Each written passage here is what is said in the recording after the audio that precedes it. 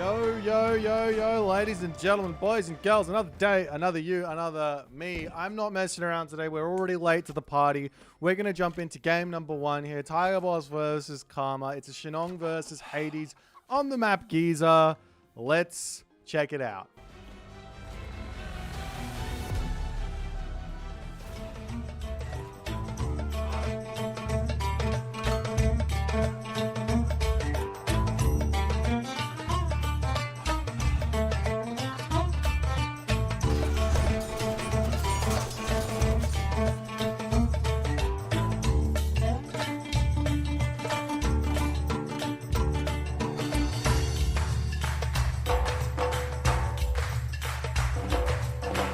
Alrighty, ladies and gentlemen, in the bottom side of the map playing as Shenong, it is Tigerboss, his opponent today.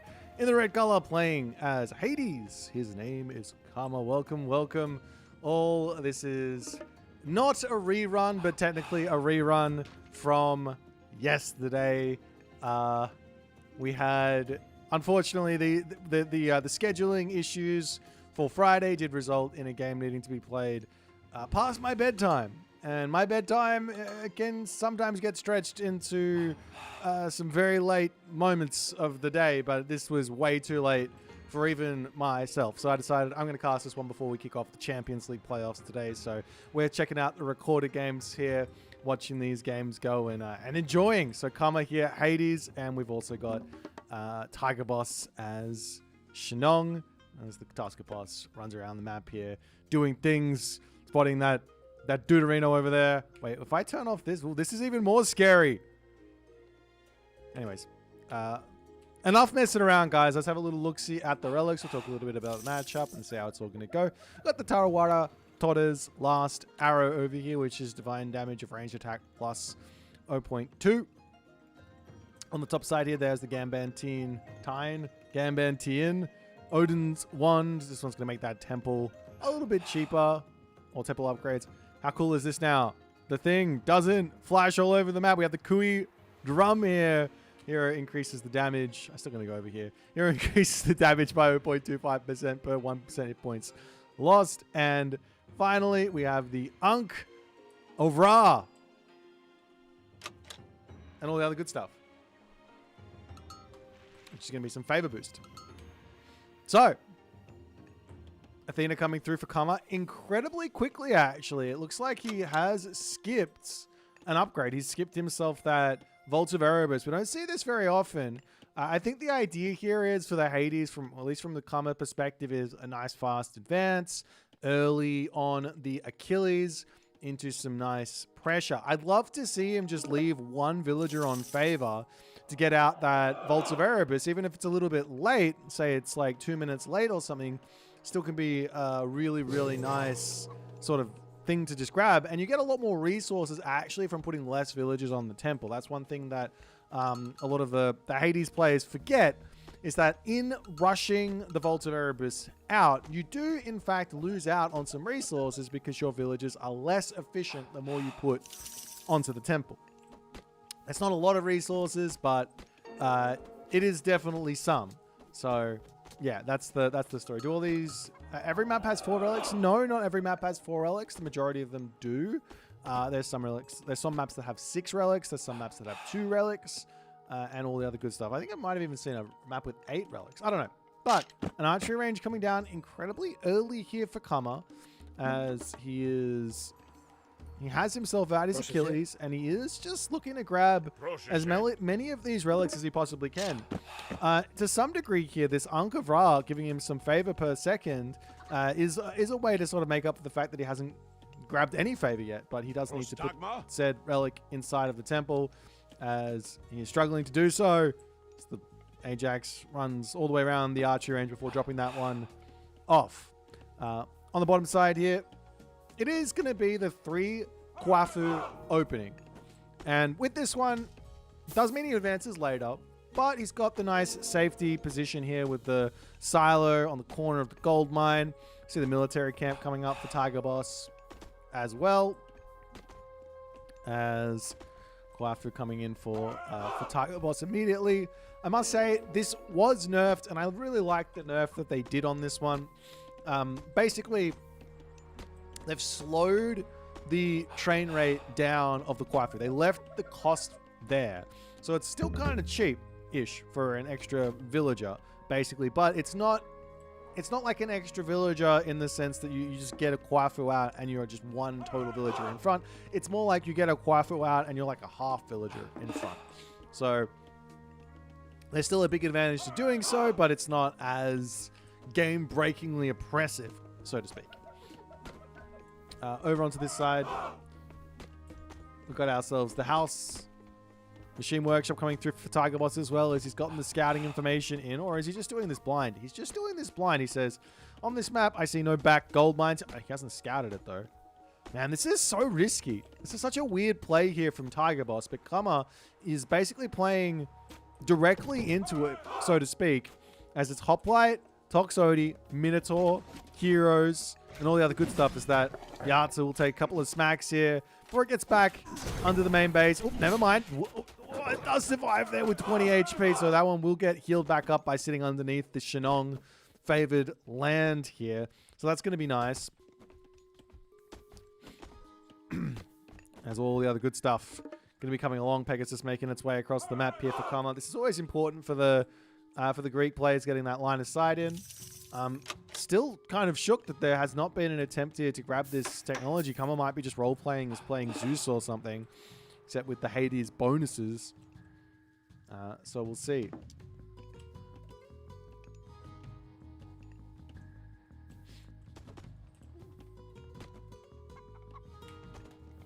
Tigerboss just going to be sitting very neutrally here, I think, for the time being. Like, there's no need for him to go outside onto the map, take a fight here.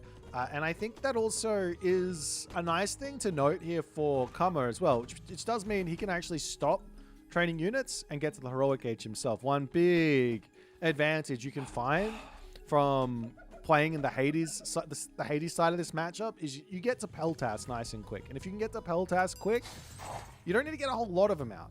Somewhere in the vicinity of 6 to 10 Peltas total, depending on how many archers your opponent has, can be enough to completely shut down the fire archer problem, which allows you to make a pass best, which allows you to deal with Dao, which allows you to do everything else. You might also want to consider getting some Prodromus out if you're playing against a different Chinese major god like Nuwa or Fuxi. But against Shenong, very rare to see those cavalry units. You can go for them, but it's less shocking to the system seeing a unupgraded or a no unique upgrade White Horse cavalry. So you don't have to sort of overreact with Prodromus or something like that.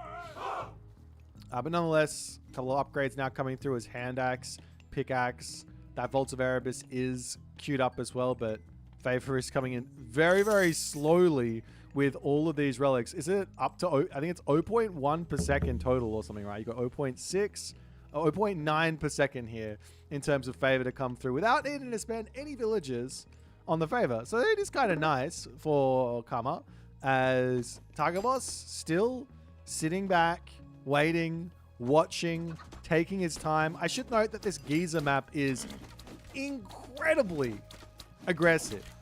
All forward gold mines. How are you going to secure your gold mine has to be your first, second, third, and fourth question that you have to answer here. Get in, get this sorted, get a fortress up, or get mass units out so there's no way that you're just going to lose on the spot there. There is going to be that rush all to come through here now for Tigerboss. No surprises. He actually just decides, I'm going to grab my watchtower so I don't have anything to worry about.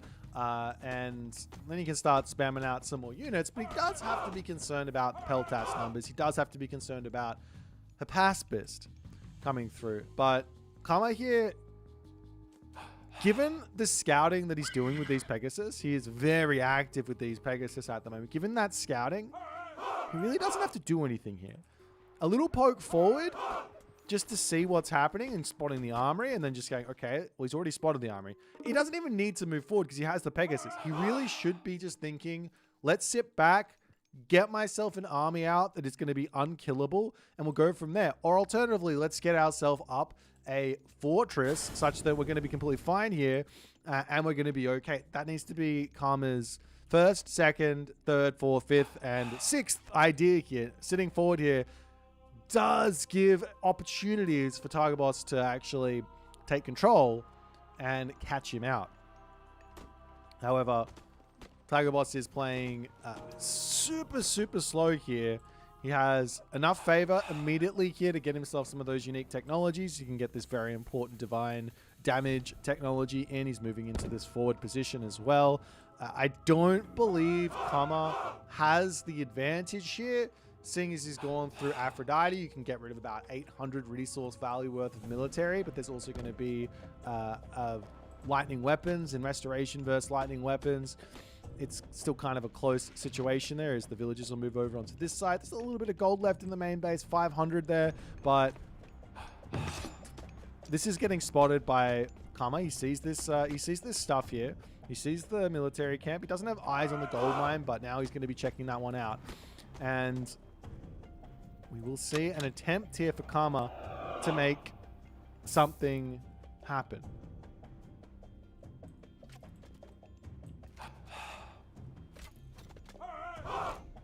Now, is there enough stuff here? I don't even think he needs to go for a full engage. He's got such an amazing amount of actual range here, but he does have to kill off all of these Fey Beasts there as the heroes aren't getting pulled back. There's only 3 more Fey Beasts remaining.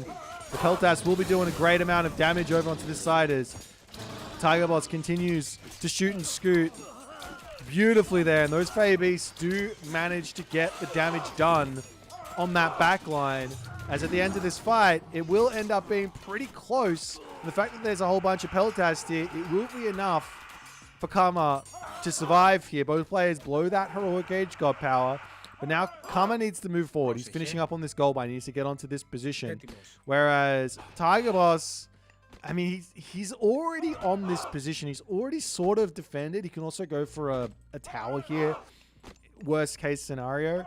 And basically, Karma just needs to spend his resources, and he should be okay. He's got himself up 3 military academies, 2 archery ranges.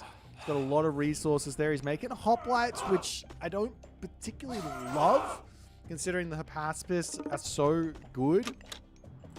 But like I said, the best way for Karma to be approaching these fights is actually to be using those Peltasts in the front line and zoning. Like shooting, scooting. If the Dow want to charge forward, then no worries. We let the Dow charge forward and we're going to start taking your fire archers out, allowing our Hypaspis to get mad value here. But we'll see if it's actually going to be something that'll end up happening or not. Karma ready to start poking forward. He could also, considering he's going for Aphrodite, he could also play for another restoration here, but he charges forward directly into all of those Baihu, and not only that, the Terracotta Riders now joining in as an amazing answer for these Peltast. And all of a sudden, Karma is in a tough spot. He could turn around with that Nemean Lion, get his stun off, give himself a little bit more time to escape. He pulls off the gold mine here as well. And the differential in military value has just ballooned out of control as Tigerboss is in a commanding position right now. He doesn't have an amazing answer here for the Nemean Lion, but watch this. He moves forward. He's getting a military camp up. That can be turned into some towers or something there as well, and I wouldn't be surprised to see him bring some of those Kwafu forward and drop a Baolei there to secure this gold mine, which is realistically the only sort of gold mine which Karma has access to. He can sneak around to the side here. He can come off to the side over here as well. He does spot that position, but when you're playing against China, they've got those Sky Lanterns, and you just sort of send them floating left, send them floating right, and you're in a good spot. The ballet does end up coming through, and we are seeing one Kwafu coming in, but not the whole horde of them to get this one up. But once this position is locked down, Karma is going to be in real trouble. He's getting up his archery range. He does have a market, so he can sell for a little bit. He's got 4.5k military to 3.3k. If there's an opportunity here to take a fight, it is right now. As heavy infantry, however, comes through, there are some very important snipages on that back line of fire archers here, which Kama is not targeting down. And given that fact, Tigerboss is just in front on military, so there's no advantage to be had there. He pulls back as the ballet finishes up, and now Tigerboss says, I'm not going to just leave here. I'm set up. Let me just take this position. I'm going to enjoy this gold mine on the front line. And Kama's only recourse now is to actually get himself up his own fortress here and a Petropolis to start sieging this down, but he doesn't have the resources. So where to next? 7 villages now over onto the temple. He doesn't have himself that golden apples technology. And this is looking like a little bit of a difficult time now for Kama, as we'll see if he can break out. But, I mean, that being said, there is the sneaky move. There is the sneaky move, but the Terracotta Riders here, they are populationless. They cost 0 population. So there is an angle for them to just hide out on these gold mines and have vision all over the place. Of course, if you lose them out of nowhere, you might not exactly know what's going on, but still.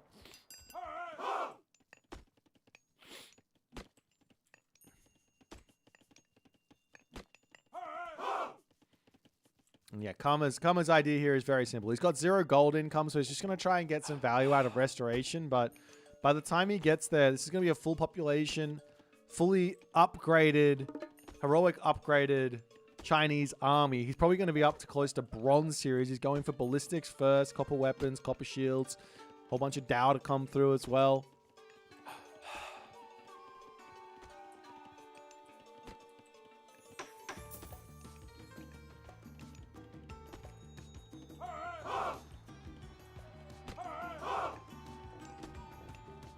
It's now Kama poking forward here. I haven't seen him really approach these fights from like the range advantage one time. Look at these pelters. They're at 20 range. You can get mad value here. There is now time for that restoration. There's really not that many fire archers here, and Tigerboss does respect this. He's going to pull back, putting down a farm here, and the Shenong farm to come through.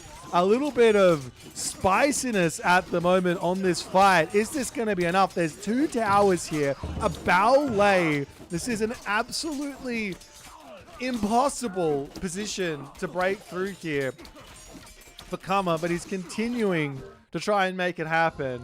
And in that moment there, Tigerboss does claim game number 1. I'm going to jump over to the bracket here. I don't have much time to go through these. We've got the actual games for today starting in half an hour. So I'll jump over to the draft, and we'll jump into game number 2.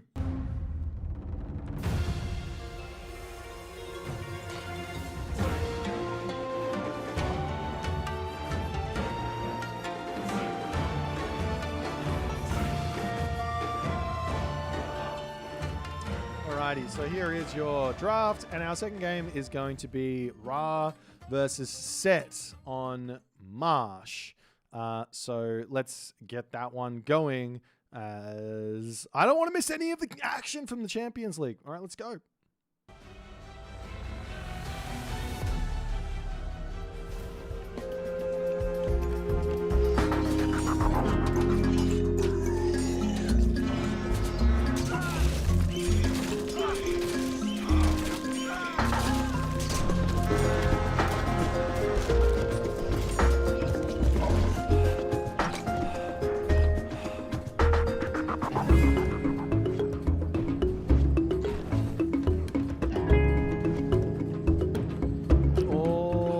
Alrighty then, into game number 2 here, as we do have in the right-hand corner of the map, Tigerboss up 1-0 here. He's playing as Ra. And in the left-hand corner of the map, we have Kama playing as Set.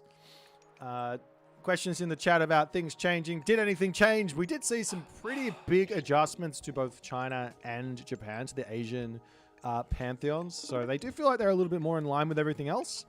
There wasn't a whole lot of changes for for the rest of the gods, though, Ra did get a nice little top up on his favor, as now his monument to the soldiers, his monument to the pharaohs, all the monuments, in fact, will get empowered as well, which does allow them to actually build faster as a nice little added bonus. I was having some reading of people talking about this, saying, it's not even going to help that much. It's probably going to be like the grand total of an extra Sphinx over a game. And I'm like, well, yeah, but it also does make the monuments technically cheaper because less build time on them and all of that other nice stuff for the early game. So it's going to help out with some more of the tight build orders that exist at higher levels, and also for lower levels if they want to put the effort into learning them. That can help you play around a whole bunch of early game cheeses and things like that. But let's talk a little bit about this matchup and the problems here that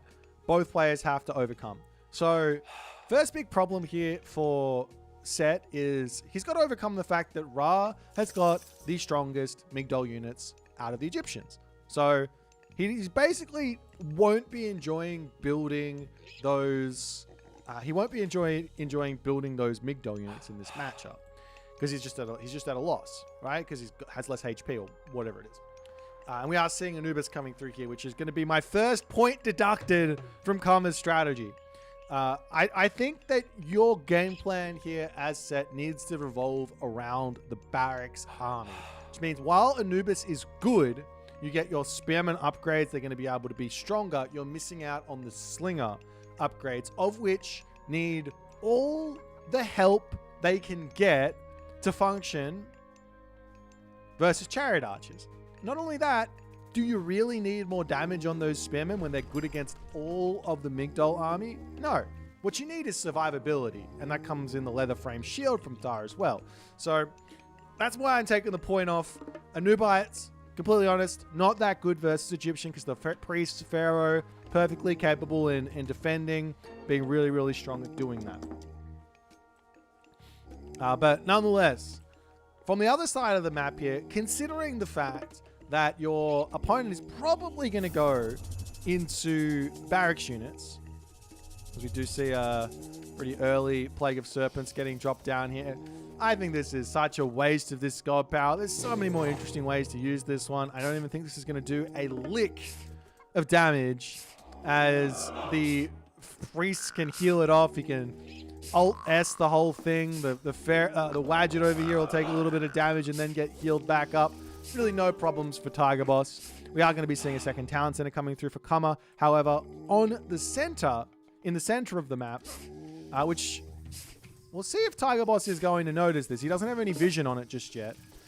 But this is going to be interesting because Tigerboss is not going for a town center. It looks like he's going for a heroic age. And as I get to my point here, if you're playing versus full barracks units, you've got two ways to try and play it.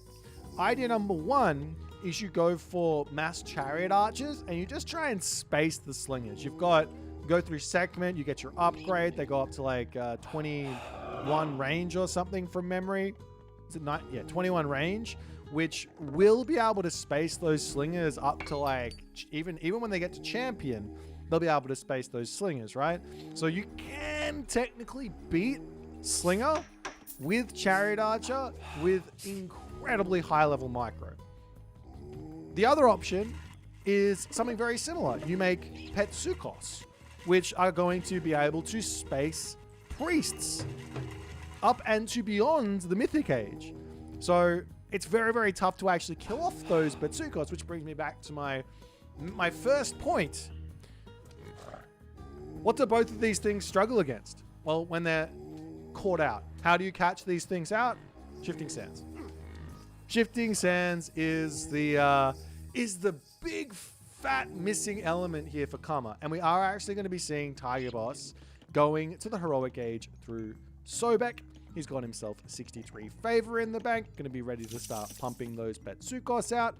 He does have a fairly decent gold mine over here, and we'll see how this is going to go. Now, we did actually see something similar to this in the Champions League. We saw this matchup between Kavoth and Zukolo in the Champions League in the group stages. And Kavoth actually opted to go for like 4 monuments and spamming myth units as his idea to just completely shut down the set sort of barracks army. What's Karma going to be able to do to overcome this? Now, I will say there are a couple of little tricks you can do. Things like garrison tricks on a Migdol stronghold to catch the Petsukos out of position. And like siege tower tricks where you garrison the priest into the siege tower, roll it forward, get nice and close to the Petsukos, ungarrison, and start getting the damage done. That stuff is a nice way to sort of go about it. But at the moment, the fast heroic is through. Crocodilopolis is pre-queued as we're seeing those Petsukos coming through, and Karma will need to pull back for the time being. Will need to pull back for the time being. He's going to come up here onto this position. There's 4 barracks just hanging out. And, I mean, look, he could go for raids. He could try and block gold here, fully all in and all the other good stuff. Tigerboss going to drop a Migdol into his main base as safe can be here. One crazy idea for Tigerboss to try and slow down the economy that is starting to balloon out of control for Karma would be to go for some rock raids. There are villages over here that could get taken out. The obelisk spammage not really coming through from Karma as he's opted to basically be converting and not building the obelisks. So there's some problems here for Karma in order to deal with those raids. And of course, he could just build some camel riders and do the same thing. But does he want to build camel riders into spearmen? Probably not. Probably more chariot archer is the way forward. Gold mine, 900 gold remaining. He's also got an option to just wall this off to secure this gold mine for a little bit because like I said, no shifting sands, no way to get onto that position. One other completely random way to help out against no, I don't even know if you can quite make... I don't think you can quite make yourself a new bites here either because the Petsukos will kill them before they're too helpful. But nonetheless, gets a couple of picks there with the Petsukos as he pulls back. You'll note 3 Petsukos here completely zoning these priests away. They can't even engage without losing a ton of HP. Now, they do have the speed advantage on top of the Petsubek. So once they get close, it's actually not against the priest. The fear of they're getting sniped is not ideal. Karma forgetting about that one there. As Tigerboss will be pulling back. And now he's going for... I love this. The Leviathan transport ship raid is afoot. Tigerboss has got no idea that there's villagers up here. However, this is just credit to the thought process from Tigerboss. He goes, I know you have a town center here. That means there's villagers coming out of this town center, which means there has to be villagers around here. So I can just wander forward. And even if I don't see anything, I'm not going to lose anything here. And he moves in. That's villagers dying left, right, and center. There's also a locust if he wants to drop it. As the villagers in here getting sniped as well. The Nubite going down. And as soon as the army gets close, he's like, see you later. As he gets out of... What an amazing resource there from Tigerboss. This Leviathan, you could do this with a transport ship as well. What other gods? I mean, you got to think about it. Like, okay, there's no other gods that have got the range that the Petsubek have. But you could do the same thing with, say, like Manticore or Satyr.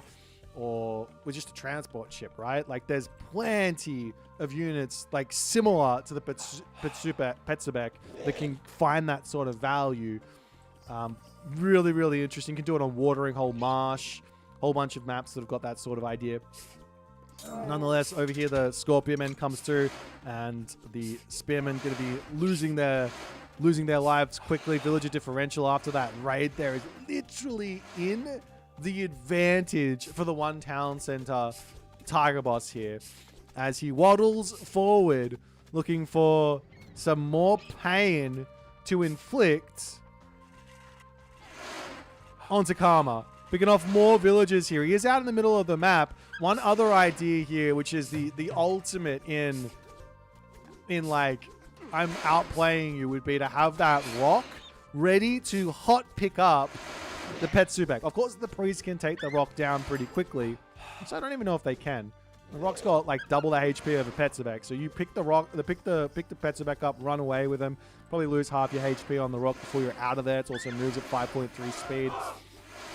So there's a lot of really, really interesting ways you can kind of outplay with these Petzebek in this position. Going to be able to take down that monument to the soldiers from range as well. Next thing here for Tigerboss would be to just to wander forward and just slap a Migdol onto this position here. But still, no Chariot Archers really coming out for Tigerboss. He's just going for Petzebek, Camel Rider, whole bunch of Priests. And we'll see where to next. As he wanders forward. Going to be able to take out the boars. The Priests are not able to out-heal these Petzebek. Man, okay, let's just check this out. These guys, they've only really gotten 3 kills at the moment. That's kind of surprising considering how much pain it's seemingly looking like they've been inflicting.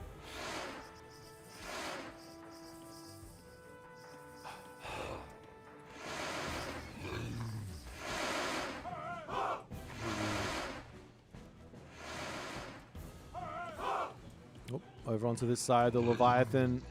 On Leviathan action, we'll get greeted by a couple of priests. So that will be a win there for the priests of Karma. Villagers are 55 HP now. And there goes a Shifting Sands as Tigerboss goes, my army is so ridiculously strong here. Even if I'm out of position, I'm in position here. As the Petzebek will finally start taking some damage, but the front line has melted. A little bit of a pullback from those Petzebek means, well, more importantly, the villagers on the back here are going to get taken out, but the priests are zoned from this little situation here. Pharaoh over here going to go down. Lots more villagers. There's still like a 10 villager lead for Tigerboss, even on one town center. It's just an absolute massacre of villagers in this game.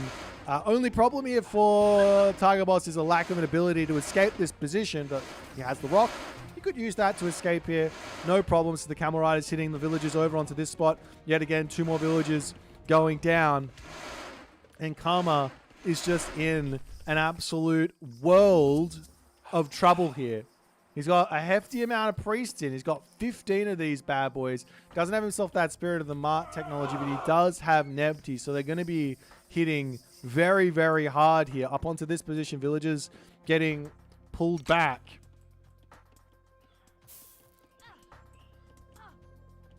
And I don't know what else Karma can do. Like, he's just losing things left, right, and center. His army is immobile. He doesn't have walls set up. He's just in a very, very difficult spot. That's the rock will land. And it does. How many does it take? It takes 20 units then. I think there's a little bit more than 20 units, but nonetheless, Spearman's chasing around onto this spot.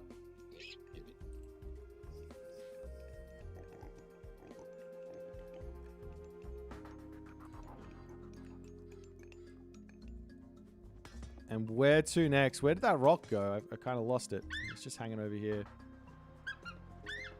Having a bit of fun flapping around. It's not really a POV if I can see your head, my friend. Alrighty. I see the Mythic Age now coming through as Osiris is on its way.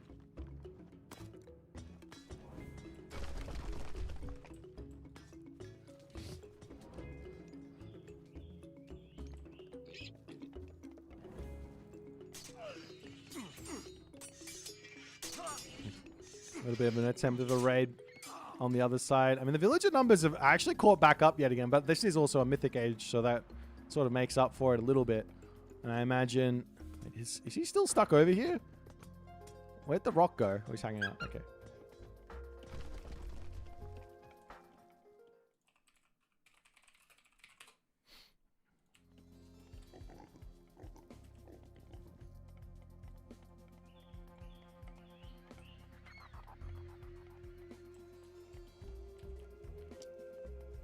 And now the units to regroup themselves. There's a Migdol stronghold coming up for Tigerboss and the Pharaoh. The Pharaoh will... I mean, even at this point, there's just like not... I don't even know if there's enough spearmen here to win against these camel riders. Like, the numbers are overwhelming here. Potentially if the priests were healing up, it might be a little bit of a different story. But they're not, as the camel riders will be able to win on that position there. And Karma there in the 17th minute does tap out as Tigerboss takes game number 2. Guys, I am going to zoom through this. We are going to get this final game done, and then we're going to get into the TheRapl Matador series right on time. That might be a spoiler, but yeah, we have one game left to watch.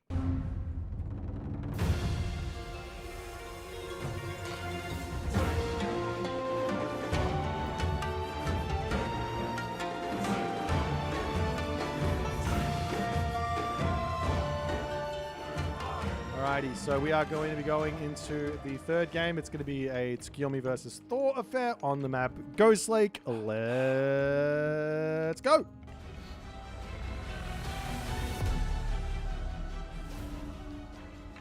Oh!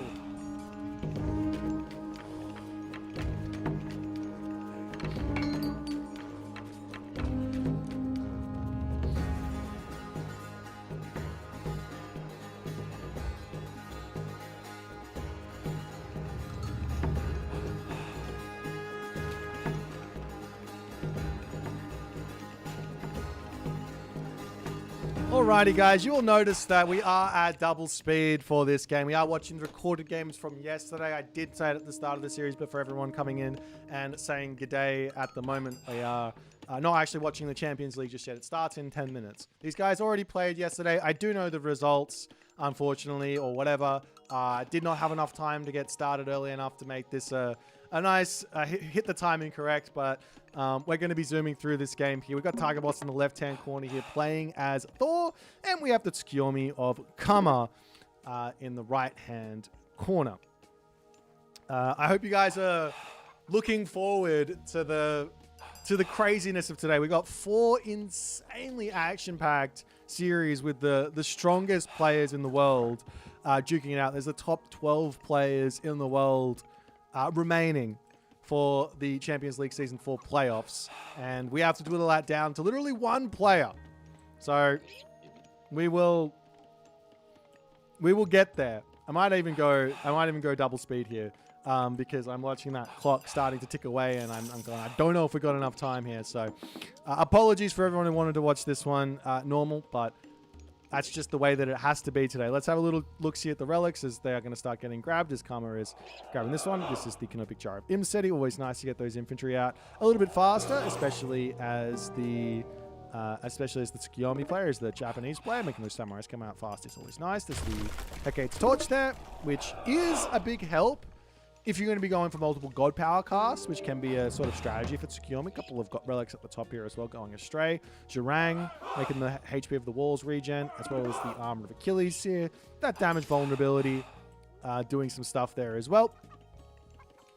And onwards and upwards as Tigerboss already has all these upgrades through. A couple of animals getting cleaned up over here as Tigerboss decides to actually drop his healing spring onto this position, and Karma, he is sticking it out a little bit in this classical age. There is, like, even after this nerf that's just come through for Tsukiyomi and for Japan in general, the fast heroic is still there. It's still potent. It's still strong.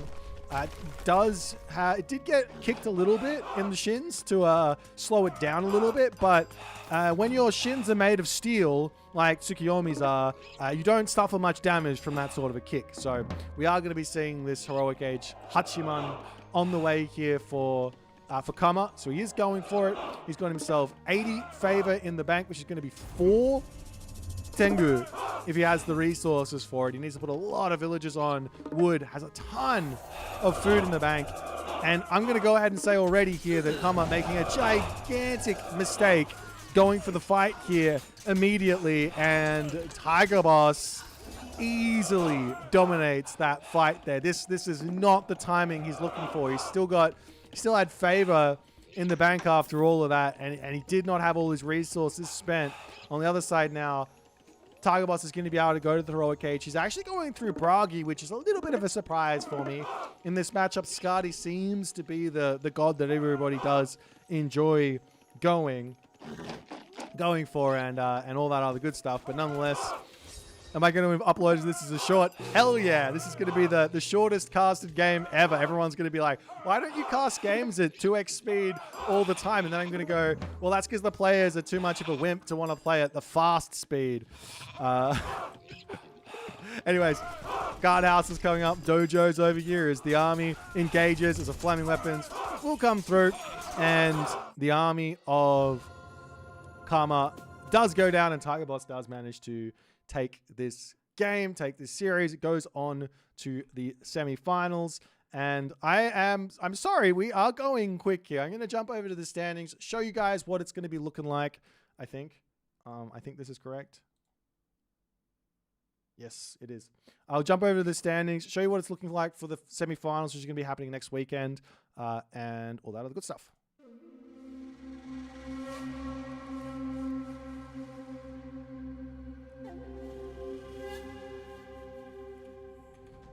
Alrighty, so we do have ourselves here the results for the... Whoop, this is so wrong. I thought I fixed this here. I definitely thought I fixed this. Apologies.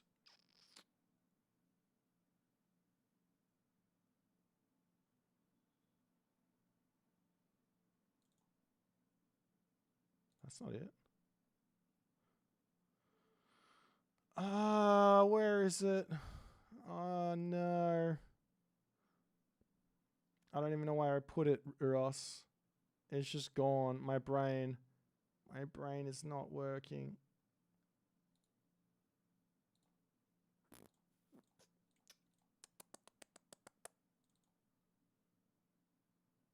Oh well, it's wrong and it's fine. We're gonna be jumping over. So Tigerboss did win 3-0. So he'll be meeting Dezeev at the end, and Nullus versus Izamato. I'm gonna change scenes now as we get ready for our Champions League main stage shenanigans here.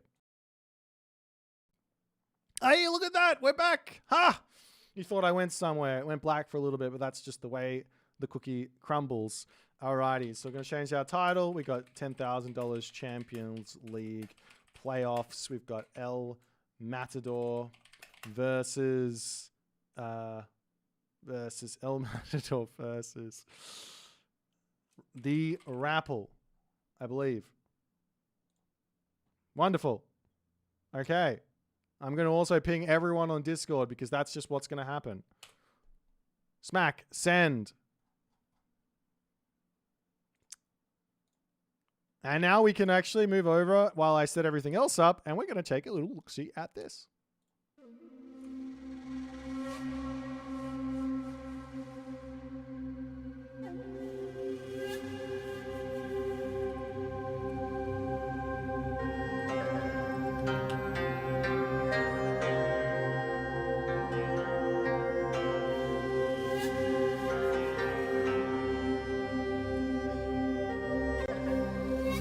So today, we've got ourselves TheRapl versus El Matador.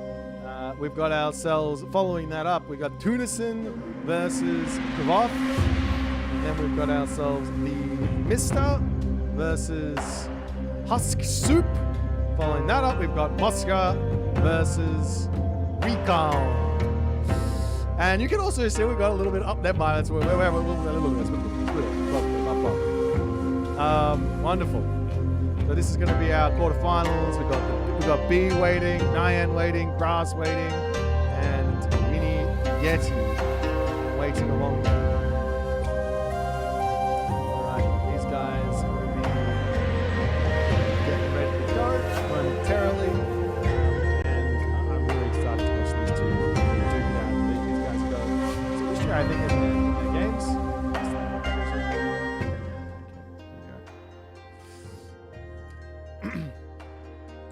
So let's get this all sorted out.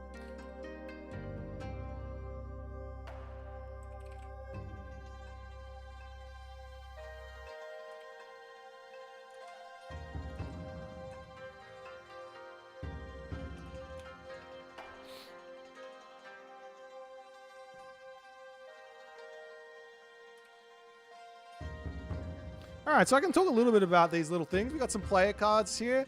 I do have plans to make some physical cards if anybody wants to buy them, but they have not been made just yet. But this is our physical cards. This is our player cards for the tournament. The way that this is there's 6 different categories. We've got micro, macro, strategy, experience, APM, and finally decision making. So you tally that all up, and then you get the number. The only stat here that is actually the stat is the APM stat. Everything else, somebody made a decision on that. Let's just say that much. But let's jump over to the draft and see what these guys are going to be going for.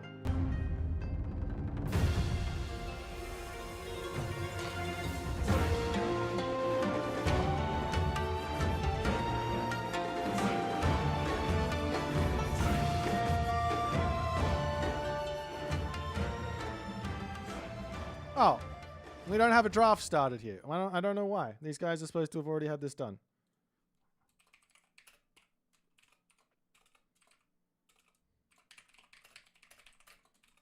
Well, okay. Well, I guess we're just going to sit here and watch this until this starts.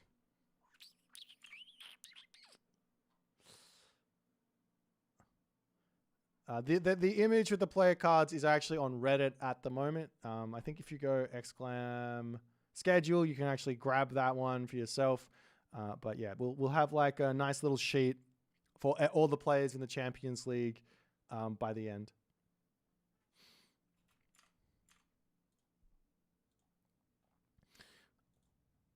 What else can I show off while we're doing all this stuff? So there is a penalty at 10 minutes. Yeah, if the game doesn't start. Call Soup. You want to have a chat, Soup? Okay, I can do that. But we can do pre-game together. I'm casting by myself today. We could do pre-game. All right, I'll call Soup. We'll get Soup in here to do some pre-game. Give me something to talk about. That's what I need. Call. I'm ready.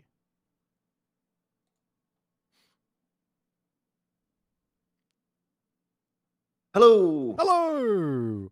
It is the Soup-Meister. He's gonna do some pre-game with me. Yes. I thought we could talk about our predictions for power levels for tier list, because I think it's been shaken up quite a lot actually. Okay, yeah, sure. Don't give away too much. You have a big game today.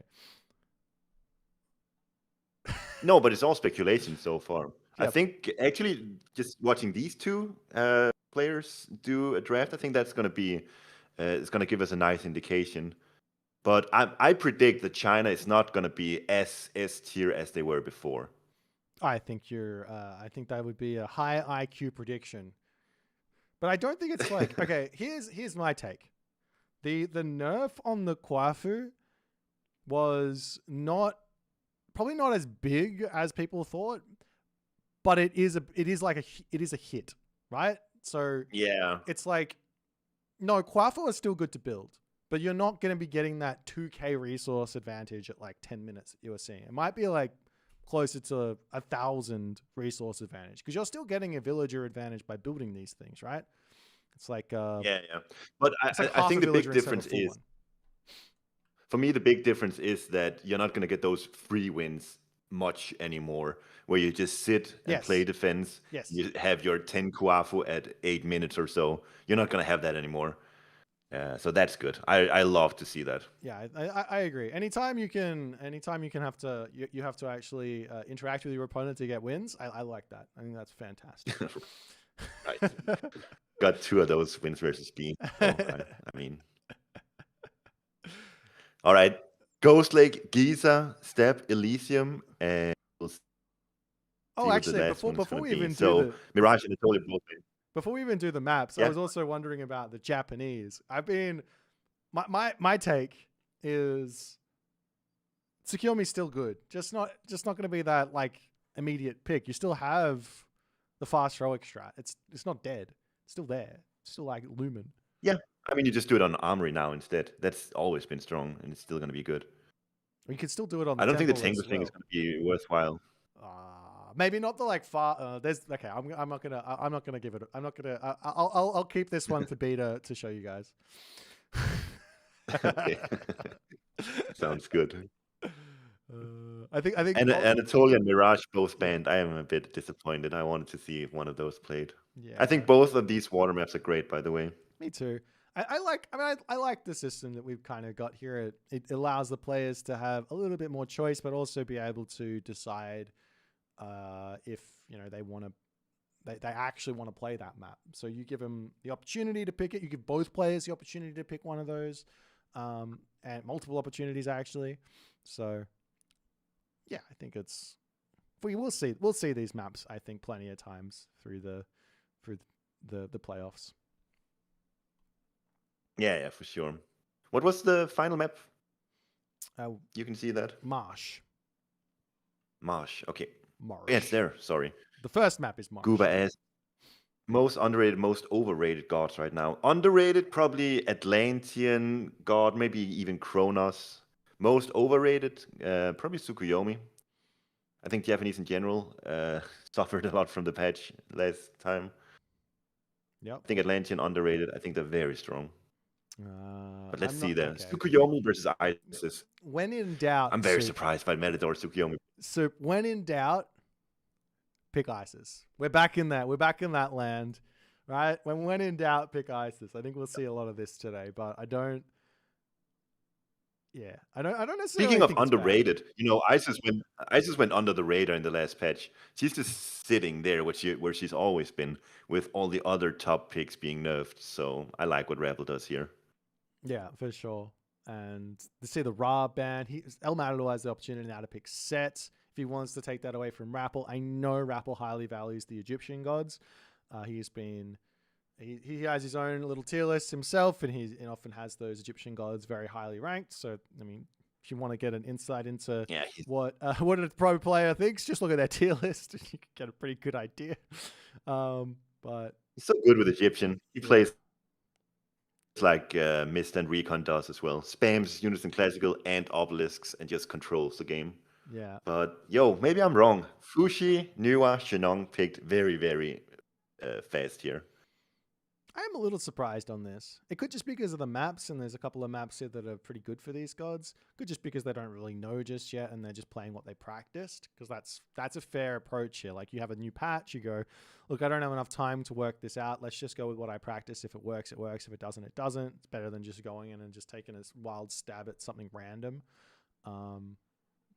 So that might be what's happening here. Oh, and we see El Matador grabbing the two strongest gods in the game, Uranus and Susanoo. Beautiful. Susanoo, I'm surprised. He got so nerfed last patch with the Kusanagi nerf. I think that's quite significant. I'm yet to play him, to be honest, but I think it's going to be significant. And then the Onamusha nerf. So he's even weaker early game than he was before. Yeah.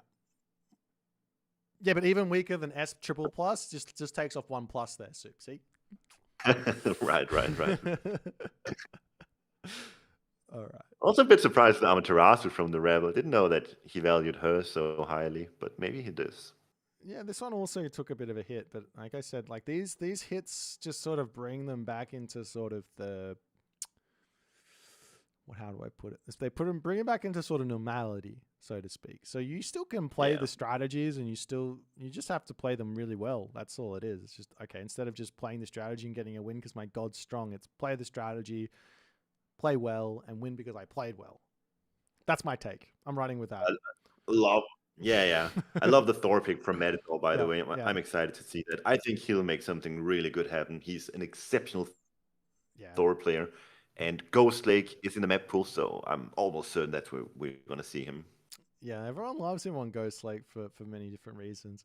I'm a bit sad we didn't see the Loki here. That's another god that I think has gotten, like, I wouldn't say, it's obviously not a ninja buff, but it was obvious, like, no, Loki now spawns myth units faster.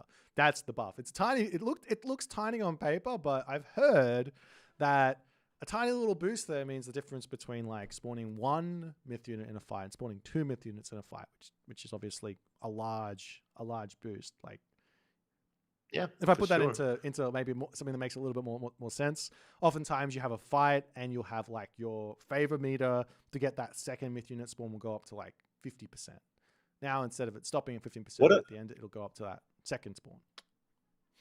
Sometimes you know a lot about numbers, Boyd. So it went from 10% to 15%. Yeah. Does it actually mean if I have an army without hearses in it, I'm going to be spawning 50% more myth units now? You said I know a lot about numbers, and I'll say that my math is no good. So anything that I say right now would be you should not believe. All right. But I have all Well, I'm saying is this is stuff that I've heard people talking about, and I've heard people saying something to be enjoyed is myth unit spawns. I will maybe Loki. When you play Loki, you don't think about this stuff. You go with the vibe. yeah. You're vibe gaming when you're playing Loki. That's true. That's true. I want to point out one little idea here that we have missed. It might be a little niche, but also TheRapl, he is known for his Odin. He doesn't pick it. Berserks were buffed. Yeah. Is that maybe something that's sitting there lurking as something that's very, I very think it's more of a strong? Forseti buff than an Odin buff, to be honest. Well, Forseti is obvious. Well, both of them have got that speed boost, which is this is my thought on the Berserk, and you're a resident Norse enjoyer and forever saying terrible. The thing that makes the Berserk usable is first and foremost you need a speed boost. If you don't have a speed boost, then it doesn't matter what other upgrades you get. But if you have a speed boost, then now the Berserk is nice. I guess there's a problem with it. For where some there's no- matchups, that's probably true what you're Yeah. saying. Like versus Greeks, Yeah. you can escape your direct counters, the Toxotes, really easily. So I think that's true. Other matchups versus Egyptian, they've got Axemen to win the big fights, and they've got Myth units to win the skirmishes. Yeah, that's going to be a bit more rough, I think. Yeah, fair enough. Oh man. This game could not start any slower. Poor Kavoth is going to get sent back into Tomorrowland. That's okay. I did say The rebel likes to take his time, yeah, get his mental in order, prepare himself that's to true. the max. That's what I've noticed when I've seen him play. Yeah. I saw a comment in chat. If there's any specific celebrity Age mythology players that you guys want to see a card of, I can't guarantee it, but it might be possible. So throw your names in there and we might be able to make it happen. Depends on how depends on how much you guys really want them. Also, if we're going to do a me card, I need someone else to do the stats because we're not going to be yeah, Would you? I think strategy. I think you and I. We probably. No, wait, dude, you have a high APM, don't you? I don't even know. Do I? I watch you play, and I'm amazed. You're pressing a lot of buttons. I notice. I like pushing buttons. I'm 86. I'm 86 APM. Okay. So not as quick as TheMista or I had to actually for those I had to actually cut Matador's APM down because I was like 99 is the highest we're going to go. He has 130 EAPM. This guy is literally I think he's on speed or something. What I was asked this on the stream one day. What buttons do you press? Because I'm pressing all the buttons I want to press, and I've got less than 50% of his APM. Like, what is he actually doing that I'm not? Pushing? I don't know. But you can tell when you play against Matador, you can tell that this guy's moving quick. Yeah, I can't make my microphone higher. I did not prep the volumes here for Soup, so he's just going to be on the louder end. It's fine. Yeah. He's doing pre-game. It's good. Yeah, Soup's going to be leaving me shortly. I'm going to be all by myself. High APM players don't think before they click. I see. That's probably actually kind of true. I'm surprised. Also, Zeus picked very, very last from Rebel. I thought maybe these players would value him higher. That new tech, that old new tech he's got seems really, really strong. Yeah, it's definitely a. I would consider. I don't think it's like an. It's kind of like a sideward move, right? It helps the Zeus early game out a ton, but does take some power away from the late game a little bit. Like that Bellerophon, the downtime in like a late game, that's going to be felt, I think. Yeah, But not like a but he's already crazy good amount. late game, is what I saw. Others Yeah, say. exactly. But yeah, that the early game, man, run in Heracles, bash a couple of villages around, lose 100 HP, where normally that's really going to matter, and then yeah, you're going from there and just enjoying. Oh You yeah, know, we have our first matchup. You know how you said it was going to be a Thor on Ghost Lake? yeah, Bow bow. We got Thor on Marsh oh damn, versus Set. Thor versus Set. such a good matchup. Should be a really good matchup. So what Zed wants to do is grab control of the center. I'm sure Rebel is going to be able to do that. And what Matador wants to do is he wants to let his eco do a lot of the work while preventing Rebel from having control of the center for too long. Yeah. So that's going to be an interesting dynamic to follow. Yeah, I think whenever I've talked to Matador about this, he goes, "Yeah, the whole reason for the draft is so that I can actually find ways to pick my god that I want to play and avoid this matchup." But he does not avoid the matchup in the slightest. There's like, but then again, I'm looking at Rappel's draft, going, which god do you want to play Thor into? I don't want to play Thor into Isis. Right. I don't want to play Thor into Shenong. I don't want to play Thor into Set. I don't even know if I want to play Thor into Amaterasu or Nuwa. I mean, that's like, they may be closer to equal matchups. The only god that I'm like happy to play Thor into is Zeus, and I'm not even sure that's the case anymore. But Soup, I'd say if I had my pick, I'd say Nuwa, Amaterasu, Zeus. I should be all right. Yeah. I guess so. But Soup, I'm a minute and 45 seconds away from starting, so I'm gonna thank you for coming, hanging out with me, making the pregame spicy, lovely, beautiful, and all the other good stuff. And we're going to enjoy it. Hey, have a nice cast. Have a good day. And I'll see you later. Well, I'll see you later. Good luck in your games later today. Thank you. Bye. Bye. Alrighty, guys. First game, Thor versus Set on the map Marsh. For everyone asking me to turn my mic volume up, this is how loud it goes, unless I want to start breaking things. I'll tell you what, I'll try. But anyways, yeah, let's enjoy here, ladies and gentlemen.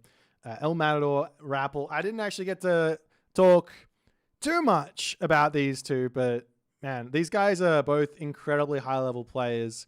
El Matador has spent a lot of time ranked 1 on the ladder. TheRapl's won tournaments in Age of Mythology Retold. He's one of the few players who actually has a tournament win. He won the JJJ.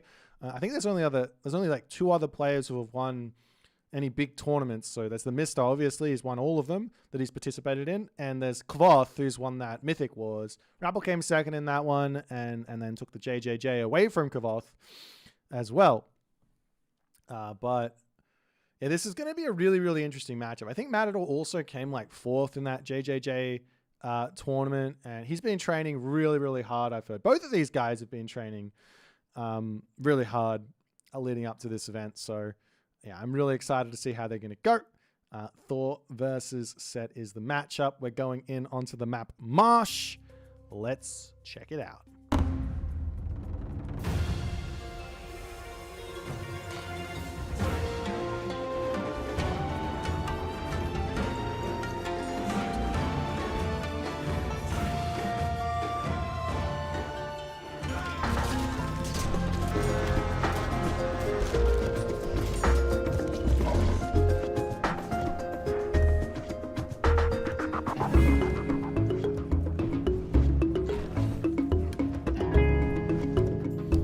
Alrighty. Oh, hello there. We have a random pause. Please explain.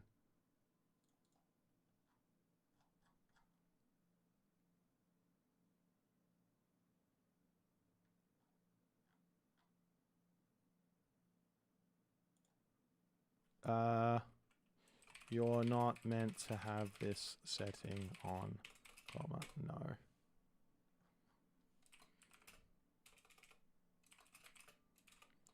They're having a thing.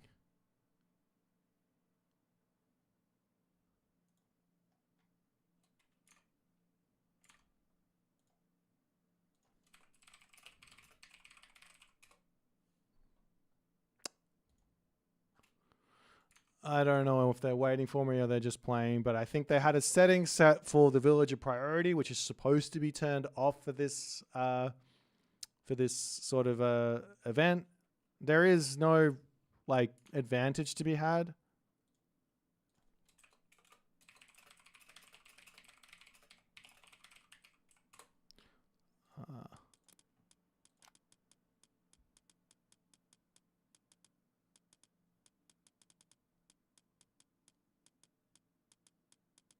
I don't know where it is. Is it in game? I think it's in game. Here. Sorry, guys. Doing admin work while we're actually doing the stuff.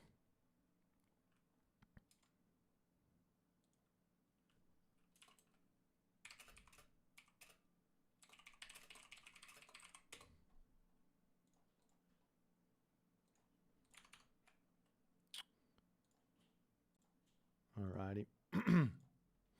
Well, while we wait, however, this is going to mean I'm going to have to wait 3 minutes here. We can throw this in. Look, in the right-hand corner of the map, we have El Matador.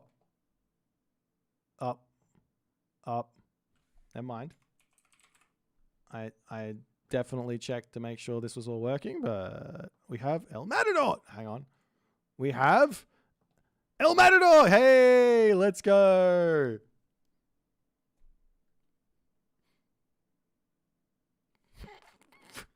Dear Pop, while wait, can I do this? I can. Hello there. This is kind of nice. And I guess in the left-hand corner, while we are paused, waiting, and... Oh, no, we start. Yay, let's go. All right, and we start onto the left-hand corner of the map, playing as the red set. It is TheRapl. Dun, dun, dun, dun, dun, dun, dun, dun, dun, dun, dun. All right, ladies and gentlemen, game number 1 here. Best of 5 for the quarterfinals of the Champions League. This is the playoffs here. Now, in the playoffs, for the winners so far, the players in the winners bracket, these are the players that finish first and second in their group. It is double elimination for them. Standard double elimination for them. They've got a life. So if your favorite player here does end up losing this series, do not fret. They have another chance. They go to the losers bracket, where they will meet some third place players that finished in the third place in their group.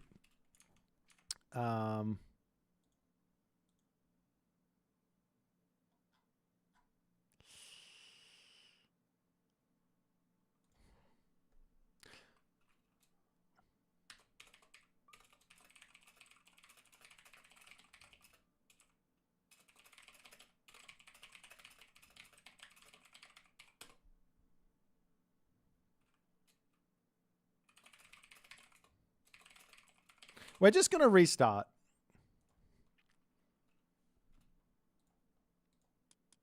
We're just going to restart. I'm sick of this. Like, let's just restart. This is the wrong setting. Let's just restart.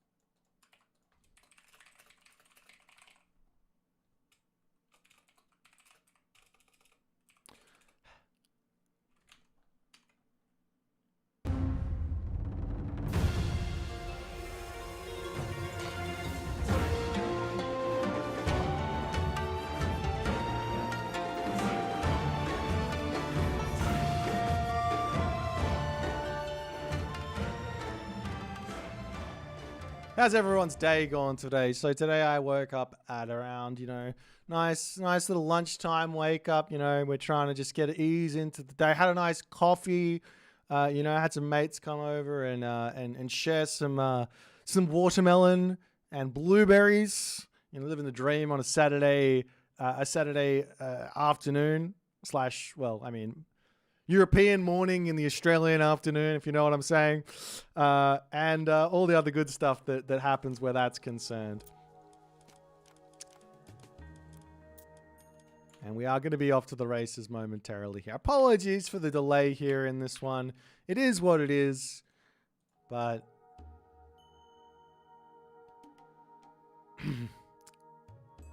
we'll see how it all goes. We are currently way behind schedule, and I'm very upset about it. But that's okay. That is okay. It's fine. It's fine. I'm still excited to watch this series. It's going to be great. We've got Fall. We've got Set. We don't have the TheRapl. This is all incorrect at the moment. Basically, let me explain what happened for you guys. The villager priority was on. That's what happened. It's a nothing thing. They could have played through it, but considering we were spending around about 5 to 10 minutes talking about it, I decided let's stop talking about it and just restart. So that's literally what happened. So I'm just going to remind everyone to check their lobby settings because things would have reset, reset with the patch update, and to make sure that they've got their UI and in-game settings correct.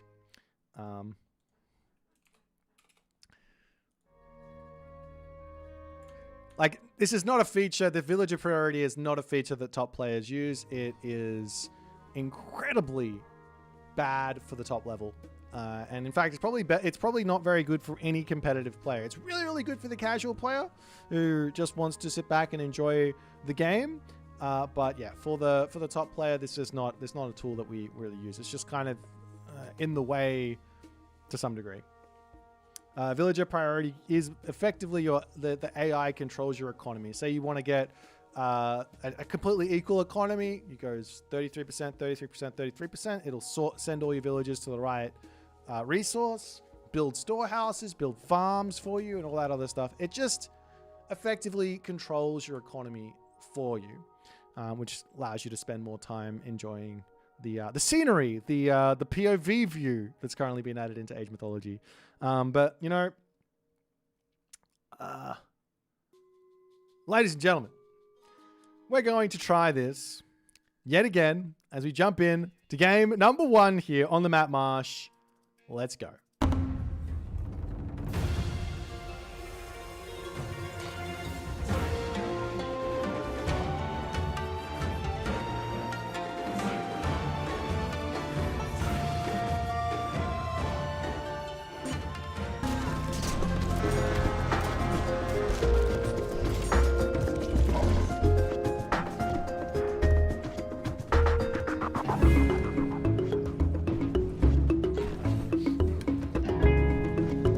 Alrighty, ladies and gentlemen, we have game number 1. We are finally on the way.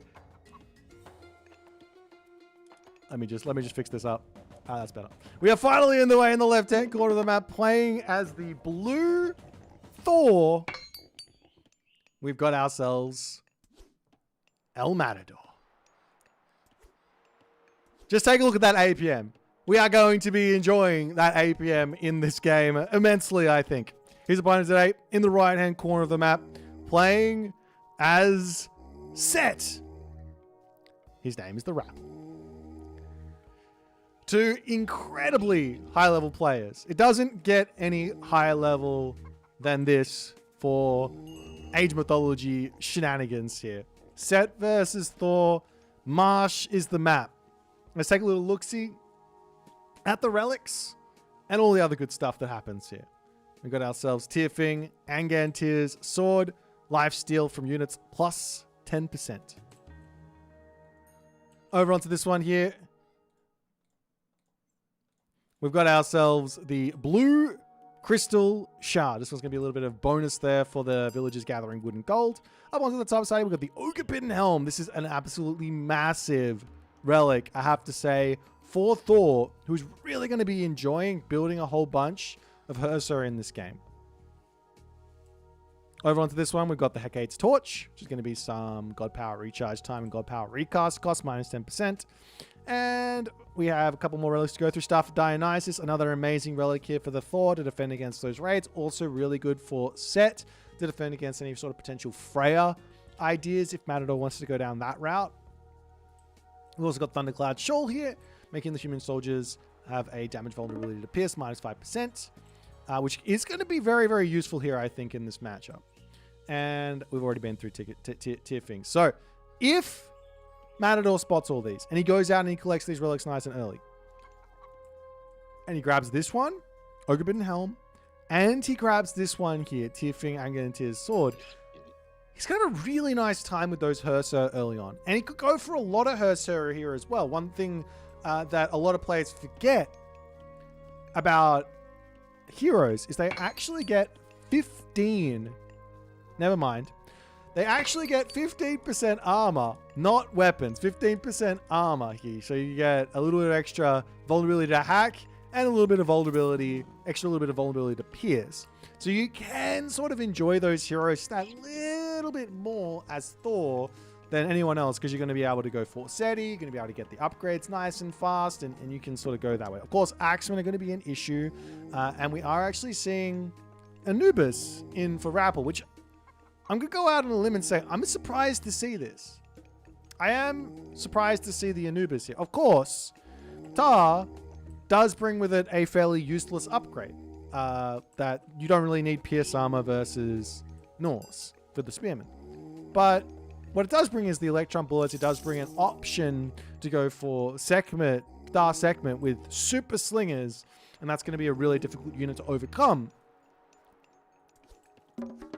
But nonetheless, he wants the Spearman, he wants the Fast Spearman with a little bit of extra damage. Nonetheless, there's a very healthy amount of Water Buffalo in the main base here for Matador. He's going to be loving that. He's also got an okay sort of river over here with the gold mines behind this. You can try and get a wall set up onto this side as well. Build up this way with longhouses and things like that to try and lock this off to get over here. Wall up off to the top as well. One thing here for Matador to be doing early game, as we are actually seeing a nice quick town center coming through from TheRapl. I like this idea from TheRapl. It's really, really smart. You're playing against the Thor. He's playing defensive, locked in his base, and you've got Plague of Serpents to slow down the second town center. But yeah, basically this is not going to be able to get denied. It is a pretty nice town center. Back Hunt here, Hunt over here, and he's going to be able to go into those barracks units straight away. However, there is always going to be the option here for Matador to play a very aggressive Classical Age.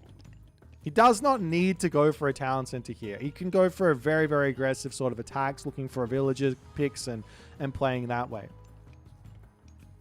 But I think pretty much immediately here, we're going to be seeing TheRapl dropping. Ooh, nice little snipe onto the Priest as the Berserk here will get away with its life. It's looking like 8 HP. God, could you imagine being a Berserk here getting chased? Oh, never mind. He's dead. Could not get away from those boars. Oh, the boars got 5 speed? They're speedy, man. I thought the Berserk would be able to get away from those from sure, but that's just not how it works. Nonetheless, now we've got the Great Halls coming up. Matador really has not scouted much. He missed the town center as well, it looks like, just barely there. So I don't know if he actually has an inkling that this is a 2TC play or not. To have that vision coming through from TheRapl as well here, as he's just going to be trying to spot exactly what he needs to do. Now, the idea for TheRapl, fairly simple one. A couple of barracks nice and quick, Axemen out, and this is, the idea here is effectively we want to lock off a second town center. If your opponent goes for it, we drop Plague of Serpents, we send our Axemen over there, we deal with it. Now, Matador, he's going to know this idea. It's super stock standard.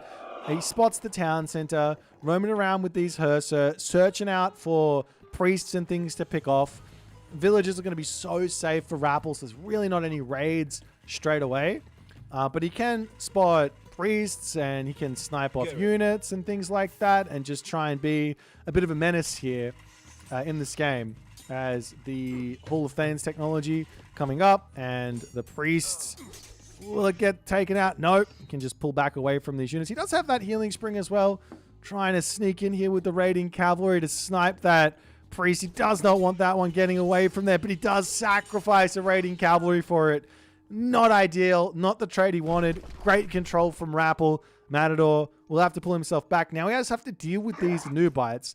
And I like that there's these raiding cavalry getting brought in because they are a nice way to sort of counter the Nubites. But you do have to sort of use those Herser to micro them a little bit to get in front here. Unfortunately, not happening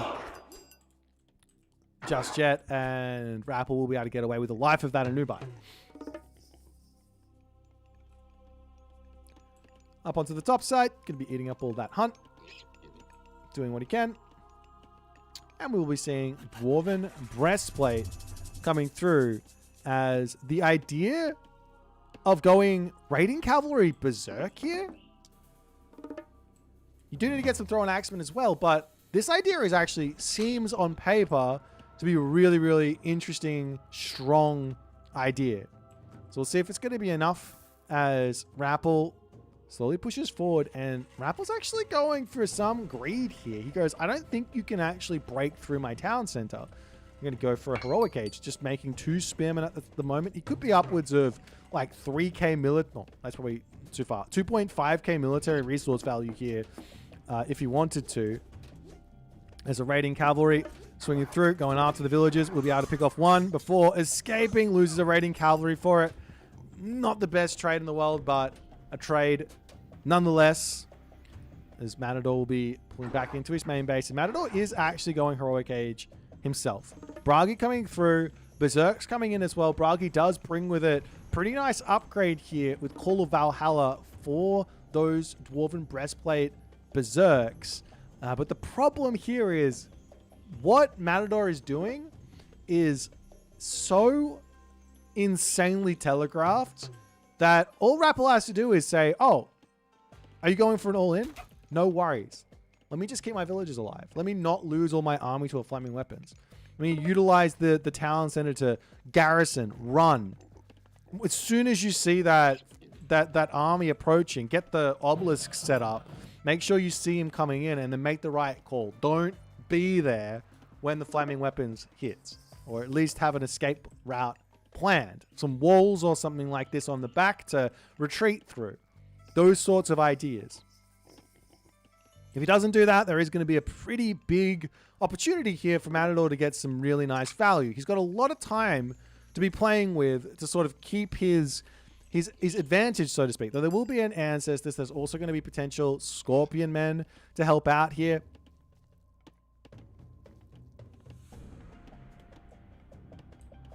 And we'll see how it all goes as the raiding cavalry poking through. But Matador not paying attention on that one. He loses 2 raiding cavalry as they get caught out there as well. You've got to be so careful when you're raiding against this sort of a player, this sort of a situation. They're so good at defense. One more barracks going to be coming up onto the back as medium raiders comes through.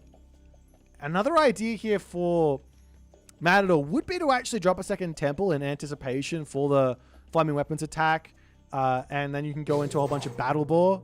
There's only a handful of priests here for the RAPL, as RAPL will be dropping a Migdol stronghold onto this position. And this is going to lock down this spot even more so.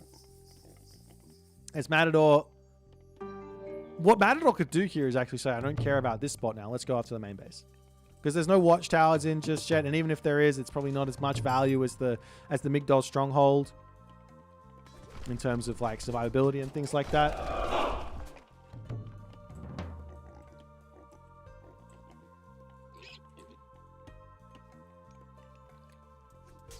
Meanwhile, the villagers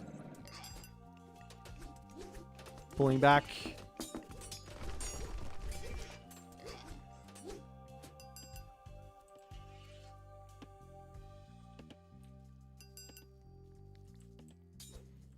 TheRapl is now taking the score lead. He's in front on villagers by a pretty large number here. And with this wall on the backside as well, you also don't necessarily want to drop the flaming weapons. He's going for it though. As Ancestors gets dropped, we've also got this Plague of Serpents coming through here as well. As Matador is doing his best to try and break through. But there are so many units here for TheRapl. Heavy comes in, and this fight, while doing some decent damage from Matador, looks like Rapl basically is able to hold here. Now on the backside of this, now there's 132 favor in the bank. There will be a whole bunch of battle board to get made, but Matador does decide, instead of trying that angle, he's also getting raided by the Anubite on the back. He does decide to tap out there. I mean, a nice defense here. I think Matador maybe got a little unlucky with the Berserk. Didn't scout the town center. I think most of the time here, if he spots that town center, he's probably going to go for a second town center himself. But these town centers did not quite look grabbable in this position. I mean, resource-wise, Matador is still kind of in the lead at this moment. I don't know if he just clicked the trigger like that little bit too early. I would have loved to see him try and move the army of Rapl around, like coming over onto this side, bash through this, rotate around. Of course, there's the obelisk here showing everything off, but just trying to trick Rapl a little bit with army positioning and hitting a different position on the map. Or even just grabbing town centers at that point as well, and trying to play maybe a little bit from behind and seeing if he could break through a little bit later. But nonetheless, a well-played game there from TheRapl for game number 1. We'll move into game number 2 and see if TheRapl can keep up his winning ways or if Matador is going to be able to bring this one back.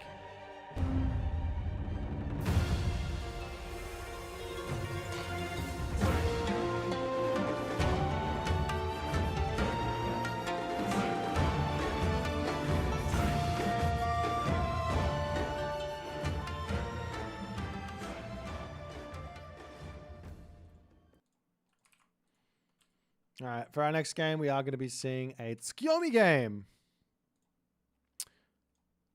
A Tsukiyomi game. It's going to be Tsukiyomi versus Amaterasu. We've got both of the Japanese gods coming in. It's a bit of a Japanese mirror.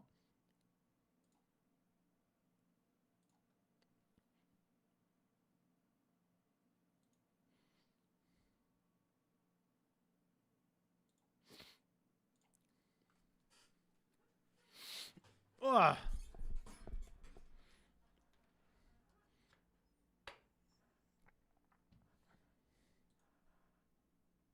Alrighty, so we are going in onto the map. Dun, dun, dun, dun, dun, dun. Ghost Lake. So it could be a 2 large gold mine Ghost Lake type of spawn. It could be a 1 large gold mine Ghost Lake type of thing. There are a lot of angles here. I guess there's a lot of angles here for the Tsukiyomi player to go for. He doesn't have to go in for Tengu. He could also go for Oni. I'm gonna go ahead and just say it. Like, Oni seemed good here. Oni seemed perfectly good. Why not? You've also got the really powerful horse archers to try and deal with the samurai and things like that. And you do have the Tengu idea as well. And most importantly, there's still this really, really strong unit waiting in the back for a Mythic Age. So if this does end up being like a 2TC sort of map with like 2 medium gold mines in the main base, then 2 Town Center Fast Mythic is on the board. It's for the Tsukiyomi play. You get the faster advance time. You get a huge amount of favor income. There's not really that much damage that the Amaterasu play can do early on with the immobile sort of samurai-based army. Of course, you've got the Kamatachi to worry about, but with a couple of nice defensive building placements and some on the Musha out to just defend against that, following that up, go Mythic Age. You can even use the new moon on the tower there to get like fully upgraded towers. And then use the second new moon on your temple to get yourself out those Omaraki. And that can be a nice way to sort of get yourself into this game. Now, of course, this does depend on the map and the gold mines and all that other good stuff. But ladies and gentlemen, we're going to be getting into game number 2 here, where we get to find out exactly what they're going to be going for. We're going into the map Ghost Lake. Let's check it out.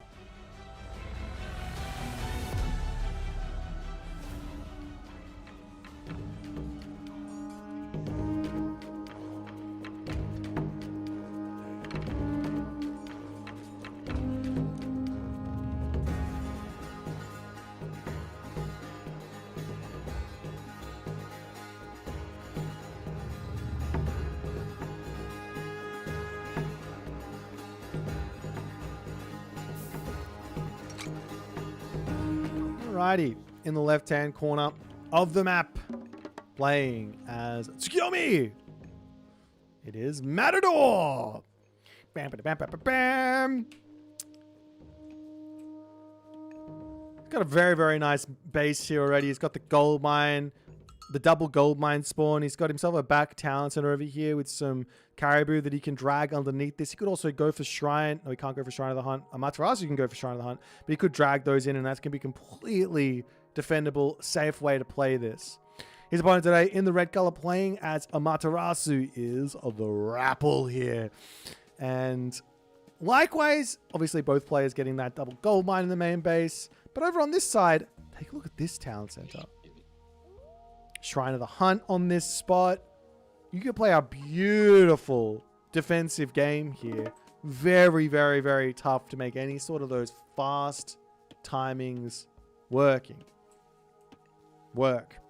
Anyways, let's check out the relics and see if that's going to be any sort of advantage or not. We've got Shenong's Okray Whip here, which is going to be the farms, Shenong farms, and all that other good stuff. No, there's no Shenong farms. It's just regular farms going up by 5% based on how many upgrades you have. Plow, irrigation, flood control, each adding an extra 5% boost. So for a total of 15% when you have all of them. Scales good double plus in the middle of the map.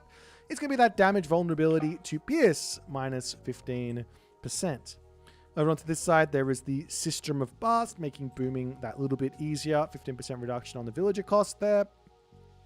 And finally, Staff of Dionysus. An amazing relic here against Kama Itachi weasels, because they generally come in, get the big swipe, do a bunch of damage onto a whole bunch of the villagers, and then they start taking you out. But if you're going to just get that HP regenerated, then all of a sudden it's not that helpful. One idea here that I've also had is, instead of going for the Kama Itachi when you go through Amano Uzume, of course, get your first one. That's free. You can use it. It's fine, but maybe don't, because you give away Bushido if you just throw it away. But just chuck it somewhere kind of off to the side. And if your opponent moves out and thinks you're not going for them, then chuck them into the main base and cause some havoc during a big fight. But grab yourself Gorhe Wands, which is an extra 10% boost on the favor gather rate, which is quite considerable when you're looking at the high favor gather rates that Japan is getting. 0.1 favor per second there would go up to 0.11 favor per second on that position. You can get 1.4 favor per second sort of shrines as well, which can be even more. And then you can enjoy that, and you can get a huge amount of favor for a heroic age, where you might be going for Raiju or going for those Tengu as well. But nonetheless, we are going to be seeing Amano Uzume, and on the other side, we're going to be seeing Inari Okami coming through here for Matador. So no real surprises with the advanced times. I tell you what, I would be surprised here is if we're not going to be seeing town centers. Now, Matador probably going to open up some cav, and then I guess TheRapl will have to start thinking about how he's going to defend said cavalry.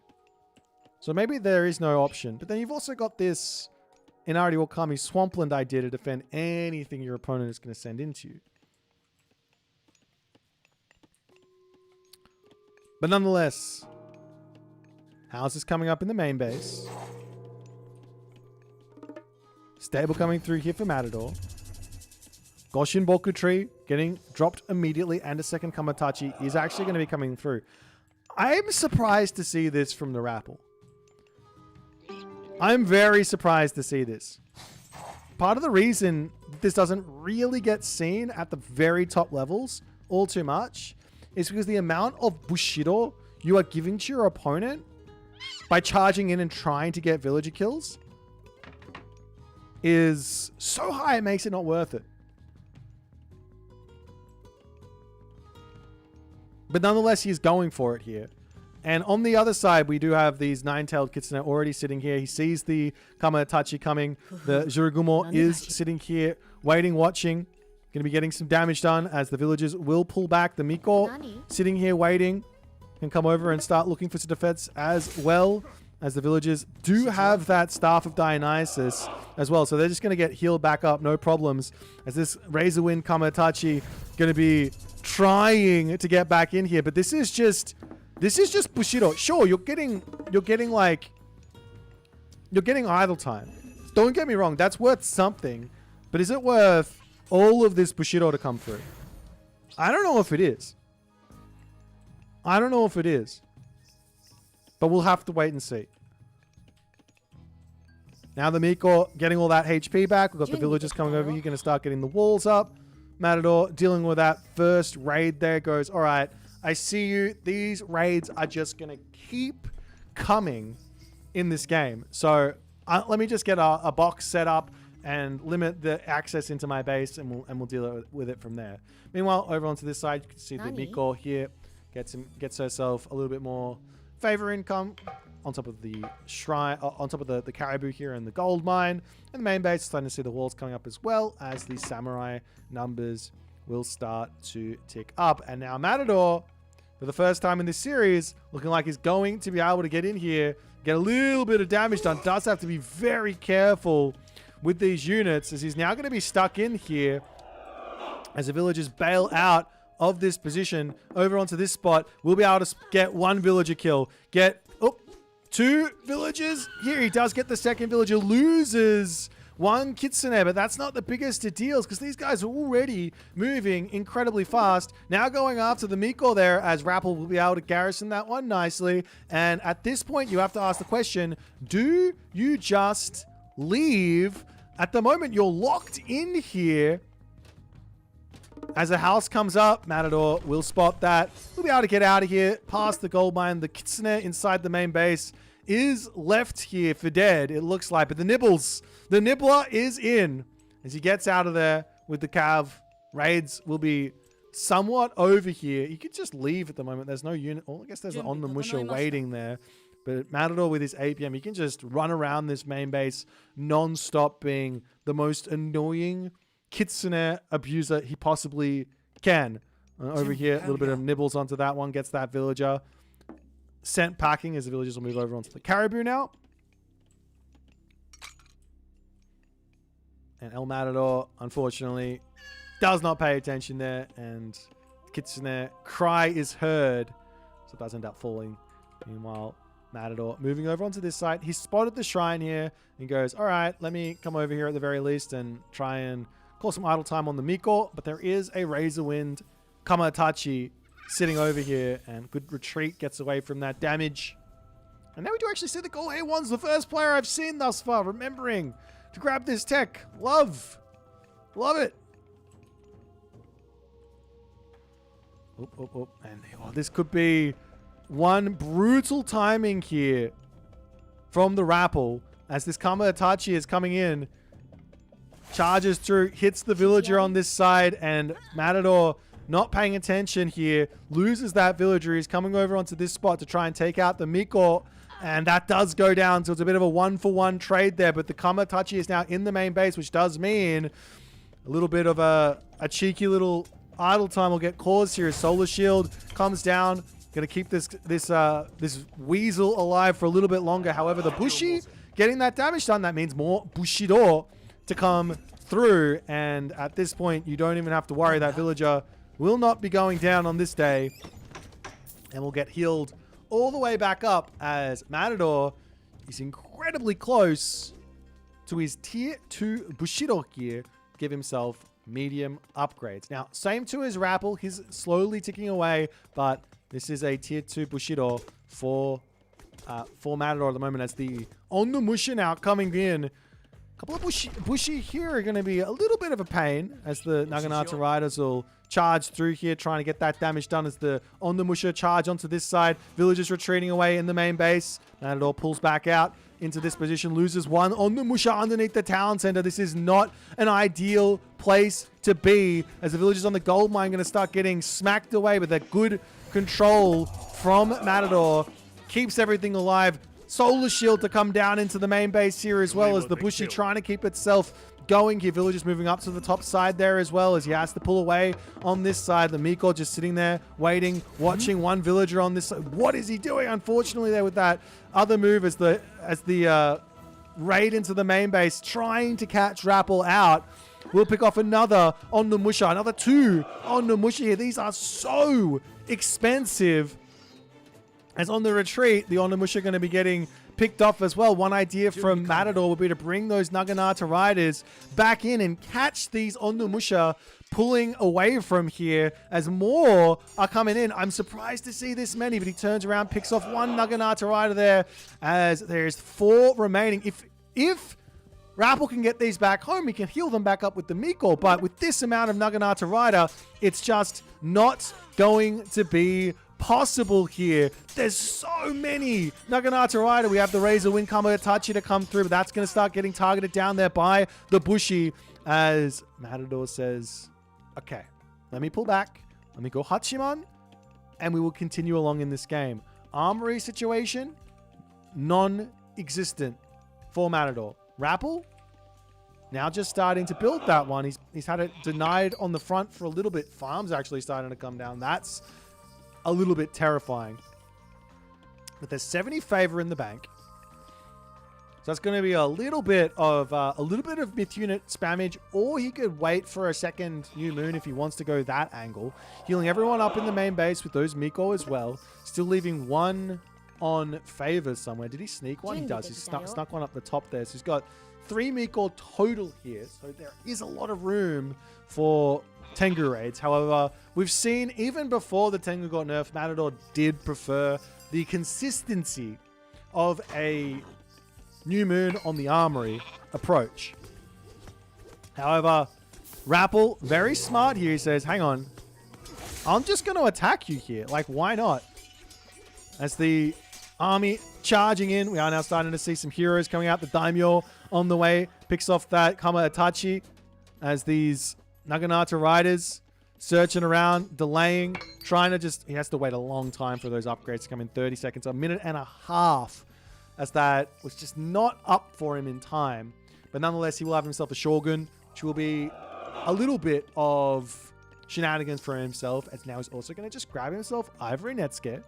And I imagine he's also going to get himself that ascetic practices there for the Tengu. And at the very least, spend a little bit of that favor on those bad boys and continue along in this game. Nonetheless, the Daimyo is now out. On the other side here for TheRapl, he is just pumping units. There's no real need, or how do I put this? There's no real advantage to getting Heroic Age, with the exception of you get a God Power, you get an extra Myth unit, and you get access to a couple new units. But you don't really want Heroes Amaterasu, or need Heroes Amaterasu. So TheRapl is going to go with the idea of, let me stick it out in the Classical Age, get myself heavy from just having a whole bunch of Samurai through, and go from there.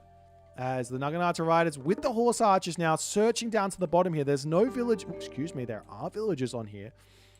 But the army coming back onto this position, checking things out. We do see the Tengu over here as the armory does get hit with that new moon. Bronze armor coming through.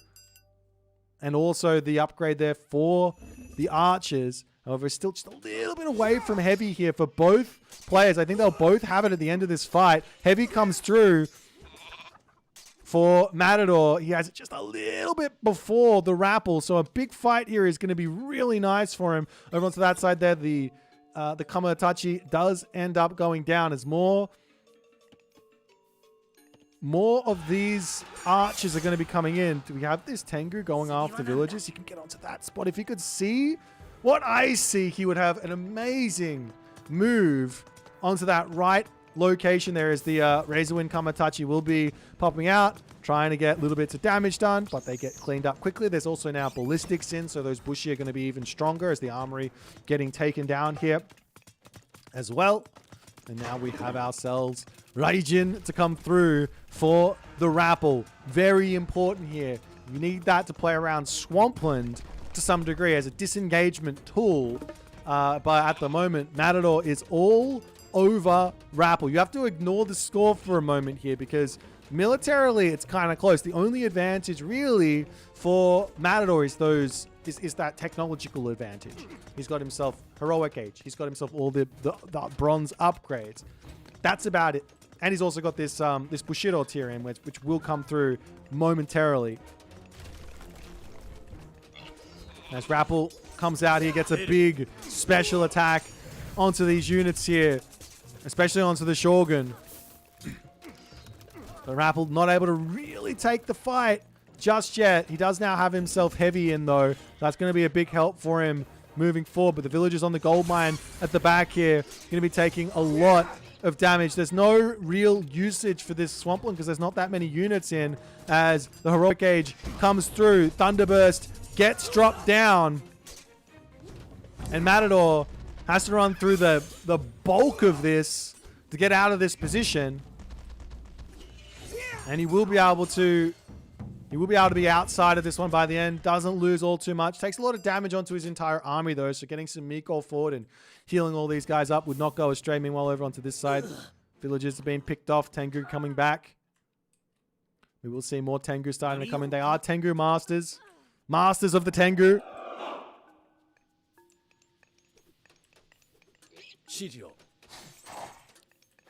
Now, TheRapl stuck inside of his base. Watchtower's now out. 46 to 34 villager differential at the moment. So Matador has a very tangible lead now after that. All of that interaction there. He's got military lead. He's got technological lead. He's got villager lead.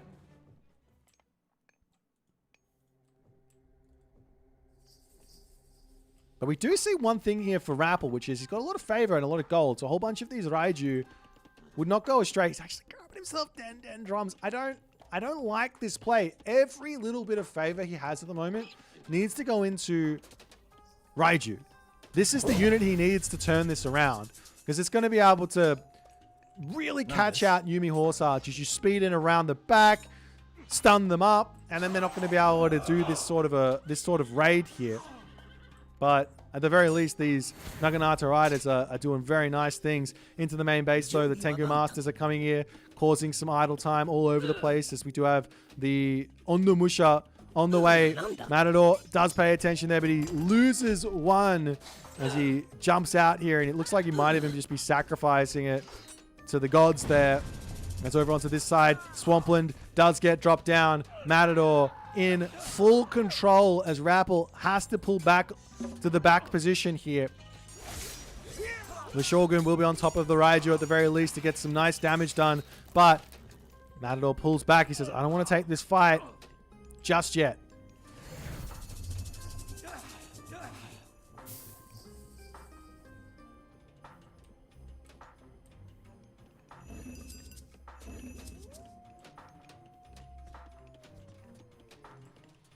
Meanwhile, the Raiju just coming in as a bit of a disengagement tool here. These heroes, they... Am I wrong? I feel like they can get bonus damage versus myth units a little bit, but... Oh, they do. They've got the bonus damage versus myth units there, so... That's always a nice little help as the Tengu jumps in, joining into this fight, though, as the Ondomusha are going to be heading up to the top spot there.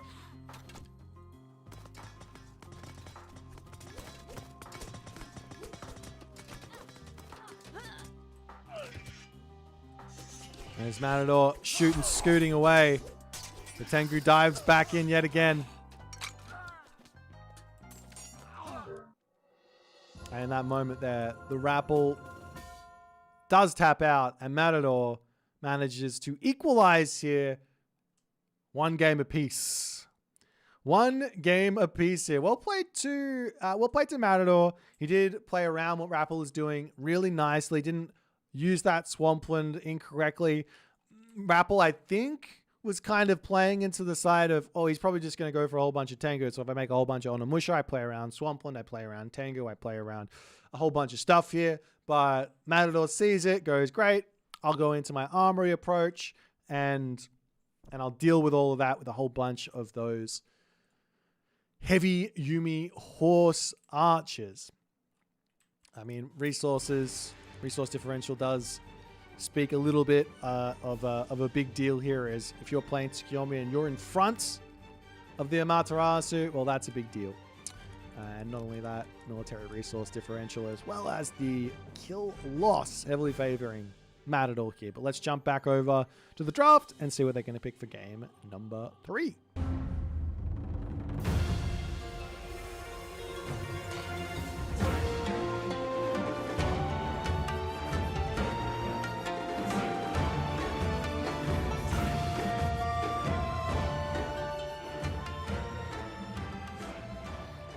Alrighty, so we do have ourselves Isis versus Fushi for game number 3. Isis Fushi on the map Elysium. So this will be a really interesting one because generally speaking, what Isis wants to do is get set up with all those obelisks all over the place. But what Fushi is really good at doing early game is denying that.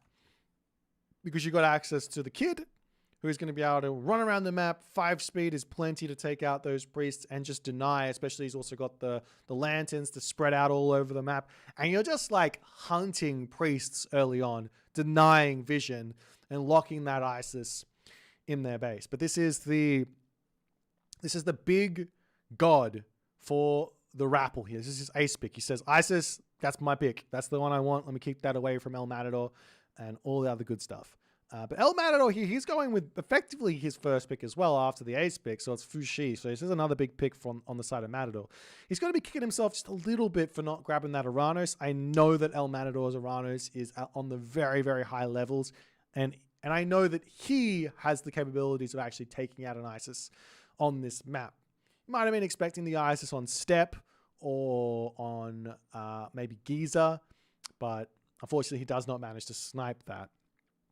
But Fushi is a more than playable god here into Isis on this matchup. Now there are some problems that you have to sort of play around, so to speak. So the big one is you can't just sort of sit back and wait the timing and try and defend it here with Fushi. Unlike, say, Hades, who is basically, that's his game plan, is, okay, Isis, we want to sort of bait the Isis player into the fast mythic variant, and then we want to sort of just play defense until we can sort of catch up our eco and just the army quality, and then that's going to be enough for us to hold on, and then we're going to be able to win sort of once all the upgrades come through, once the mythic age comes through, and you're good, right? But anyways, that's my story. Thanks for listening. It's 1-1 here.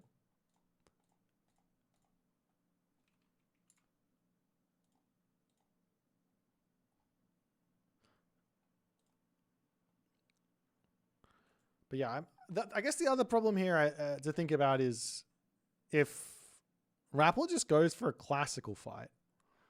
This is also kind of maybe it's not that bad. Javelinier, Fire Archer, Yatsa with the Nijar should be okay.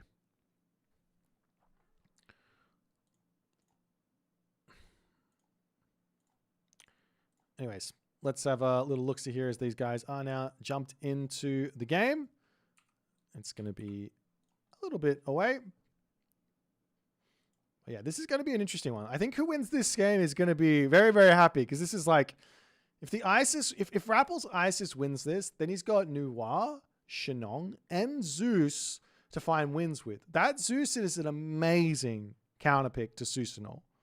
The Shenong is really, really good versus Uranus, for example. Gaia is a nice pick for El Matador into all 3 of those gods, though. So there's some nice stuff here. There is some nice stuff. But yeah, Fushi versus Isis is probably the matchup that El Matador, didn't really want to see, so to speak.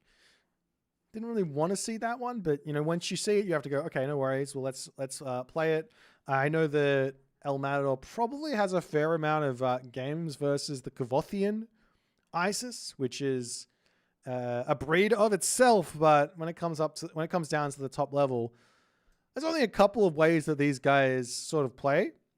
So you just have to sort of figure it out on the fly and see how things are going to go. But yeah, we'll see. There's another interesting idea, which would be to go for Juan Nu as well as Vanish. Sorry, not Vanish. I can't remember what it's called. Drought, as well as Drought, right? A bit of a Vanish Drought play to either take out a town center or a Migdol, capturing your opponent out of position. Effectively, what you do is you send the lanterns around, spot where the army is, and then you just vanish and you go somewhere else. And you just take out whatever position that is with the big god power. Of course, your opponent is going to come over and then take a fight after that, but it's an idea to go with. I think I do prefer that idea over playing Chi Yao, but I don't know what El Matador prefers in this matchup. Because it definitely works both ways, like Yatza or Chillin. They're both really, really good here. But anyways, guys, we're going to be getting into game number 3 here on to the map, Elysium. Let's get it.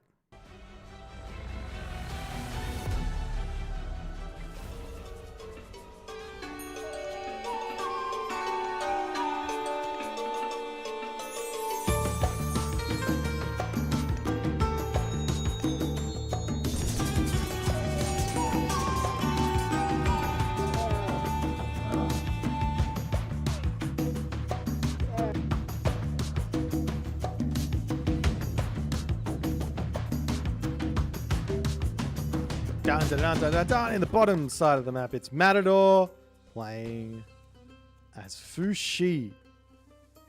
As we take a little cheeky look around the base here, gets a little bit unlucky, I must say. It's always a little unlucky if you don't get a straggler tree near your gold mine. Now, I wouldn't be surprised to see Matador coming over and just chopping this tree down. But then again, I also wouldn't be surprised to see him drop another silo over here and just go, no worries, I'll just take the later advance time with more Kwafu and just enjoy it. His opponent in the red color, playing as Isis. It is TheRapl.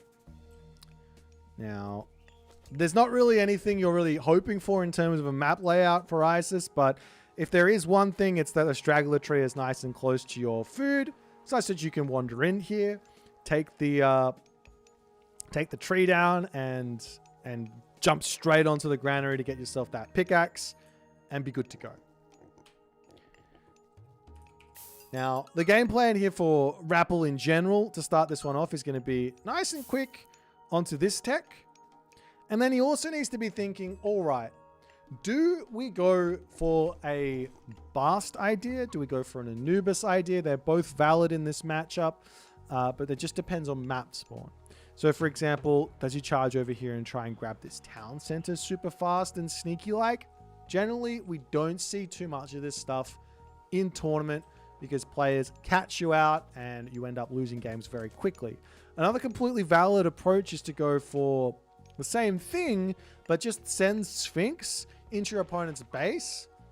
And as soon as you spot your opponent sort of with those heroes back defending against the Sphinx, now you're good to go onto your town center because they're preoccupied dealing with your myth units and things like that.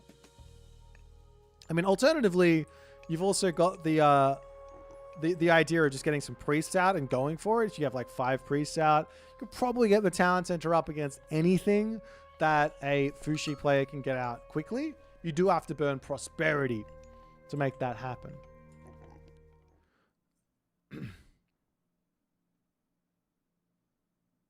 What does DMK mean? Just DMK means decision making on those cards. Here you go. We'll go again with it. I'll talk you through what these cards mean. You got micro, macro, strategy, experience, actions per minute, and decision making.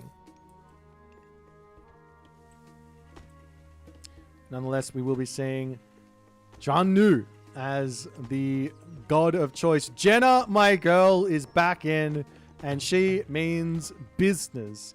This is incredibly efficient, effective, strong way to play the early game. And strong way to play the game against ISIS. Especially if the ISIS player is going to be doing some funky stuff. On the other side for the TheRapl, he's just going Anubis, so we're not going to see any of that Bast shenanigans. But the Anubites are going to be a threat, so we'll probably keep those heroes at bay for a little bit. But I imagine here Matador, he really wants to hunt, and he's also going for relics as well, but he really wants to hunt the priests. If you can kill off those priests nice and early, or just catch them out to deny these obelisks, it's really, really nice. Blanket of Empress Zoe coming up here. And he's going to take that one back home and enjoy that. And as soon as he hits that next age, it will be an immediate Imperial Academy into Najar, and we'll see exactly what happens following that. Nice Thundercloud Short also getting grabbed. Did I miss these relics here? Hestia's Hearth. Villagers training faster is always nice. And Cathara of Apollo with the villagers moving faster, so you get the faster train and faster movement speed. As a military camp, machine workshop, and actually no immediate Najar out on the side of Matador here. A bit surprised to see that as an armory coming through for TheRapl, and he is going to go for the fast heroic variant here off of one town center. Now, he's got 2 monuments down. Oh, never mind. It's a bait. It's a bait and switch. Show an armory, hide a barracks. Is that the idea here? Throw your opponent off whatever game plan they're going for. Matador has shown the Dow Swordsman. He's shown exactly what he's going for here. The big problem with a fast heroic versus what Matador is doing is that you risk getting gold starved. Sure, you can Ancestors Eclipse the main base, but there's going to be Vanish. You just bring all your villages into one's position, vanish around it. It's fine. That's a great way to counter, just an Ancestors on your economy. Now Matador charging in here, sees the armory. But he does see Spearman as well, so there's not going to be any doubt in Matador's mind here. This is not a fast heroic from TheRapl. It is effectively just a classical fight to some degree, as the villagers getting pushed off with the berries in the main base. Over onto this side, the Chillin going to be hitting the villagers on the gold mine. Over onto this side here, Anubites sniping down a Dow Swordsman there. We do have Pioneers coming through. Still no Imperial Academy for the Najar, which is an amazing answer for those Anubites. Of course, moving at the same speed of that is a thing. As the Chillin comes back over onto this side, the priest can simply just heal up those villages. Not a problem. But Matador is going full send at the moment. And for those of you wondering, he has only gone for 3 Kvoth here. He could go for more. I don't think it's a bad idea to go for more Kvoth, but we'll see how things go. Is the Dow Swordsman turning around, taking the fight. Plague of Serpents gets dropped, and Matador clicks Vanish to get away from this. That's a pretty big spend there, considering how useful this God Power is in this matchup. But nonetheless, he will get out of this position and start looking for things to do. You can take out the Obelisk. Just leave one unit there to just target it down while he's going elsewhere.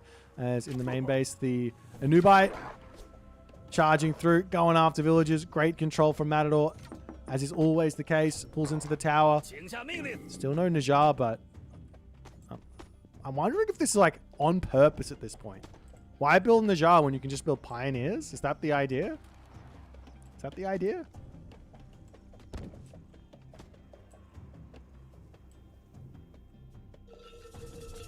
Now we have the Heroic Age in for TheRapl, so does manage to deny that early pressure, gets himself to the Heroic Age through Sobek, but there is a big problem.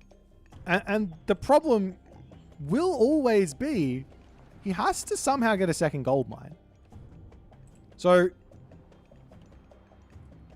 I mean, I guess the nice thing here is that TheRapl still has got himself some obelisk set up. He's got a lot of vision on this position here, as the barracks are going to get denied in the main base. And he does manage to snipe that Anubite, who dies on the roof of the granary. It's actually so cool how that works. But Matador got to be careful here. He's pulling back, getting himself out some more. Chillin', but he charges forward. Is that going to be a dead Chillin'? No, stays alive. And Matador going to be pulling back. Still making more and more of these down. This is so aggressive from Matador. He does he have it? He does have his Najar out now. But that's just hanging in the main base playing defense against the Anubite. Keep the Anubite away. Tai Chi coming through. Heroic Age now in.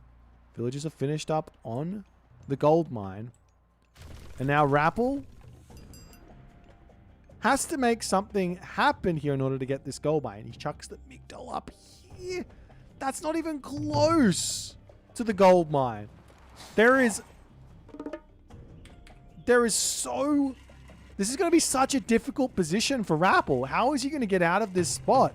Sees the Migdol stronghold going up, and now Matador just has to go, great. This is fine.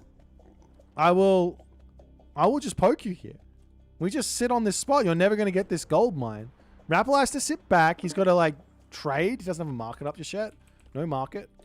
But, yeah, Matador can just happily enjoy this. The only thing is that he doesn't have line of sight on this position. What TheRapl can do is just wander over here. Wall. He does have a random pig there, though, so that might be one of the things that Matador's going for. The market will come up. Oh, a couple of crocs jumping into the rock over here. This is one dangerous idea as he pokes forward. Any amount of damage here from Matador is big, but the Locust comes in, half HPing everything here. But the Chillin swinging around onto the side as a bit of a revenge fire will come through. Turns around, taking the fight. Has to keep the Chillin out of range of those priests here. But all that HP to come back is so big. Meanwhile, the Rock searching for villagers to kill. But look at this. The Najar sitting back, waiting, watching. The villagers have now managed to get themselves onto the gold mine. But now the Locust is down. And all this HP coming back is such a big deal. The Rock flying overhead. TheRapl spots it. A Migdol stronghold attempting to get placed here, but that immediately gets denied. And the Rock to leave. This game is so tense right now. I think TheRapl's made it so hard for himself with his Migdol's stronghold placement. Considering how good his line of sight was with those obelisks, he definitely could have snuck something up in a nice position over on the other side of the map there as the Chillin over here. The Petsukos going to town on that one. That is not going to be a good trade as the Najar will come over here, but the Rock is going to continue to roam around. An amazing usage of the Rock raids is, I mean, what are you supposed to do with the Najar? Just chase the Rock? It's faster than you as well. Villagers up onto this side as well. Random obelisks spot this. There's no guesswork here for the TheRapl. He is after the villagers. And I mean, to some degree, at this point, there's almost...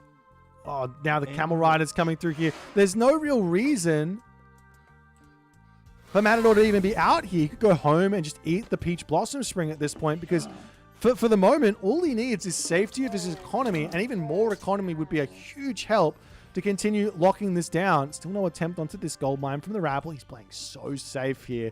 No risks being taken, but he is selling wood and food to get that gold in to help him get to outside of his base.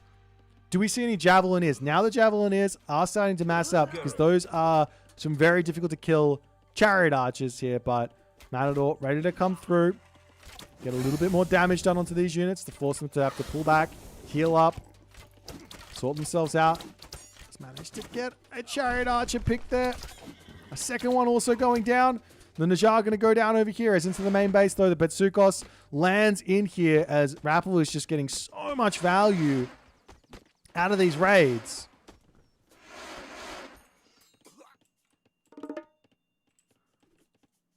I mean, what do? Just get yourself out a couple of pioneers. That's obviously what you do. That's that one in. Shoot the bird. Let's take a lot of shots to actually take it out. But once it falls, the Pitsukos will drop here. But at 5.3 speed, it will be able to get out of this spot. 100 HP remaining. This TheRapl has managed to get himself up to 120 population. All off of trading here for the past, I don't know, 4 minutes. The villagers on these berry bushes here do get spotted as well. Surely Matador knows. He knows there's an obelisk here. I don't know why he's not just killing it. Of course, if he kills it, even if he kills it, there's still some problems. Because now the villagers will make their way over onto this gold mine. And TheRapl, with 94 favor in the bank, has another locust swarm. Chilling, wandering forward. Loses one there. Not ideal. I don't actually think that Matador can win this fight here at the moment. He's wandering in. Says, I got to take it. As another locust gets dropped down.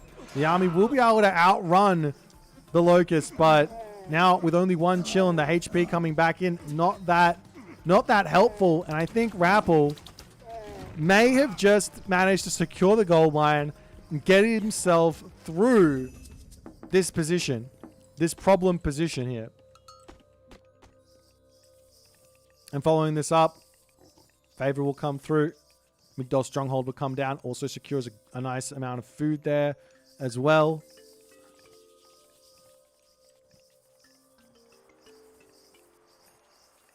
As Matador looking to get into this spot at the very least and at least kill some villagers. He's got to get some damage done here. 1, 2, 3. 3 villagers going down as the Migdol will not get finished up. You can turn around onto it now, no problems. It's only 14 seconds from finishing, and it will finish up here, which does give a very nice defensive assistance on this spot, especially with the Pitsukos in the back there.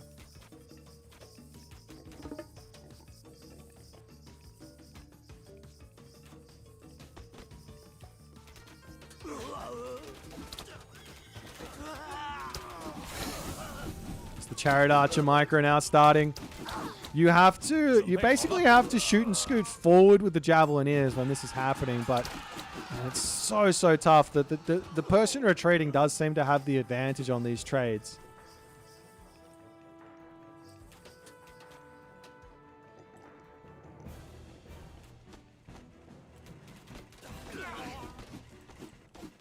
And I think not only that, is there also ballistics? Yeah, TheRapl's got ballistics as well, so that's a really big assistance.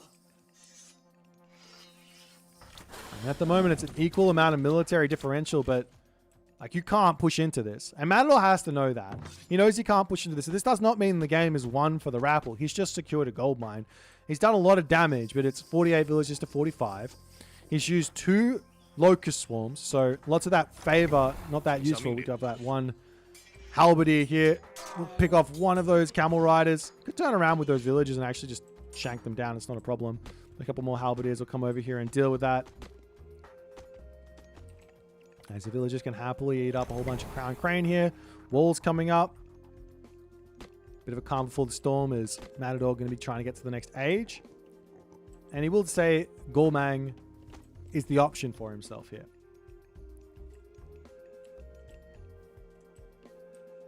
But the longer this goes on, now the more Pitsukos are going to start coming in. And with the Pioneers, it's a similar problem for the Priests. Just don't have enough range to really take them out. 14 range on the Pioneers versus the 26 range of a Petzebek, which will come through, I imagine, fairly soon once TheRapl's happy with the amount he has. But effectively, moving forward here, Matador wants ballet, and he probably wants to just try and get to the next age, but he's going for a big attack here as he charges forward. He's at full population. I think he wants to just make sure that TheRapl isn't sneaking out a mythic age. As he does walk forward, sees the army, confirms that there's no shenanigans afoot. Comes in, snipes one unit beautifully with the Javelineers there as the army charges forward. This is like, both of these guys, they can't fight like this. You can't just go, all right, now we just A-move, go and fiddle with our economy, come back and we win the fight. It's just not going to happen. And I think TheRapl knows this, is he's got this defensive positioning already set up, and he's going to grab a town center. On the other side, though, in grabbing that town center now, you do create problems for yourself. And that problem is mostly Mythic Gauge from the Fushi. A huge timing going to be present here. However, Isis has a nice counter to it with the monuments. Monument pushing and things like that. Heavy comes through for these units here. There's the Javelin here, wandering in.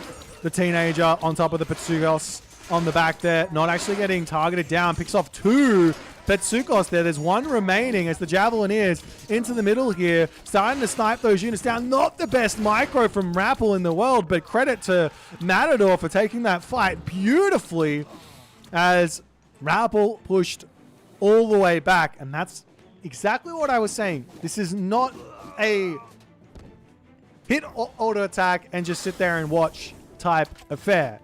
You can't do that. TheRapl, basically, I feel like he was on that auto attack move. Matador controls everything beautifully there. Huge win for him, but still, there's 2 TCs. We're seeing upgrades coming through, Vibrant Land, all the other good stuff on the way. Villagers on top of this gold mine here. If you take a look at the upgrades, it's fully upgraded economy for Matador. For TheRapl, he's also basically got, well, he's missing his farming upgrades. He's missing his wood upgrade as well. As Matador knocks at the door, trying to get through here.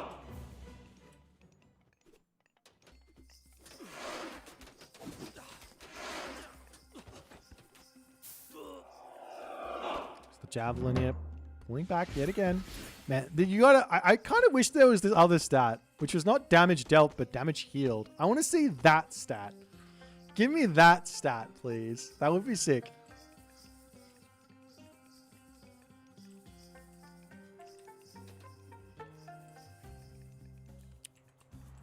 Now Matador up onto the top side. 1 Dow Swordsman versus a whole bunch of villagers. At least he'll know the villagers are there, so he can wander over onto that spot and enjoy for a little bit. As the Tao Wu knocking some units in. Just once, I want to see that Tao Wu upgrade in this position, because you could charge in and then hit the Chariot Archers back into your Javelin ears. It'd be absolutely wild, as the Petsugos does end up going down there as well. Chariot Archers going down as the army for Matador just charging in here. We see a whole bunch of mercenary cavalry come through onto the backside as the army gets sent bowling away there from the Tao Wu. But this might be just that little bit too much of an overcommitment here from Matador. He's going to be pulling back, but that Tao Wu in this army at 2.7 speed, not the most effective of units here. And now with the front line sort of falling for Matador, he still has a couple of units, but he needs the units on top of those Javelin ears. Doing a good job of getting over there. As TheRapl to pull back, left and right. And the game to continue along. Dow Swordsman, Halberdier, Javelineer versus Axeman, Chariot Archer, Camel Rider. At the moment, no, I mean, there's not really any of these White Horse cavalry coming through, but there's such a good raiding unit into the main base to hit villages on wood lines, like sneaking over here to try and attack this. Just to have a handful of them is so helpful.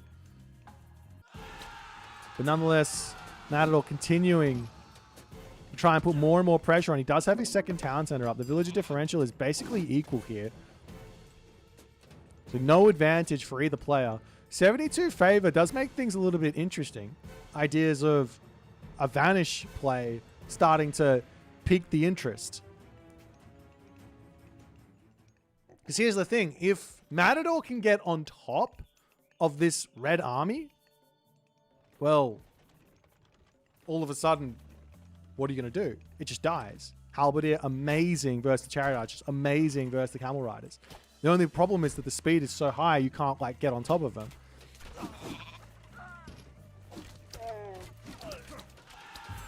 Nonetheless, Axeman going down over here as the Siege Crossbow going to be taking out the town center.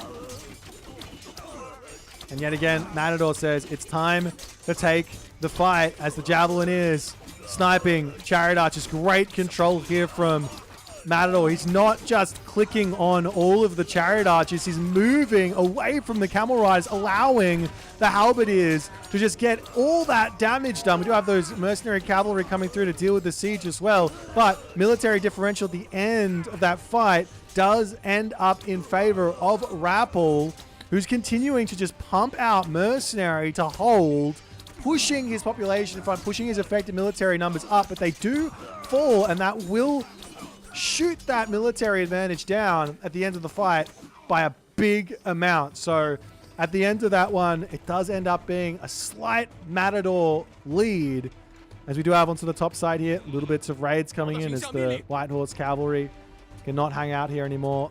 I believe there's ballistics, so you can't stand underneath that spot and find an advantage.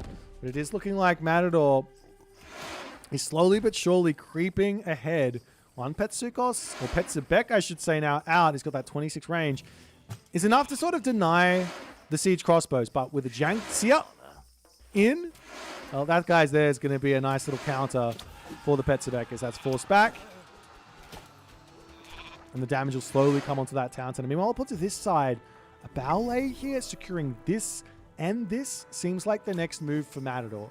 Map control here is going to be the winning play. Both of these guys have got, well, I mean, to be honest, TheRapl's economy does not seem to be working out all too well for him at the moment.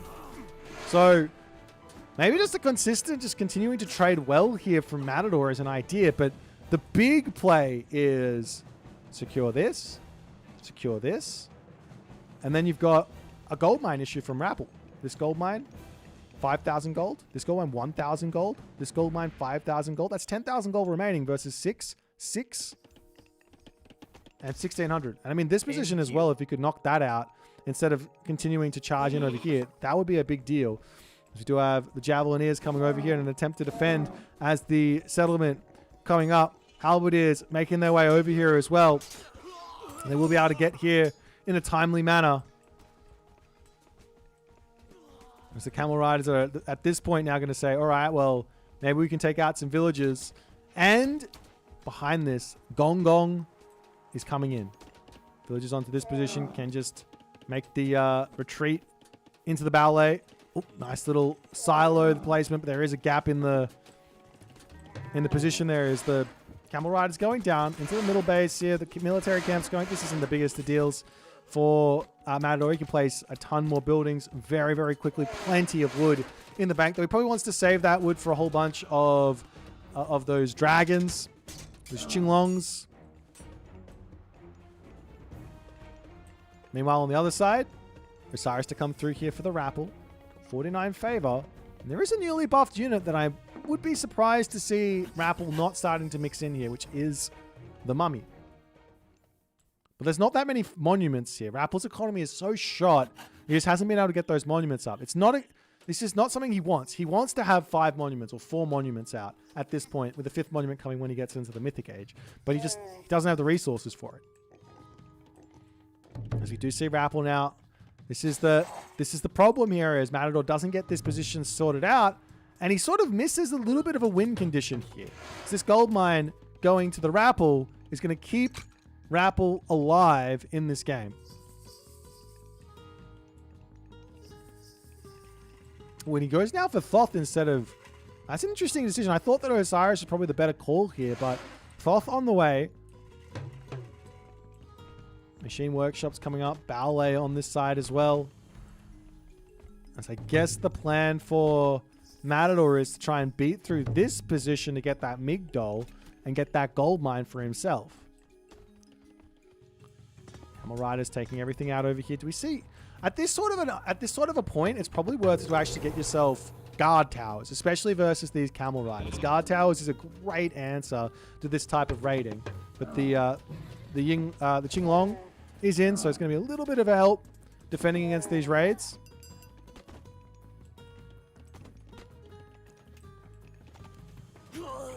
As Matador doesn't really have walls well set up for the time being, so he's having some problems all over the place. But the Migdol Stronghold over here has no defenses for the moment, as the army makes its way over here. Just see boiling oil in, and also no building upgrades for the RAPL, but no siege in just yet. We've got a singular siege crossbow in queue here. As the walls are coming up all over the place for the RAPL, as he's slowly starting to, I think he's stabilized. He's in a great spot now. You got to ignore the score in these sorts of moments. Meteor coming down onto this position. The units here can garrison into a ballet into the town center, try and keep themselves alive here. Spread formation. He's trying to dodge, but the Meteor, the gods are upset. Huge damage onto El Matador as he loses the town center. Though some champion Tiger Cavalry now starting to come in. The ballet gets the upgrade to come through, as we do have the Great Flood coming through, cleaning all of these units up. End of the day, there's still a military advantage for the RAPL here after that huge Meteor. Nice snipe there onto the Phoenix as the Qinglong coming through. The adult in queue as well now for Matador. RAPL going to grab himself his third town center, as well as the catapult in to take this position out. There is also now fortified town centers through for Matador, but it's already in for the RAPL. RAPL's army looks so strong here.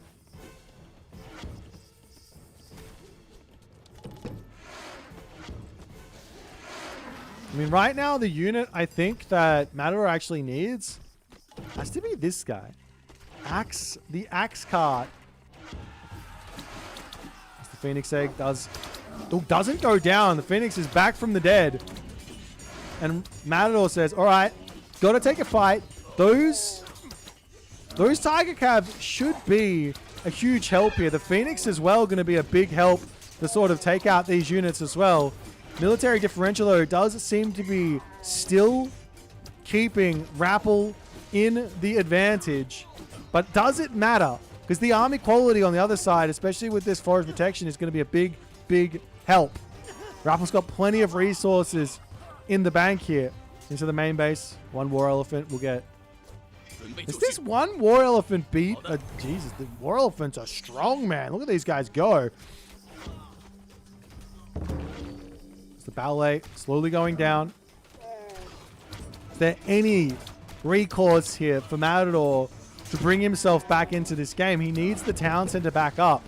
The gold mine is about to expire. He doesn't have this gold mine. This one's about to expire as well, but the Qinglong comes through, gets some damage done, pulls back. It's the ballet for Matador, continuing to get siege down. Lots and lots of idle villages there to keep that one afloat so he can hold on to this position. But RAPL sees blood here sitting on this spot.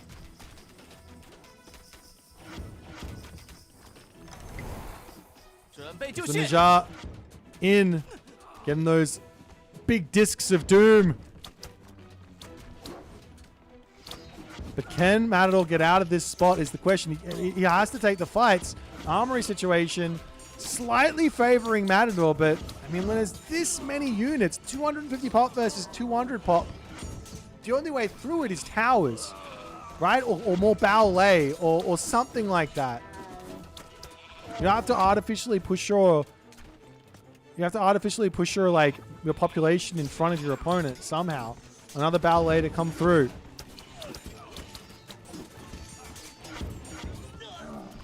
Titan is pre-queued here for RAPL.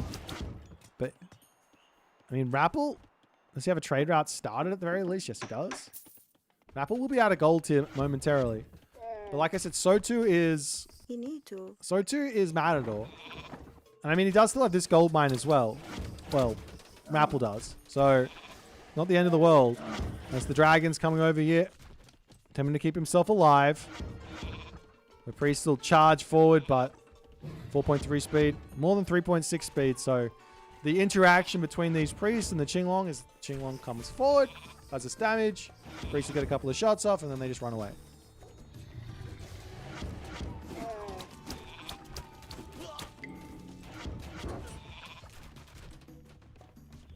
But they can just heal that damage off, I guess, as the ballet still standing strong. Onto the top side, the champion Tiger Cavalry searching. Boiling oil is enough there to scare those guys off, it seems, with the Pharaoh empowering. It's a lot of damage.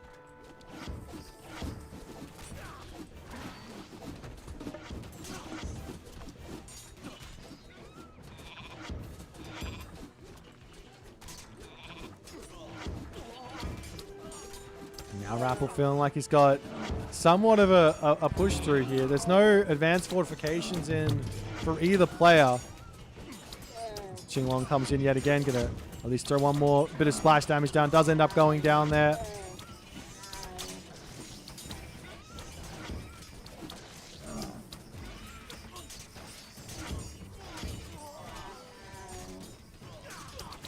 Matador, I mean, he just can't break through this army. Now he's got 22 villages or 22 caravans. Slowly starting to tick up some nice numbers there. But the villagers have pulled themselves over onto this gold mine for TheRapl. And the other thing you have to remember is TheRapl is getting double production here. While this is actually more so, it's just a free 70 gold every like 8 seconds or something. This is a big help in these sorts of positions for TheRapl. Champion archers coming through for Matador after all is said and done. But man, just losing that town center is the biggest problem. What can Matador do? There's no population for him. And not only that, he's also starting to get, with the trade route, now it's 27 extra economy on top of the 100 economy he already has. So it's 127 economic units, leaving very little in the way of like population for military here. And also catapults, plenty quick enough to take out watchtowers and things like that.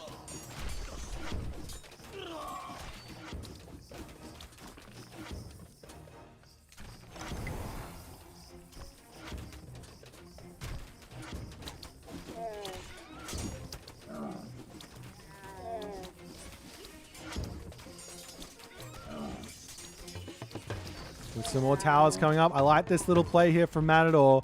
Get in onto this spot. Start taking out these villages on this gold mine. That can be a big help. TheRapl does have a trade route already sort of started up though, which is the problem.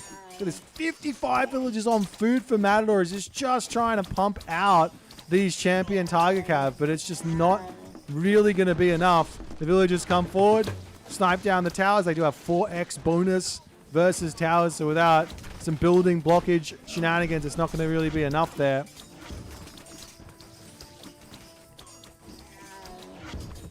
And at this point, TheRapl really does need some more siege. 2 heavy catapult does not seem to be cutting the mustard here against this masoned up, continuously getting repaired ballet situation. There's the towers yet again coming through from Matador, trying to poke off with this gold mine. 2,800 remaining there. Neither player really making an attempt at attacking this position. We do see side raids and things like that. One random siege tower that's a lot of population getting spent on this top side from Matador. Now we've got 3-4 catapults. That's going to finally be enough to break through the ballet defenses here. And the towers up the top going to be falling. Matador needs these Tiger Cav at the top of the map to help out here.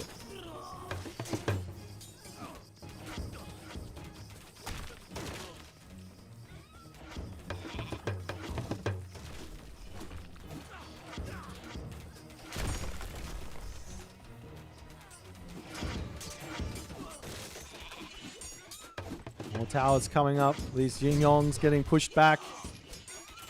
And TheRapl will now start his own tower swarm on this position. He's still got this gold mine, but it has been pushed off there from that one watchtower for the time being.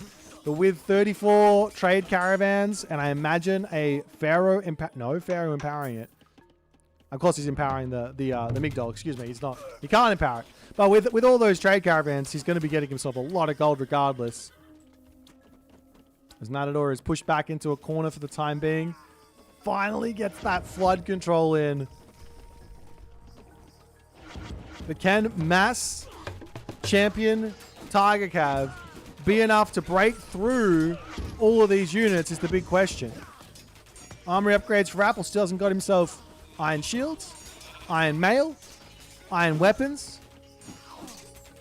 So the army quality here for Matador is still in front. So he tries to push forward here. He's taken a lot of units out on this attack. He has to pull back for the time being. Engineers pre-queued, and we will be starting to see some attempts at axe cart shenanigans. Now these things are really, really strong. Not just at taking down buildings, but also at being a tank against chariot archers and things like that. Machine workshops getting denied. I mean, the problem is there's just not enough. There's too much economy. TheRapl has limited his economy down to 70 here. So he can get even more trade caravans out and still be able to afford a decent amount of military. But Matador has got like infinite economy to support this kind of trade, which seems to be working for him here as TheRapl slightly having a little bit of a chink in the armor.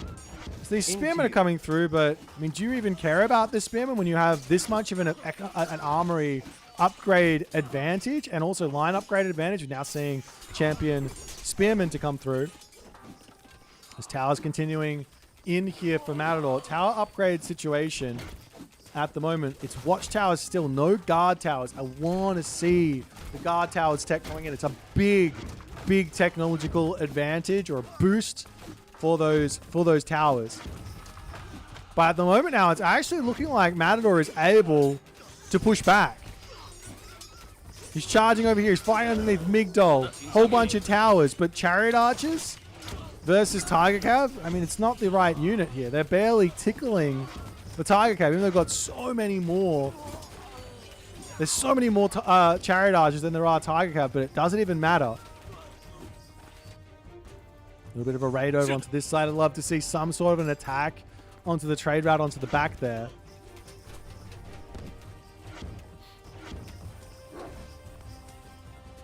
Machine workshop going down over here as the ballet coming up from Matador. Slowly starting to roll in to take down the Migdol stronghold onto this position there. The Tiger Cav yet again onto that back line. There's just not enough units here.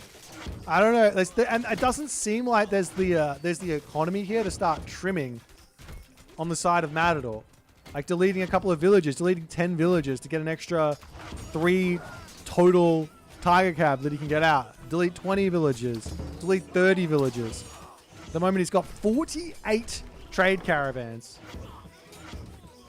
So there's literally like 60-ish population, 64 population there for military, which is just nothing compared to 132.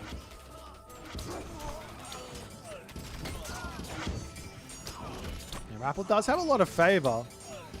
Not exactly sure what he's saving for, as now the town center is going to be coming up. Is this going to be enough? What, TheRapl is only... Wait, he's got 10 barracks, but he's not training out of all of them, unless there's some that are just... Oh, he's throwing them down over here. I don't know. He knows he needs the spearmen, but upgrade's not in. Town center is up now, but you still have to get the units out.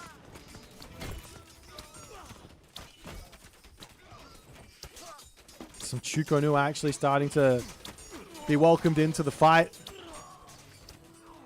More siege weapons queued up, but Matador has to release the aggression here for a little bit, which is going to allow that population to creep up.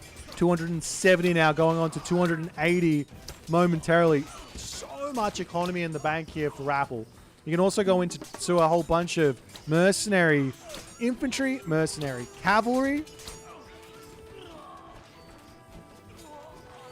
if he wants to. Once he hits max pop, why not? You got all this gold in the bank, just spam out cav, spam out mercenary infantry. They're good against the Tiger Cav as well, mind you.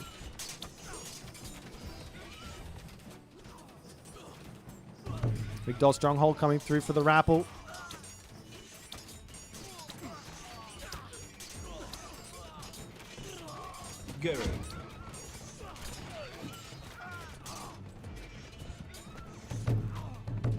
finishing up his Migdol stronghold onto this side as he now has got himself 4 town centers. He's short on food, he's short on wood, but look at this. You can just buy some food here if he wants to pump out even more spearmen. And slowly but surely, the map control from TheRapl will probably translate here into some sort of a victory. All he has to do is push this way to the trade route, lock that off. That'll cut off the economy of Matador. And I don't think Matador's got any real way to stop this now. Because it's 280 pop. It's ballast to tower. Do we also see advanced fortifications is in, so that's going to be the 62 pierce damage per second from those Migdol strongholds. And there is very little now for Matador to try and turn this game around. Attacking this spot with a surprise raid or something maybe. The main town center can get targeted down as well. Siege towers putting Migdols over onto this side. 309 favor and a dream for TheRapl. He could drop prosperity here if he wants even more gold, because that boosts up the trade route efficiency by a little bit. An extra 20% of base there for the caravan trade rate.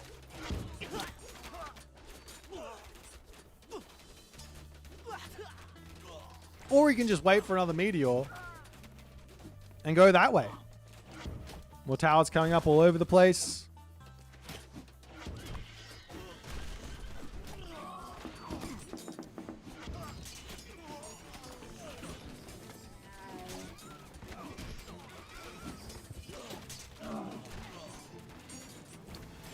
And it's a valiant effort from Matador, but like I guess the problem here from TheRapl is just the lack of siege. How many siege works does he have? He's got 3. If he just slaps down like 4 siege works here and just gets like, I don't know, 5 catapults in, he will be able to break through this stuff very, very quickly.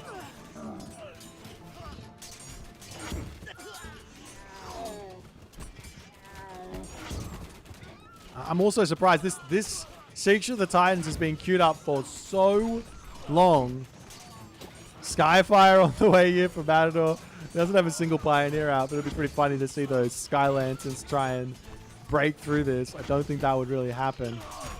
The catapults will slowly be able to break down the guard towers and everything behind here.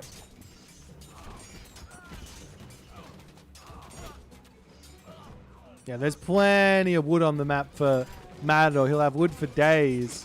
On the other side, there's wood for days because you just don't spend that much as Egyptian.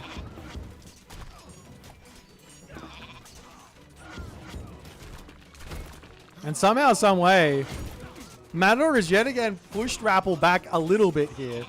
He's still sitting at full pop.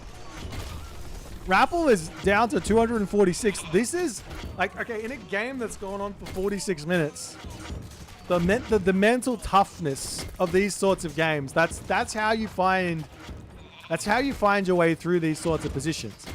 You have to be always training units, always on top of this sort of stuff. TheRapl here, he's got the population to make some more villages. He could go up to 100 villages again, build himself another 20 farmers, and that's going to be enough for him to always have enough economy, get himself up to a Titan Age, support this 280 population, and Matador will just never be able to break through this army.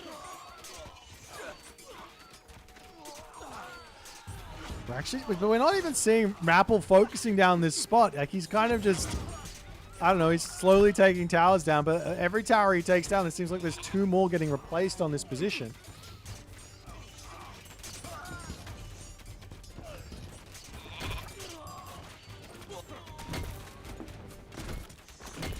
As the towers getting knocked down, but it's just going to keep being more towers. I almost... what's better? 2 towers or I guess 2 towers is better than a Migdol.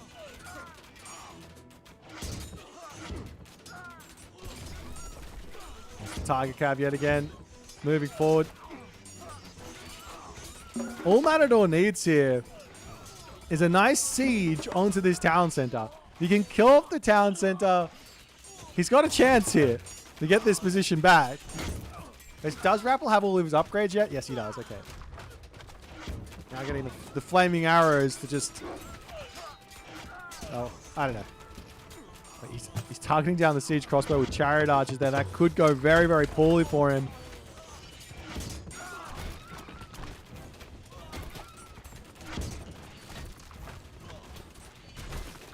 It's the mercenary cav out to poke down everything. These heavy siege crossbows take so long to take out these ballista towers.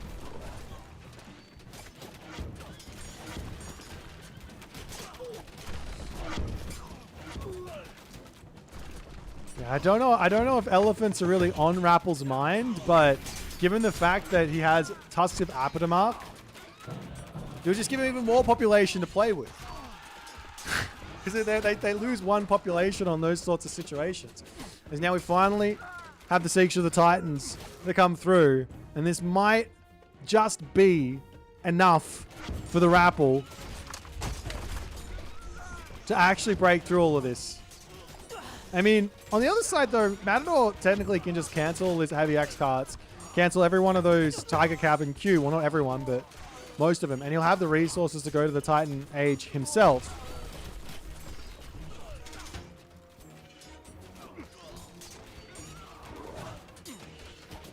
The Chariot Archers pulling back ever so slightly as the Axe Carts still pushing. We're still not seeing anything really happening on this side. This is the sort of thing I want to see. Get some raids over here. There we go. Siege towers come through. Knock down the ballet. Break into the main base.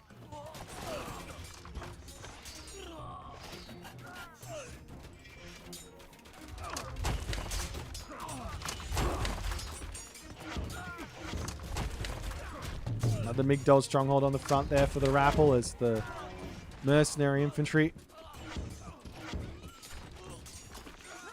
rolling in.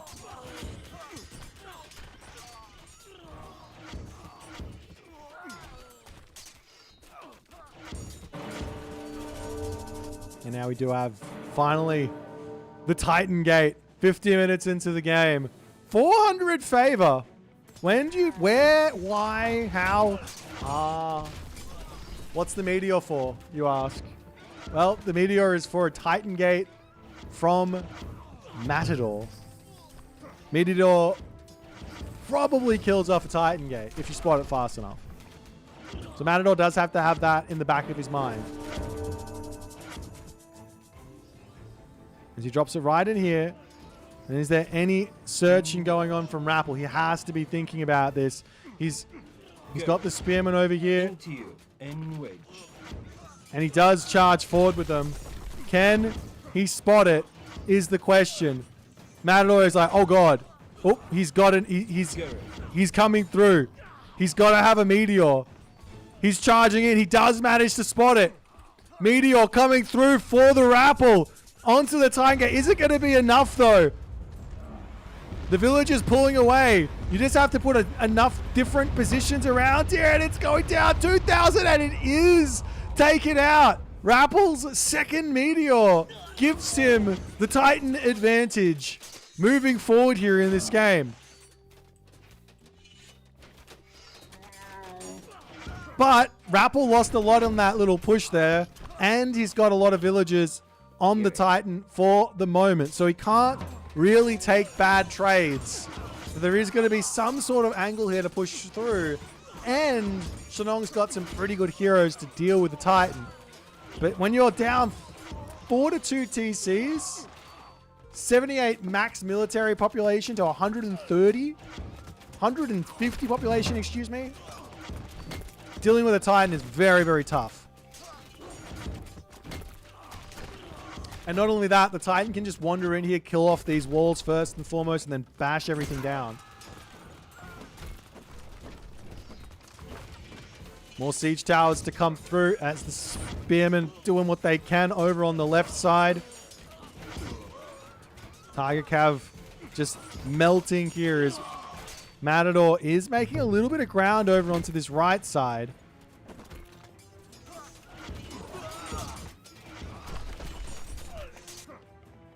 71% here for the Titan Gate.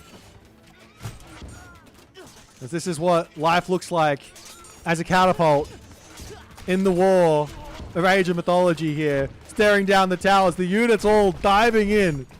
I gotta see what a Titan looks like in first person point of view. I need to know. I need to know.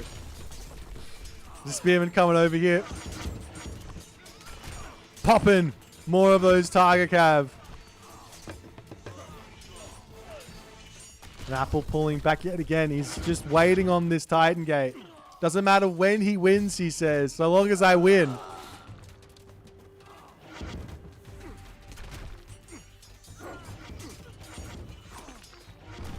The crossbow towers falling. Matador slowly struggling in this position. And the Titan. We are. Hello there. Let me try that again. Nope, that is exactly what we've got. This is the first person view of the Titan. Please enjoy. Please enjoy the first person view of the Titan here. Alrighty. More walls coming up though for Matador. These don't help against the Titan. They can just, he literally just walks over them, takes them out.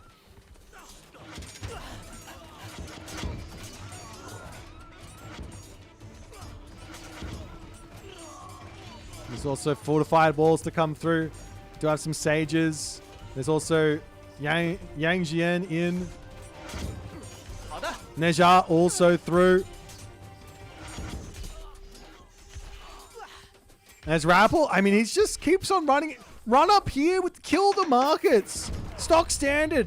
Late game. Look, I know we don't get to see the late game all too often in Age of Mythology Retail, but this is a very important thing to do. But nonetheless, he charges forward. And that Titan is slowly going to go down. As the units are instantly getting replaced by Matador. He's got infinite gold in the bank. And his production is gigantic as well. 7 ballet. Actually, it's not that big. Maybe he needs some more ballet in. But now TheRapl getting close in onto this spot. More buildings, more towers can come through.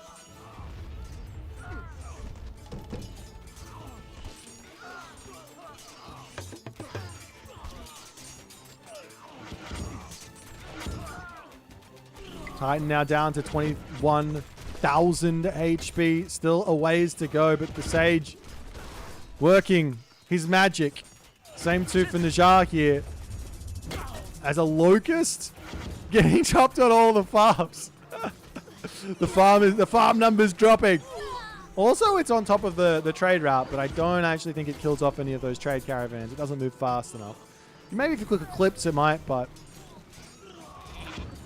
at this point, all TheRapl needs to do is occupy this space, and the gold will start to dissipate for Matador.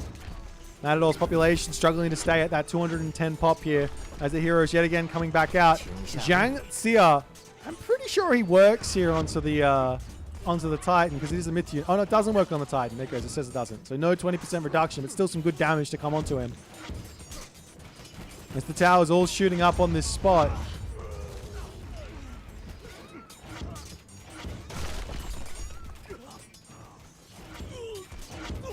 And Matador's trade route now falling as he does tap out there in the 56th minute of this game. 56 minutes. It's like 40 minutes of stalemate here. What a game from both players, but TheRapl does manage to pull himself through. It all sort of came down to this one little moment on this town center. With the Meteor taking out the town center of Matador, I think if you had fortified town centers, if you had masons, and if you had something there to hold that spot, town wouldn't have fallen. He probably would have been able to get it back up. He probably would have been able to hold it. And then he probably would have been able to actually take this gold mine as well and probably win this game. It's those little micro little moments in a game that can set you up onto this journey into the abyss. Resource total through the roof for both players. 200,000 plus. Kill loss over 1,000 for both players. Economic total of 74,000 food. 87,000 gold. 1,200, nearly 1,300 favor. What a game. That's not the end of this series, guys. This is literally game number 3. Literally game number 3. Well, let's jump over to the draft and see what they're going to pick for game number 4.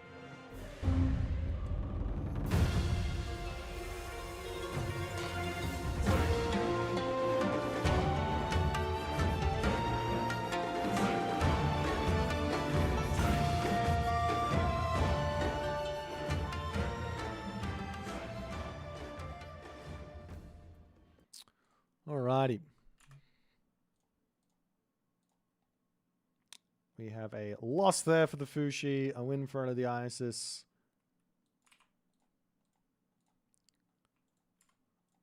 And our next game is going to be on Giza.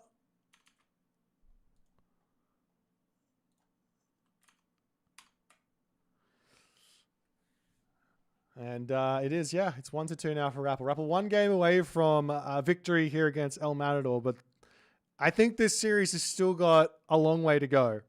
I think this series has still got a very long way to go. Next map on Giza, we've got Gaia, Uranos ideas, Susanoo ideas. TheRapl's probably got his China to get thrown in here. Nuar's good on this map with the how-to idea and all of that stuff. There's the Shenong as well. For everyone else who's just joining into the stream now, we've got some pretty fun games coming up here. We've got the next match is going to be Kvoth versus Tunison. Following that up, we got Mr. and Soup, and then we also have Recon and Mosca. So yeah, it's a big, big day of Age of Mythology here. As we're going to see, our next game is going to be an interesting one. I wouldn't have guessed it, but it makes sense when you think about it.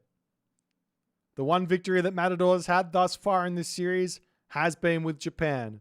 So why not try it again with the Japan? We've got Susanoo versus Nuwa.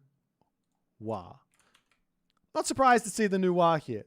Not surprised in the slightest from TheRapl. Makes perfect sense on this map. You can get a back gold mine. You put the earth wall down.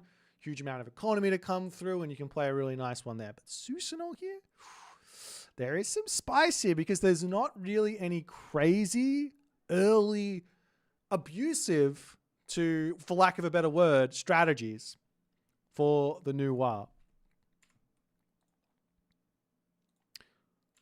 All right, we're going to jump over and just have a little quick looky here at the standings. As I need to go to the toilet. I'll be right back. We'll get the next game going momentarily. The players are also having little toilet breaks or whatever, but I'll be right back.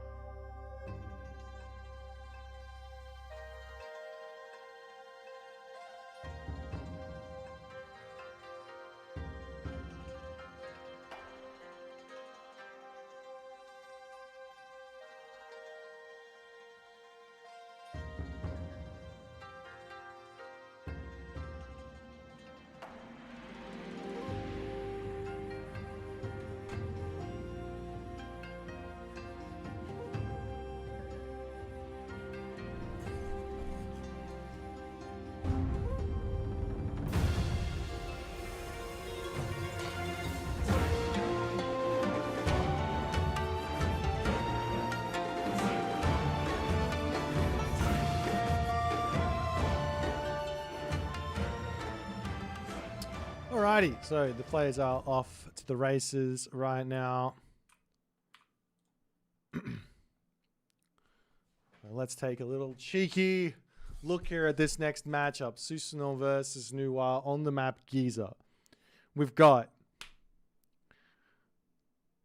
What have we got from Matador? First and foremost... Okay, well, if you guys want to know about the cards... can I show the cards on this scene? I don't think I can. Yeah, basically you've got strategy, decision-making, micro, macro, APM. I think there's one other one. I can't remember what it is off the top of my head, but yeah, there's there's a lot of fun stuff here.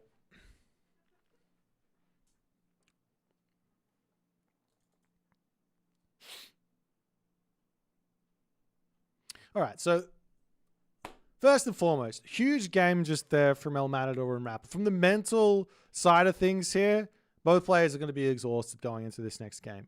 So, do you go for the Susanoo, like, do you go for like a rush here to try and take advantage of the tiredness going on, or you just try and play a solid game, whichever way you really want to go for? A couple of ideas for Susanoo would be to open up with early Kitsune abuse. I say abuse on the fact that there's no way to really deal with this. So what you can do is you can open a really quick temple, like I mean blisteringly quick temple, get yourself out an early second Kitsune, get yourself out crushing waves, and go for harassment onto the villagers in the main base. That's painful, especially from a mental standpoint. Nuwa doesn't have any healing, so they have to sort of respect the Kitsune. What are you going to do? That's one idea. Another idea is Susanoo can try and do a 2TC all-in with Oni, where effectively your brain is switched off to some degree inside of this strategy. You are just going for massive units, and you're just going to run forward, send the army flying with that smiting gust, and see what's going to happen there. Well, ladies and gentlemen, we don't have to wait too much longer to see what's going to happen here because the players are now in. Let's jump into the map Giza. Game number 4 here, Champions League Season 4. Let's get it.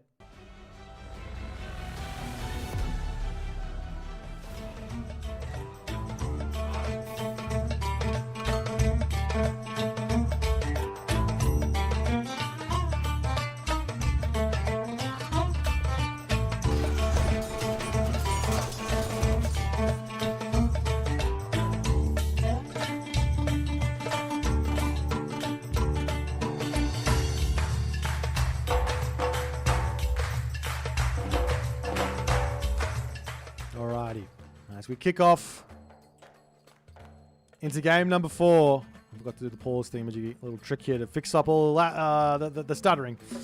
Over here we've got Matador playing as Susanoo. He's already dropped himself his shrine at the front here on top of the cherry trees and all the good stuff. On the back here, he's got a nice safe watermill on that back wood there. His gold mine is exposed. This is not ideal versus China. Take a look over here for TheRapl, who's playing as Noir. And his map, you know, it's looking like a perfectly fine map here. He doesn't get exactly what he wants on this position. Bit of a movement here. He actually, you know, he had a perfectly fine situation, but he's taking the favor route here. He wants the little bit of favor that you get from expanding your base early on. I don't rate this. These guys are really, really high level, but like just because you're really good at the game, sometimes you can make some like ideas in the build order stage that don't really click. So one idea here would have been to put the silo back here, and then spam out your buildings. So you can throw an extra silo like onto your wood line to expand your favor a little bit as well. Over here maybe. And then you're good to go. But nonetheless, he's got his temple out and he's getting himself his Kvoth chieftain in. Pops over onto this side, so he's going to put that silo down anyways. And I mean, it's looking like it's going to be somewhat of a fast advance here from TheRapl. I don't think he's going for a second Kvoth. He's going for a nice quick maybe a nice quick advance, but after all is said and done, he's not going to be going too crazy fast. So I don't think there's going to be any issues here for Matador early on. And in fact, Matador is saying, I don't believe there's going to be any issues. He's already gone for a second mid-core in this game. And a temple coming up on the front. And an easy way to play around these early pioneers is with this here, getting a house up next to it, and then a nice, simple wall. Like it's very simple. 21 wood, maybe a couple of houses actually, but you can completely block this off with no problems here. Now, Haltu is the god of choice for TheRapl. I'm not surprised to see this. He's got an amazing back gold mine over here. He's got this town center here. He's got the rhino on top of it, and a gold mine on this side, and a gold mine over here. It's gold mine delight for TheRapl. So my assumption here is this is going to be a big boom, but I would also expect him to go for some sort of light pioneer harassment early on, as he does pick up some relics. Archimedes' Ledger making the siege population a little bit cheaper. Up onto the top of the map, there is the Tale of Cerberus. Really, this is an insane relic for Susanoo. He's already got 25% reduction in myth unit special attack recharge time. Add that into the mix. Oof. Over on this side, there's the Ogre Bitten Helm, which is hit points plus 10% there for the heroes. And on the bottom of the map, there is the Gambantine Odin's Wand. This is a nice relic here. Really, really nice relic here for Matador, because there's a lot of upgrades to come from his temple. Meanwhile, Wafu going to make their way over onto this town center. Do have a house already up, as the Kitsune is now stuck in here. We'll start nibbling away at the wall, but there is no way out for this Kitsune. Unless he gets himself... Does he have Crushing Waves? No. He's leaving that one there for the relic, I think, before he grabs it. Wants to get it as cheap as he possibly can. And now he grabs it. He might be regretting this one because I don't think he would have had enough damage here to get in onto this position. But nonetheless, the Kitsune are now out. Crushing Waves will be in. And he's just going to be wandering around here trying to get little bits of damage done as the Pioneer shoots twice. The Kitsune will pull back and look for something else to go for. Into the main base. What can you really attack is the thing. Berry bushes?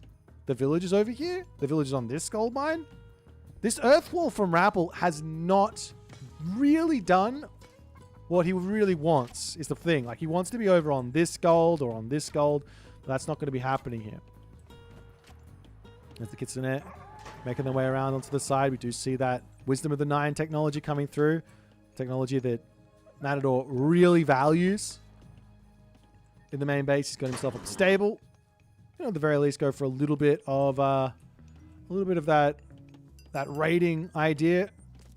He did have a lot of success with that against TheRapl in the earlier game. And can he snipe the villager? No. Gets close though. That one low HP Kitsune. Get that one back to a Miko somewhere. Heal it up.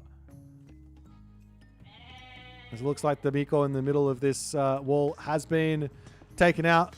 The wall going to slowly start getting poked down here as TheRapl needs to get himself Halberdier out, which he has got coming through.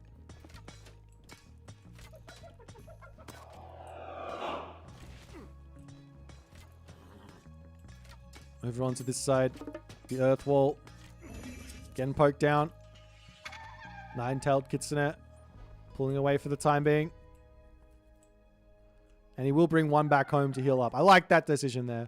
He's continuing to move from one of these weak worlds over to the other one to try and get himself in. But I think at this stage here, he's seeing TheRapl commit to a couple of units. At this stage, you're kind of locked off. We are seeing a wall up over onto this side and a wall up over onto this side. And what do I mean by locked off? It doesn't really matter how many units you built here, because the Halberdier can just come over and push you back. Unless you go in for some samurai or something at the moment. He's going to have to find somewhere else to attack.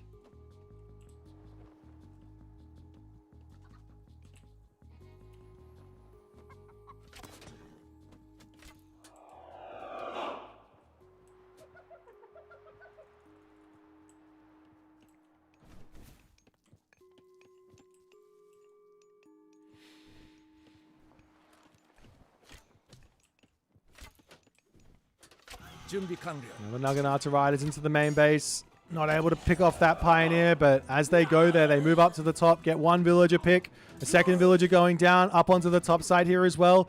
RAPL pulling into the tower. Will be able to cut off one of those villagers. Beautiful control from Matador as he gets in.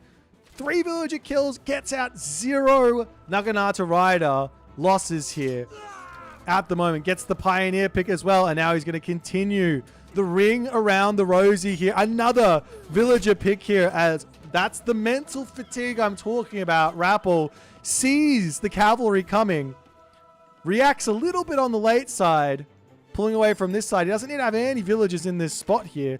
Over up onto the top side now, the Juragumo to come through, trying to knock down this position.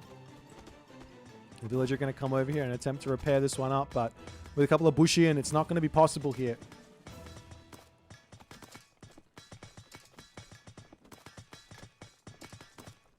And at the very least, this will be an open wall, finally, after 4 minutes of attempting to make it happen. It's still not up. It's still not open yet. Does manage to snipe the villager, though. The villager differential is starting to creep out of control, even with those villager kills. Mr. Shiragumo sends the halberdier to its death. 92 favor in the bank here for Matador. Question is, what is he going to do with it? Snipes down the Cheongchi there. He could go back into the main base. We are now seeing it getting completely walled up, though.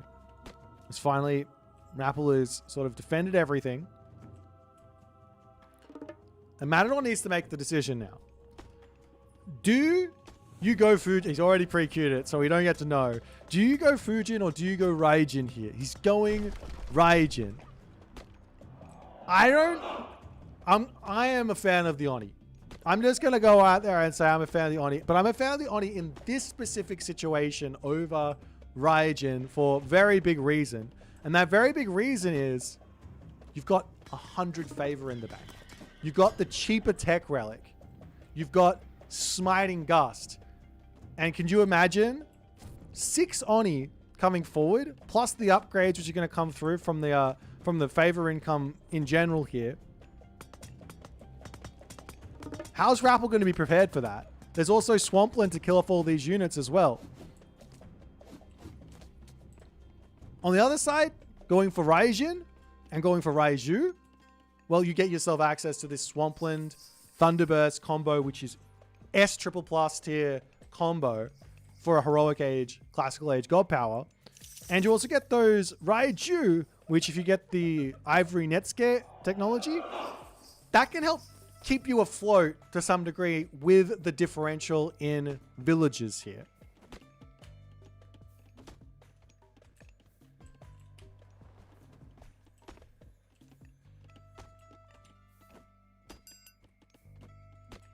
Nonetheless, up to the top side here. RAPL calm before the storm here. He's got himself Gormang pre-queued. The problem for RAPL is he doesn't have any food. He's eating goats. Now, he could just buy food here. You stick a whole bunch of Kwafu onto gold, buy some food, get to the Mythic Age that way. As we do have Ivory Netsuke and the Raiju on the way with Horse Archers now starting to come into the mix here.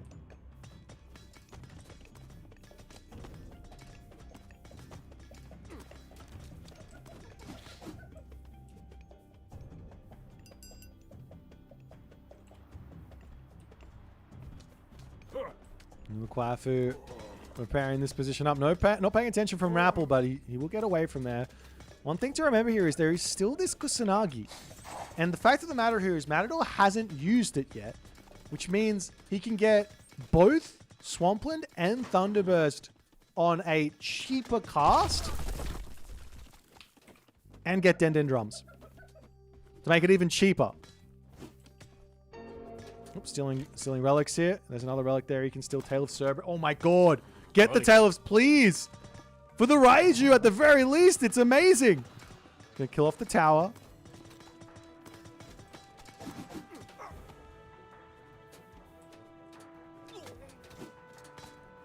Matador doesn't really have any great answer for these for these halberdiers here. If he sneaks out a whole bunch of samurai or something at this point, it could be enough for him to like break through all of this, but he has to hide them. As the Thunderburst, Swampland combo does come down. The halberdiers diving into the tower. It's almost dead though. It's not going to be enough, it looks like, as they pop back out. And all of the halberdier will end up falling here. As Matador does manage to win this fight, but I mean, winning a fight, so what? TheRappl's economy is gigantic. He's going to get more units out.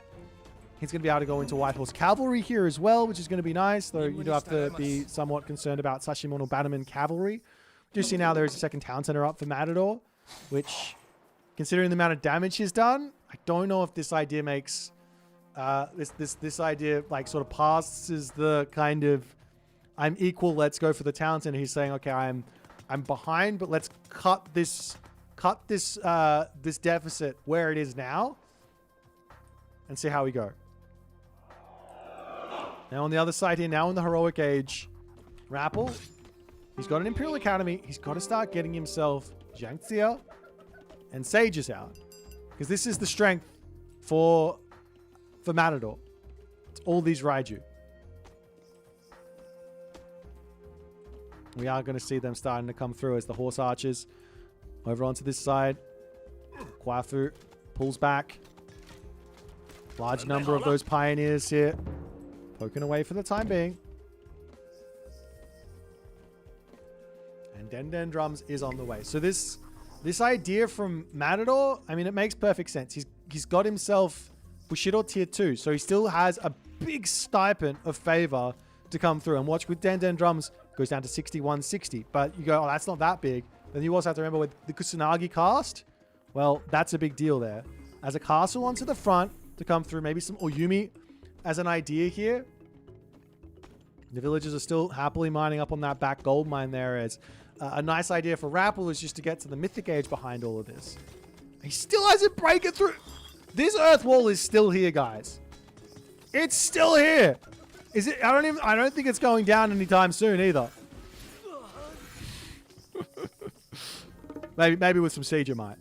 Meanwhile, over onto the bottom side, a ballet as the pressure is dissipated over here. 3 Miko on the front to heal up all of these units. This is such a smart idea from Matador. But he has to stop fiddling with his units to get that full HP in. Towerwood point of view. Oh, villagers onto the front. This is very, very dangerous from Matador. Like, he can get poked, very quickly lose those villagers. Nonetheless, one Oyumi in queue here. 180 of 190 pop.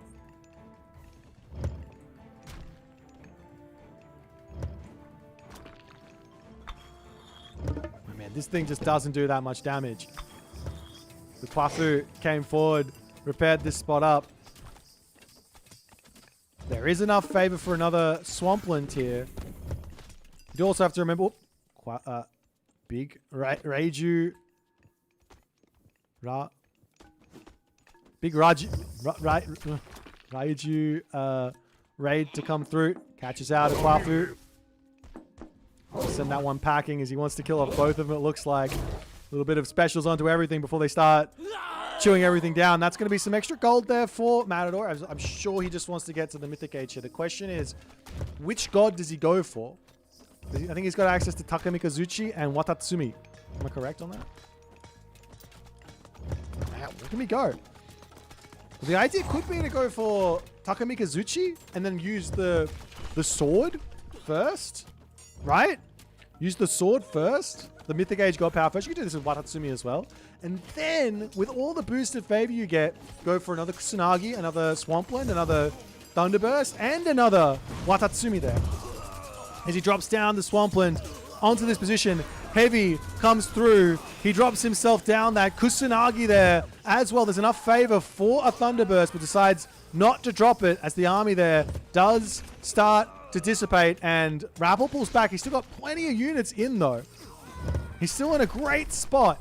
5k military resource value, 25 villager advantage. That being said, these Raiju are going to be very, very effective at getting to, at sort of helping out here. Meanwhile, the resources are ticking up, and we will be seeing Take Mikazuchi. The army to start motoring forward here. He's got that Thunderburst. If he wants to drop it, it's a lot of favor though. The Oyumi here going to be a big help as well at taking out these units. But the military differential now is for the first time in this game favoring TheRapl, as it's looking like he has managed to hold villagers coming onto this spot, but the Thunderburst is going to be a big, big help here. Is there enough firepower though? After the Thunderburst is done, it's looking like TheRapl will claim his next gold mine, and Matador needs to pull back.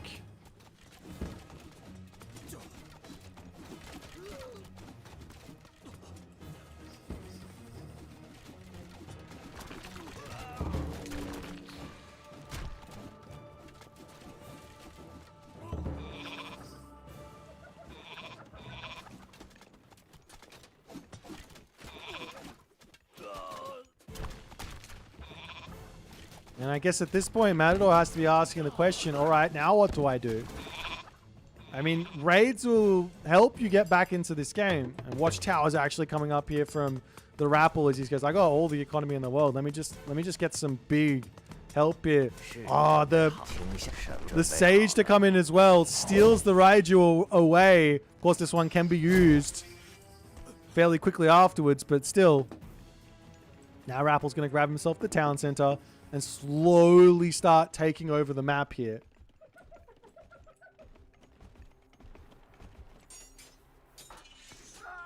Over onto this spot. Jiang Xia almost gets taken out.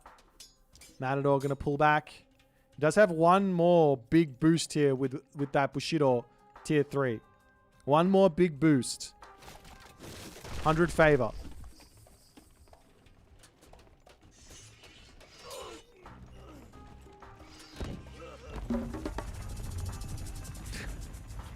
A second Earth Wall coming down onto this position just to add insult to injury here. You spent so much time trying to kill the other Earth Wall. It's back! And it means business. There's also access to another forest protection if TheRapl wants to go that way.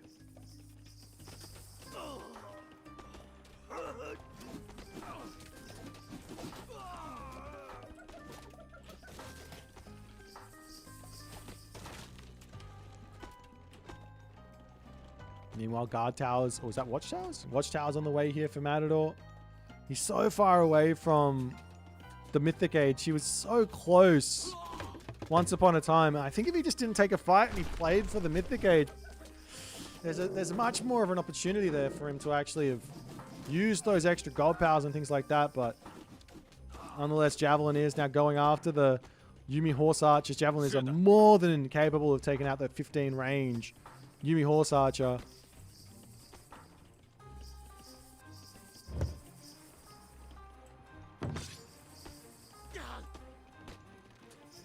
And now Mythic Age in for TheRapl as he will slowly find himself a big advantage. But now it's 3 town centers for Matador as well.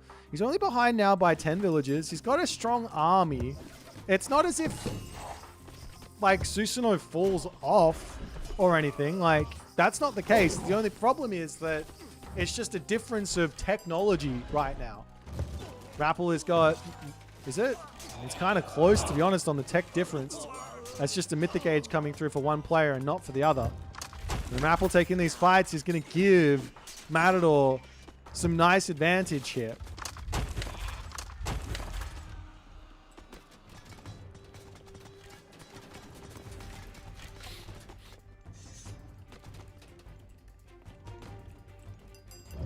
The Oyumi numbers are going to come back here. Like a 5 Miko in the middle, just healing. I mean, surely we just put some shrines down, right? I mean, where do you put them? Here, here, here. Surely a whole bunch of favor here would not go astray.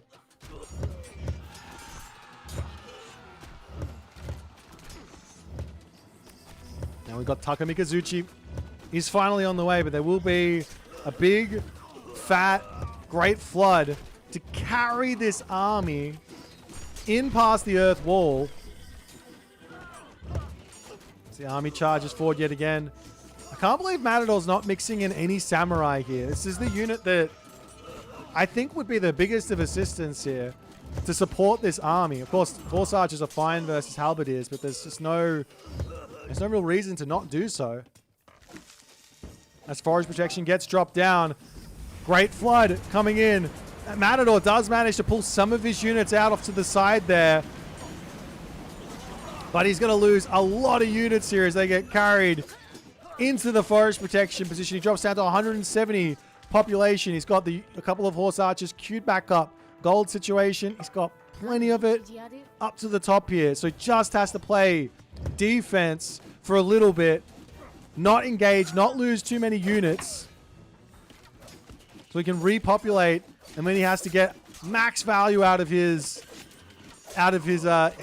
samurai sword, his divine sword of justice. I don't know if it's got anything to do with justice, but anyway, he's a divine sword. Let's see if he's going to be able to make that happen as the Terracotta Riders do get cleaned up. Villagers going down all across this position. 2k to 6.6k here.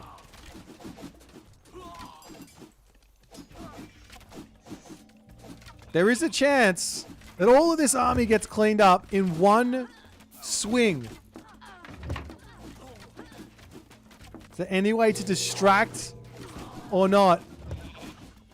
As he drops the sword down, and he does manage to get a big swipe there onto the back line. But it wasn't crazy. He's going to kill off all the other units on the back here as well. Upgrades starting to come through for TheRapl. He's going to transition over into Tiger Cav. But here's the thing. For the side of Matador, take a look at this upgrade. Wait. This upgrade. Tiger Cav aren't that good versus late game Takemikazuchi Susanoo.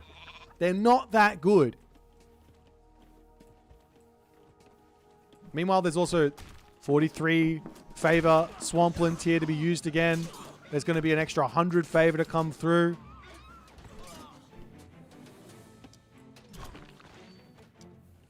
And Matador is still very much so in a position that he can win this game. TheRapl has got an economic lead. That's it. Armory situation. It's basically equal, and the fact of the matter is 8,000 experience away from champion. It might be worth it here for Matador to just buy these upgrades outright. They're cheap. They're cheap at this point. Take a look. 171, 137. Why wait? Just, you need the upgrades. Just get them. Trade routes need to get started here. TheRapl has already started his. Matador also 3 deer caravans. TheRapl about to be out of gold on the backside. And this could be very interesting. How many trade caravans on the top here? 19. TheRapl is fine for gold. There's not going to be a gold staff coming in anytime soon. But the gold will be gone fairly shortly.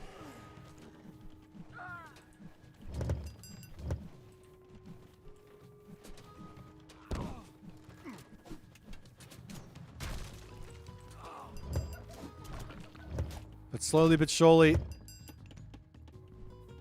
Matador attempting to push back here. What's the plan for the late game here for TheRapl?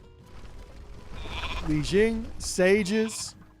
Obviously, a sage onto the Asura is mad value. It only stuns him for 2 seconds, but you get 8 seconds of Asura, which is gigantic. He does drop down the Swampland and the Kusanagi there, sending a couple of units back into that Swampland to pick off even more of them. As now Matador says, it's time to push forward. Let me get to my champion here. Divine Slash does actually look somewhat in reach here after 100 favor comes through. Now the town center will be under siege here from these Oyumi. I'd love to see siege engineers here coming through, but does not have it just yet. We do have the heavy Yati Spearman. The upgrade is not pre-queued. It's not coming through. There's no sumo upgrade either for these samurai. Also, there's no sword to help out either. As the town center looks like it will be surviving here. And I hate to say it, but I think we might see another hour-long game here. I don't hate to say it at all. I'm feeling sorry for the other competitors, but that's the way the cookie crumbles. As Matador pulling back, the question of the big question here is, Matador doesn't have his trade route sorted. Will TheRapl have the forethought to go and secure this bottom side of the map? We see the walls coming up here. Matador is putting effort in to defend himself. The next Bushido tier about to hit. I almost feel like you just drop Kusanagi straight away on cooldown with that favor income.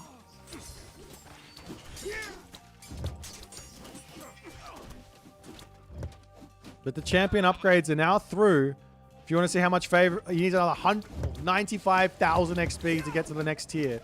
Now we see upgrades. Sword Jutsu, 10 Fist Sword, Sumo Training. How does he deal with the dragons is the question. I mean, Yumi Horse Archers, not really an idea. He's got Bushi, I guess. They have a lot of range.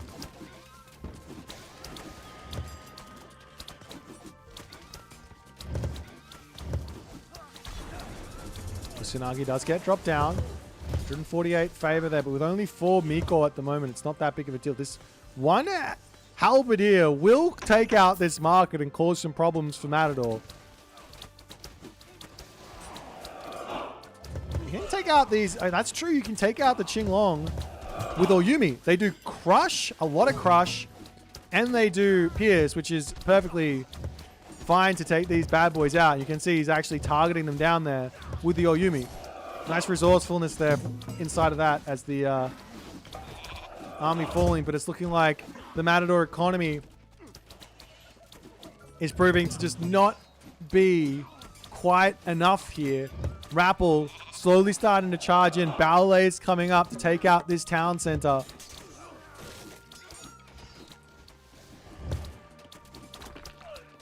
Stun coming down onto this position there from the Li Jing, but Matador, he needs time now to set up this trade route. He only has the one market. 15 deer caravans is not going to cut it. On the other side, there's 32 trade caravans there for TheRapl.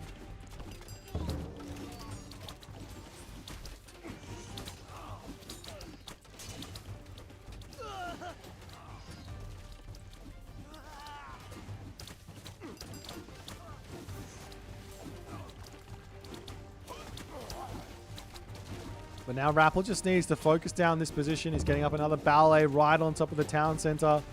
Matador just not able to get himself out an army that's going to be able to deal with this stuff.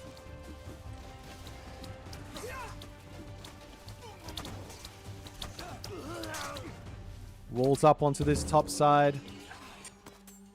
Another market is up over here though for Matador. The town center falls, and I mean, there's going to be this problem yet again, similar to game number 3. If TheRapl takes this town center, he's going to be 4 versus 2 TC advantage, and even if Matador then gets his economy sorted moving forward, well, now you have to deal with the 250 plus population Noir army.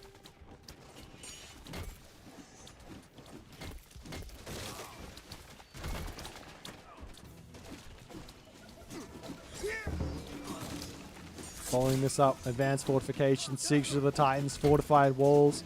TheRapl not allowing anything to come in his way here to take this game, and Matador taps out. A valiant effort, not able to quite link it all together here in this game. He got so close to stabilizing and taking this one late. after not really being able to get the damage. This map, beautiful for TheRapl for his defensive play. Gold mines all over the place on his side of the map, so it's very tough for Matador to get any sort of easy kills. And on top of that, the defense on that earth wall consistently keeping him alive. TheRapl takes the win, takes the series. This is not game over here. Or it's not the tournament over here for Matador. He gets sent to the losers bracket. He will be playing tomorrow. So it's not going to be the end for him. He got a lot of units killed, but I mean, it's the economy difference, right? That was what was the big difference there. Nonetheless, if you guys are enjoying the series, enjoying the tournament, make sure you do hit the follow button. Make sure you hit that subscribe button as well. And we'll see you guys in the next series after a short pause.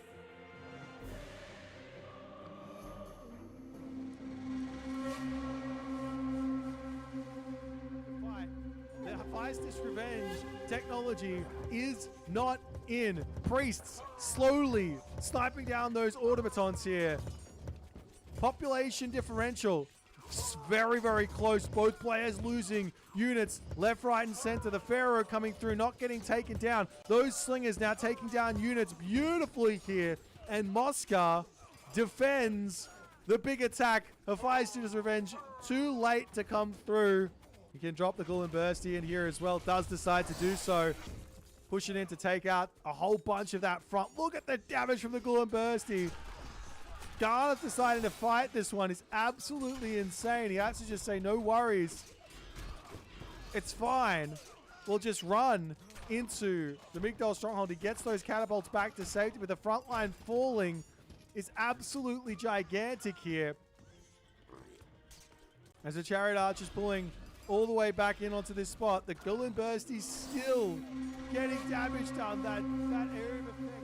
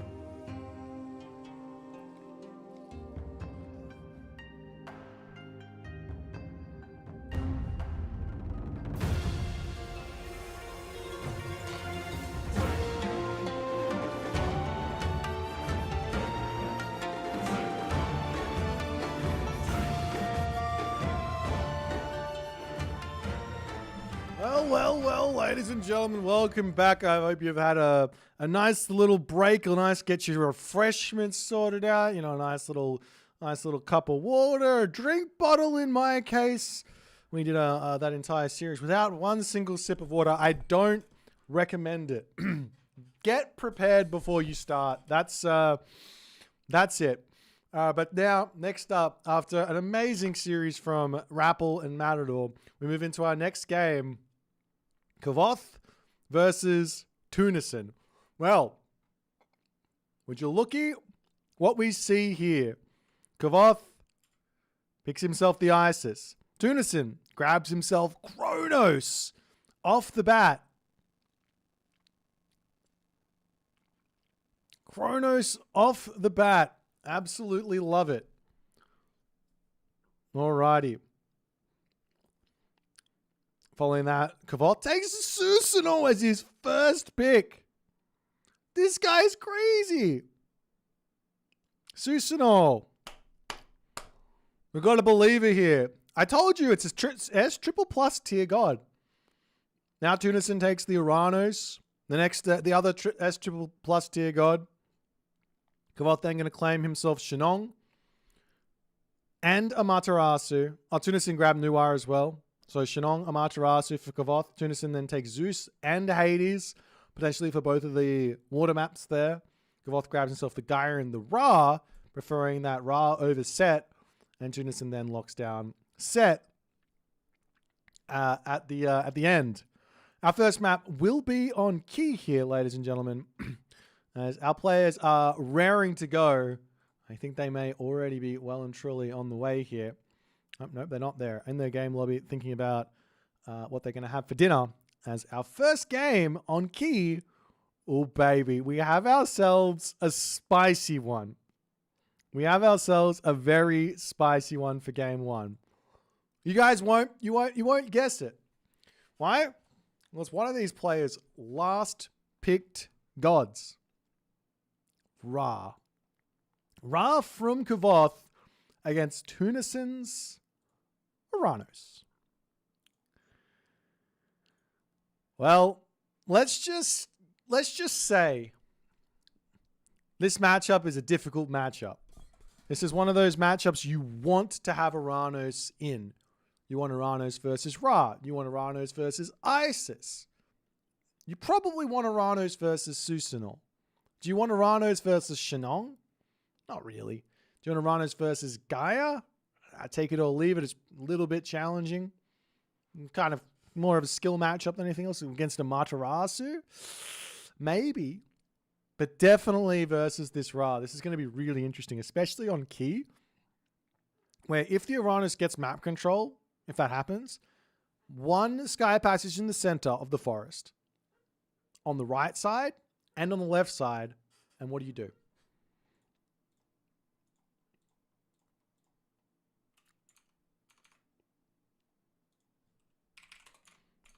What do you do? I'm really excited about this one, guys. So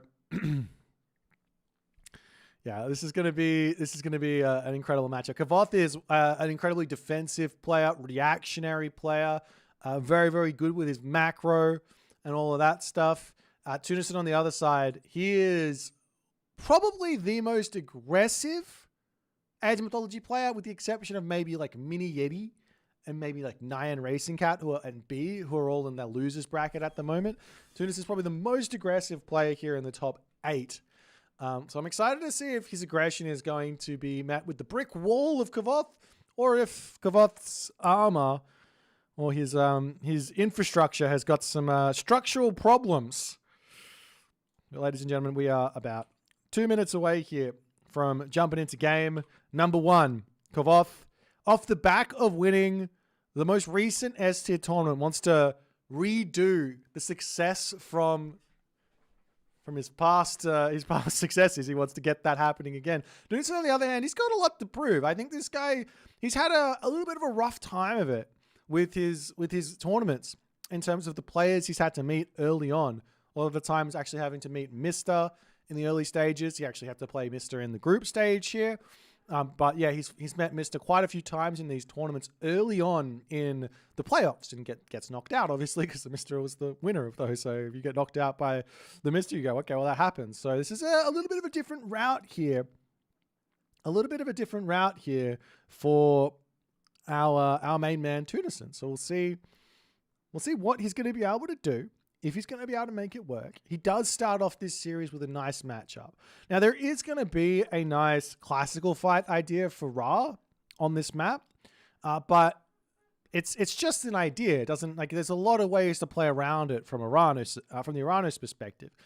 If there's a really nice second town center, things get a little bit more tricky for the Eranos. So if there's a nice defensive gold mine or something like that, but Key can be very, very brutal with its spawns.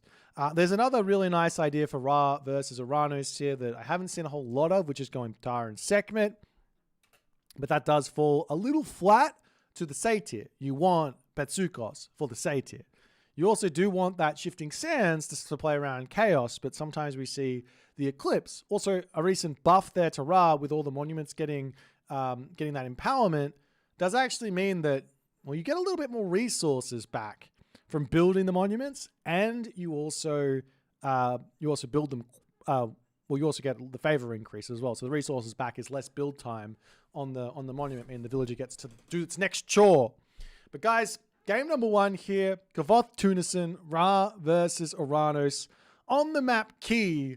If you guys like Age of Mythology, there's no reason why you're not gonna like this game.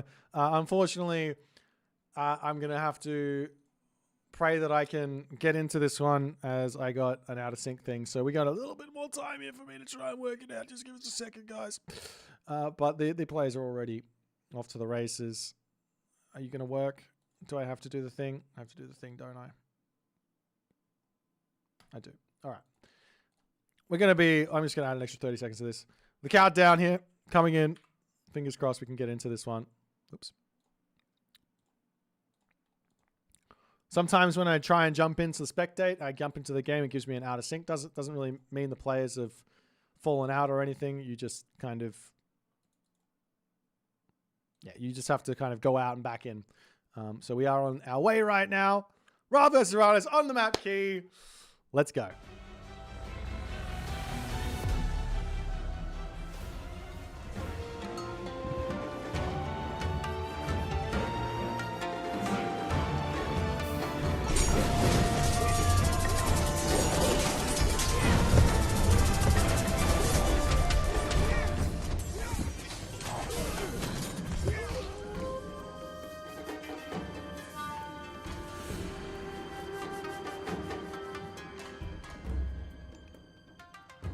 Alrighty, ladies and gentlemen, game number 1 here in the left-hand corner of the map.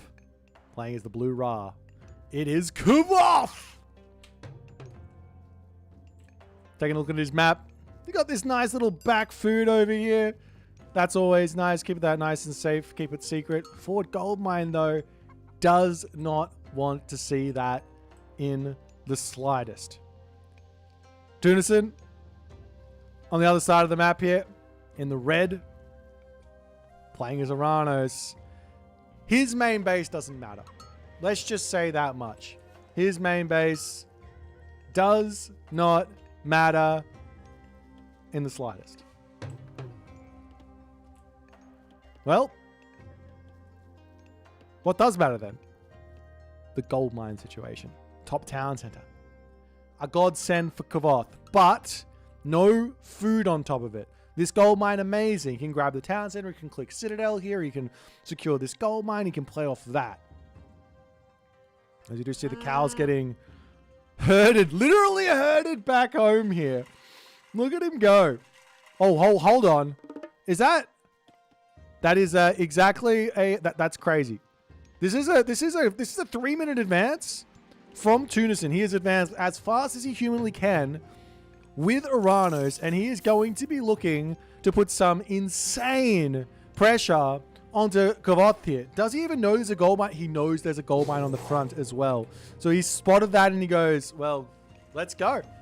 I'm happy to come and attack you, my friend. There's not going to be any multiple monument ideas in this game, as we do see the houses getting spread out. This monument not in the best position here to get those ones up in the main base and immediate military barracks. The Millers will be coming through and bust the god of choice here for Kvoth. Now, I told you Tunison was aggressive, but were you expecting the 3-minute advance into the immediate Murmillo spammage into the let's go kill him? Well, yes, you should have been. That's exactly what Tunison is going to do. He's got Shockwave, he's got the Murmillo, he's got the Caladria, he's got all of the ability to make things happen here. Checking out the relics in the center of the map, there is the Feather of Bafang here as well. Absolutely huge. Hecate's Torches, so many good relics for Tunison to just grab. Over on this side, there's Dar's Scepter, an amazing relic there for Kavoth and his Ra. Does pick one relic up there, which is the Hermes' Winged Sandals, which will help those priests get from point A to point B. Unfortunately, there is a gap in the Kvothian wall here. It's not very hard for him to just throw a wall down up here and block this off, but he has to recognize that it's open for him to go for that. As now the Classical Age is in, a secondary Sphinx will be on its way. Sky Passage are coming up. And, well, after all is said and done, this has not been an aggressive move from Tunison in the slightest. Like, at all. Here, Murmillo over here. Spot some Sphinx coming through. They will turn around, get some damage, and then pull back into the main base to heal up. And the relics can get grabbed as well. Though, for the moment, just holding the center. And we see Sky Passage on the right. Sky Passage on the left. Mana in the middle. No Sky Passage in the main base just yet, but waiting on that. He's got the resources for it, so he might want to go for it. As the Murmillo heroes in, looking for damage. But Kavoth is so ready for this. He's got the barracks up already. It is hit by the monument. He's getting Axemen coming through. Obelisk will just come straight back up. And the Sphinx moving around onto this side. Will they spot the Oracle is the question. Or does Tunison notice it? It looks like Tunison has evacuated with the Oracle. But the Sphinx, they are in red hot pursuit. They see that bad boy and they say, not today, Sonny Jim, blocking with the Sphinx on the backside, but the Murmillos, they're in, and the Oracle gets healed! The Oracle gets healed, an amazing save there from Tunison, and he picks off one of the Sphinx. Incredibly well played there, and Kavoth has to get back into his main base there. Huge save. What do you do now? The Sphinx here will get saved by the Priest and the Axeman as well. Not going to be able to finish that one off there. Oop, actually decides to turn around. One kind of aura coming down onto this spot as well, as the Priest will try and turn. But this is not a winning fight for these Axemen, not at this stage of the game. And the heal comes onto the Murmillo there as well. Max value here for Tunison as he continues to push Kavoth back. Behind this now, we see Tunison already saying, you know what? I'm going to just go Heroic Age. I don't need to make more units. I got enough stuff here. This is fine. As the Axeman popped through, one Murmillo hero falls. That was not what Tunison wanted there. He was getting so much value out of those Murmillo heroes and the Caladria. But nonetheless, has to say, well, that happened. No worries. Let's get ourselves sorted. Off to the Heroic Age. Off to Satyr Land, where it is raining javelins that pierce enemy units and kill everything off. But Kavoth, he is no slouch here. He knows exactly what Tunison's doing. Sobek is pre-queued. The only problem here for Kavoth is where is the monuments? Where are the monuments? Tunison has 7 oracles! 7! How are you going to deal with all these Satyr? The answer is Pitsukos. Without a doubt, the answer is Pitsukos. Armory coming down. Hyperion on the way. Sobek to come through next. But how are you supposed to build... How are you supposed to build these Pitsukos if you've got no monuments? it's time for Kvoth to at the very least place 2 down, if not even 3. But does he have the gold to do so? 1,000 gold remaining. He has to secure a gold mine as well. This is a very tense moment in this game. 3 sky passages up as well. If Tunison can sneak up here and drop a sky passage on this position with this Oracle getting eyes on both of these things, yes, life will be tough. This gold mine obviously could get grabbed, but it's so low value with no town center. Yes, of course, there's the berries, there's the Cerro, there's the gold mine. Maybe this is the idea for Kavoth. Go left, grab this spot, get all the food. Could be the way to go. He's getting up his second monument now. But is it too little too late? A second temple! Man, Tunison is a man after my own heart. Tunison is a man after my own heart right now. Satyrs. Yeah, these guys are going to be coming through very, very fast. He's getting Sons of the Sun as well. He is not messing around here with anything slow, anything fast, excuse me. He's just like, look, I got you in your base. I see you moving up onto this gold mine, like already. Wait, does he? He doesn't see it. There's a Migdol stronghold coming down. This is going to be Contarius, Satyr, and, well, we'll see if it works, is the big question. He's already gotten significant damage onto Kavoth because he's slow. With the fast advance, he scared Kavoth. He scared Kavoth into not making secondary monuments and trying to get himself defended against all that all-in stuff. Kavoth reads the heroic age after all is going on there, but now he has to deal with Contarius, he has to deal with Satyr, he has to deal with like a crazy amount of faith. There's literally 8 oracles here for Tunison. Are you kidding me? 8. Do you know how much? Do you know how many of that? That's like 8 more than 0.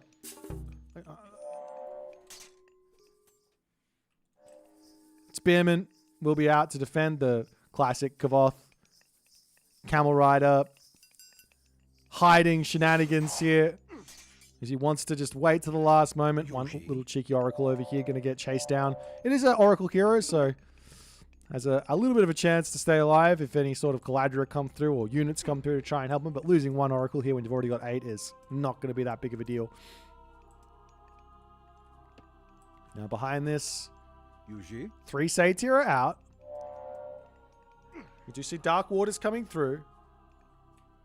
I don't think Kavoth... Well, Kavoth has got no idea what Tunis is doing at the moment. He's only starting to learn. He sees all the Contarius. He hasn't spotted any Satyr yet. In fact, Tunison is sort of hiding it a little bit. And here's the other thing. Camel Rider? Chaos is actually really good versus Camel Rider because they hit themselves for double. Hit themselves for double damage. As a random citizen going to sneak up to the top here for a sky passage on that left corner. Meanwhile, the Oracle pulling back. Citizens calmly into the sky passage. There's Japanese wolf here. There's berry bushes over there. There's the villagers on this side. Gonna rebuild a sky passage over here as well and an escape after this one's done. I'm sure Kvoth will be on his way over there. We'll see if Tunison is paying attention. It's like he is not, and that's going to be a couple of citizen picks. So this is nice for Kavoth. Oh, never mind. Sky passage attempting to come up. He pulls into the corner. Too little, too late. Shockwave, however, to come through as Tunison says, I need these to be alive. Over onto this side, however, the sky passage will go down as the Satyr in the main base trying to hold on. Citizens pulling back into the town center. Kavoth seeing a lot of what's going on. He sees the double temple. Will we see a 3rd monument? Will we see any attempt at mass Betsukos? He's got 1 only at the moment. It's not going to be enough. Like, Camel Rider, do not beat this as the Chaos gets dropped down. We see a Locust getting dropped onto this as well as Kavoth pulls away, but that's a big amount of damage there onto those Camel Riders. He doesn't lose all too much, though. He does manage to get away from this, so still good to go. Whole bunch of Oracles have been sniped down, though, with the raids. Good play from Tunison. Sorry, good play from Kavoth as he's keeping Tunison at bay here. Watchtowers coming through. Lots and lots of farms though for Kvoth now. You have to remember these are really cheap. 45 gold while through Bast with the upgrade means he's going to get a lot of food from this, but does cost him tons of gold to do so. Whereas Tunison has not had to put his farms down. He's got plenty of cows remaining. And he does still have the berry bushes in the corner. Sky Passage coming up over here to grab this gold mine. Sky Passage over here as well, but the Camel Riders are in to spot this one. Will they be fast enough is the question. Answer is yes, they will. And Tunison says, no worries. I'll be back there later. Don't you worry.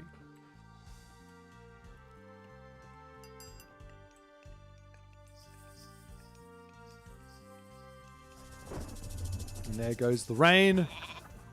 Thank you. For Kavoth, as he's going to get that big fat stipend of food. It's not stipend. Big income boost of food. I imagine his game plan has to be to try and get to the Mythic Age for Osiris.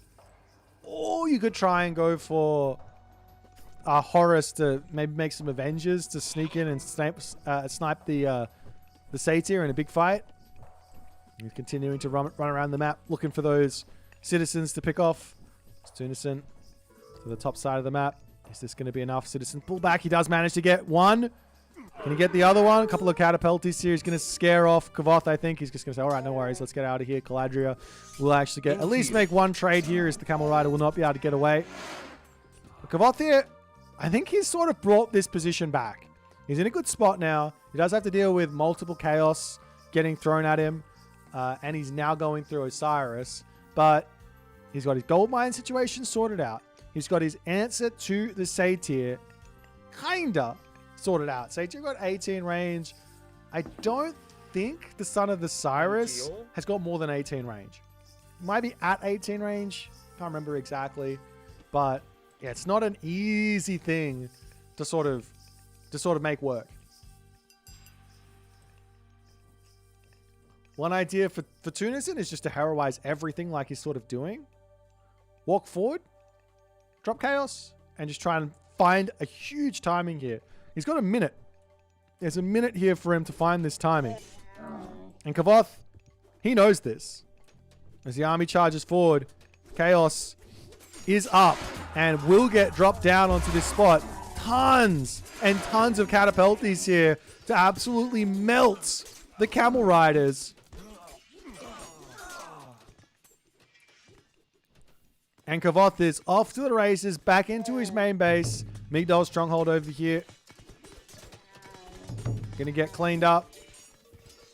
Turns around with his Camel Riders, but there's still catapulties onto that position there. And Kavoth does get caught going to the Mythic Age here. He's pushed off both the gold mines. He's bringing his villagers back in. Son of Osiris is only so good.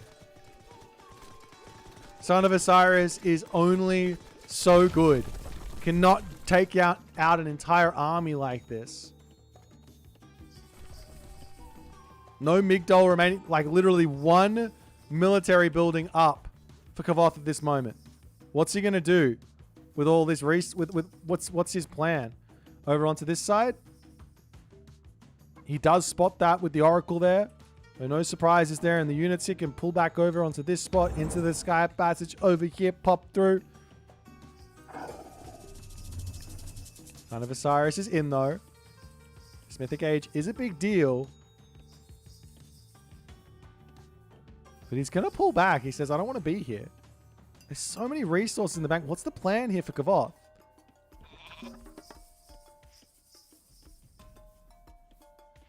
He charges over. Tunison not in position to deal with this. Not in his Sky Passages. And the Sky Passage getting taken down does mean he can pull over here and grab this spot. Meanwhile, oh, this is sneaky.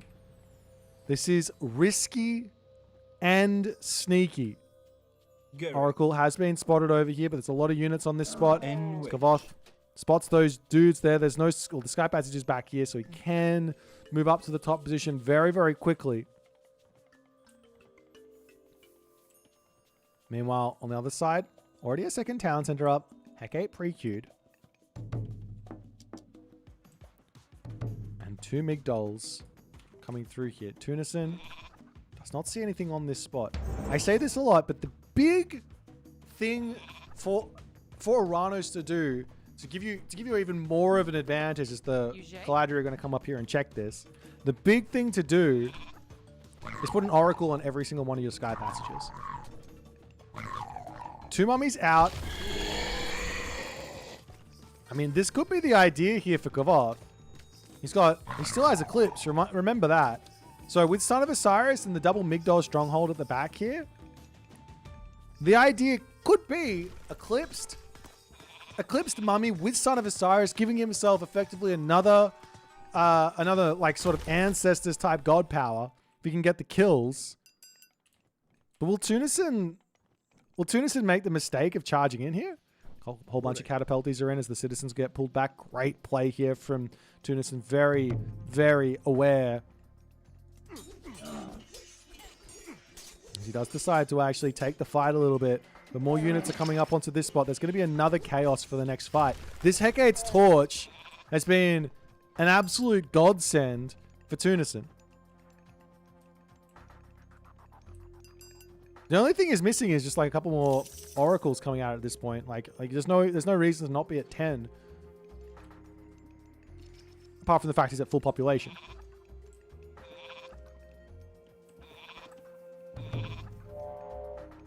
Meanwhile, Kvoth trying to get himself out an army. Charging across the map. I mean, you look at this. Now, look at this from Tunisia. This is what I'm talking about. Oracles on top of Sky Passages is everything. No Sky Passage on the top of the map here means the army is out of position. And this Sky Passage will end up going down. The Oracle can make a break for it, but Tunisia does not pay attention there. Loses the Oracle. A couple more Oracles are coming through here. Sky Passage on this top side as the Camel Riders will come over here. We see it. There is a Sky Passage over here now, however. So these Camel Riders can very quickly get sent packing. Oh, the army looks like Tunison doesn't even care. He's like, I'll just come over here and kill you, my friend. He's got fully heroized units. There's 12 non-heroized Contarius in the main base looking for citizens to pick off. The army charging in double Migdol Stronghold. The Son of Osiris here, getting targeted down. Shockwave. Garrisons into the Migdol, onto the back Migdol here as well. There is still an Eclipse available. The Son of Osiris pops back out, immediately targeted down yet again. But we'll be able to deal with those units nicely. There's no chaos at the moment because he spent it all on heroes. Diving back into the top side here. Great garrison micro from Kavoth. He pulls over onto this side, trying to go after the Satyr. Gets one zap onto them, half HPs, everything there as the Camel Riders over onto this spot. But now the Son of Osiris is caught out. Some big damage to come through onto this spot. Kavoth had 100 population, 150 population of Tunison.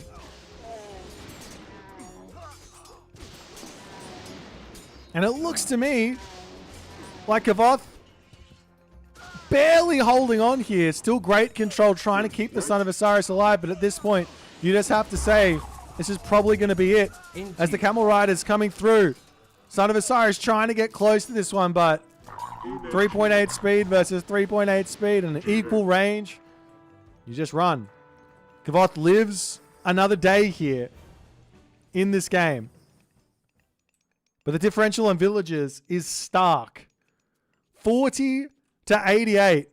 Tunison's army is just going to get bigger and bigger and bigger.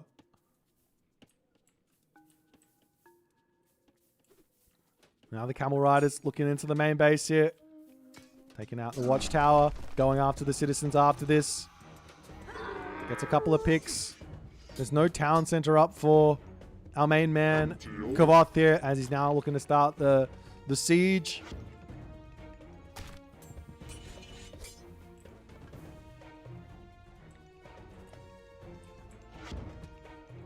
He's going to be running out of this gold mine soon as well. Sky Passage on the front here to come down for Tunison as he's desperately wants safety, but he also wants to mine this gold mine out. Take this gold mine out, take this gold mine out, and you can literally starve Kavoth of gold by doing this. Kavoth is still just going mass Camel Rider, and it's basically mass Camel Rider versus mass Catapulties. All the oracles are queued up now. Look at that. There's 2 oracles remaining as Kavoth's raids onto these oracles has been absolutely gigantic in this game. But Tunison is back up to pop. He's fully populated. No Migdol on this front means effectively here, Kavoth needs to pull all the way back. Great defense there. Fending off the Catapulties. He's got to pull all the way back to the Migdol stronghold or have a siege tower out or something that he can garrison away the Son of Osiris for.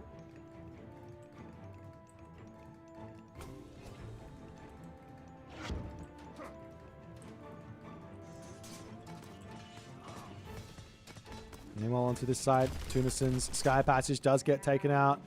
The citizens here, they can pop over onto this side, grab this gold mine if they want. Plenty of different options for him to go for. So the villagers will move forward onto this gold mine here. Does catch out a whole bunch of Catapulties. Tunison is throwing away units pretty quickly and with some ferocity here.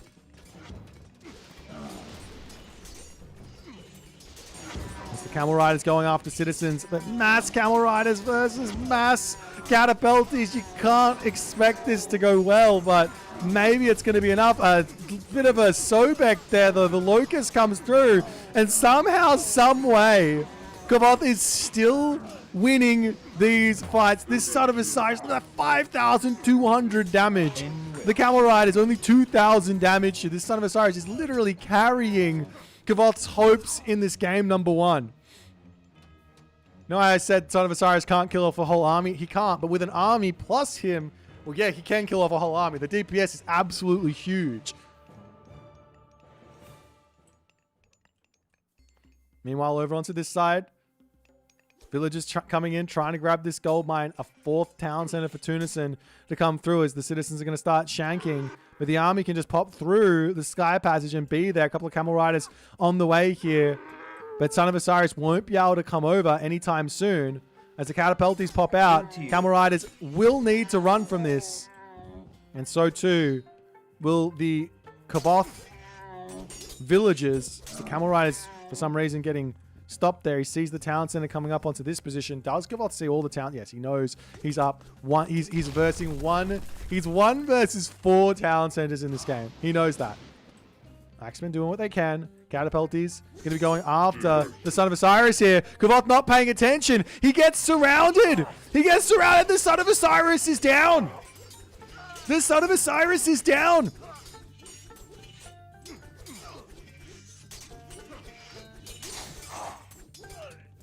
And Kavoth is in a massive amount of pain here. No Son of Osiris. No gold. 1 town center. Where to next? What does he do? He's still hunting oracles. He's doing a great job, but Tunison's just going to keep rebuilding them.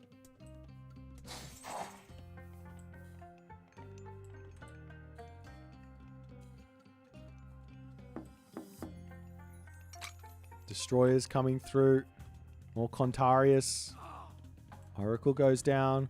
Skypass is still sitting on this spot. I want to see this Oracle here just come up onto the front so he can just see everything coming. Take a look at the actual mini-map of Tunison for the time being. He sees everything except for this spot.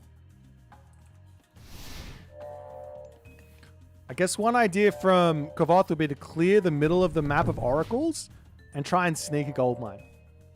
I don't see any other sort of idea here. There's a little bit of gold in the main base here from Kvoth, but that's only going to help out so much here. It's getting close to full population, but there's going to be another Chaos available very shortly, plus a Tartarian gate.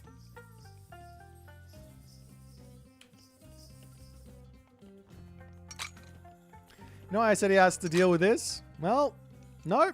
He just has to fly a rock forward and grab this gold mine. As the Oracle gets cleaned up over here, going to take out the palace as well. Any sneakages is all he needs. The catapult scares those villagers off. Good reaction from Tunison to get out of there. This position is now open, and Kavoth is going to try and take out the town center, but the units are already over here. Another palace is on the way. It's Heavy Axeman, Camel Rider versus Catapulti, Contarius. An impossible micro challenge here. Chaos gets dropped down onto the mummies there. He chooses just put it on the mummies. Take them out. I don't want to deal with them. There's a big spend of favor. Deals with both of them, and now the villagers here on this gold mine, they're going to have to bail. But remember, Kvoth has found a gold mine. He has done the deed. He's gotten down to the bottom side of the map. These villagers here, he can't be losing villagers when you're one down center. As Tunison charges forward. Watchtower, town center, monuments, all of the good stuff in this main base. But, I mean, Kavoth's got 2 barracks. He's got 2 Migdols. I don't even know if this is enough production, even with income, to actually take a fight here and win. As Tunison is feeling like he can just charge in to the main base, almost ignoring the army and go after villagers. This can't be an amazing fight here for Tunison. He gets pushed back. Kavoth is still holding. Kavoth is literally still holding. Yes, he's saving Eclipse for next game. At some point, he's going to get out a couple of mummies. He's going to click Eclipse, and it's going to melt this army into the main base. The Camel Riders searching for more villager kills. Mostly just searching for oracles in this game.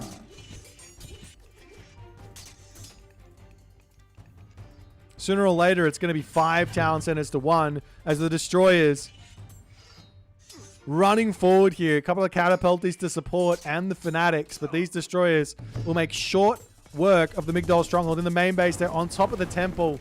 The Tartarian gate is coming in. These are Skin of the Rhino villagers here. As the first Migdol goes down, the second Migdol going to be falling. Shockwave gets dropped, and game 1 goes to Tunison as Kavoth not able to hold on here. I mean, it was just from the very beginning of this game to about, I don't know, I want to say it was like 15 minutes. It was the most insane game plan from Tunison. The fake rush, I mean, he built units, he got his relics, he put pressure on, he forced units out. The fake rush into Heroic Age with a ton of oracles into mass satyr, so big brain, but Kavoth gigantic brained it and said, I know what you're doing. I know Oranos. And he goes Heroic Age as well. But the problem is, because of that fast advance, it scared Kavoth, and Kavoth couldn't have the monuments in that he needs to deal with those satyr. If he has like 2 monuments from the start of the game, he has enough Petsukos to kind of take out those satyr. Then on top of that, the chaos things are coming through and he just can't stabilize. He couldn't get a town center up at any point. Gold mine situation was dire, to say the very least. But even so, you saw all of the defensive resourcefulness coming through for Kavoth. The resource differential says it all. At the end, you can see how close it was for a large portion of this game. Military differential also very, very close as well in the units killed. But nonetheless, let's jump back over to the draft and see what they're going to pick for game number 2.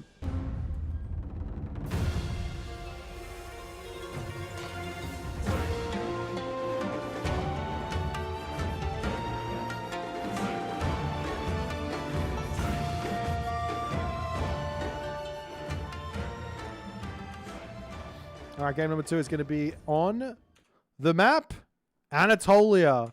And we will be seeing an Amaterasu versus Zeus game here for game number 2. I really like this. This is super, super interesting. I do think there is a significant weakness here. And I don't know how much Tunison and anyone else is going to be prepared to exploit this, because it does require some prep. You have to basically be thinking, let's go for a 4-minute advance time. Can you do a 4-minute advance time with a dock? Yes, you can. You send goats over with your villager to the dock. You build around about 4 fishing ships. You drop a temple. You go next stage. And following that up, you just keep building fishing ships. You get your dock up. But the idea is you're going to go for early Heracles, send it into your opponent's base and cause havoc while setting your fish up.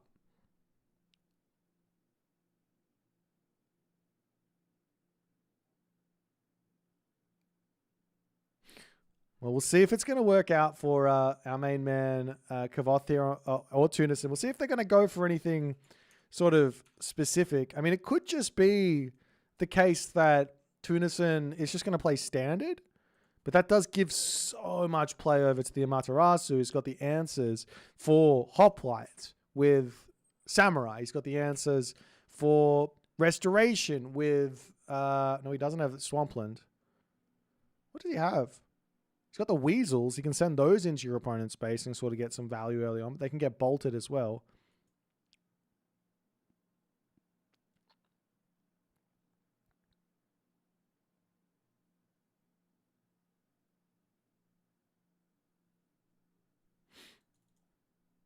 All right, ladies and gentlemen. These guys are in the game. They're off to the races. Minute and 30 seconds, and we will be going. Now, the thing is, at this level of play, in this sort of a situation, everybody knows one cheese and you get a win. So they're all looking for this stuff. So how do you know if you're getting cheesed by the Zeus? How do you know you have to go for a fast advance? Or how do you know you have to get a whole bunch of Miko out to sort of heal up all of the pain?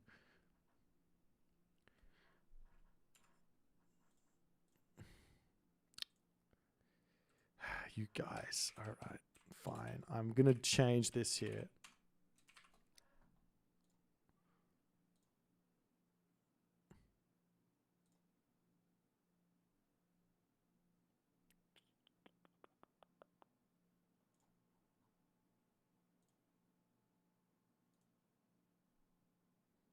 Is this going to work? I don't think it will.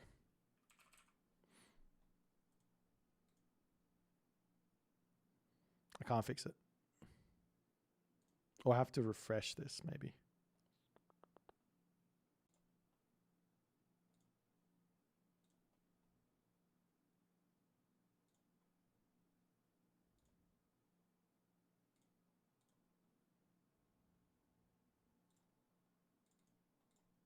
That didn't work. No, I ruined it. This is all your guys' fault.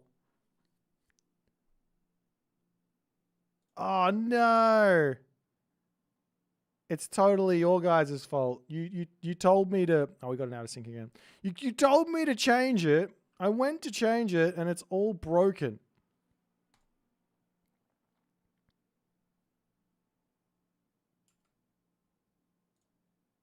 Let me try again.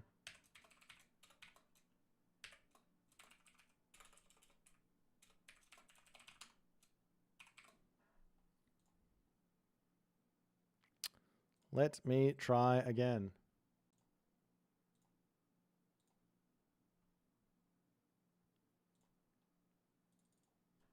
I don't think we're fixing this, guys.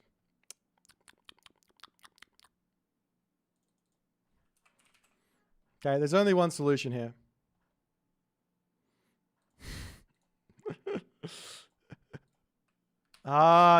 This is annoying me. I can't get the game in. Let me into the game. Go. It's fine. Let me have a drink of water. We'll sort this out soon.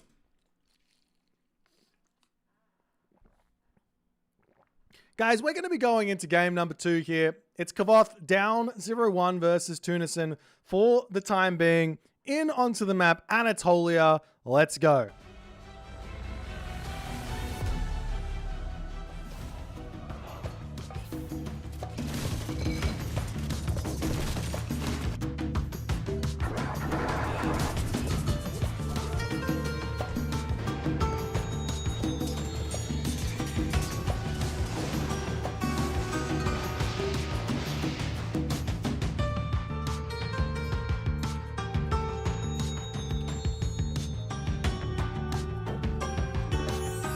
Alrighty, in the left-hand corner of the map, we've got Kavoth here playing as Amaterasu.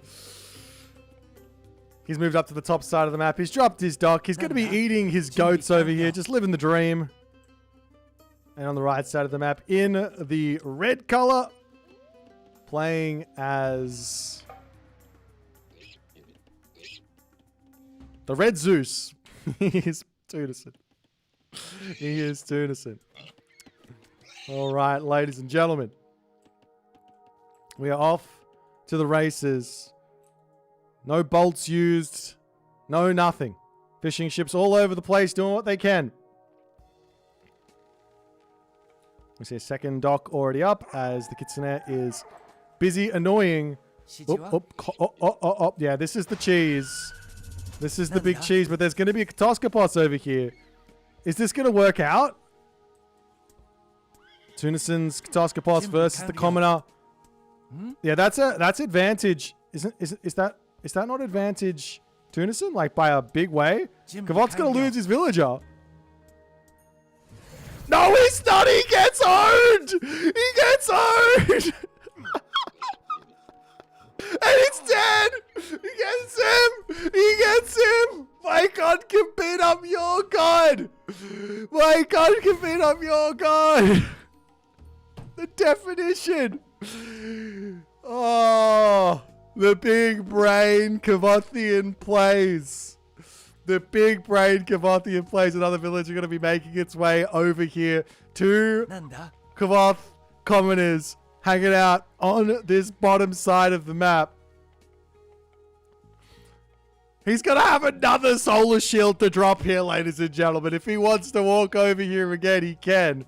He's got 12 seconds to get there. I imagine he just says, let me take the goat. It's not the end of the world for Tunison. He can shrug it off and say, whatever. We got a solar shield out. But that's kind of huge.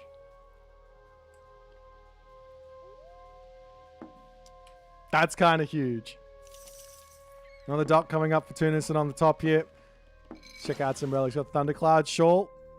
Some Pierce vulnerability reduction. We've got the Pelt of Argus boosting up the unit line of sight. On the bottom side, we have the Sistrum of Bast, making some villages a little bit cheaper there, and Gugnir Odin Spear, making those hoplites, Yati Spearmen, a little bit stronger in this matchup. Over here, we've got Ame no Uzume to come through, and Athena on the way for Tunison.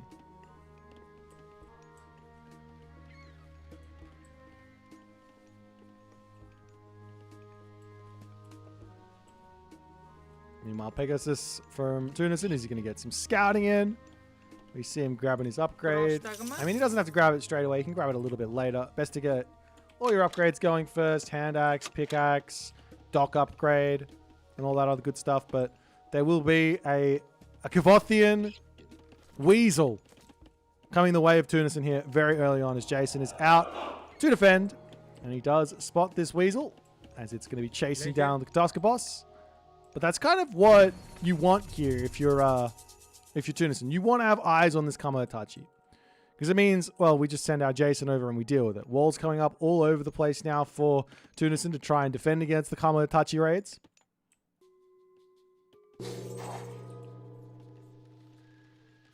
Riros is the GOAT.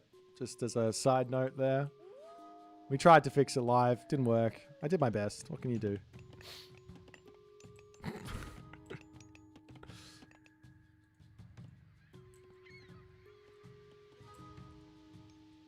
Nonetheless, the Jason having a little bit of a look here. On the Musha going to be coming out, needs to be prepared for the Minotaur. But he sees the Minotaur over here as the HUSKSUPPE does get sniped. And the units will be pulling back. Meanwhile, over onto this side, a Junkos Orsen to come through. Putting a little bit of pressure onto this dock here for Tunison. As the villagers over here, well, they will have to get back to work, but the Ondumusha is ready, raring to go. A couple of houses missing here for Kavoth as he does deal with that Jason nicely. Meanwhile, over onto this side, however, the Minotaur is getting in here, and that Ondumusha is not close. So he will have to turn around and actually just take this fight a little bit. Gets headbutted away. But some big damage onto the Minotaur as it's going to be pulling back. Meanwhile, Tunison does want to get himself a pretty quick heroic age. Meanwhile, the Juggernaut is out. We do have a Wasen and a Junkos Orsen. I think this is an interesting play from Kavoth. From Tunison. He says, oh, you're making this guy? I know you're going to expect me to make a hammer ship. So I am going to make the unit that counters the unit that you're making in the archer ship here. Anyways, all three out for Kavoth. He's got the the ramming Wasen. He's got the Wasen. These are all actual ship names here in Japanese, guys. So we can learn some Japanese while we play Age of Mythology. Over onto this side, more raids coming in as Kavoth is in full swing here in game number 2. Feeling very much in control as the Samurai trying to chase down the Jason, but will not be able to do so. Minotaur over here will get back to safety, and the temple is going to be under attack as the Heroic Age can be coming through. But he might lose this temple if he's not careful. There's a lot of villagers currently grabbing favor. 3 villagers on favor here is a nice thing. You're going to get a lot of nice myth units through. If that's going to be a whole bunch of Skylar or something, is most likely the case.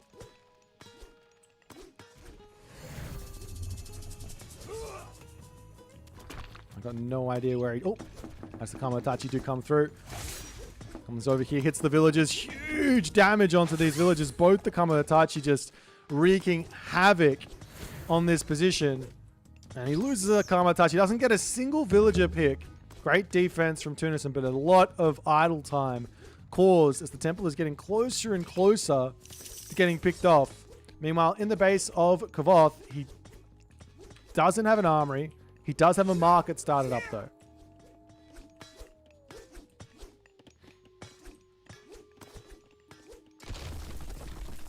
It's the Samurai moving in. Tunison misses one of his villagers, so that one does get taken out. No free Hydra for him, but there's going to be Skylar en masse coming through.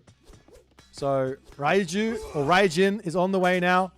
As we do have the Ondumusha there, manages to take out the Minotaur.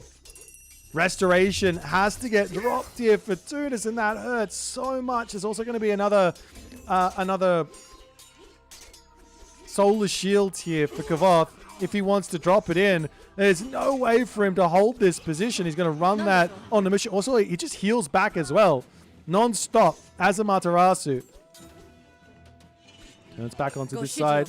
Getting close to getting picked off. But this is also a whole bunch of Bushido to come through as well as the pacifists are in. Up onto this side, we do see some nice pressure for the time being here.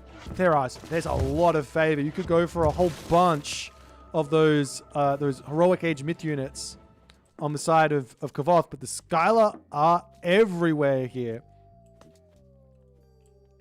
One idea is to send Bushi over here, actually. They've got a lot of range, so they might not be able to hit all the way here, but they can definitely protect the docks and probably all the way up to about here-ish on the water. So anyone in the chat who thinks that Samurai beat... Oh, they didn't get nerfed. I thought they got nerfed. Did I misread the patch notes? I think I did. Anyways. Maybe, Hapaspis do beat Samurai. What are you talking about, chat? 2 Hapaspis beats 1 Samurai. Without question.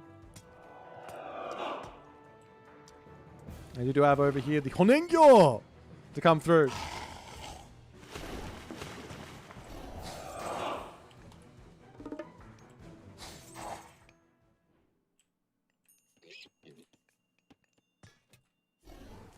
Tunison's dock going to get taken out.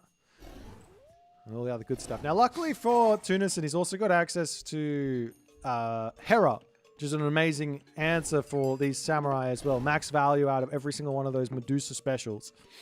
But I don't know if he's going to get there as the Raiju are out. Charging forward for the time being here. And Tunison in full retreat. As the Raiju gets that special off. Taking out these units here. And Kavoth has to release the pressure ever so slightly. Here the Honengyo versus a completely unupgraded, no headed Skylar. I don't actually know if it wins this fight or not. Kind of looks like it's going to be in the favor of the Skylar, but just barely. Meanwhile, Katagi, Hanya Mask on the way. Dojo in the middle of the map there for Kavoth. One ramming Wasa needs to deal with this Juggernaut here. He's sitting back just... Oh, now it's getting involved.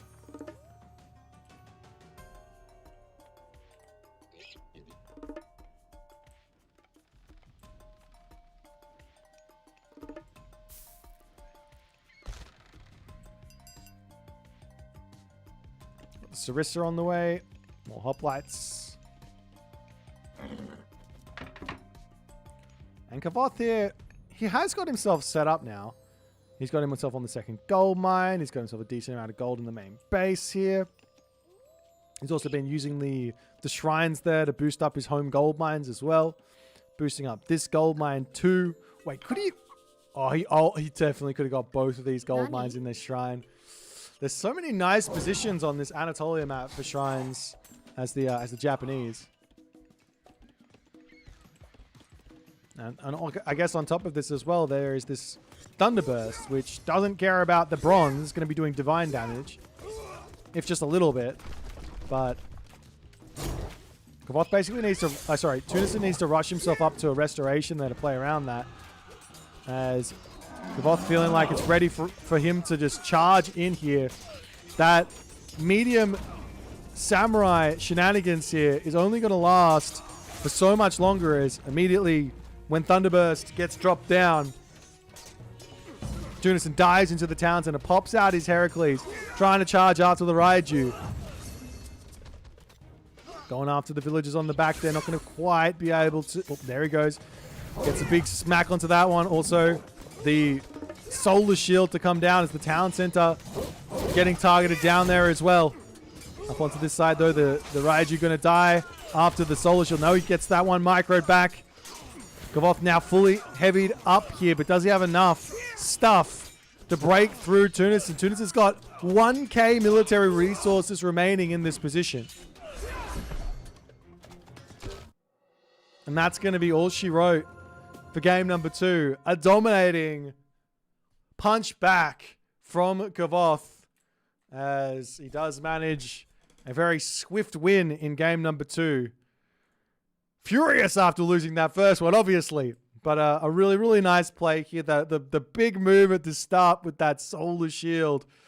The bolt was pretty big from Tunison, but you can't bolt a villager, whereas you can solar shield one. And that is all he needed to do to get enough of an advantage, it seems. But nonetheless, well played game there from Kavoth. We'll move back over to the draft, see what they're going to pick for game number 2. Oh, sorry, game number 3. It's a best of 5, so a long series to come here, potentially. Let's move back and see how it's going to go.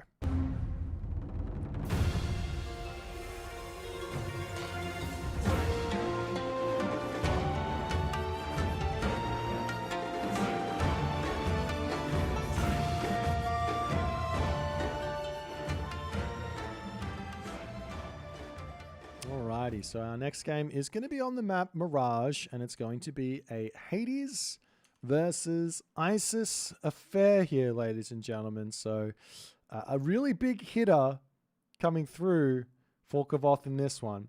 And the second Greek from Tunison trying to make it work.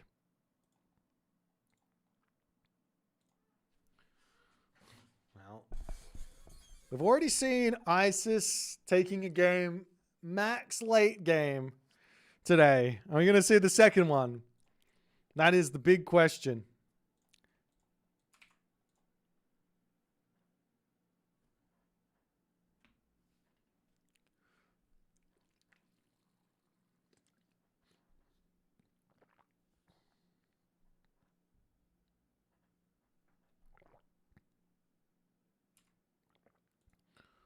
Alrighty, we're just going to wait for these players to get going.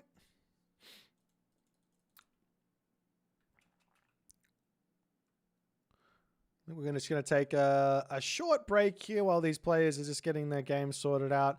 I'll be back in less than 3 minutes here, guys, for the game to start. But don't go nowhere, and we will see you guys momentarily.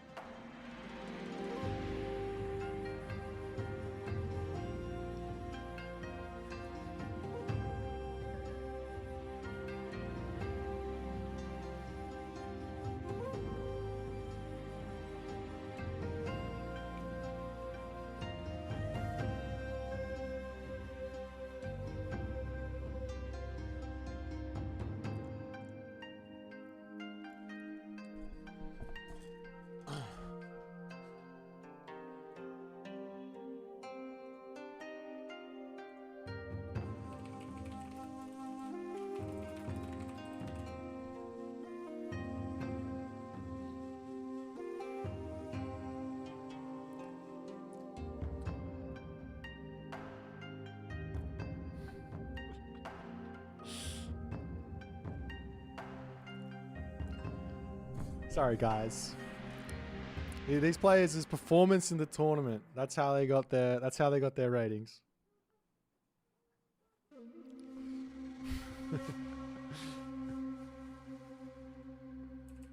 We're going to be getting into game number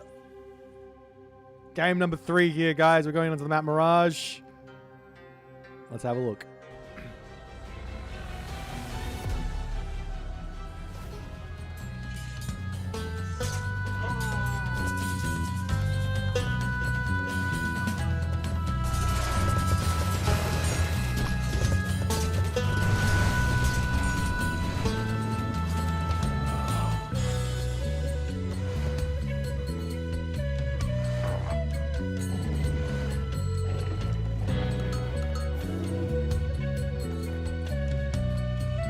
Alright, ladies and gentlemen.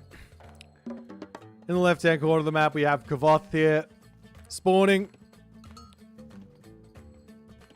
As the blue ISIS. We are on the map Mirage. He's got himself his dock already set up. Does have somewhat of a forward gold mine, but he should be okay here with Mirage. He doesn't get himself the beautiful back gold mine, but that could be a good thing. Because if he sees that, he might decide he wants to go for some aggressive play here. Go for a gold staff nice and early versus the Hades. Who, coincidentally over here, is Tunison.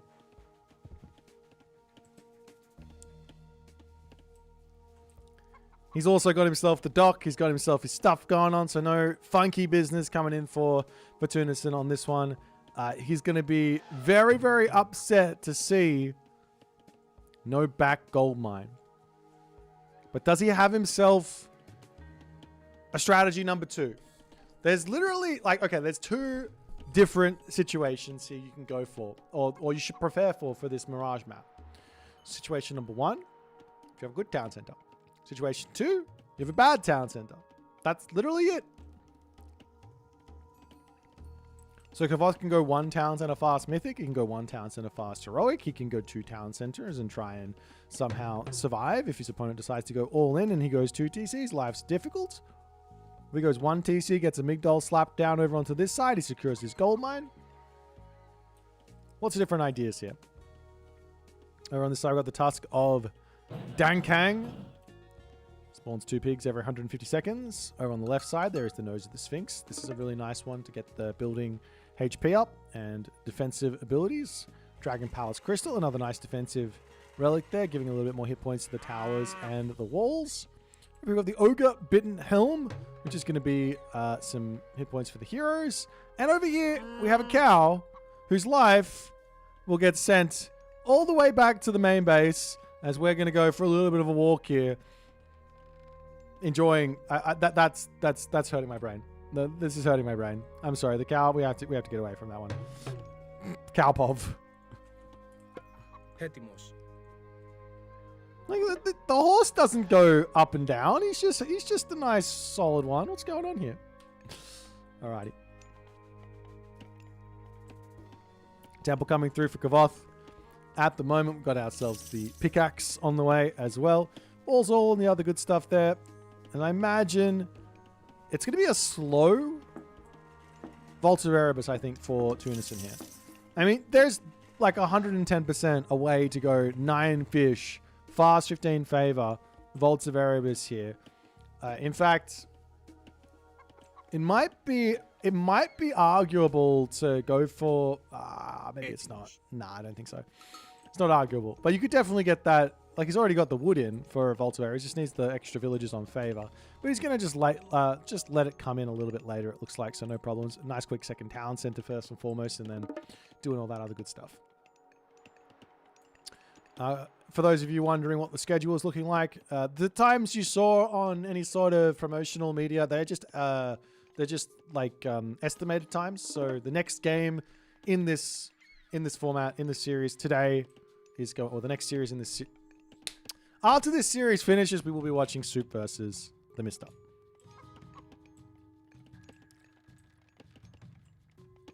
Monuments of the Soldiers coming up, and it will actually be an Anubis here for Kvoth. So no Bast shenanigans, it seems.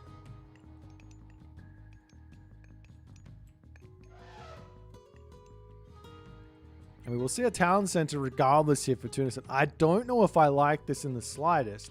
Kvoth sees how bad this town center is. I mean, he doesn't see what's behind this. There could be a gold mine up here for all he knows. Tunison is scouting it, praying, and he sees nothing. He goes, oh dear. We will see the Plague of Serpents getting dropped onto the town center. This is fairly rare. It doesn't really do a whole lot. Unless there's some like a Nubites up here to pick some stuff off. We see any Theseus, or not Theseus, Ajax. There's the Ajax over here. As the Nubite will be making its way up onto this spot. The HUSKSUPPE does end up getting picked off though.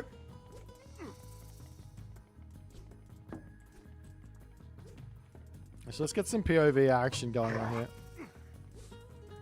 This is what it looks like to be in a Nubite, diving in to kill off a whole bunch of villagers. As one villager goes down, second villager going to be going down as well here. This is pretty brutal. You don't want to be losing those, and Kavoth now pulling out. But the question is, what is Kavoth going to do next? He does actually decide to go for his own second town center, which,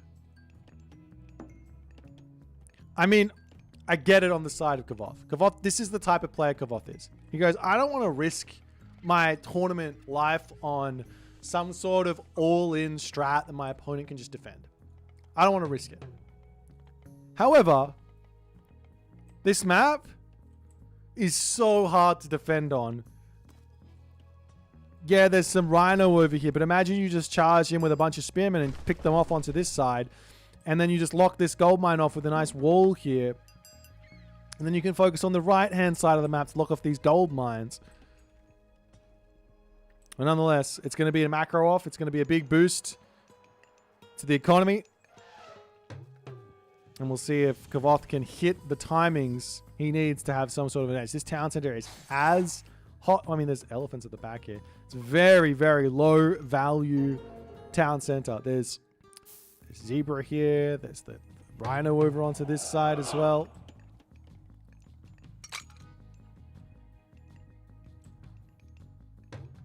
The walls are coming up all over the place. And effectively, Tunison's game plan here basically has to be, let's hold on for dear life. That is the game plan of a 2TC versus 2TC Hades. 2TC Hades versus 2TC Isis. You just got to go, let's try and just... I would suggest staying in the heroic age for most players, unless there's something completely weird going on. And you just sit there full heavy, full bronze, and you just mass units up to full pop, and you just try and, yeah, as I say, hold on for dear life. Achilles in, Ajax in, Apollo coming through. Kvoth's got a couple of barracks up here. He's trying to make some spearmen to defend. He does have to take out that Minotaur. That's going to be a bit of a problem for his spearman shenanigans. But with the fast Apollo, are we going to see a whole bunch of... What are we actually going to see? Because this is interesting, because I think Tunison has got like a timing advantage here to some degree, because he got his town center up really quickly. He lost 2 villages. Probably it's about equal in terms of villager differential, but because he got the town center up so fast, he hasn't made any units apart from the heroes. He's in a really good spot. Meanwhile, over here, Guardian Nubites is getting healed up as the spearmen sitting, waiting, watching, believing, thinking. Into you. Gonna move up to the top side and try and spot some villages where they shouldn't be. For the moment, it's majority of villages on wood. Gold is actually eating cows instead of risking it on the rhinoceros there.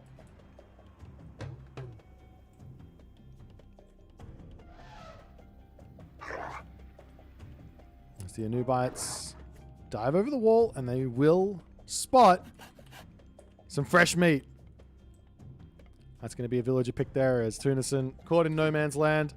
Can't be over there. Does use that jump though, so it's a little bit of a dangerous spot there as the Ajax and the Achilles are already en route here, but immediately he can just pull back, jump over the wall, get out of here. No real problems. So he gets the kill and... Oh no. Oh no. He gets the kill, he jumps on the spot and he is dead.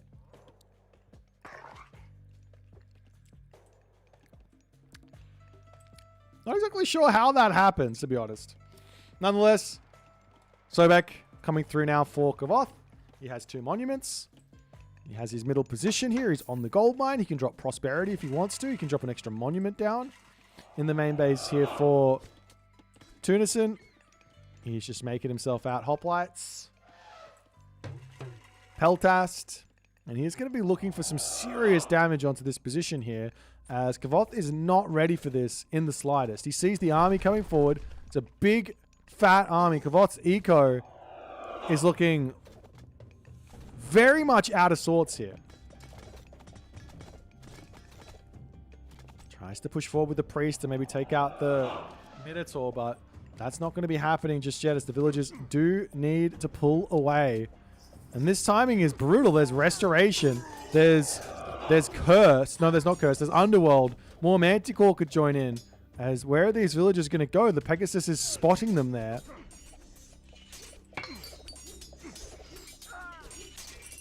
There's Restoration to come through. Pharaoh priests after the Manticore. And a Locust can get dropped down here. There's enough gold to put a Migdol stronghold down as well. One Petsukos is in. Dropping the Migdol on this spot. Immediately the units are going to come over here. This doesn't even protect the gold mine. Maybe it doesn't matter, as the Locust gets dropped down, but there's no units here to help out. Pharaoh gets picked off. Migdol's stronghold will finish up, but at what cost? Oh, all the villagers basically dying. He has 3 remaining there.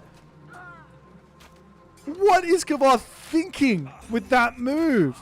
He could have just pulled back. He's got gold in his main base. He can push out later. Plenty of resources in the bank. Now Camel Riders to start coming in. There is a 14 villager differential now at this point in the game.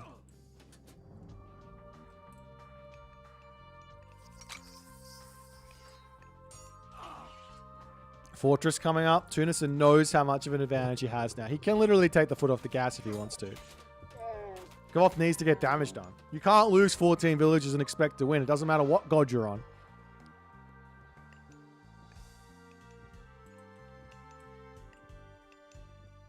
And the one saving grace here for Kavoth is he has Camel Rider. And Tunison is making his life a little bit hard by spreading himself to this top gold mine and on this bottom one. In which As he's coming over, he can actually bash down this wooden gate. I mean, if he just ran through, this is open. But nonetheless, he's going to alert Tunison to his presence. Units are going to be coming through.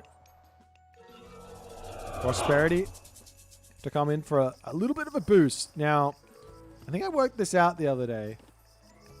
It's about 30 gold a villager that you get out of prosperity. So you do the math. 30 times 30. Underworld passage onto this position, however, as the villagers will get caught out for even more damage, but he only picks off 2? Maybe 3? I mean, that's still damage. It's still a 20 villager differential now, because this game is getting more and more out of hand.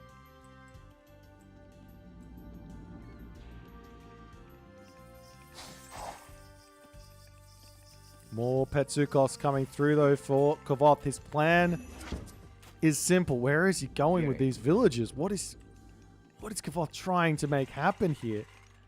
The army's looking terrifying. Hoplites, Peltas, a couple of Petropolis. We've got the Chiron, Ajax, Achilles coming through.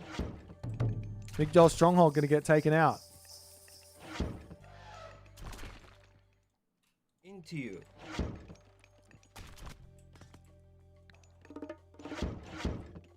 So the Migdol gets targeted down. The Petsukos, they can be used to take these out, but I mean, do you have enough units? It looks like he kind of has enough army to defend, so to speak. So he could very simply fight this one back. He wants that Crocodilopolis so he doesn't get pulled out of position too hard here.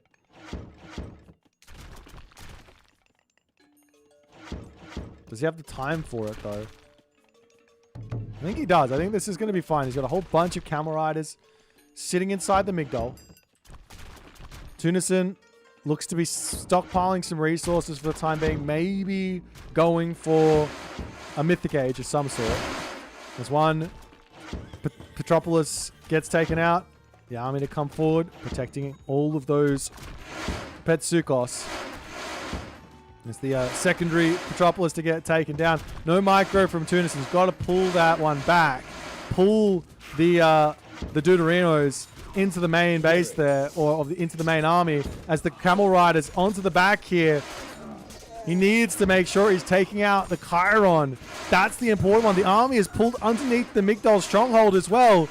After all of Tunison's good play thus far, this movement with the army is absolutely disastrous from Tunison, as he loses everything. And now Kavoth, even down a ton of villages, he's getting raided left, right, and center. Hoplites to come back up. Even down a ton of villages, he is going to have a really difficult time to deal with all this stuff.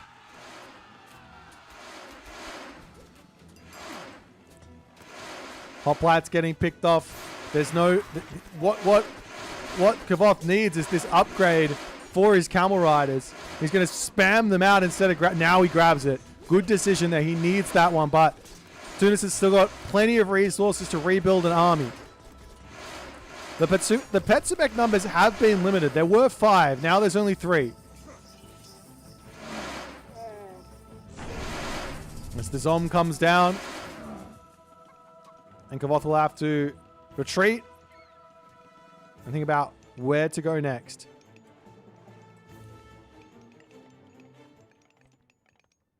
Over on the right side, a fortress coming up.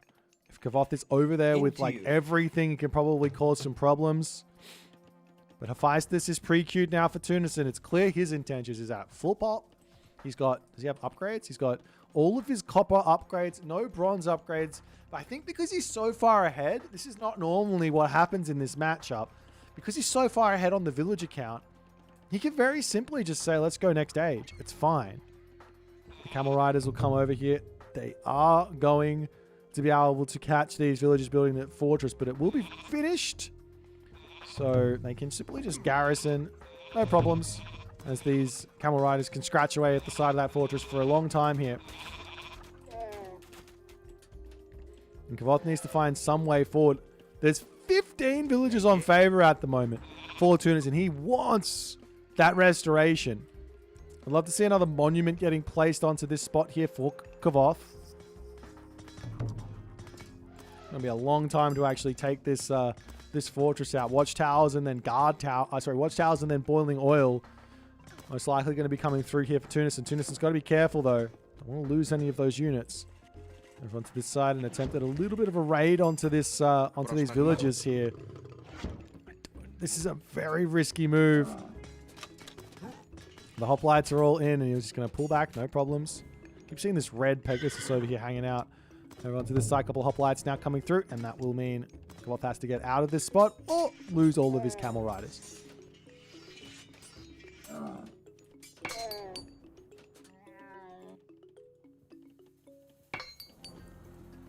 I guess the biggest thing here from hitting the Mythic Age for Tunison is that he's going to have access to Perseus. Restoration to come through. I mean, is this going to be enough? I don't think so. Kavoth pulling back underneath the hill, underneath the Migdol stronghold. Tunison's in no rush here to make anything happen. He's got a villager lead. He's going to have a Mythic Age. He's going to have full iron in a heartbeat, plus an extra 10 villager lead because of the, or 12 villager lead because of the Plenty Vault.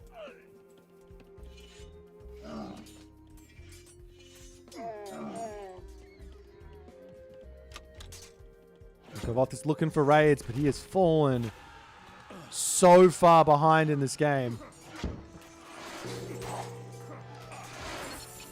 Plenty Vault down. Forge of Olympus coming through. Chiron snipes one of those Petsubek. And no control here from Kavoth as Tunison manages to sneak in and clean up 3 more Petsubek. That was the whole source that was holding the Kavoth army together. He's now going up to Osiris here. Chariot Archers getting mixed in.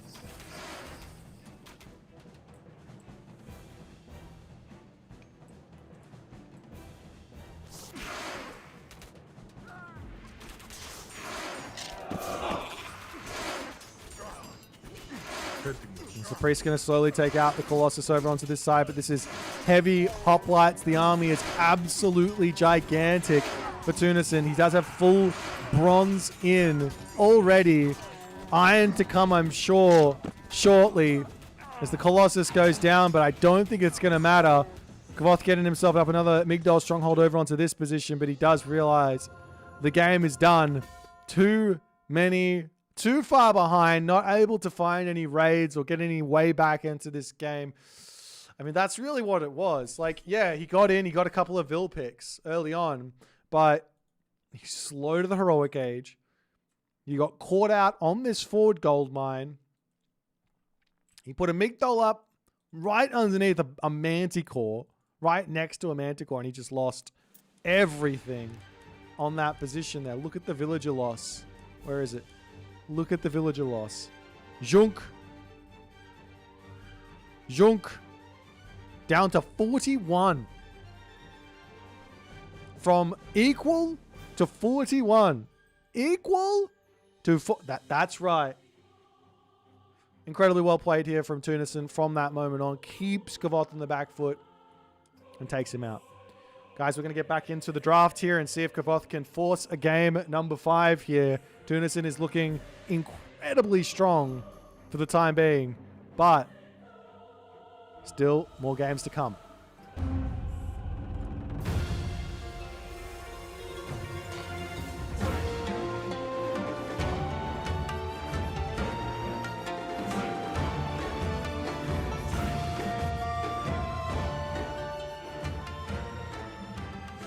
Alrighty, it looks like we are going to be going in onto the map Ghost Lake. Ghost Lake, the map. God picks. Susanol. And I believe it's a Nuwa. Let me just double check that. Yes, it is a Nuwa. Susanol versus Nuwa for game number 4. Well then. We already saw a matchup. We already saw this matchup. It's kind of wild how these sort of just pop up a little bit frequently. There's so many matchups in Age of Mythology. Like there's 19 gods. It's 19 times 18 times 17 times 16, etc., etc. So like 19 factorial or something, right? In terms of matchups possible for actually, no, it's 19 times 19 because you could get a whole bunch of ace picks. You could get some mirrors in as well.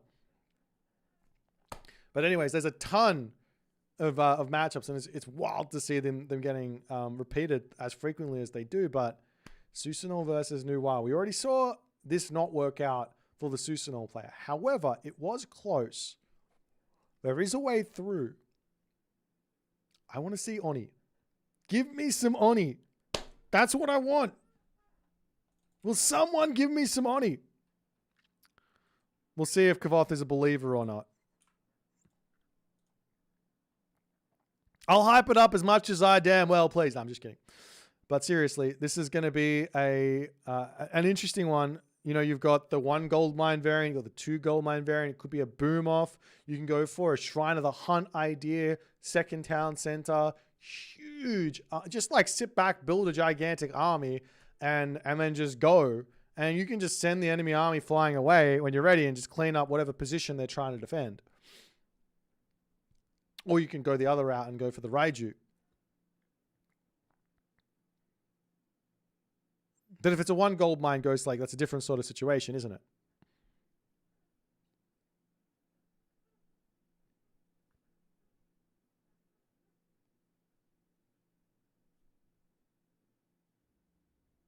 Anyways. It's definitely not an easy matchup for the Nuwa. I think that is clear. There's still a set remaining for Tunison as well. There's still the ace-picked Kronos for Tunison. I think he wanted to use this specifically to take out some of these Japanese gods because it's a very potent punch with that Chronos Rush. But I guess in this situation, maybe he doesn't even pick Chronos here, which would be wild. This would be the first ace pick you don't see getting picked for a game 5 or a winning player. If he does go set in the last game.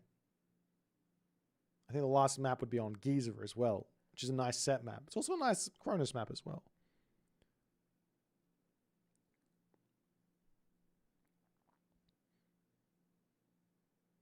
Anyways, let me just double check and make sure they are going in onto Giza. Sorry, Ghost Lake. They are going in onto Ghost Lake.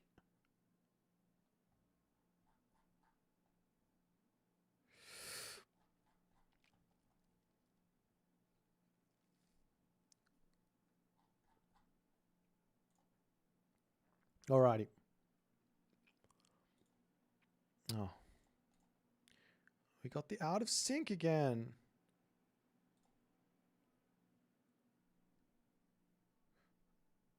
Okay, I'm just gonna do this as fast as I can.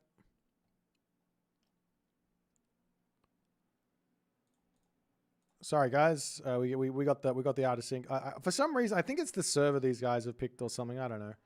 Something weird's going on between with this, but we'll get in shortly here. Into game number 4, Kvoth versus Tunison, Susanol versus Noir.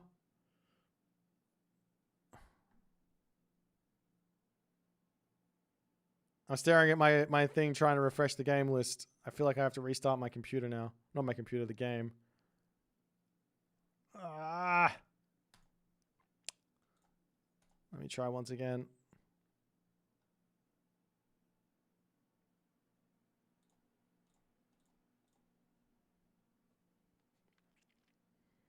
I don't want to restart the game. Takes too much time. Okay, good. We're good to go. All right, let's go. We're going into now the map Ghost Lake. Off we go.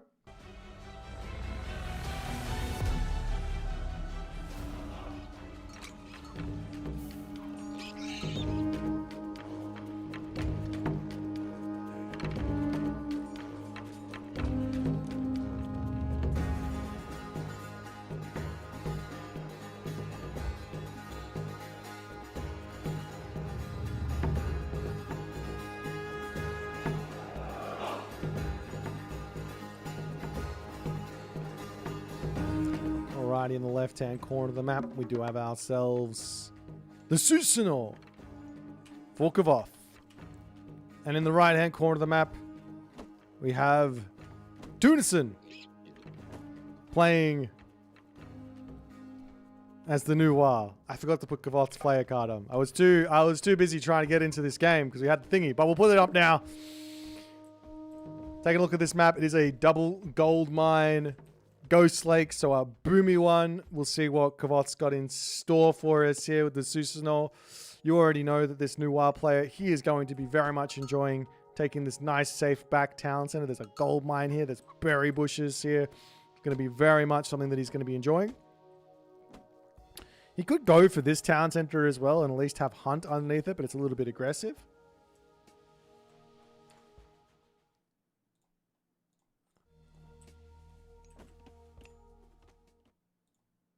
And I think, yeah, the most important thing here... Ooh, I need to flip this around.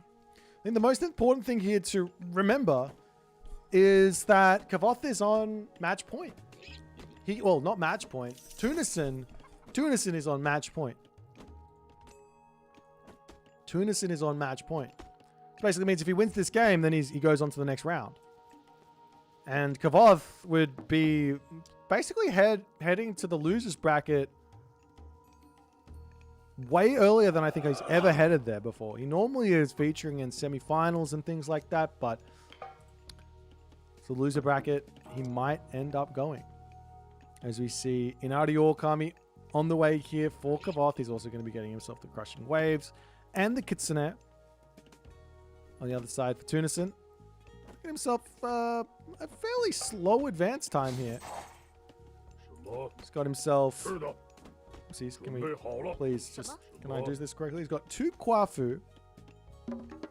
He's not gone. Wait. Am I crazy? He's already in the next stage. What am I doing? Tunison is in the second age already. I'm going crazy. We've seen too many Age of Mythology games today. Way too many Age of Mythology games. He drops himself the house. He's going in for the town center. He did forget himself this, or either on purpose or he forgot it. I don't know. Kwafu Chieftain is now going to grab it though, so it's not the end of the world.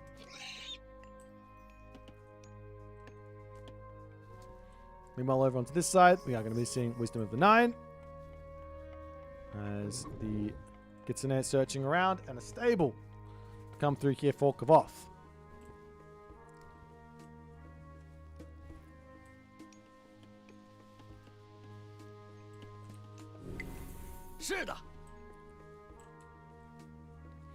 But these are 9-tailed Kitsune. I'm going to look for some value, but what are you supposed to attack here?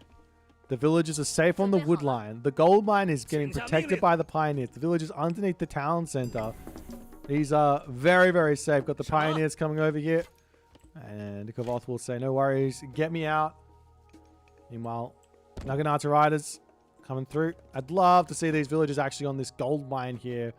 And these ones just leaving the main base open. Because everything over on this side is safe, right? For the moment. So you can easily mine this. You can easily gather this and no real problems because Kavoth, he needs to find some damage here.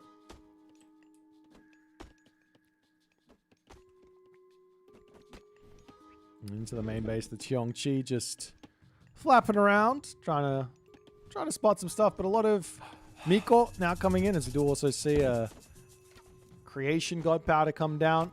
Going to give himself a little bit more resources here to play with. As the villagers pop off of the position here. Does he see the chickens? He does. Heading in here to pick off some villagers. Great reactions from Tunison. But just getting any amount of idle time here is going to be nice. So just running through, cause idle time, no problems. We do see Kvoth saying, all right, I'm not seeing any sort of angle for me to win, but I will go for my town center, and that's going to be the plan here as the Naginata riders charge through. Don't manage to pick off a pioneer there, but get a couple of smacks before they garrison as the halberdier numbers are starting to pick up. Tunison wants to go to the heroic age, but he's got a long way to go to get to there.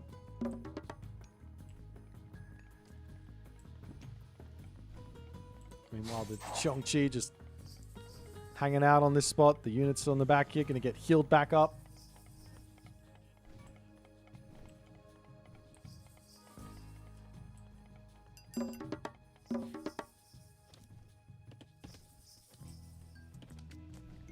But Tunison has to be so happy about his position. He's lost nothing. Just a tiny bit of idle time. He's in front by a ton of villagers. Now, to some degree, it doesn't really matter that much. Because you've got that Bushido to come through.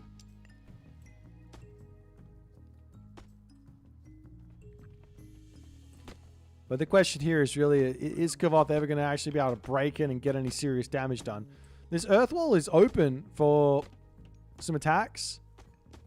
You do see over onto this side, though. He doesn't manage to take out the villager. Good defense there from Kavoth.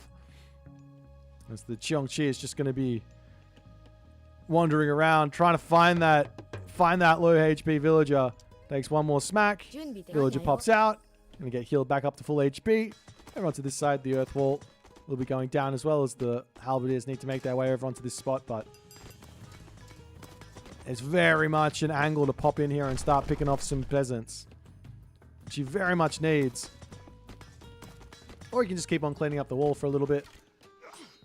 Dives forward, but those Naginata riders have got to be careful. You really don't want to be losing them.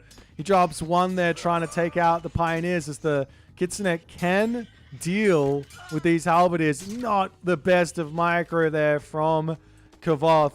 Great control from Tunison as he holds that one beautifully. And now Kavoth's pressure is basically done here. He's going to keep making cav, but look at the walls coming up all over the place. as Tunison is very much in position here to just defend everything.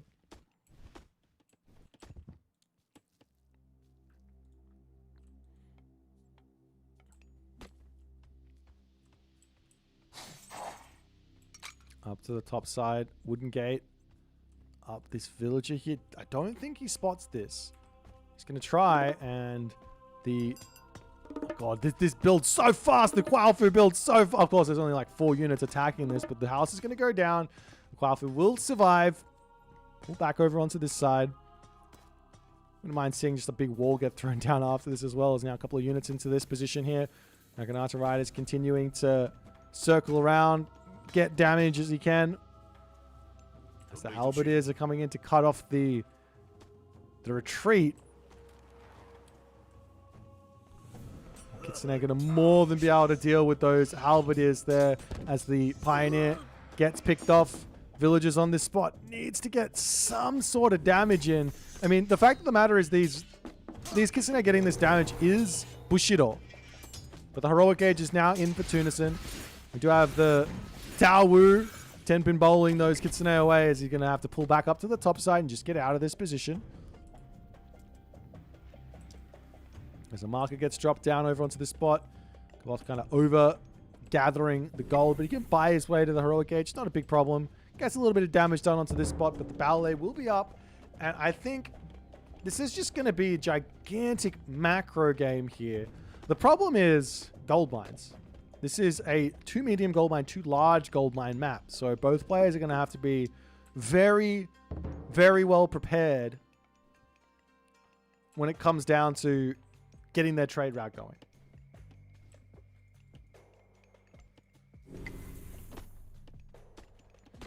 All the economic upgrades to come in from Tunison. This is like just stock standard booming. This is booming 101 from Tunison at the moment. You get Heroic Age, you get a ballet down, you put all your upgrades in, start getting some more units out. Perfect sense. Everyone to this side, cheeky little walls to come up. Still thinking about trying to grab those caribou a little bit later. As he's getting some farms up onto this top side, you do have to be prepping for like the 60 farm type idea. And that's maybe a little bit too many, but still.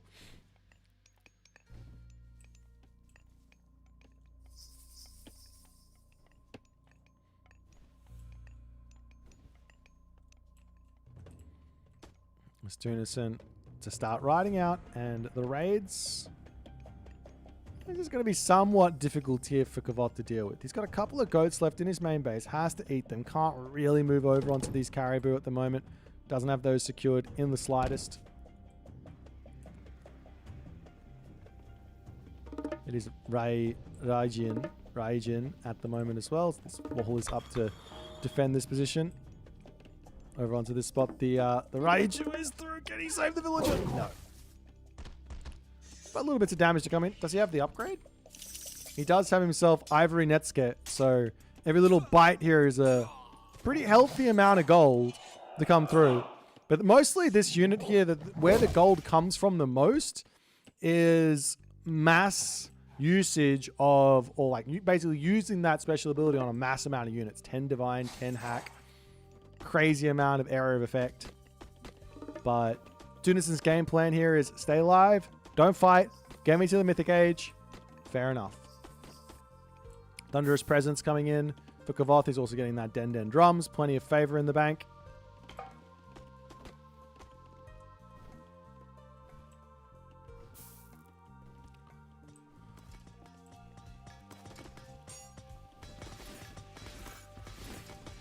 As the army tries to break through onto this spot, there's Jiangxia queued up. Villagers into the main base. Is there any real way in here? I mean, you could just come and knock on the temple and just try and break that down to get into the main base, but there's not really any villagers. The villagers under the town center, I guess.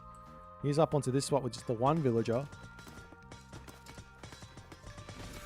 Kavoth can also think about going Mythic Age here himself. He doesn't have a castle up, so that's going to slow him down. But he has a lot of favor, and with Den Drums, everything gets much cheaper. As Kavoth is searching for any sort of situation where he can drop his Swampland and his Thunderburst, but at the moment, Tunison just hiding. You can't attack. There's nowhere to drop this because you'll just garrison.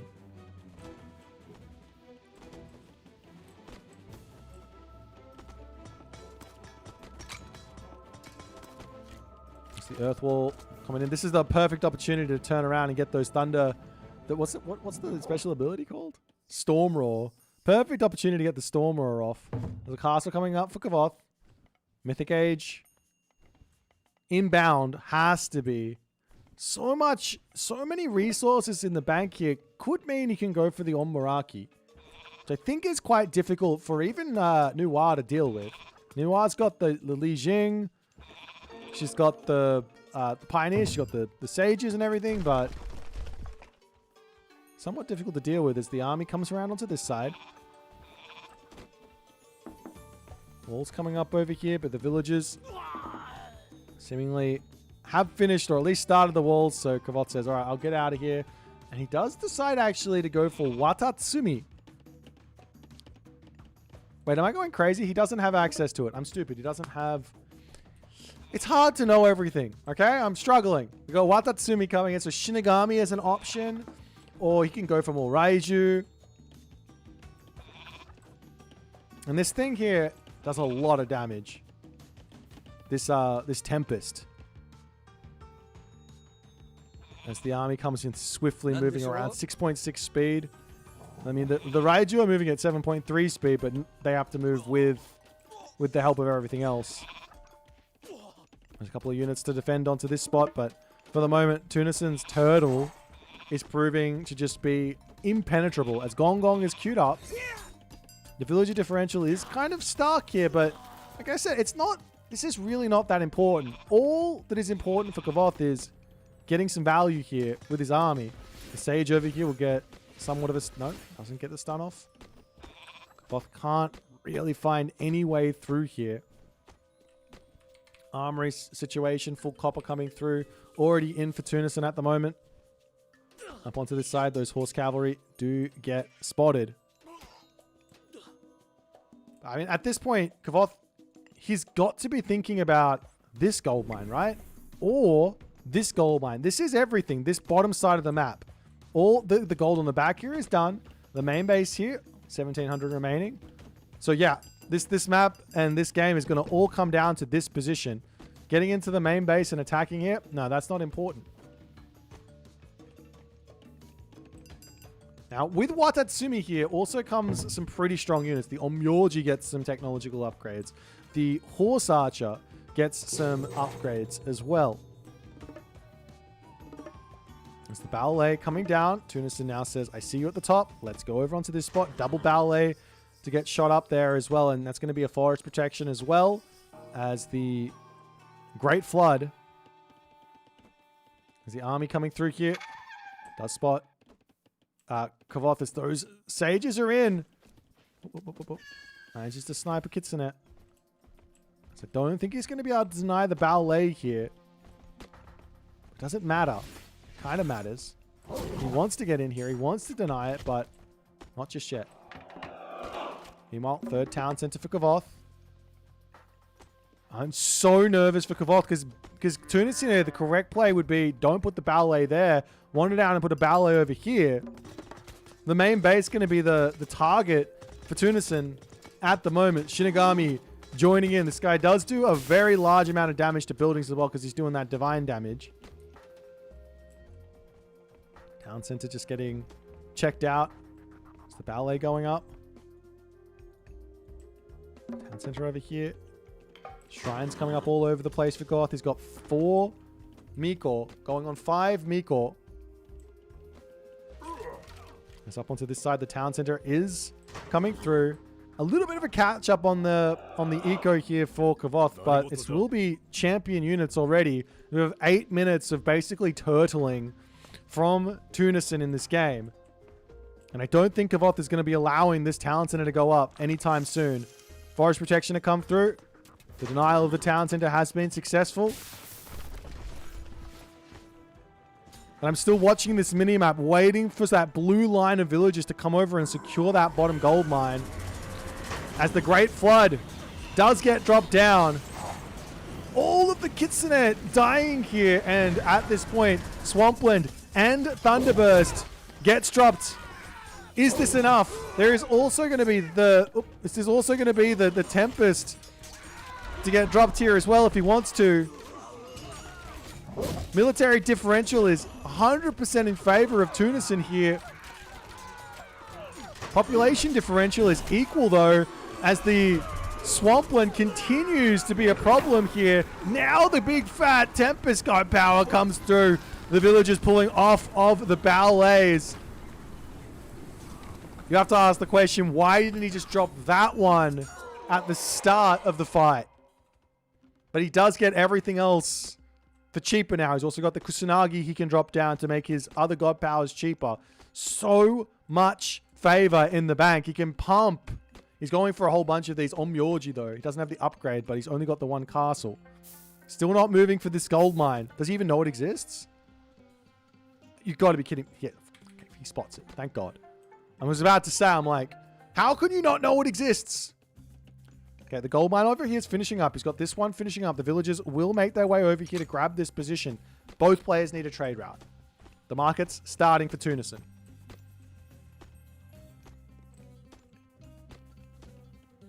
Nagana Underwriters try and break in onto this spot. Over here, villagers have been spotted, and Kavoth needs to respect this to some degree, but he hasn't noticed it just yet. Pulling back over here. Nice raid for Tunison. Whoa. The Shinigami there with that roar says those guys. It's like a fear, right?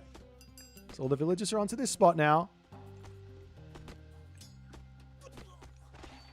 So what's the next plan? Still a ways away from that Bushido tier 3. There hasn't been any fighting in this game.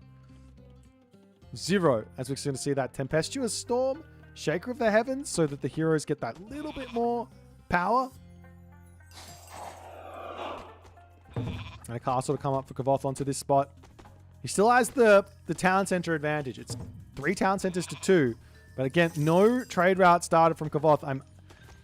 I'm liking Tunison's position just on that fact. Kvoth needs to start a trade route. You have to start it early in these sorts of situations. Kavoth to pull back. He sees those Qinglong. As the special from the Legion comes down. Kusanagi does get dropped. He's waiting for the Swampland. He doesn't have the patience there. He says, all right, let's go. Units trying to pull back onto this one as the Tunison Town Center is now attempting to get finished up here. Does Tunison spot it? Sorry, does Kavoth spot it? Yes, he does. He's going to move forward. He's got him access to a 26 favor Swampland here. But he's not going to drop it down. Now he goes for it. Pagoda gets popped down there from Li Jing yet again. Is there enough army here for Kavoth to break through all of this stuff here? Answer looks like a big, fat no. Pulling back into his main base now. Still doesn't have himself champion. You can just buy it. Just buy the champ. He's got champion on the Naginata Riders. You can just buy it. It's not a problem. Up to the top side, however. Omyorji going in. This is Kavoth in his element. Attack one place. Go elsewhere. Ballet coming up, but the castle is already in onto this spot, so no opportunity to make that happen. However, Tunison has the mobility here to get in onto this spot. The Omyorji going to get targeted down here by the Naginata, not the Tiger Cav and those Terracotta Riders as more units here to come through for Kavoth. He's about to get, well, he's about 7,000 XP from going up to that next tier of Bushido, which is another 100 favor. And look at the Dragon Typhoon. That is very, very tasty. 148 favor there for a massive amount of damage.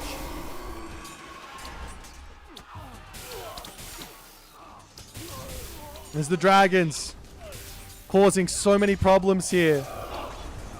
Kusanagi gets dropped down. Can Kavoth get himself enough of an advantage here? The Bushi targeting down those top units. Revenant Shinigami getting stolen away here. The army of Tunison still standing strong. Bushido, tier 4, about to come through. 600 experience remaining here. Where's the trade route from Kvoth, though? He's got it started. Okay. I'm going crazy. He's got 15 of these bad boys. It's a terrible trade route, but it's better than nothing. And the same one on this top side here for Tunison. So they're both going for the safest trade route they can rather than risking it all for a little bit more income.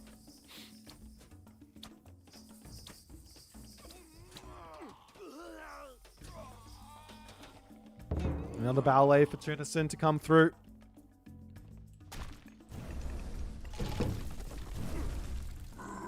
And now Kavoth says, all right, time to shift the field of battle yet again. 3 Revenant Shinigami plus the Onmyoji to try and take this town center down. And another big, fat Terracotta Riders to come through as the Shinigami trying to hold off there with that taunt. Beautiful usage of that unique ability there. And we see another Watatsumi Dragon Typhoon to come through. Takes down the dragons. The rest of these units living, but they took so much damage here. But now there's 0 favor in the bank for Kavoth as he has to try and hold this position. Villagers coming in. We have the Oyumi through to try and take this position, but he's got to take out those. He's got to take out those Kwafu that are repairing that town center. They're incredibly powerful here. Population differential here is equal. Huge amounts of resources in the bank for Kavoth at the moment. As the Onmyoji, will they be enough with the help of the Oyumi here? Just a tiny bit more damage, and he's going to break through it. But I mean, even if he takes it down, it's not game over. As the town center falls, Kavoth trying to spam units out. Does he have the buildings? He's got 11 stables. 4 dojo, a castle coming up on this spot for more spammage. Onmyoji, Oyumi, all of that stuff is going to be a big help, but he doesn't have the production or the spammage to hold here as more dragons to come through. The Shinigami, not a bad unit here to try and help out as the castle gets denied. Dragons falling. Kavoth still trying to push through here, but he is falling behind on population. This castle will end up finishing up here, though. There's a couple of Bushi to come in and try and take out the Qinglongs.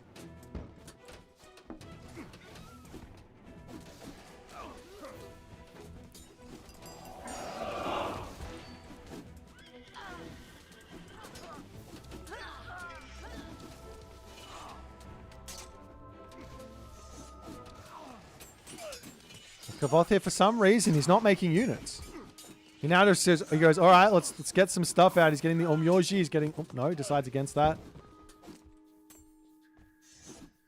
These mental lapses in this sort of a situation, in this sort of a game, this is enough for Tunison to really get the advantage here.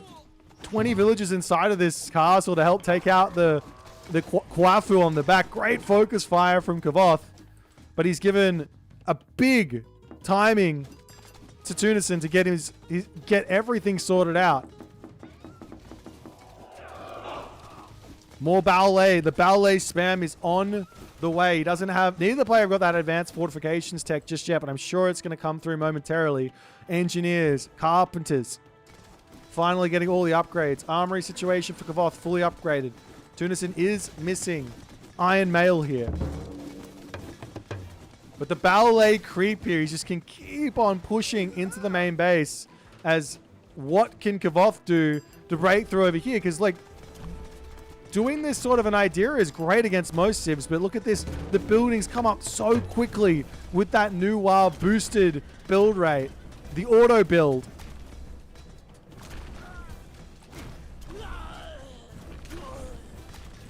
Poking down villagers, taking them all out. Now the army to come back for Tunison has to hold on to this spot. Villagers going to try and pop into those towers and keep on holding here. At the very least, the Bushi and the Onmyoji can take out the Qinglong there. Decides to pull back for the time being. I just don't know where all the population for Kavoth is. It's looking like his army is so small. Are these 3 pop? They are 3. The Yati Spearman going to be coming in as well. There's the Qinglong Almost going down. Both players, well, Kvoth's got all the gold in the world. Kvoth here, sorry, Tunison's got all the gold in the world. Kvoth here is struggling. Villagers to come into the center of the map here for a castle on the very front. I mean, in many different ways, maybe he just wants to just lose these here. He can drop another Swampland down on this spot. Could be nice. Lots of villagers falling, but like I said, I think this is fine for Kavoth here. He's more than happy to have this happen. Up onto the top side, however, the heavier axe carts cleaning this up, and we see the advanced fortifications now through 20.5 DPS times 3 compared over here to the 11.7 DPS of that castle there.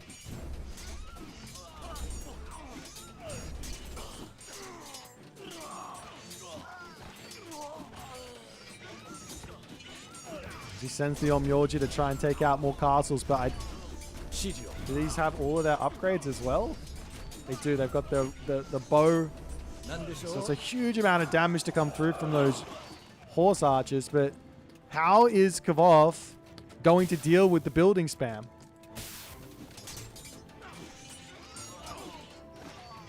Yeah, there are 12 Meekle literally gathering favor here. Is he? I mean, what's his game plan though? Does he think he can win with another Tempest? Is he going to keep making Shinigami? Is it just for Omyorji? But I mean, you've only got 4 castles and so much gold income. I don't know what the plan is. The main base now going down. Well, at the very least, the Revenant Shinigami going to be somewhat of an assistance to deal with all this stuff. The more siege on the way as Tunison, and he is in his element. He's got this entire position locked down. Town center going to be falling. Kavoth sitting idle in the center of the map. He does not have time to make that happen. He's got to come back and actually deal with this, because losing this town center, that loses his trade route.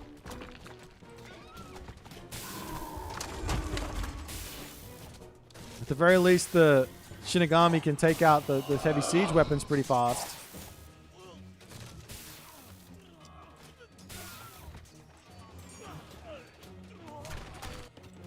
Villagers up to the top could try and drop a market here and have that trade route move to this town center instead.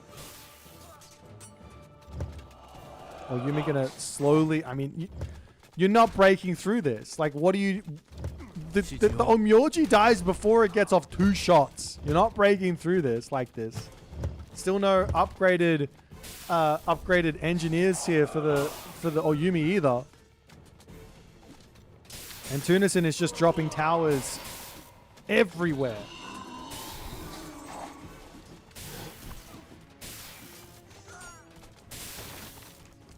At the very least, a castle up onto the top side, trying to attack from the back. And now a ballet in the face as Tunison is just getting closer and closer to breaking this position and ending this game.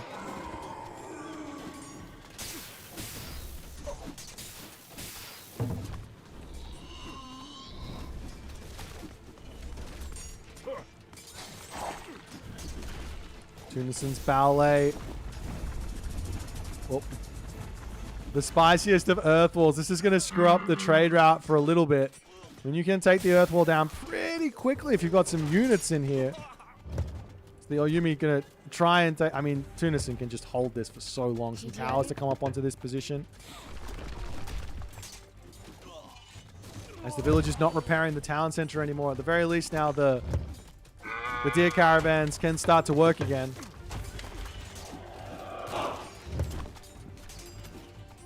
But Kavoth looks like he's about to lose this town center. He's going for a Titan gate. Is this going to be enough? Can he get the Titan out? Remember, he does have Ivory Netsuke, so that Titan will give a little bit of gold in. Has been nerfed a few times, but it's still some gold. But now Tunison to take the town center. Kavoth in a desperate position. He can't break through here. The only other position to attack would be this town center.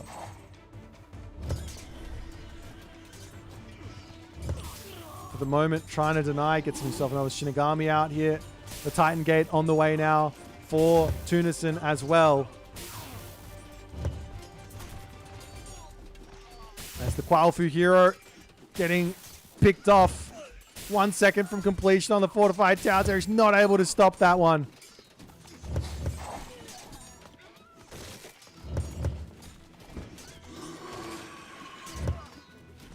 I don't know what else Kavoth can do. Even with a Titan. What's going to happen here?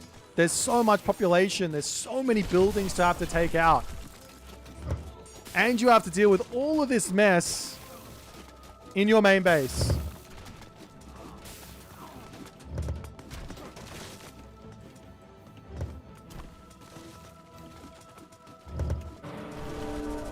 It's the Titan Gate. Getting dropped over onto this position in Tunison. It's going to be a slow grind to get that one out with only a handful of villagers there. I don't know if he's sending a whole bunch there. He's sending more in though. Pulls everyone off of food. This is an opportunity here for Kavoth to get a little bit of a pushback.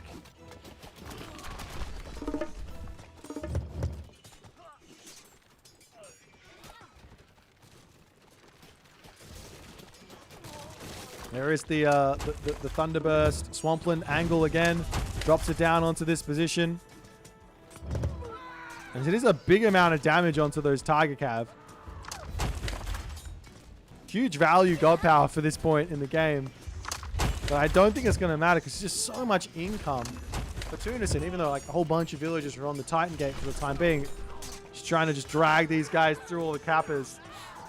I think it's probably like max value there is all the Tiger Cavalry going down. Population dip there. Nice for Kvoth.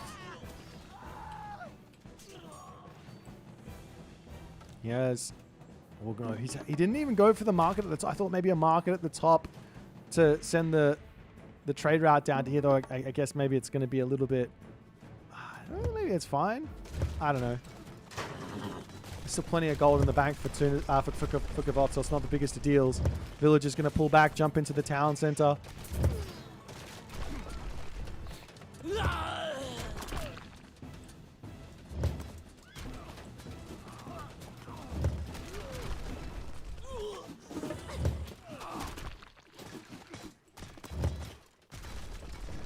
Buildings continuing to fall. There's going to be no significant advantage for the Titan of Kavoth. He's at 190 pop, losing houses. At the very least, we see the the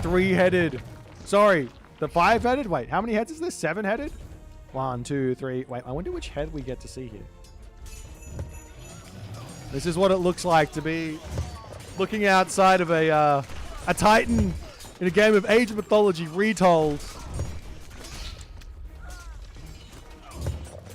Meanwhile, on the other side, how does this one look? Oh, perfect.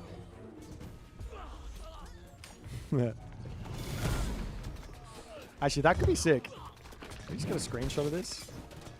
No, turn the other way. Maybe this one.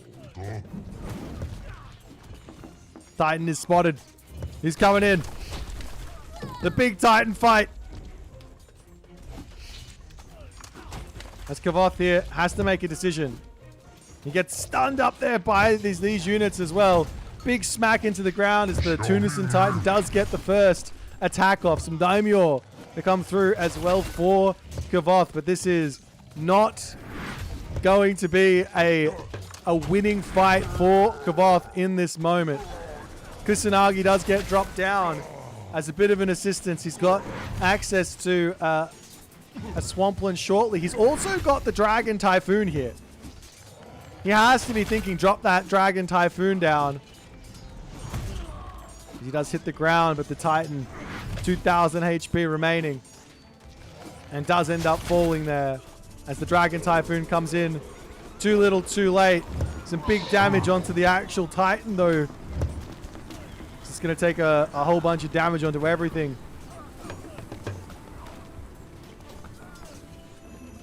But in the end now, this town center going to be getting targeted down. Naginata Riders to come around. There's still 7,000 HP remaining on this Titan, which could be more than enough to clean this position up. And Kavoth does not want to resign. But what else can he do? He can't push through here. He can't push back this way. He's got plenty of resources in the bank. The town center falls. The villagers, 27. Tunison knows he's got all the economy in the world. Charges into this spot. Going to get this up. He could also go for a creation here to add insult to injury. As the Thunderburst gets dropped down, trying to slow these villagers down from taking the town center. Kvoth diving into every little never-ending resource that he has to try and keep himself going in this game. Kusanagi taking a bunch more damage down. The town center does get denied.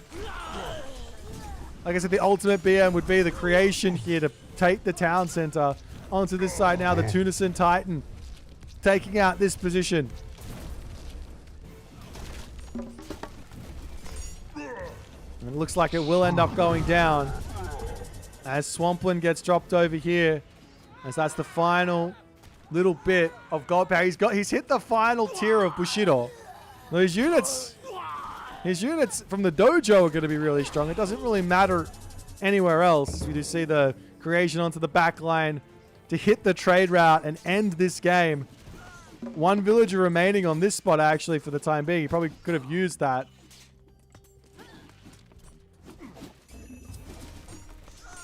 Yeah, Kavoth's got no dojo unit, so even though he's hit that last tier, it's just not going to matter. And 40 minutes into this game, another slog. And Tunison does manage to claim the victory. Man, I got to say it. There was one moment here, before all of the madness, one decision that will stand out above the rest in this game and probably haunt many a Susanoo player at night. Great Flood. Drop the Dragon Typhoon first. There's no need to go Swampland Thunderburst. Save that for the next fight. Win the fight outright with that Dragon Typhoon first. Then when the next army comes in, you can have the Swampland Thunderburst combo. And that also brings the Dragon Typhoon cost down for an earlier second Dragon Typhoon cast. But you're not to know in that situation, unless you've played it a billion times, which I don't think anyone has, of what to do there. But a well-played game here from Tunison. Congratulations to him. He gets to go on to the next round tier, staying alive in one of the most competitive Age of Mythology tournaments.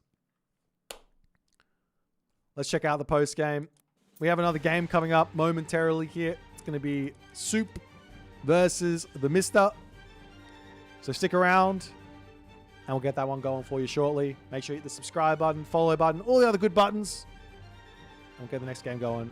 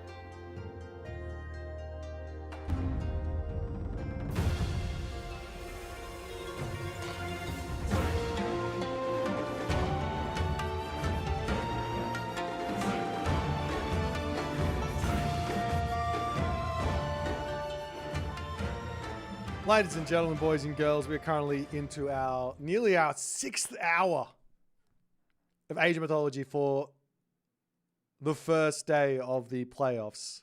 Are you guys not entertained? This is peak Age Mythology. Doesn't get any better than this. And it's the man you guys have been waiting for. TheMista is here. And he's going to be taking on HUSKSUPPE.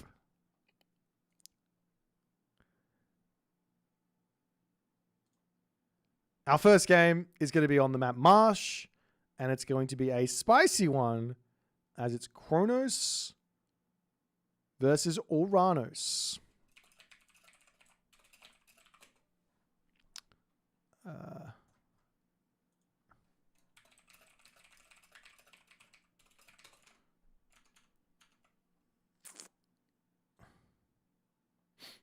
Kronos versus Oranos.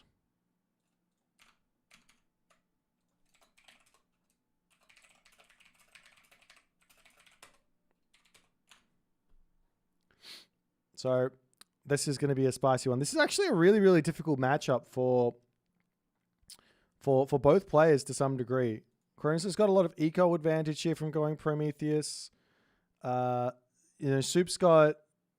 Soup has the Oranos, though. This could be interesting. Soup does have the Oranos. Oh, we saw a Zeus ban from Soup. I like that. That's some spice. That is some spice there.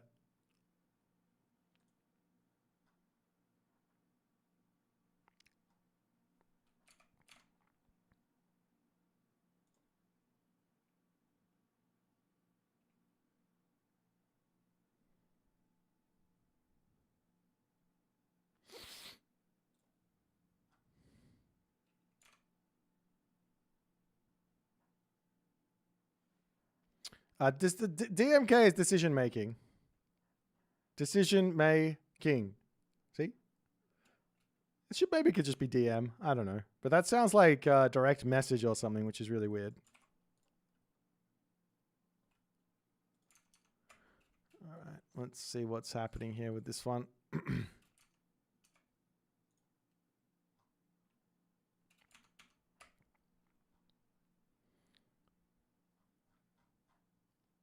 Yeah, Soup with the 3 Norse gods. This guy's going crazy. But okay, so what's the sort of plans here? Kronos versus Oranos. You got the Kronos Rush, but I actually think there's a lot of ways to play around this as Oranos. For example, just heroize your citizen. You can take like a 430 advance time with a whole bunch of hero citizen. You're totally fine.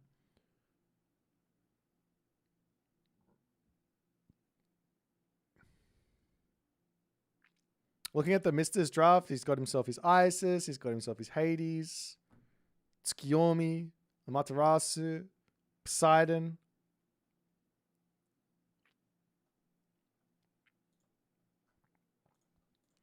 It looks like these guys are just about to get going.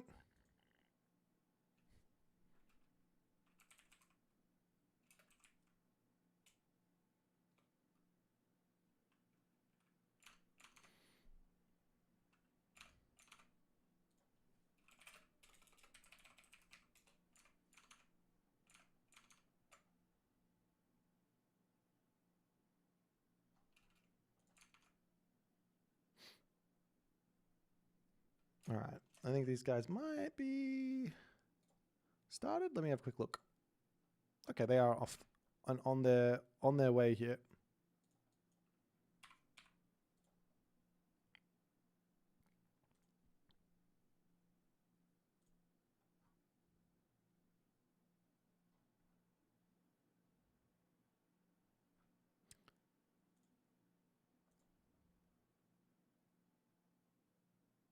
Wait, hold on. This is not correct.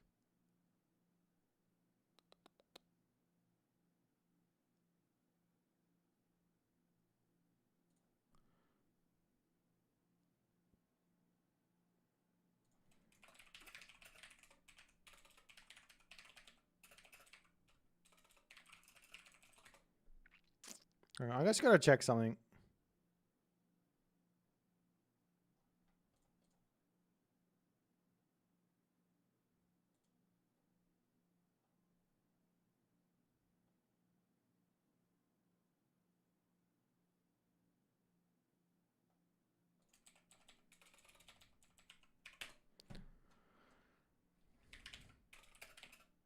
I can't. Something's gone a little bit wrong on my end for a little something. I don't understand why. Might need to change this all around. Yeah, this is wrong.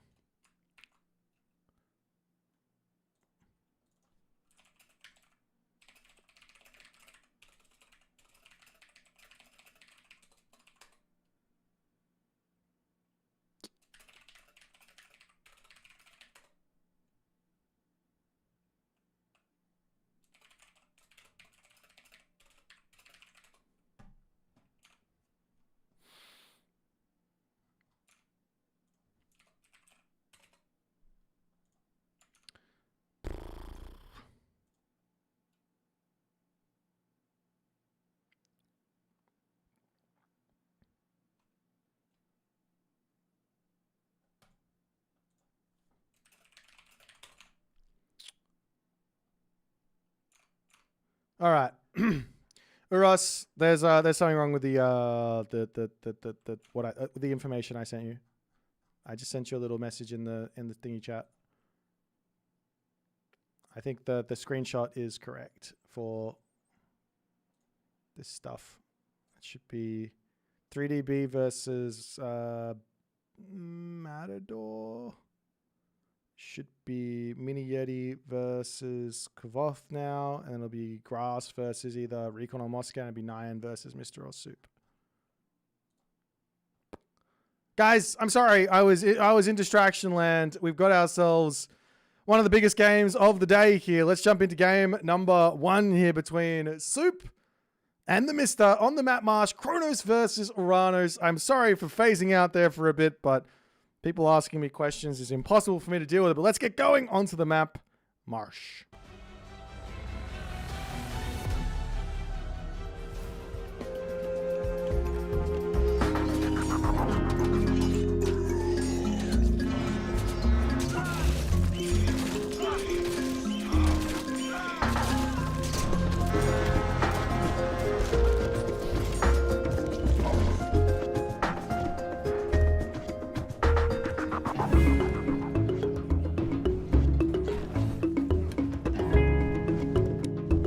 Ladies and gentlemen, boys and girls, sort of members of the jury, I bring you here today to present the first round of Age Mythology's Champions League Season 4. I mean, this is still the first round. It's the third series of the first round, third match of the first round. And in the left-hand corner of the map, currently undefeated in this tournament, 9-0 thus far coming into the playoffs. His name is TheMista. And he is going to be playing some Kronos for us. His opponent today. His first meeting versus TheMista. He has not played TheMista before in Age Mythology Retold. I don't even know if he got an opportunity to play TheMista on the ranked ladder while he was playing some there. His name is Soup. And he's playing as Uranus.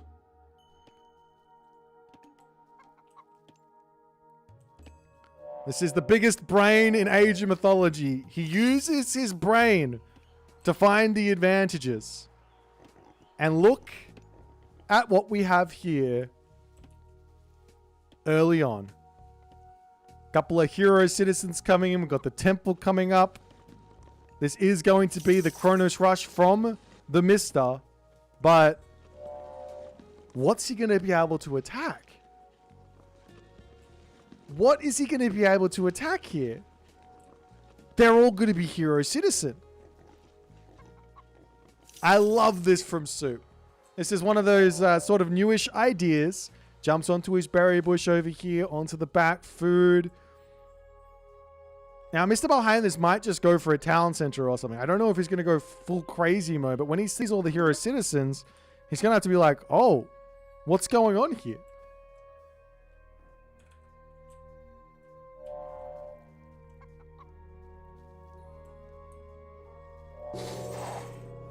The Prometheans are now out, charging in. A couple of forward citizens here. These ones probably should be the heroes, but nonetheless, Prometheus on the way now for Soup as he has to pull back, heroizing both of these bad boys as he wants to bring his citizens back to safety, and he is good to go as we are going to be seeing now a counter barracks coming down. So this is going to be very, very quick. No Oceanus for Soup as the Prometheans over onto this side, but Soup is ready. He can just turn around. He can shank. No problems. He's going to have a Valor momentarily to heroize these bad boys up. An economic guild right underneath the talent center here as well. That's one Terma. I mean, not going to be scared of that anytime soon. Hero Terma to come through. There's another counter barracks to come through as the hero citizens are just going to pull off. And I think that Soup's gotten through this early problem pretty quick, pretty smart, and pretty fine. But now he has to deal with the fact that his gold mine is under attack. He is Aranos, so Aranos can do some sneaky stuff. Sky Passage in the main base, Sky Passage over here. All he's got to do is get onto a gold mine for a small amount of time here. He'll get himself through the Theft of Fire. He's not spamming these. He's not spamming these Valors just yet. Is there going to be enough time here for Soup to just defend? Because this is all that Mr. is banking on right now. Deconstruction onto the counter barracks. That's not the biggest of deals. But that being said, he's lost his tower on the front side there. As double counter barracks now coming down for Soup. He knows he needs to get units out and fast here. But this is classic TheMista. He's not going to let you breathe. You don't get to breathe here playing against this man. However, Soup is doing a fantastic job. He hasn't used his Valor just yet. He can drop it down soon, keep his villagers alive, and keep hanging out on this front position. Valor onto one citizen, eating goats under his main talent center here. As he will make a little bit of a run over onto this left position there, but there's already an Oracle on that spot.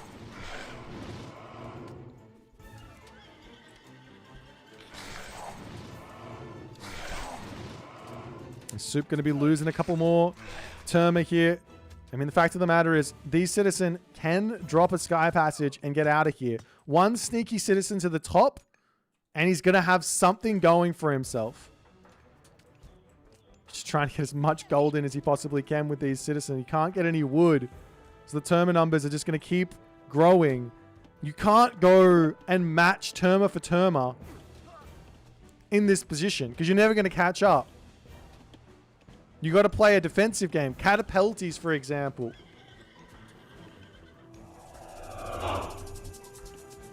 And here's the other problem. There's no deconstruction, actually. So he can escape into a Sky Passage as he turns around, shanking down the Prometheans, no longer attacking.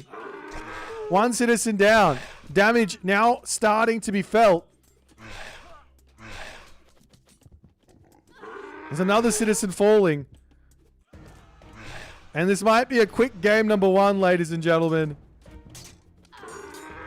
As Soup just could not get himself going.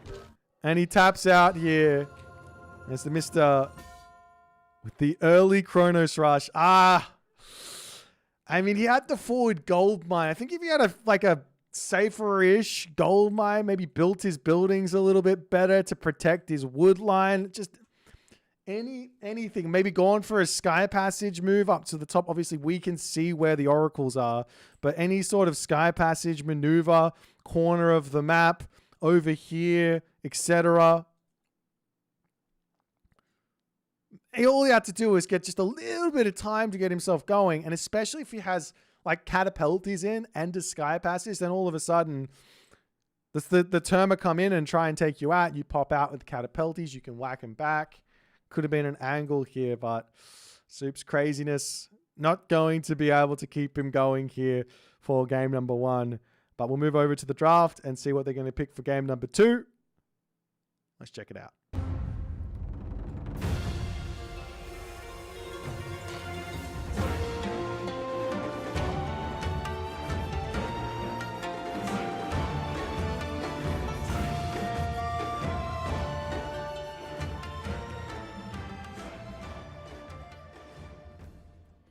Alrighty, so going into game number 2, it's going to be on the map Ghost Lake, and it's going to be in a Amaterasu versus Thor matchup here.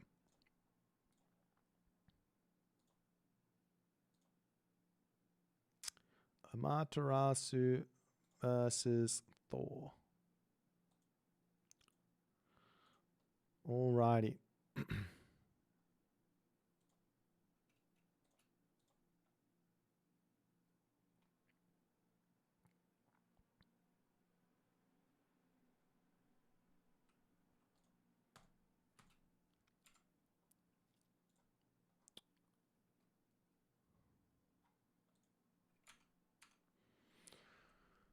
Is there a URL, guys? They're already in.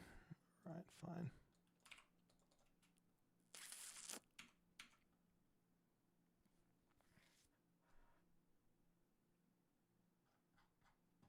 Alrighty. So game number 2 here. Amaterasu versus Thor on Ghost Lake. It's a fairly standard Thor pick here. There's not going to be any sort of crazy rushes on the Amaterasu side that Super has to worry about. But the thing is, when you're playing versus TheMista, he always does these things where it's like, I know that thing's possible, but you just got like about 4x the value that everyone else gets by doing that thing. So maybe I shouldn't go for the crazy greedy strat. Now, Soup's plan here is to go for Dwarven Armory, get himself out his dwarves, and play a really nice game with that villager lead. What could Mister's play be apart from just a very early forward temple Kama Itachi in your base? Is that the plan? Like, this is a thing, right? You just send the Meekle forward immediately. No problems there. Slap it down, slap down a shrine, like, or even just slap down a temple immediately and then put the shrine anywhere on the map where there's hunt and woodline. And you've got a Kamatachi in your opponent's base at like 3 minutes and something. I don't know if Mister's play here is he just wants to play incredibly aggressive to catch Soup out with his games.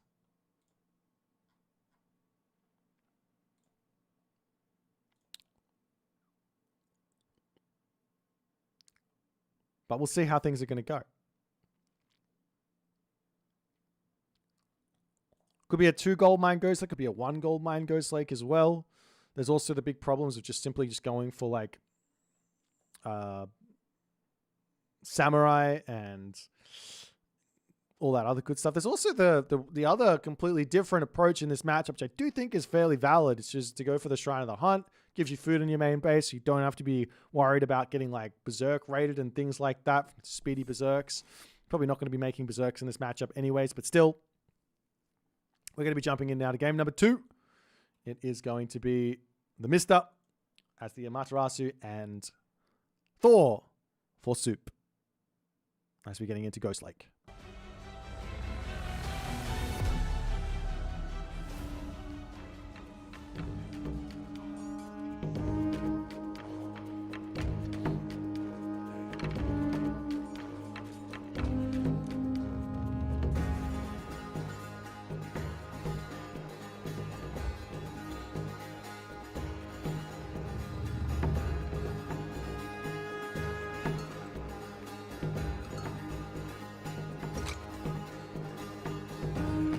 In the right-hand corner of the map.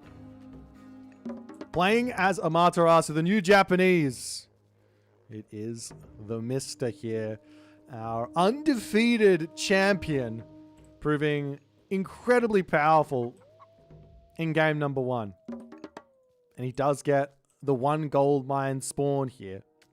His opponent today is The one, the very own, biggest brain in Age of Mythology, 99 strategy with 58 APM.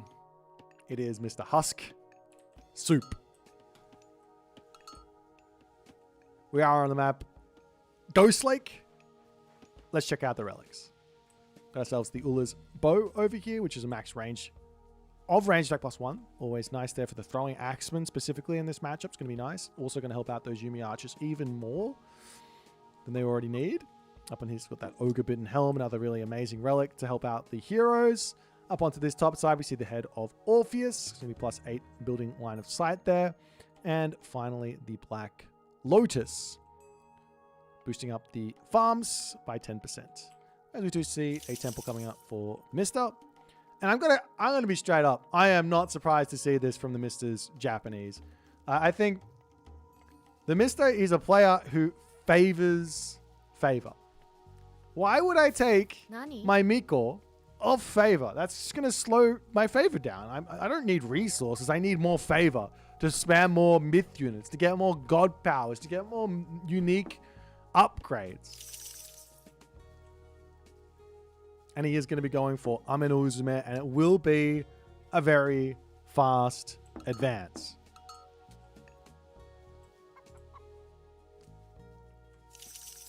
Nonetheless, Soup, he is calm, he is collected, and he's going, you know what?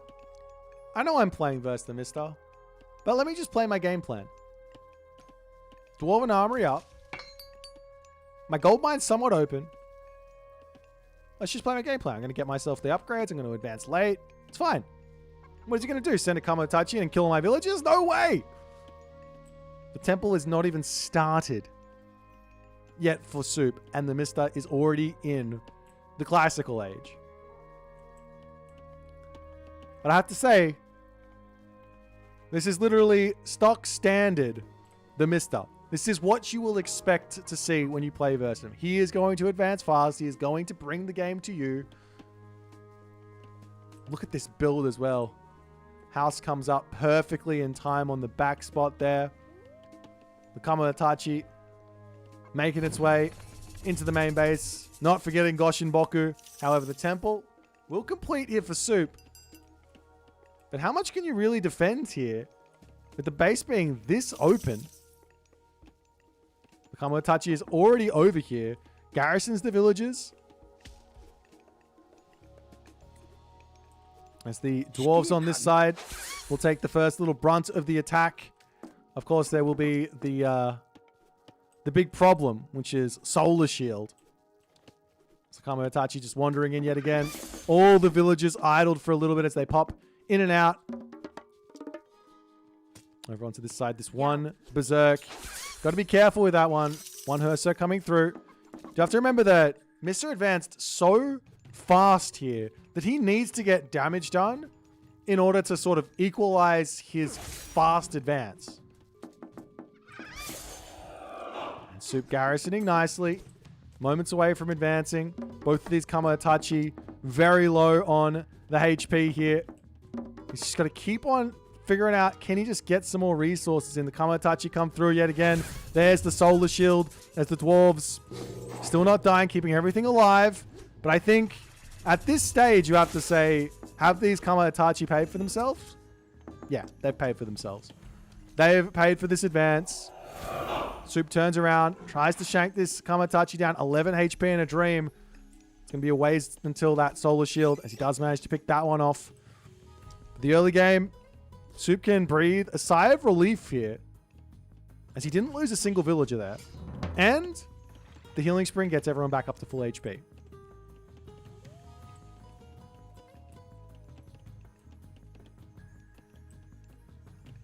Meanwhile, in the Dwarven Armory, re-queuing up the Hammer of Thunder, trying to deal with all this. He's got a nice wall. I'd love to see some houses coming down here to just lock this, or a long house or something here as well, just to lock this position off. He's got his wall up in the top there as well, preventing the Kamotachi from getting through onto that spot. So the question in the chat, how does this work if you didn't get any villager kills? Basically, it's just on idle time. So every villager that Soup... How do I put it? Every villager that Soup goes later than you, you need to do about 60 seconds of idle time on villagers for every villager later. And yeah, that was a lot of idle time for Soup. I don't know exactly if it was equal or whatnot, but a lot of idle time caused. Here's a nice little wall here protecting his food gathering operation.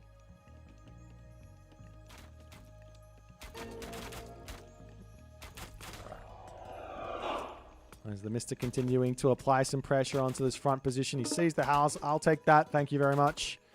At the moment with a Bushi and a couple of Yuumi archers, it's going to be a tough one to actually try and break through this. No raiding cavalry, no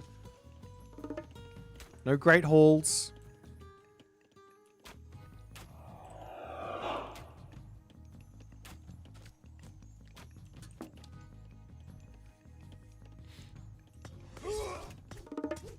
The house for Soup does end up going down. Game continuing along. We're going to see some more upgrades. We've got that Dwarven Breastplate, Hall of Thanes. The thing that's the problem here for Soup is this gold mine's going to expire. Do you drop the Dwarven mine down? I'd actually consider trying to get to the Heroic Age. Stop building units, get watchtowers, try and defend here, get Heroic Age so I can drop that Dwarven mine down again.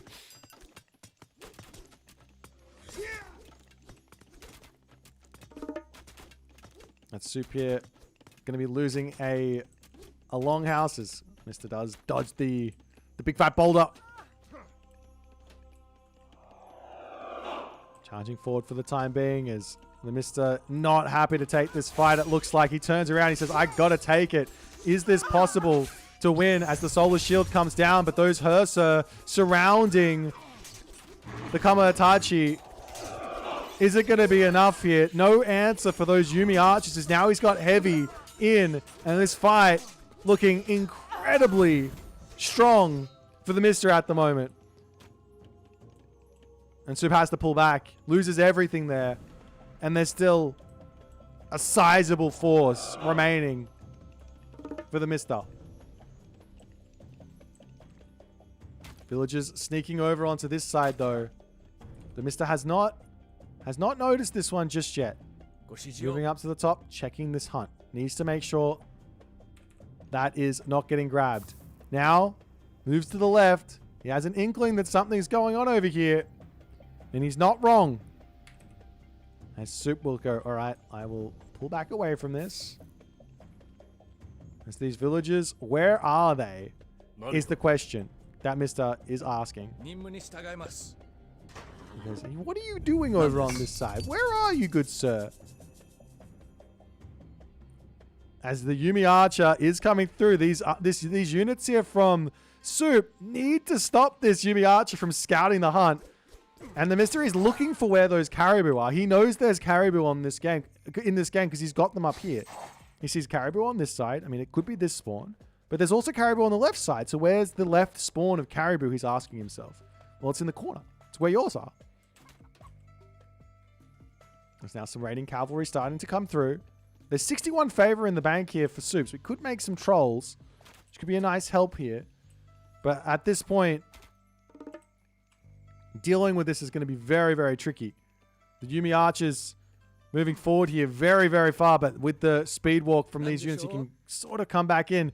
There's another fight to ensue here, but there's enough favor for another Solar Shield as those Kama Itachi will immediately dive over here. Throw an Axeman, need to pull back. Great control from Soup this time. Keeps his Throw an Axeman alive, but the Yuumi Archers are on top of that backline. As the Throw an Axeman numbers will start to get dissipated, but I think Soup, does he have enough stuff to beat all the Samurai? There's so many of them here, and even if TheMista loses this fight, he's getting Bushido in. Look at that Bushido coming through. And Soup needs to pull back yet again. 113 favor now for Soup though. But the villagers on this top corner will get spotted. And Soup needs to pull back on this spot because the army is just going to come through. Turns around, shanks, distracting. More units to come out. The differential is in military resources and population is gigantic. The next fight probably will result in heavy units coming through for the TheMista here.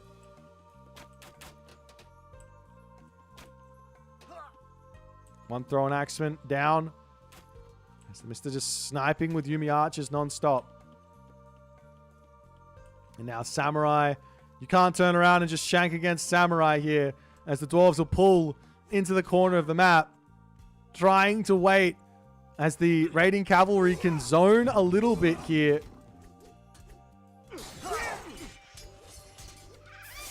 And can he take out those Samurai is the big question. That's the hard part. He's trying to take out the Yumi. Onto the back line there to take out those Bushi there to allow his trolls some nice damage in. But Heavy is through. And the Samurai are going to obliterate this Norse army. As Soup's villages are picked off. And game number 2 goes to the TheMista. Incredibly quick. And Soup just could not get on his feet in this game yet again. I don't think he needed to force the fight early. I think he felt like he had an advantage, but that misstep into the Kama Itachi. Let's have a look at the post game and see what it says here. Resource value. Yeah, he didn't even have an advantage on that fight, unfortunately. He felt like he did, but those Samurai, they're worth so much. And the Kama Itachi just got mad value on the throw and axeman. Resources-wise, was close. Soup was managing to stay close here. I mean, if he could just stay safe for that little bit longer and get his units together, he would have been in a good spot, but doesn't end up happening. So a quick 2-0 here for the TheMista. Considering we've had some incredibly long series here, we'll see if this one is going to go any longer. If Soup can get it together for game 3. Hasn't really had the best of matchups just yet, though, I have to say. We'll see what he's going to go for his draft in game 3.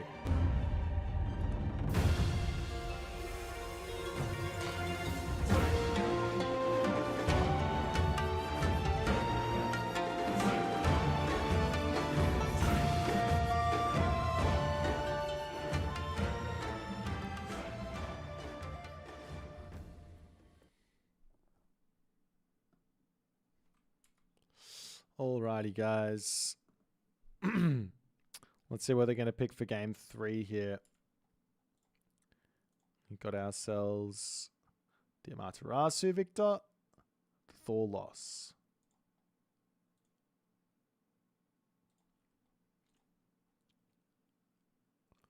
I'm going to go into Bamboo Grove here, and it's going to be a Isis versus Set matchup.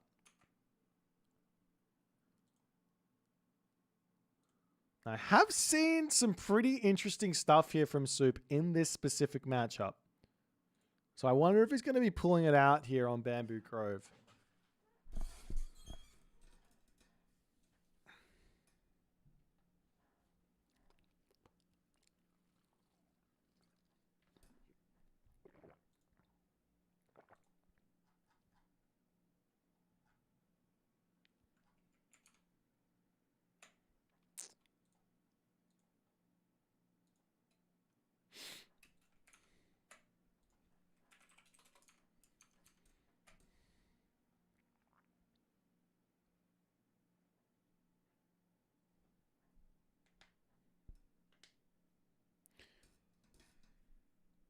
Well, we'll see how it goes.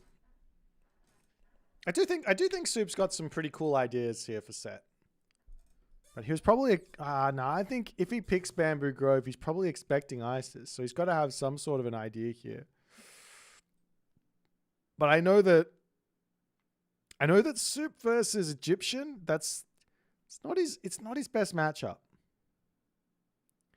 Really not his best matchup, especially on Bamboo Grove as well. Very nice defensive maps there.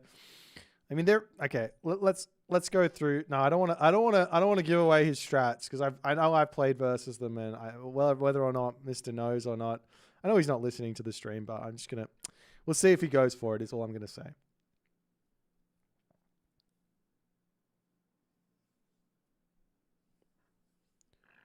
This is going to be an exciting one, I think.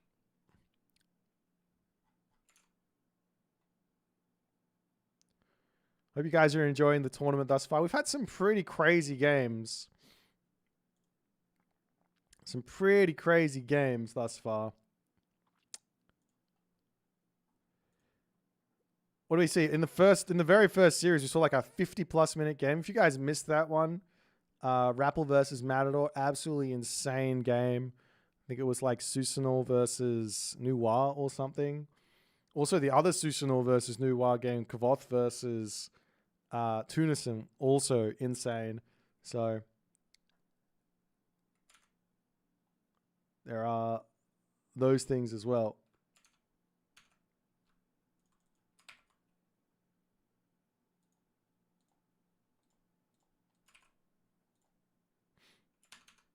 Alrighty. Was Isis versus Fushi? Okay, Isis versus Fushi. The Susanol versus Noir one was also good.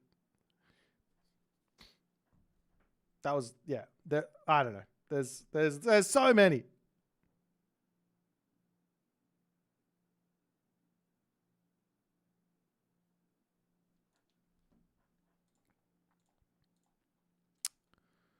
Alrighty.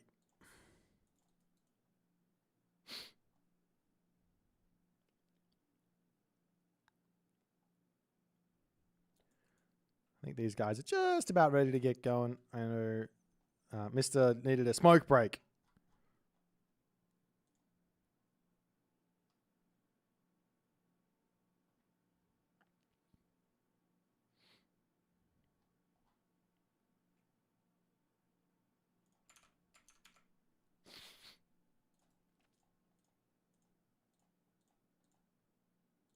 Alrighty, off to the races we go. And we've got ourselves about a 2-minute wait here before we get into this next game. And you guys are excited to see more of the Mr. Magic. I don't have time to check the relics with the Mr. games. Oh! Tell you what else I didn't have time to do. My brain was too muddled from trying to fix Crisis behind the scenes. I forgot to hit record. So we're going to miss out on a little bit of HD for the YouTubes after the fact. But that's okay. We deal with it. It's all good.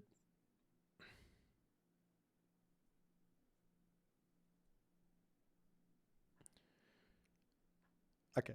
Okay, now that they're in the game, actually I'll start. Let me give you one idea here from Soup that's really strong. Village center. But it's not a village center that you guys know. It's a village center if there is a gold mine next to a wood line next to food. Set has that idea. You get that empower onto the village center, and that's going to empower your economy 3x. So it's a huge economic advantage for Soup. And it also plays mind games with your opponent.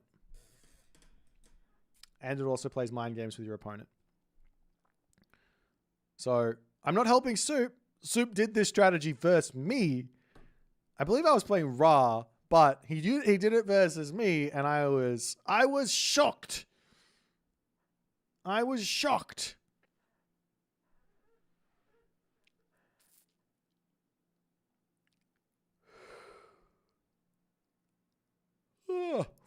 Oh, jeepers, we're getting close to the 4 a.m. point. After this game, we've also got Recon versus Mosca. I have to say, of all of the series that we've had, yeah, no, they've been pretty crazy. These games have all been insane, but let's get going into game number 3 here on the map, Bamboo Grove. Let's go.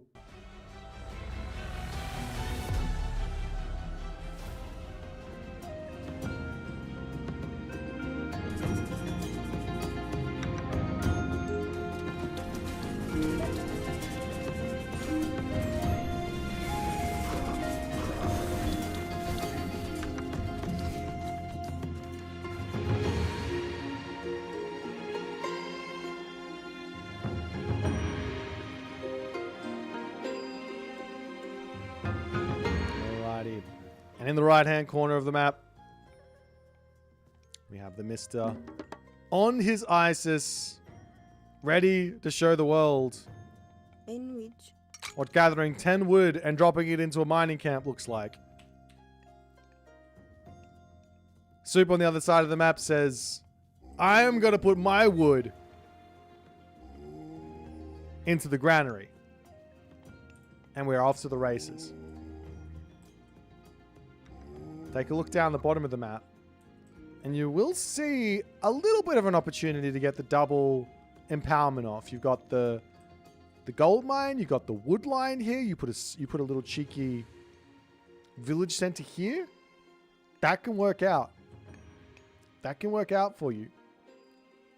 Up to the top here, Soup's going to start grabbing himself some boars. And all that other good stuff. Let's take a look at the relics over here. We've got the Dar's Scepter. Bit of a farm reduction. Always nice. Everyone's on the bottom side with that heavenly jeweled spear, which is going to be Prodromus, Spearman, Herman, Catapultes, etc. In this matchup, just Spearman getting a boost. Dwarven Calipers over onto this side, but with Siege getting reduced as well. I think that's it.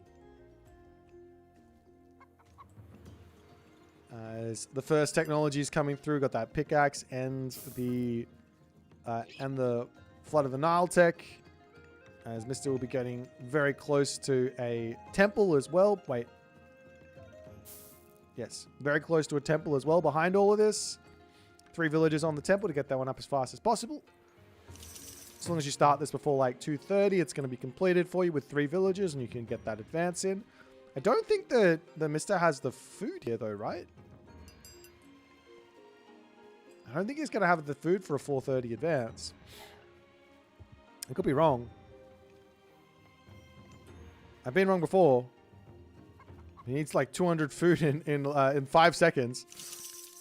So he's going to be taking 1 more villager and then advancing. Probably could have had just 2 villagers up there. But anyways, more houses to come through.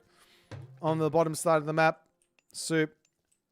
He doesn't want that fast advance. He wants the 4 minute and 18 second. I think this is a totally fine way to play in this matchup.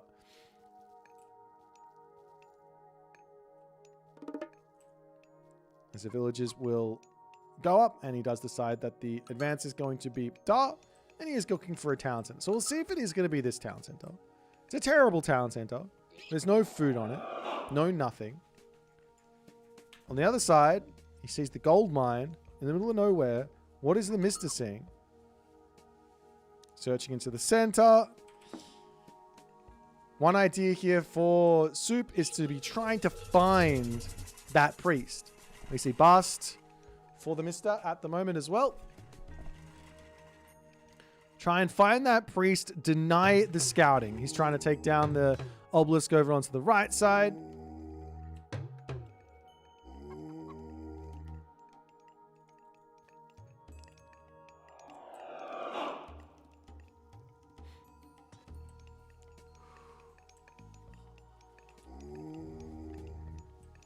And we'll see exactly what the plan is now for the Soup man. Is he shifting Sansing onto the forward position? He might. That's exact. Oh my god, he is doing that.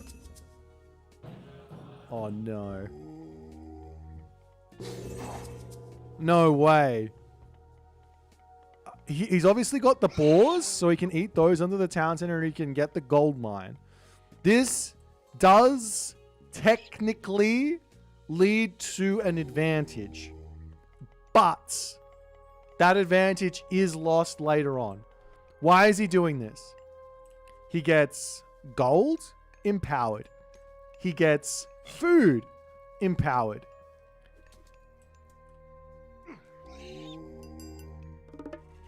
And yeah, and also the other thing is, Mr. might not see it. He might not see what's going on over here. He does see the balls are getting stolen or whatever.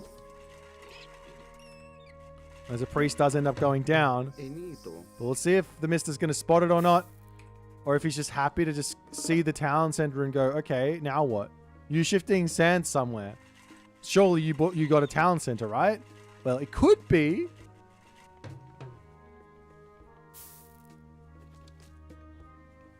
So yeah, this is, I mean, basically the difference here is that Soup's got 14 villagers getting empowered for the moment. He's going to get even more. And TheMista's only got 8 villagers getting empowered. So, yeah. There is an edge here, but it's not that big. It's not that big. And you don't have shifting sands either. Greek and Enito. Greek. I guess beyond all of this, once you get more animals up, you can keep on eating on this town center. Over onto this side, we've got the armory coming through for Soup. So it is going to be a heroic age. I guess plus go through the heroic age through this town center, and that's going to limit a little bit of that. As TheMista wandering forward here, and he will reveal what's going on. He will reveal this. On the other side, this doesn't get spotted from Soup that he's been spotted. I wish he put it like directly on the corner of the map or something, because he could have been out of position there, but Mr. sees it now and he goes, "What are you doing, Soup?" But yes, I have to say, like, no, Soup's economy here is really strong. Like, sure, he's behind villagers by a tiny bit. Sure. That's a thing. These priests over here could steal these boars away, though. Soup's got to get a little bit more active on that. He can also use the Sphinx to kill them off if he wants to. But anyways, yeah, the advantage is just income, basically, for the moment. And you can see a villager differential. Very, very, very close. There's going to be Sobek, and it's going to be Sekhmet. So the question here is, can Soup overcome the Pitsukos in this matchup?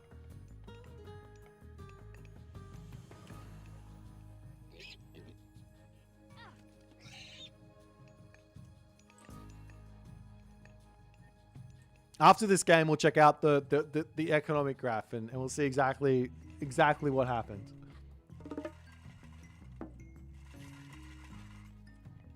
Bunch of houses coming down onto the bottom there. Soup's playing around some sort of a fast mythic age from Soup here as the Citadel Center gets dropped down. And funnily enough, this does actually help him catch up. So Citadel Center boosts the villagers by 25%. So now he's working at 1.25 town centers here, whereas this town center, the village center, is working at 25% slower than a town center. So he's equalized. Come on, guys. Clue in. Makes perfect sense. Stop questioning the madman. Migdol Stronghold now up.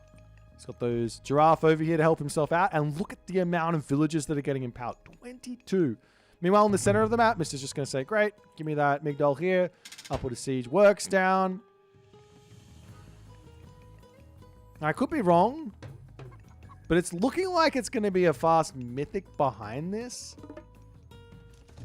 But this is problematic because there's not really much over here to help defend. Like, it's not a town center, it's a village center. That can die very quickly here.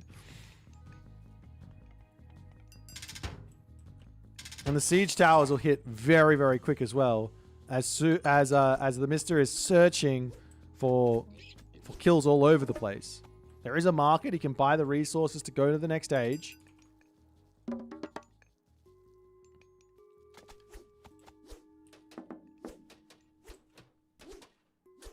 And the Thoth to come through, but there will be a couple of camel riders to come in. So the whole idea here from TheMista is let's get some pressure first and foremost, and maybe we'll go Mythic Age a little bit later, or maybe we stay in the Heroic Age and just try and continue to put pressure. Like, if he just comes in with a whole bunch of siege towers and Eclipse with the Locust and breaks this position before the Thoth comes through, that's a big deal. The Soup needs units out. Which unit is he going for here? Another Migdol Stronghold going to be getting placed over onto this side. As the Pharaoh will come over and empower this one up.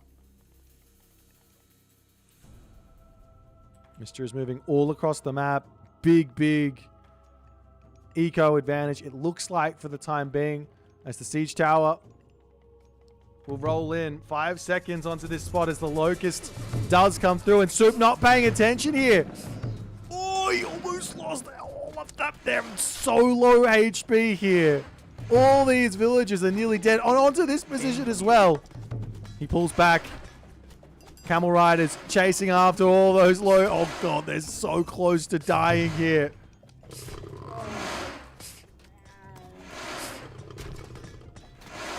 The siege tower's coming in. There will have to be a defensive meteor clicked here. But losing this Migdol stronghold hurts.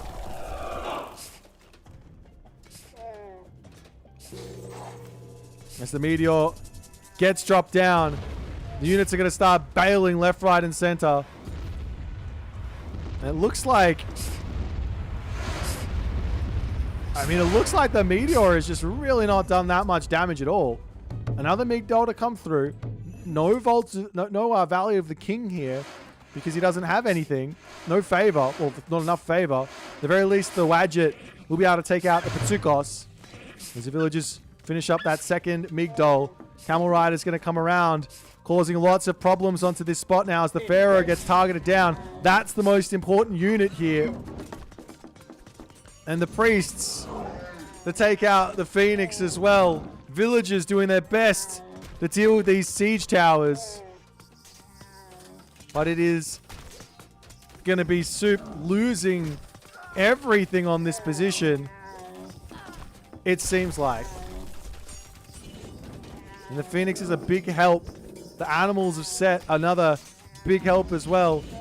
Camel Riders are falling. Soup getting some units through, but no Pharaoh does make things so tough.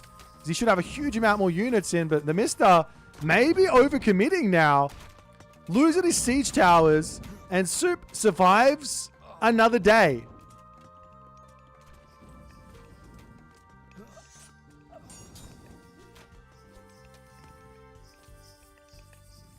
The problem is, where is the Pharaoh?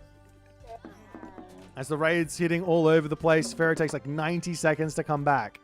This is time which Soup really doesn't have. He's got for the first time in this game, he's got the score lead, which is a big deal.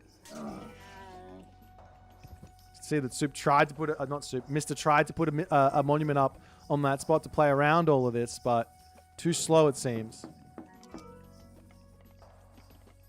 Another Migdol for the Mister. He's just going to look to come into the main base. These villages on this wood line are open for the pickings. As Soup notices it, he will pull back home.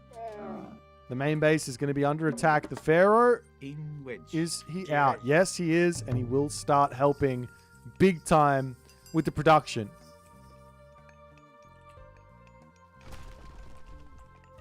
I mean, in this sort of a matchup, the way that Mister is playing, the only real option here for Soup is like mass Camel Rider.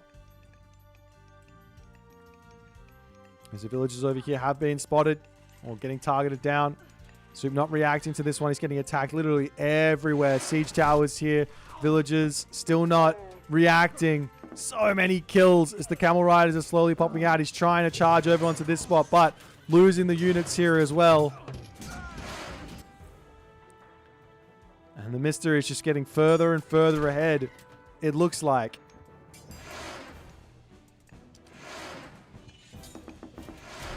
So the main base now, the Citadel Center, is the target as these siege towers take a long time to get taken down, but it's a huge amount of resource investment if you do kill them off. 300 resources a piece there, guys. He picks one. Pulling back now as the Camel Riders to come through. There's no units in for Soup here. He's at 88 pop. Camel Riders chasing over onto this side. As I think Mister has got the unit quality there and quantity, so he can easily win this fight. And Mister is sort of styling on this spot with the micro, but it's looking like maybe, just maybe, Soup's got enough here to break through onto this spot, but he's going to be losing his Citadel Center.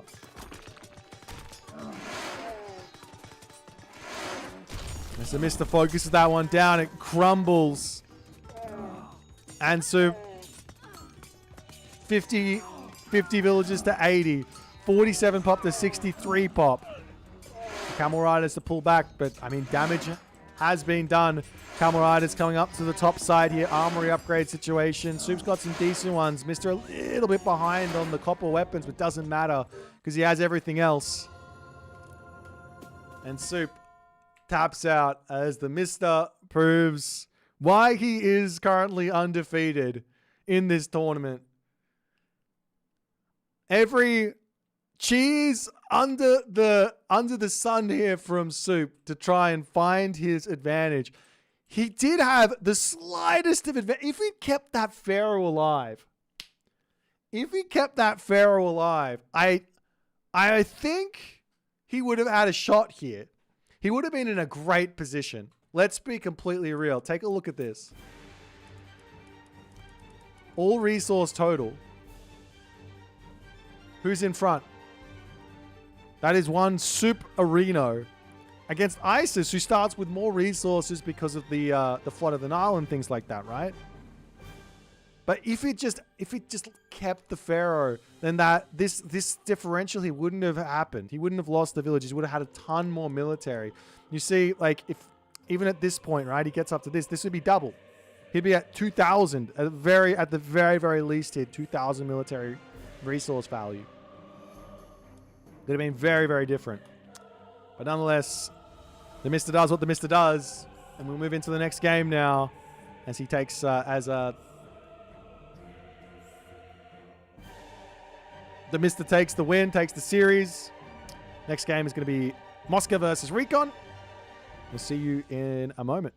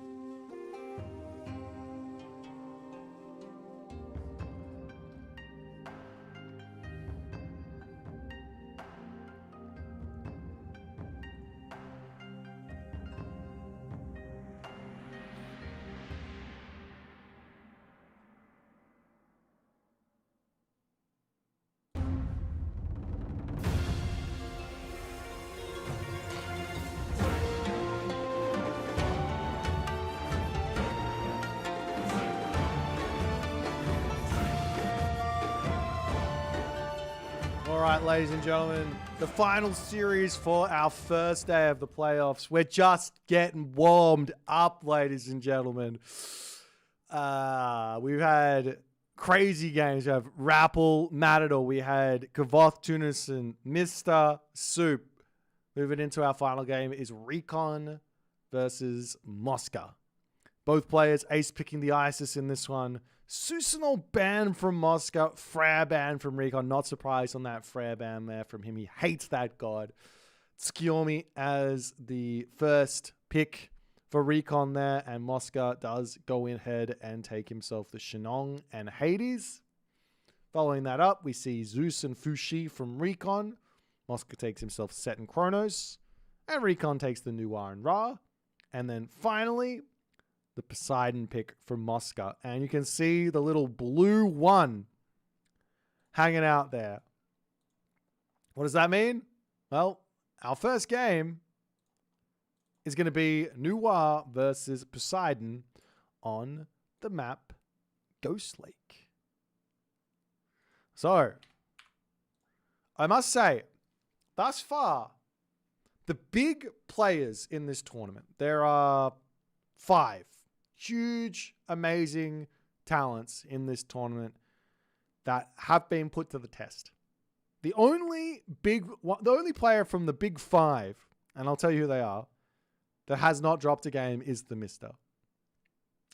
The next one is Recon. This guy had some trouble in his groups. He did take out TheRapl 3-0, but he dropped 2 games to Nyan Racing Cat. He is not looking as invincible as he once did. And I'll tell you, Mosca looked amazing. He did lose to, I believe, Matador in the group stages. But Matador was looking on another level there. And it was a close series. It was 3-2. So it could go either way there. And Mosca is only just going to level up and level up and level up as he keeps playing more. The other big players is Kavoth. Kavoth has not been looking at himself, I have to be honest. He was looking unbeatable through Mythic Wars, and we've seen him have some very big troubles in this tournament thus far. TheRapl as well, another one of the big 5, dropping to Recon in the groups 3-0. Huge blunder on his part to not be able to take anything off of Recon in that one. And then finally, Matador. He's been looking amazing thus far, but he couldn't quite make it through the first round there against TheRapl. So the question here is going to be, will we see another upset? We've already seen 1, maybe 2 even. In fact, probably we've seen 2 upsets really. Will we see Mosca be able to take out the Titan that is Recon here? Recon is well practiced. He's ready to go, but there was a patch 2 days ago. There's no way these guys know the best way to play already. It's about the only way you can sort of approach this weekend is go, I practiced X, I'm going to do X. I don't care if it got nerfed. That's what we're going for, and we're going to try and do our best with that. All right, ladies and gentlemen, we're getting close here. Noir versus Poseidon on the map Ghost Lake. We've got the macro of Mosca. We've got the macro of Recon. Both of these guys are very, very defensive macro players. It's going to be an incredible series, I think. We're going to be jumping into game number 1 here. Let's go.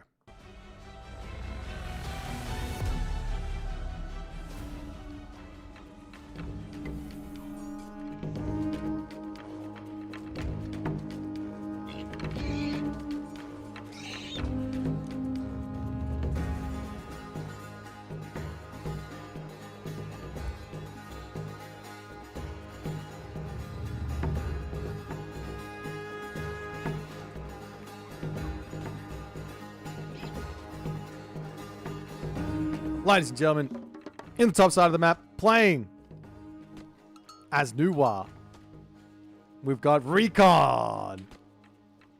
I have to say, the only reason Recon's overall here is so low is because the APM. He actually has a very low APM, but it's not because he's slow.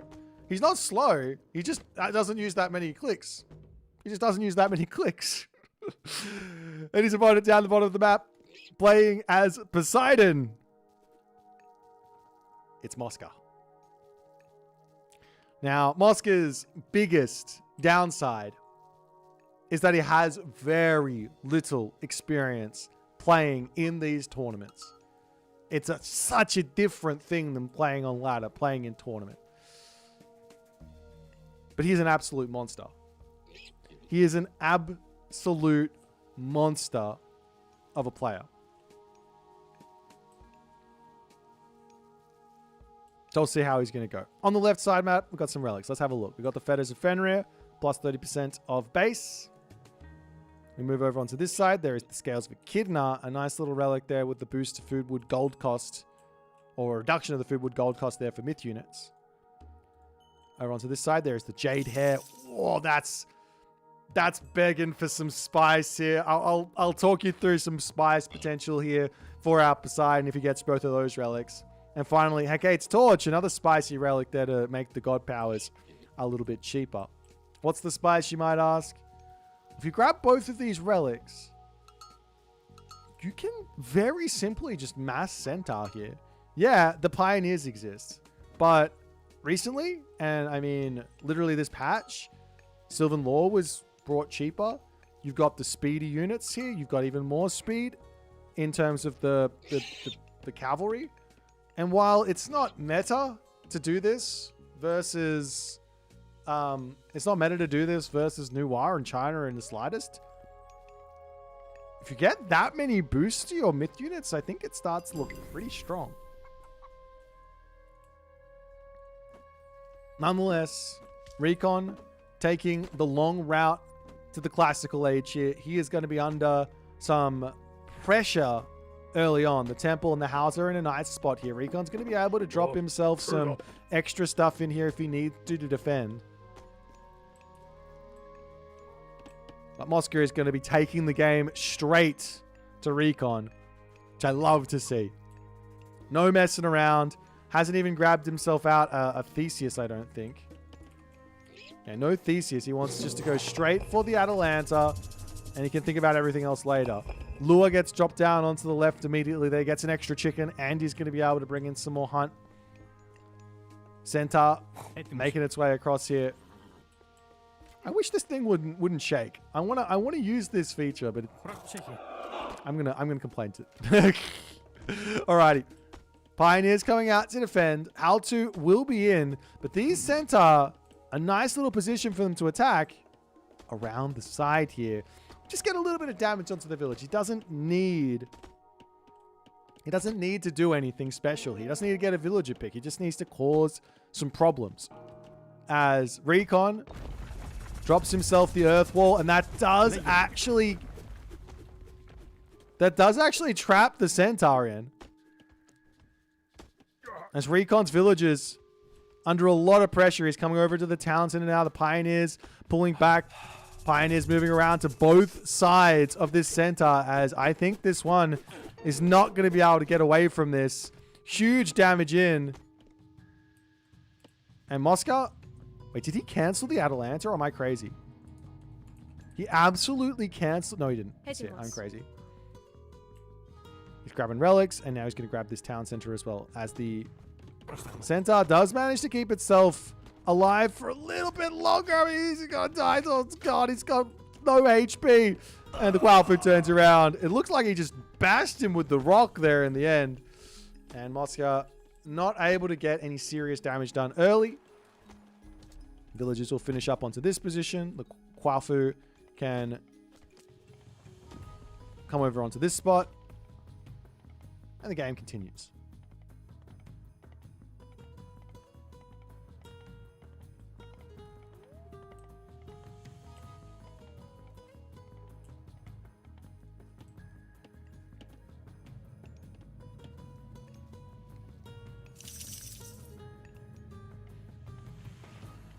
Prostagma.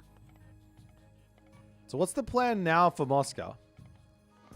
Gets his town center up a little bit later than the Noir. A little bit behind on villager count. Quafu are going to continue to come through, so it's going to get just like tiny little bits of villager lead starting to accumulate. No favor income. The Cheongchi causing some problems as the Atalanta to come over and say, excuse you, get out of here. Atalanta are an amazing force at taking this bad boy out, but also the flying myth units can go left, right, up, down, and around with none of the environment there able to stop their movement. So it's near impossible to hit a flying Qiongqi from a very well-controlled player. And Mosca's plan here now starting to come to the obvious stages. He says, I'm just going for a third town center. This is fine. And Qiongqi yet again charging through here as the Atalanta going to continue to try and hit some spears here. Just says, nah, you can't hit this one. Villagers on this side will have to pull back up to the town center here. I'm almost thinking that Mosca is kind of kicking himself for dropping this lure straight away. He could have saved it and put it on top of the town center and been completely safe onto that spot there. But nonetheless, the third town center will be up. He's got ceasefire if he wants to use it. Doesn't really need to. You can get watchtowers soon. Recon has not spotted the third town center going up just yet either. And so villagers will pull back, and I think this looks, by all intents and purposes, this looks like a fast heroic from Mosca. But Recon, he needs to confirm it. Archery range, stable coming through. The Atalanta sitting onto this spot there is the blue dot flying over. He has spotted it. But can he deny the Qiongqi vision of this position there as the Atalanta in, and he will not spot it. That's the third town center. Mosca's plans have been revealed to Recon. But Recon's already produced a bunch of units. Mosca has eliminated the economic problems that he might have now. But there's also a whole bunch of other problems, like securing a gold mine, securing this actual food. All these units are going to be tough to actually take out. Toxotes Hippias on the way. As Recon to push into the main base here, the villagers will just pull back. He's got a back gold mine he can jump onto. He can go between the two of them. This first wall here is not going to complete as the villager left for dead trying to finish it up. So first blood drawn. So the villagers will just move back over onto this wood line. He does get a halberdier there, so it's not the end of the world. Does he get another one? Almost. Meanwhile, over onto the left side, double Qiongqi searching around here. Man, it's got to be a third town center angle here for Recon at this point. Like, I don't see him getting in the raids, and of course, a whole bunch of Qiongqi is going to be somewhat difficult to deal with. You've only got 2 heroes. But Theseus is out in a defensive spot. One villager to grab the caribou over here as the Sky Lantern just going to come in. There's this relic here sitting on that spot there. Hecate's Torch is such a big grab. Surprised to see it not getting picked up. As it's just not spotted. No, he sees it. Both of them see it. These villagers getting caught out as they have to dive for the tower, keeping themselves alive. But just little bits of idle time getting forced non-stop here is allowing this advantage that Mosca has to just not really feel like much of an advantage. So Gormang to come in, and I imagine a transition into a whole bunch of White Horse cavalry, and that's sort of where Recon's like main like advantage starts to come to the forefront, which is White Horse cavalry or just like massive cavalry raids just everywhere. There's the Spirited Charge pre-Q in. Wants that one for some speedier cav. But still a ways away from that heroic age here. And the question is, can you actually defend against these raids that are going to be coming your way?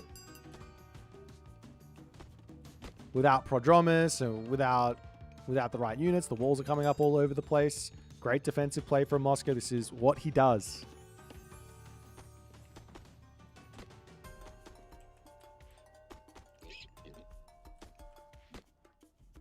Now Recon making his way over onto this side. Going to drop a silo. We got the ballet. coming up. Villagers making their way over onto this side as well.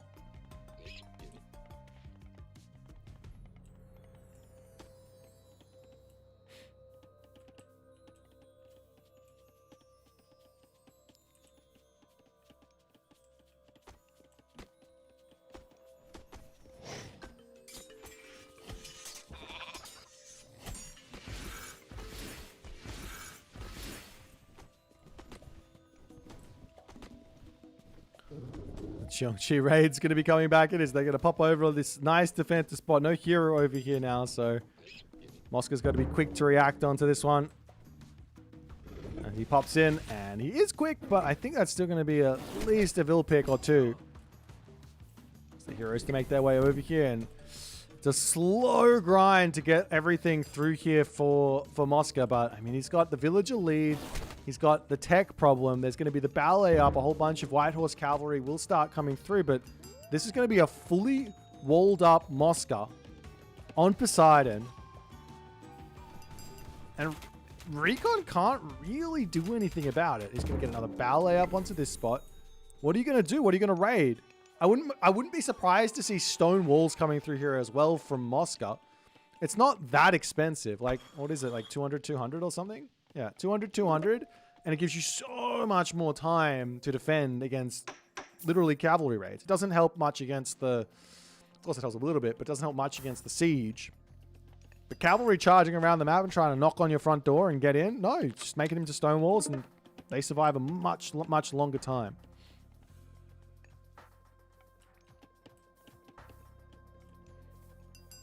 The winged messenger on the way, getting a little bit of scouting information through. I mean, after all is said and done, this game is going late.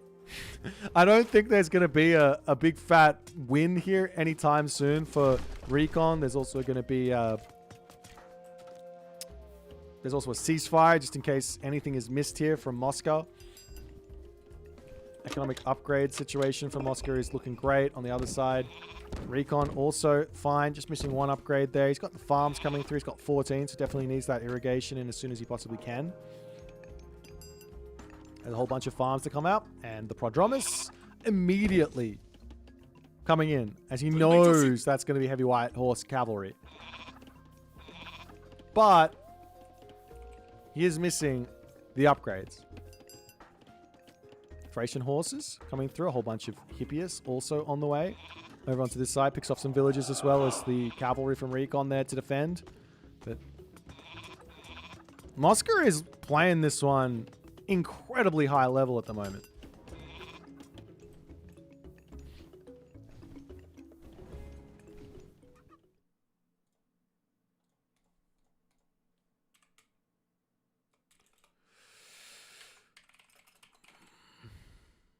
Alrighty. But up onto this spot. Villagers make their escape over here. The Xiangqi land onto these villages. They're going to have to make a run around to the back there as the Xiangqi can start smacking away at this position. Over onto this location, though, Mosca says it's time to go. Tao Wu getting targeted down.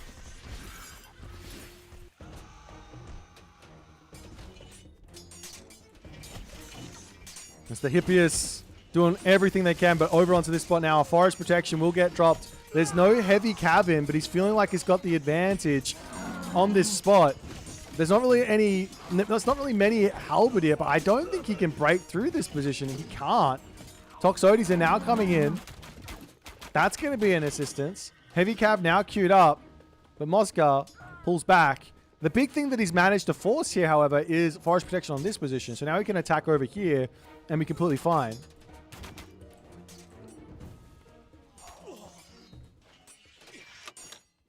Over onto this spot, though. 6 speed. White Horse Cavalry will get chased down by those 6.9 speed Prodromi. That's a lot of losses there for Recon, as you have to sack a couple to keep a couple alive. But Mosca's already hit full pop. And in classic Mosca fashion, he's already starting the trade route. Like, why not? There's plenty of gold on the map, but no need to risk it. There's only, I say plenty of gold, but there's this gold mine, and that's kind of it. Gold mine in the main base. There's 2 large gold mines apiece here. Like I said, now the main base is open for the pickings here. As Recon's in some real trouble. He's behind on economy. The Greek army is so strong here. He's got Hermes, he's got Bronze, or Dionysus, which gives him Thracian horses, Spirited Charge, Cavalry. And Poseidon with that, with everything else that comes there from the unique bonus and the unique technology. But Mosca says, I'm going to charge through on this spot. Very, very risky here. The garrison micro from Recon is going to be incredibly tough to break through. But he says he has to go. Let's take the fight. Village is getting pushed away. He's feeling a Mythic Age coming through, and it is on the way as the army just charging in onto this spot. Earth Wall does come through. As Recon's going to go, all right, let's pull back. There's another ballet on this spot. Why not? But the Earth Wall can get torn down very, very quickly. But Mosca says, oh, I'm unable to really get the damage done. Let me pull back out, clean up the Earth Wall, and get out of here as my bronze is done. So damage dealt. Village is not killed, though. Bronze down. Now, the one saving grace here is there is a ceasefire. So Great Flood pulls you in. Click ceasefire on it. Can't get any damage done. Play for that. Hephaestus now, which is on the way.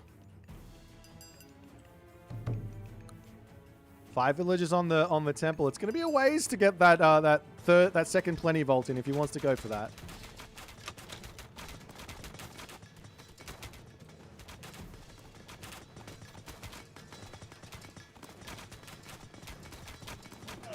Yeah, these walls are getting scratched at the moment. They barely do damage. Prodromus just like low base damage against these walls, but they will break through. And this is big. Opening this wall up does mean if there's going to be a Great Flood, there's going to be some sort of an answer here for getting out, I guess. You know, like I said, ceasefire and run, or ceasefire and then run. You're going to take the damage from the Great Flood, but at least not from all the army afterwards. As Mosca does say, all right, I will run. Goodbye, sir. I imagine there has to be, you have to drop the Great Flood down, right? Mosca, oh, there he goes. Recon now dropping it. Ceasefire? No ceasefire? There it is. So yeah, ceasefire comes in, allows the units to just basically get swept back, and then he pulls away. No problems. He does have that HP regen as well. Toxotes won't be able to get it back, but I think they're mostly all dead anyways. As Mosca going to pull back into his main base.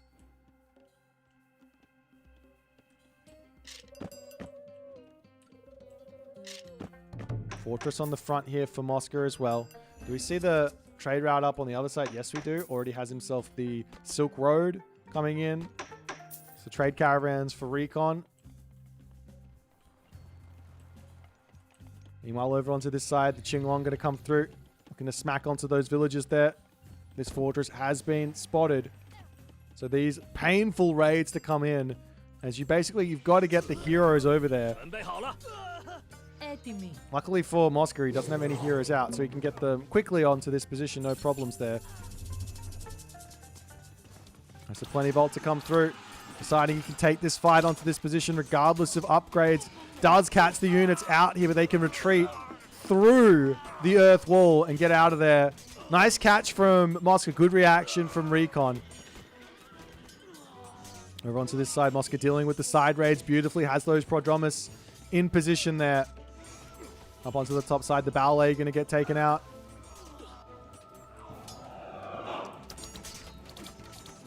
And Mosca getting out of this position now as well. Champion upgrades to come through. Full iron on the way, and already we're starting to see Hatyroi in queue, as well as the Olympian weapons there to boot. As Mosca's army is just getting stronger and stronger. Recon has full copper only. Full copper only at the moment. The Qinglong meeting its match here against the Theseus. Does now decide to retreat. However, ballistics is through, so there's no escaping. Well, maybe there is escaping. Theseus 4.3 speed is equal, but he gets away. And doesn't get away. Kills it. Fortress on top of the hill. Trying to claim that one.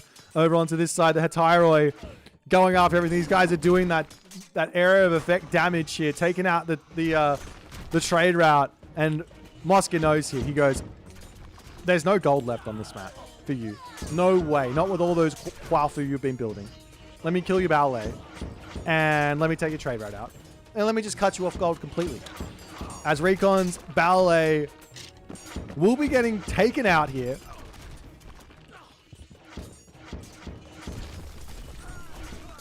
And his trade route will be the next to follow.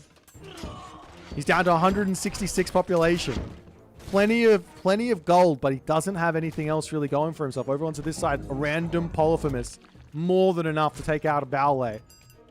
Mosca is playing this game so clean.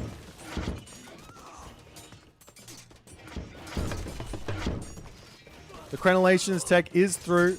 Now, Halberdier and Tiger Cav will be able to win on these sorts of fights here.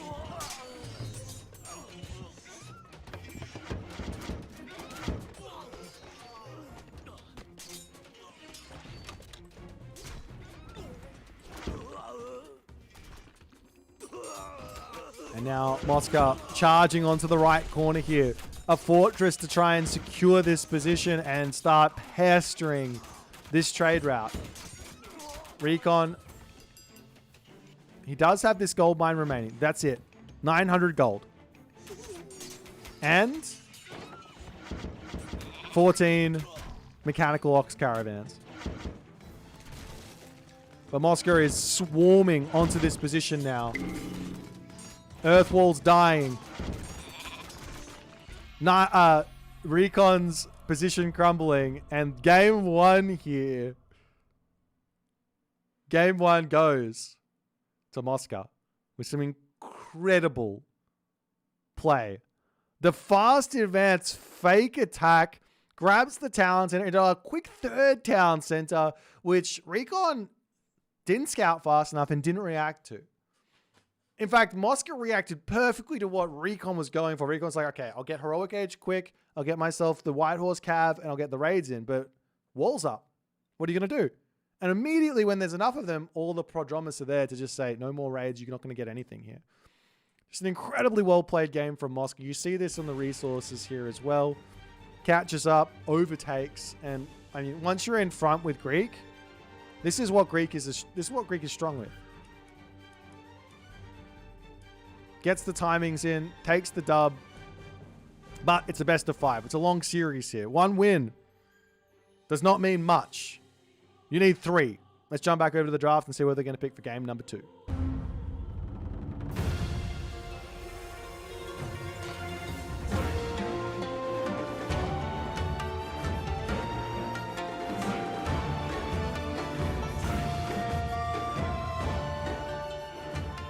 Alrighty, so game number 2 here is going to be on the map, Anatolia. And it's going to be a Zeus versus Hades affair. How many of these have we seen? I mean, look, it's a player favorite to just play this matchup on this map. We did see a Matarasu dominate, absolutely dominate the Zeus though earlier today. So there is that.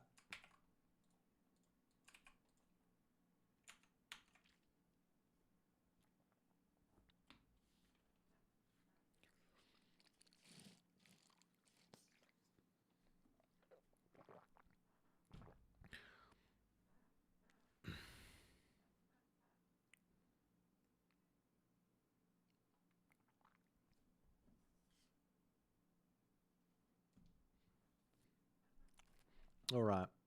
I guess the only problem here is that with Hades, you don't really have that Hippias that you love. With Zeus, at least you can go Hermes. You can enjoy the Hippias. And Mosca, he's a Hippias lover. The lover of the Hippias, a believer in the Hippias. He is born by the Hippias. He dies by the Hippias.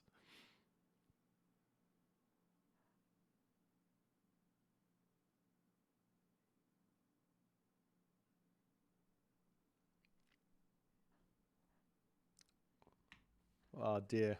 We're getting into our... Gee, we're almost up to 8 hours today. A crazy day. This has been an amazing day of Age of Mythology. Who do I think will win? It doesn't matter. Doesn't matter who I think will win. End of the day, I just want to see the good games. What's the plan for tomorrow? All right, while we're waiting for this, let's jump over and take you through it.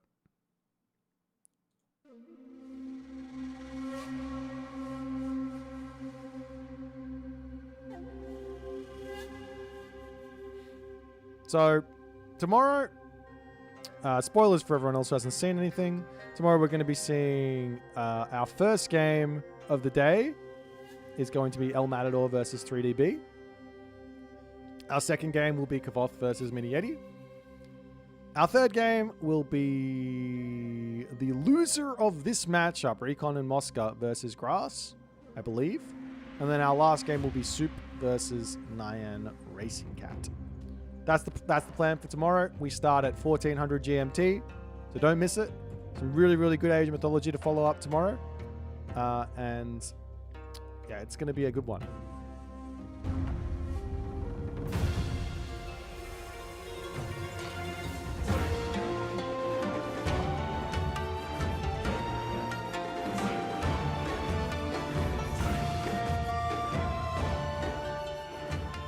Alrighty.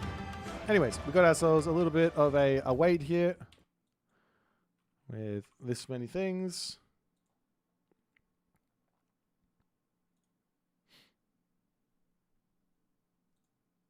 And we'll see if Recon can hit back. I think this might be the first time Recon's actually met Mosca in tournament. They played on the ladder before, and I think they have very similar styles. So often when two players have similar styles, like, you don't find those similar wins that you normally do, that they're all tough wins. You never get an easy win in these sorts of matchups. So you got to be in for the grind, you got to be in for the long haul, full focus, not letting any of those greedy sort of things get by you. This next game will come in and I'm sure Recon's going to be very, very active with scouting this game, not missing that third talent and not playing, oh, no one goes 3 talents into here. It's always 2 TC. 2 TC fast stroke is the thing I'm scared of. No, not Mosca. Mosca plays his own game. You got to be switched on. You got to be switched on. You will also note there's 2 ISIS in this draft. It's been ace picked by both of these guys. But nonetheless, we're going to be jumping into game number 2 here on the map Anatolia. I don't know what else to say. Hope you guys are having a great time watching these tournament games. They're a lot of fun for me. We have a lot of amazing games coming up over the next 3 weeks before we head into the finals. Finals are in 3 weeks from now on the weekend. We'll see who makes it there. But our next game, Anatolia, Zeus, 80s. Let's jump into it.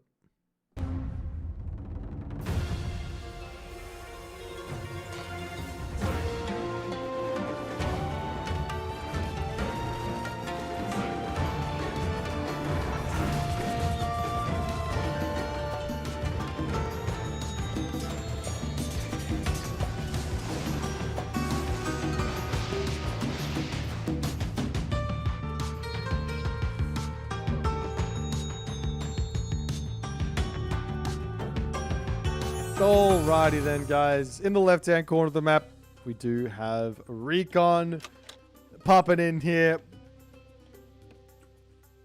He's playing some Zeus for us at the moment. On the top of the map, we have Mosca. And he is going to be playing some Hades. A matchup we have known to love, hate, and be ambivalent towards. Zeus versus Hades on this one. This is going to be a really interesting one, as we actually have double docks here right away from Mosca. I like this idea. Why risk it? You want to play a specific game? Okay. You want to play both sides of the water? Well, just drop docks on both sides. Now, when I see this as Recon, I will go, oh, you put a dock over here. No worries. I will jump over to the other side. But it kind of looks like Recon's missed this dock. He has missed this dock. He's going to move over onto this side and see this one. And this could be some very early mind games, though. Recon is coming through. He's going to be dropping his dock just a little bit later onto this top side. But yeah, early mind games and all the other good stuff. He does scout at least this dock up, and there's not any significant advantage here for Mosca. I think he might get a fishing ship out slightly. No, I don't even think he's in front because this population advantage seems to be favoring Recon ever so slightly. But yeah, this does allow for no funny business early on. It's going to be fish on both sides. That's what Mosca wants, I think.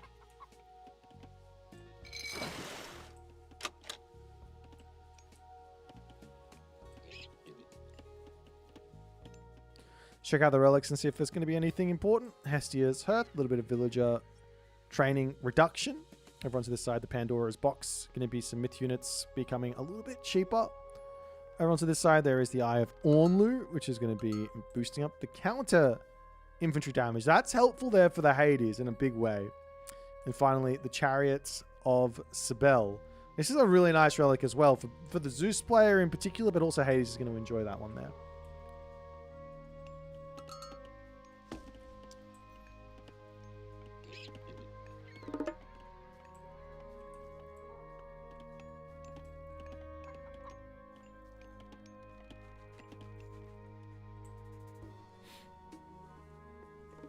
Now Mosca going to claim some more fishing spots over here. I mean, he's still 2 docks. He's probably going to drop a temple down fairly shortly. I think the same thing is going to happen on the bottom here for Recon.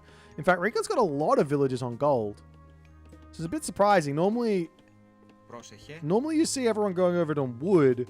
You get the temple down, and then you actually take the villages off of gold, put them over onto wood as well. Could have dropped the mining camp on this side so he could do that shared system there, or put it in a position so he could grab the pine tree as well with the storehouse nice and close. But basically it's just a dock spam normally, as we see a second dock coming down for Mosca. And onto the top side a house, and then potentially a dock behind this one as well.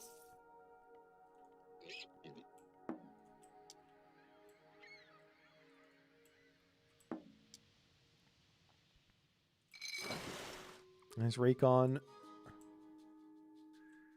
going through to claim just a couple more fishing spots, but end of the day, let's have a little quick look at whose build order is working out a bit better. Athena coming through, 14 fishing ships. Mosca, later to the classical age, but already up to his 18th fishing ship. As the final one will come in, Athena on the way. A couple of villages on favor there as well to start working towards the Vaults of Erebus to boost up just a little bit more.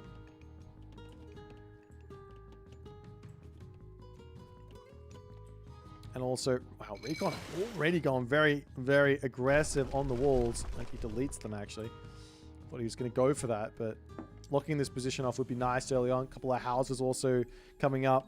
A little bit of a role-playing of Age of Empires 2 from Recon. I haven't seen this type of play in such a long time. This is like stock standard in Age of Empires 2. They use their houses to help wall themselves in, but that far out of the base in Age of Mythology is somewhat unheard of. Another Ajax out for Mosca. Going to be looking to claim one of those relics. You'd have to assume here. We've already got the Heracles in. Jason coming through. Not grabbing that upgrade just yet. I imagine he's going to be getting it because it's such a help for the early game. There's such a big advantage here playing Zeus with that regen. So over onto this side. Mosca headbutts the HUSKSUPPE, but that one's going to get out of there. And the first relic to come in is going to be Pandora's box. Can help back. That actually helps out on the water as well because you get the Skylar through. That's the Ajax going to drop off the relic. Neither player here for the moment going for any ships. No military academy from Recon. And we will finally see the first movement as Mosca says, all right, we're going for some juggernauts on both sides here.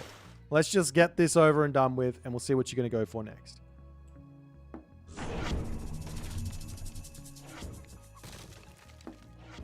Zom does get dropped down as the villagers can headbutt it away, but with the speedy Achilles, that will be a dead Minotaur.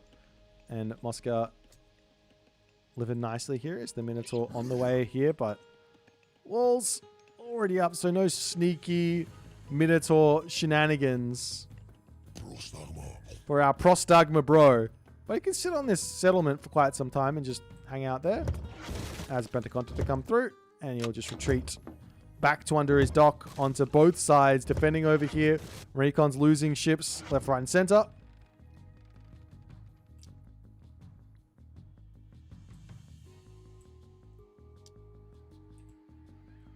There's a couple of triremes now queued up for Recon.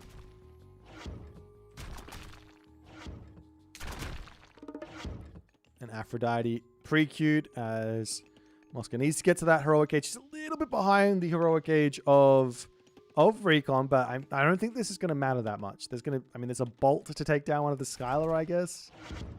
5 villages on favor versus 4 villages on favor. I'm pretty sure 5 villages gathers favor faster. 0.09. Well, maybe not. I can't do math. What's... Oh, there's 6 now. There's definitely more favor income for Mosca. And he's also going to be able to get himself that immediate golden apples to get even more myth units forward. And he's got that Pandora's box as well to make it even cheaper for him to make them. And he's also got the stronger myth units with more HP.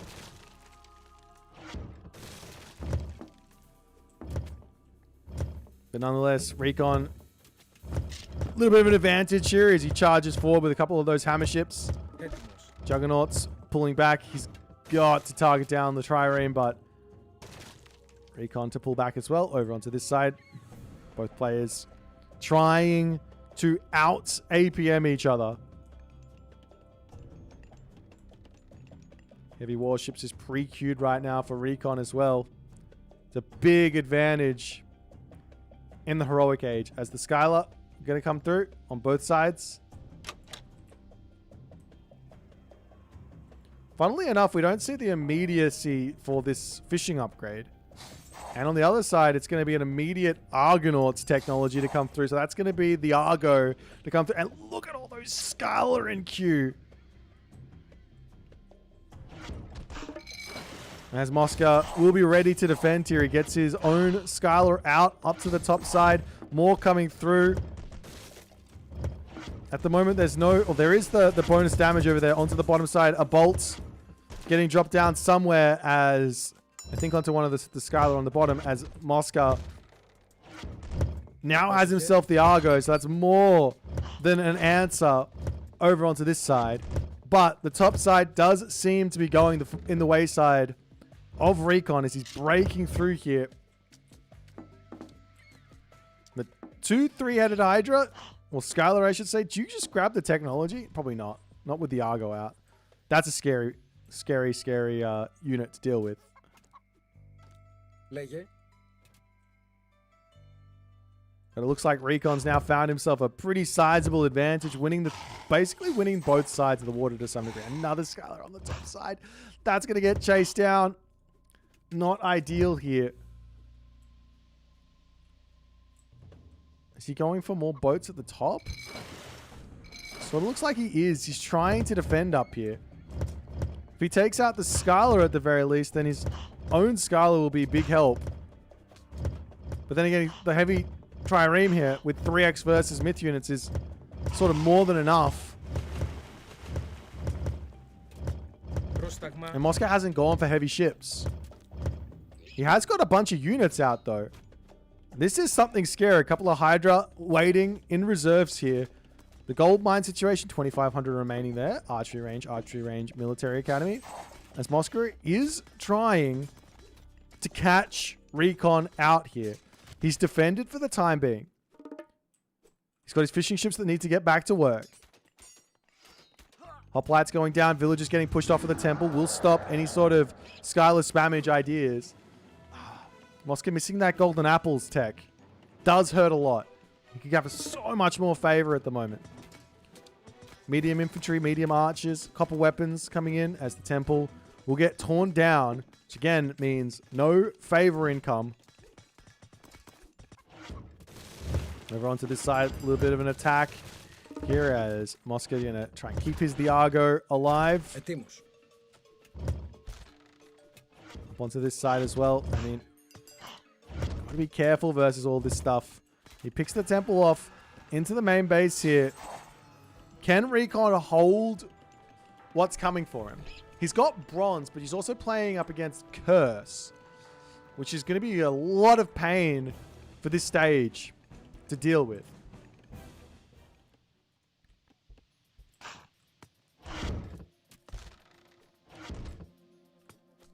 Scarlet gets itself another little head over here, but he needs to be attacking the actual boats. Finally deciding to turn around and go after this as the Juggernaut will go down. And then the heavy trireme as well. Over onto this side. Houses getting cleaned up. We are seeing a fortress getting dropped onto this position here.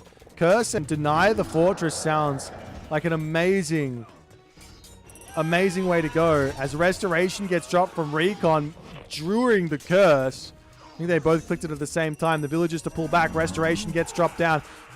Hydra goes down there as the heroes are charging in onto this one. Villagers falling. Mosca in an amazing position in the main base right now. A huge villager advantage now cooking as the fortress is denied and Recon pulls back. Mosca is just absolutely on fire in this game. The villagers getting dragged over here, but he doesn't have the answers for what Mosca's got at the moment. He's making the Peltast good against those Toxotes, but the Toxotes don't care about, like, why would you care about losing them? Just kill off the villagers. The fortress yet again denied. Even more kills, 26 to 40, and Mosca has still got all 18 of his fishing ships. He pulls back and Recon taps out. Mosca is up 2-0 against this absolute behemoth of an Age of Mythology player. Back against the wall now for Recon. What an amazing decision-making game from Mosca. Recon's scouting just not what it normally is.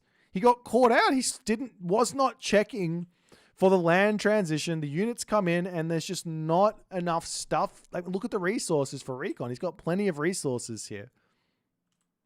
But just a struggle. We'll jump back over to the draft and see what they're going to pick for game number 3.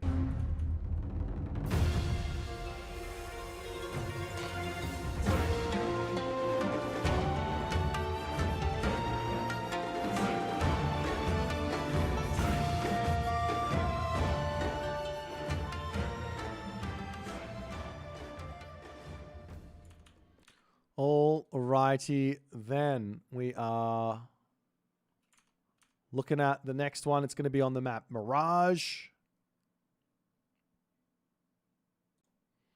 On the map Mirage here.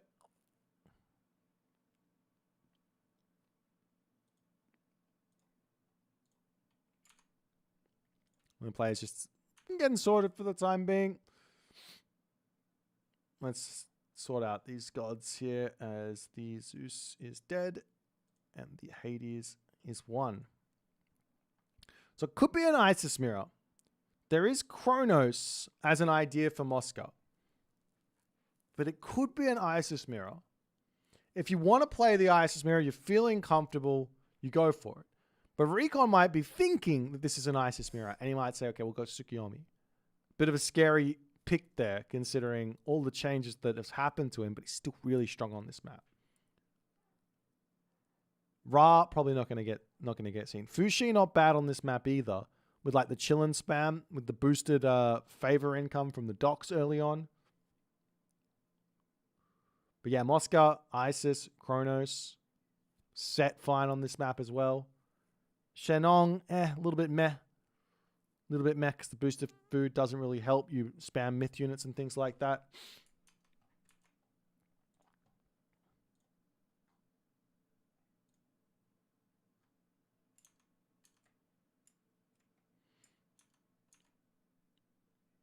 And we will see some picks coming through for these players. As Recon selects Isis and Mosca obliges. As we've got our first Isis mirror of the tournament. Our first Isis mirror of the tournament. There is a 1 in 5 chance. I guess. I actually don't know what the probability is. The 1 game possibility of having a mirror. We'll see when it comes down to it. Mirror matchups. That is the ultimate in skill. There's no advantage to be had from your god. You just use what you've got. Your opponent uses what they've got. And you clash.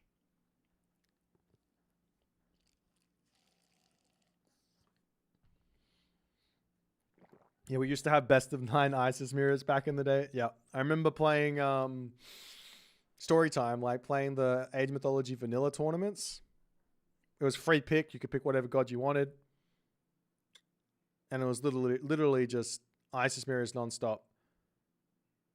And the thing about in vanilla, so vanilla is the very first Age Mythology before Titans. The thing about vanilla was you could garrison chariot archers into siege towers. So the matchup was literally all about, and attack move didn't work. There was a just complete mess of a mechanical game. You had to, the mechanics were crazy that you had to learn to be able to deal with it. But the whole micro strategy of that mirror way back in the day was garrison micro your chariot archers into the siege towers to dodge the arrows flying through the air. That was the micro. While also ensuring that your chariot archers aren't targeting your opponent's siege towers, because every time you garrisoned a unit that was shift clicked onto, it would cancel the shift click. And that's the same in Retold as well, by the way. It was a big silly. It was very silly. It was very, very sweaty micro. Very, very, very, very, very sweaty. But that's all it was. That's all the Isis mirror was. Chariot Archer, Siege Tower. I'm pretty sure we're going to see some different units in this one. Pretty sure we're going to see some different units in this one. Because we're going to be seeing it start off in a short amount of time here. 2 minutes and 35 seconds. But Mosca's looking like a monster here. This guy, it looks like he's leveled up. I have to be honest. It looks like he's leveled up. He's playing a clean, macro-based game. And Recon's style is just not working here.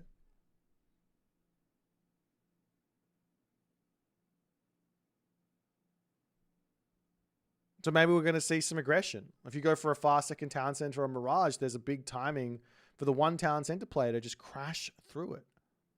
Now it's camels versus camels. That's true. It could be camels versus camels. But then again, you've also got the Petsukos. It's camels plus Petsukos, right? But doesn't that get counted by camels plus Petsukos? I guess we'll see. I guess we'll see.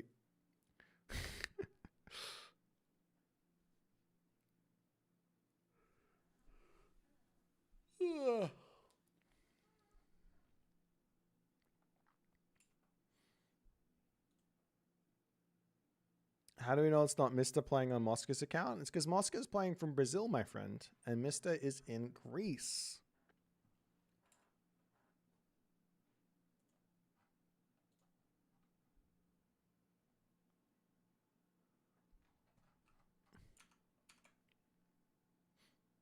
No, it can't be a VPN because I see the ping list. One player has got a ping. 13 to Brazil. So it can't be Mr. playing on Mosca's account. Are there any new AWM tournaments coming in 2026? Yes, we have one in February. Should be a really fun tournament as well. So put that in your diary. Make sure you don't forget about us. And there's probably some other tournaments coming between the end of this one and another one as well.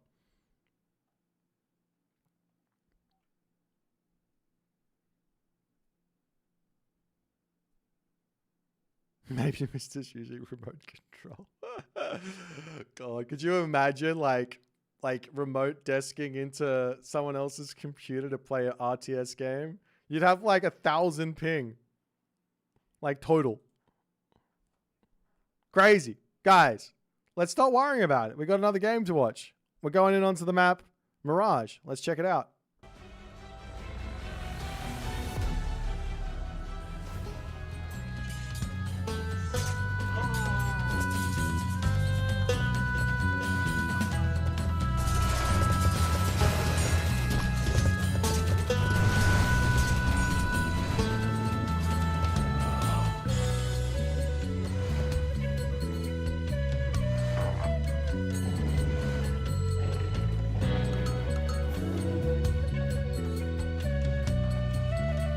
All right, ladies and gentlemen. In the right-hand corner of the map, playing as ISIS, it is Recon. In the left-hand corner of the map, playing as ISIS as well, it is Mosca.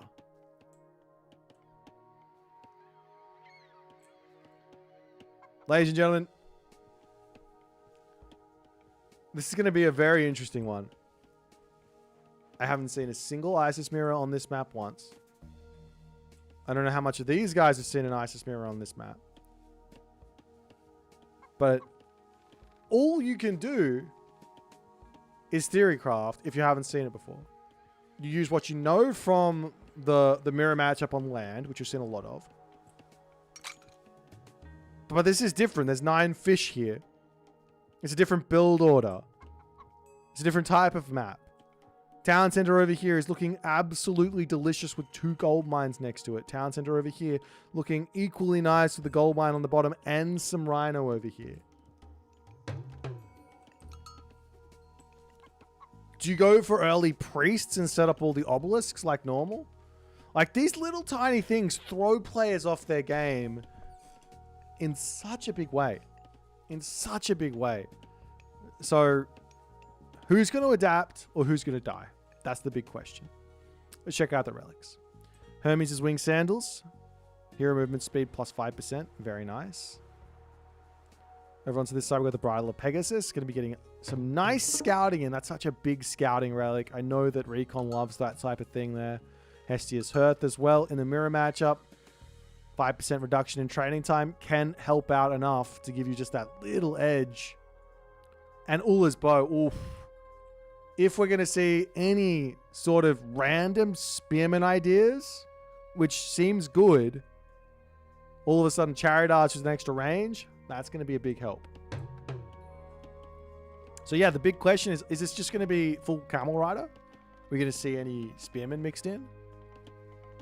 Both players have got access to Anubis here, so it makes sense.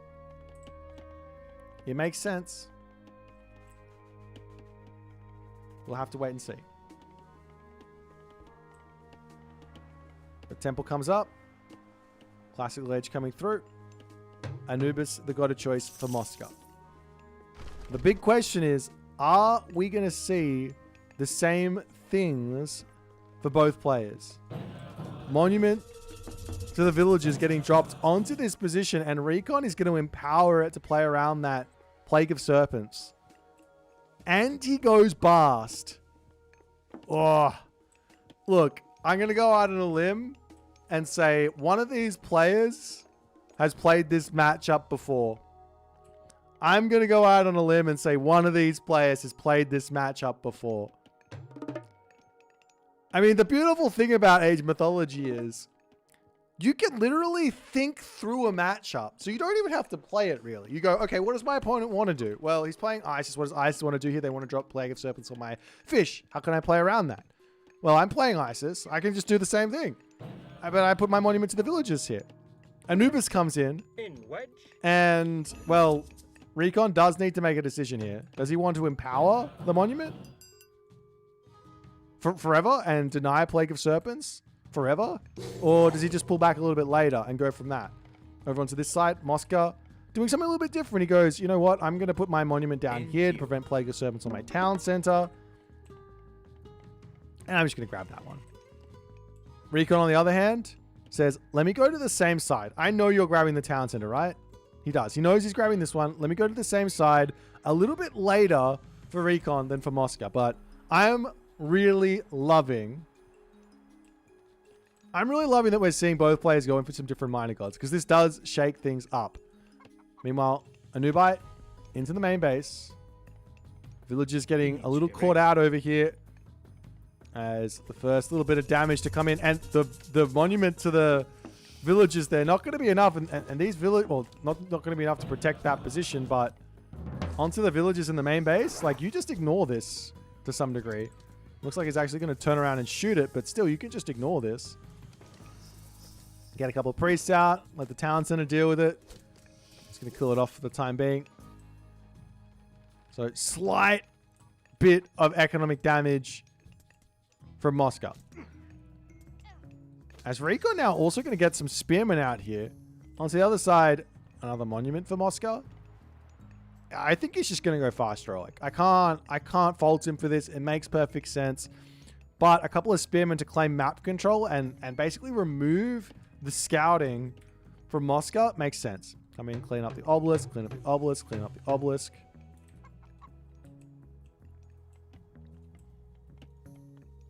Also now the Flood of the Nile's coming through for Recon. On the other side, Mosca hasn't grabbed his just yet. We're also going to have that Persine to come through. A market on the way for Recon. Serpents on fishing ships are not banned. I mean, they had a monument here to protect onto this side, and Recon went through Bast. So I guess they are banned in that sense. You can't click it onto the monument because it stops them. So I guess so. Alrighty. Sobek pre-queued for Mosca at the moment. We've got that Sacred Cats also coming through as the army of a couple of spearmen and the Sphinx causing some problems, and Sobek now on the way. The game plan from Mosca is pretty simple here, I think. He's got Anubis. He's going to grab himself Acropolis, maybe throw a third monument down, and it's just let's mass a whole bunch of Petsukos. Recon, on the other hand, he can't get the same favor rates. He can't get the same amount of Petsukos here. Does he have an answer for the Petsukos? Without just getting more? Is it not? Is it just a matter of just making the most amount you can?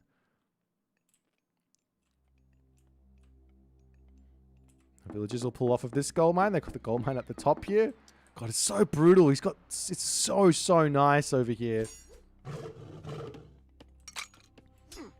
Mosca in hot pursuit here to take out the spearmen and all the other good stuff, but he just turn around and get a little bit of damage done. Pushes that Anubite away as the spearmen charging forward. Over onto this side. One spearman will start jabbing. The monument on the back here with that empowerment is so nice as well. Spearman turning around, shanking, but they have to pull back. Don't want to get close to the Sphinx. We will see a Migdol stronghold coming down as the Necropolis is also coming through. But the big question, like I said, where's the third monument? Where's all that favor income? There's plenty of time to grab it.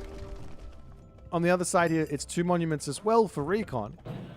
But he needs more income, more favor income. So he probably should go up to even 4 monuments or something.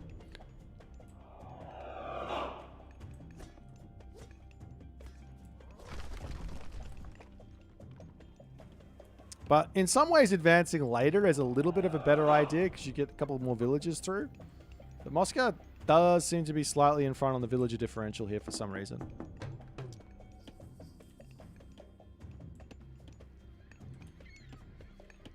Shaft mine coming through for Mosca. As the obelisk getting cleaned up. Armory up onto the top here. And we do have very, very eager Kvoth pre-queued for our main man, Mosca here. Recon, he's got all the resources in the world in the bank right now, but he does still need to get a Migdol up and a couple of upgrades. Shaft Mine queued.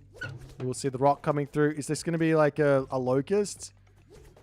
I mean, you can kind of play around Locust by just healing the villagers as well with those priests while the Locust is coming through.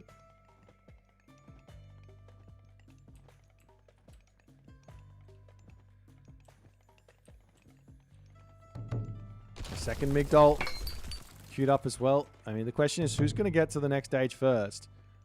Recon still has his prosperity, and he's in front on the score at the moment. Migdol onto the back here. No monument onto this position does mean a meteor here is going to be somewhat brutal.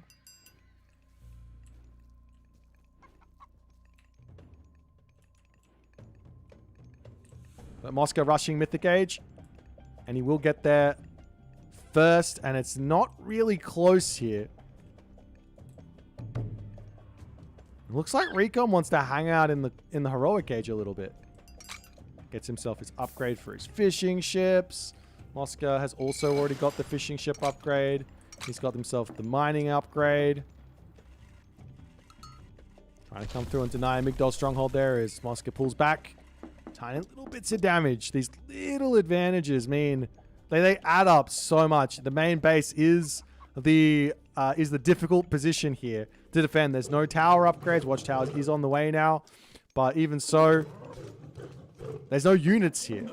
And this is what you need. When your opponent goes for a fast mythic, this is what you need. You need to get in, get damage done. We got Osiris pre-queued from Recon.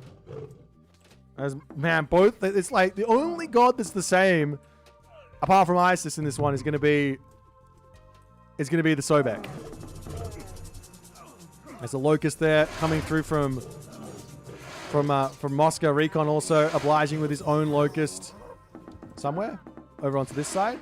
Hits the villagers off of the Migdol, trying to take out that Pharaoh there.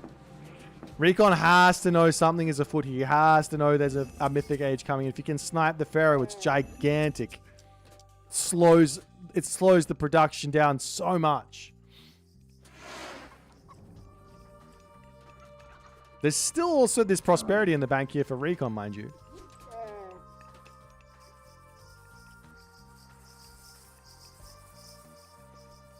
What's his plan, though? Is he going to buy food? Don't think so. Does he have any other food anywhere? Over onto the bottom side? Get a third town center up, maybe? Now another attempt to get the Migdol stronghold onto this side. As the Camel Rider numbers coming through. Villagers will have a bit of a help over here as we do have the Meteor onto this position. Villagers should just garrison or run. Hits the villagers over there. Does kill off two of them as they will get away. Town center goes down, but the Migdol strongholds will simply put live here.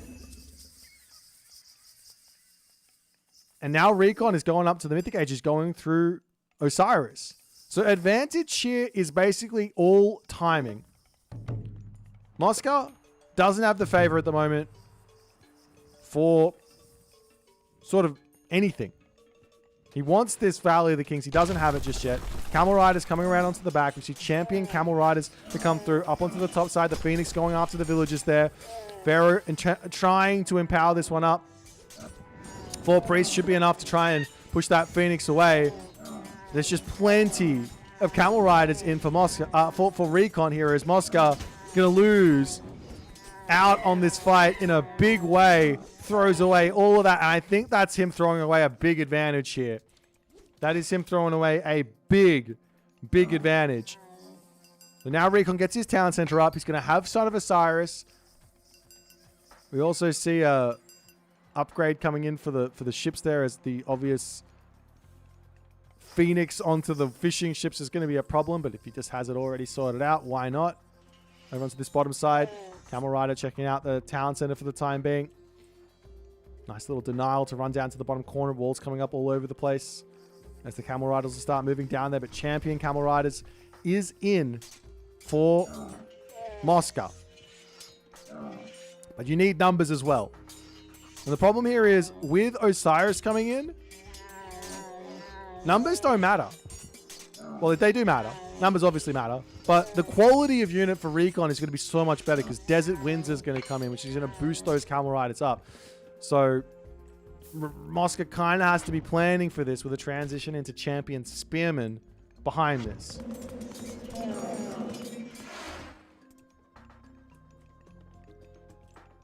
Catapult pulling back.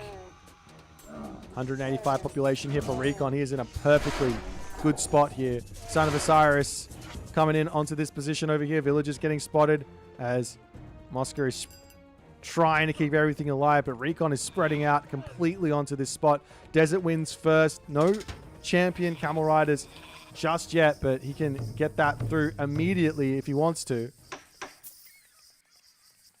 As the market set up, Recon doesn't want to be losing to any sort of random gold expiry shenanigans here. I mean, if you look at the villagers differential, it's equal, but you look at the military differential and you have to ask the question, how did Recon get this big of an advantage in this game? Third town center to come through now for Recon.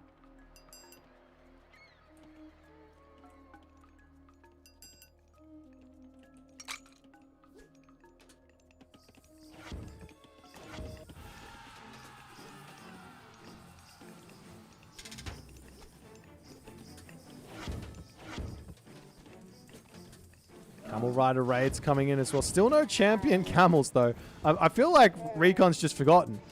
I mean, does he have stronger ones? I don't think so. He does a little bit more damage, but he has less HP by a tiny bit. Now he realizes he pulls back. Iron weapons. Champion Camel Rider now on the way, but there's just such an overwhelming advantage here now for Recon at this moment. The mummy as well going to come in and cause some problems. There's also going to be a chaos, not a chaos, but an eclipse that can come in and help out even more. Recon sees blood, takes out all the units, pulling his Son of Osiris out from underneath that Migdol stronghold. And Mosca, what can he do now? All these villagers getting pushed back.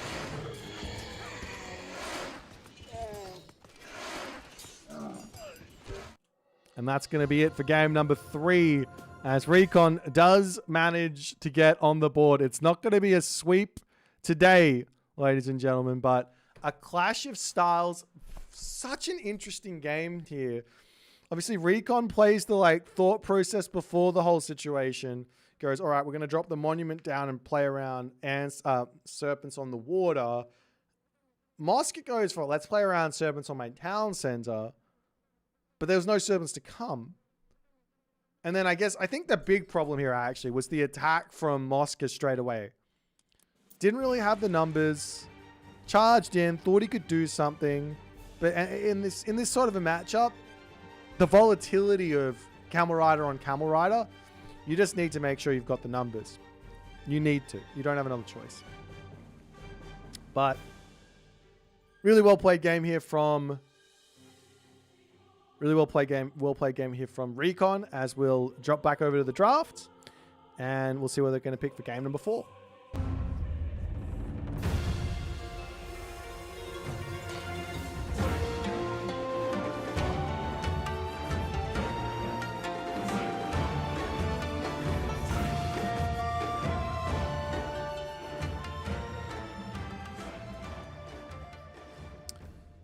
So the ISIS win for Recon, he is on the board. The loss for Mosca.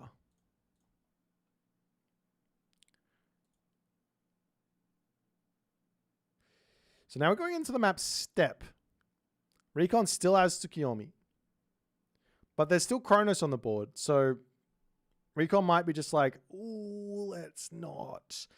But there's also Kronos on the board for Ra. So you're also like, ooh, let's not. Recon's already lost once to an early Kronos rush with his Egyptian. Fushi? Fushi is good against all those gods. Or do you just risk it and go to Tsukiyomi? Surely Recon's practiced against that Kronos rush now. He's ready to defend against it. Also, mid-tournament, we've got the community gold reward. We've got that Odin, god of Midwinter. Equipped. Equip that. And for this next game, we will be seeing a Chinese mirror. Fushi versus Shenong.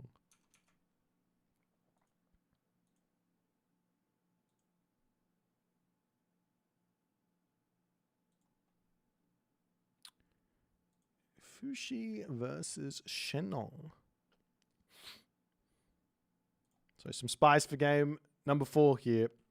I wanted to see the Tsukiyomi, but I think, yeah, Recon's just...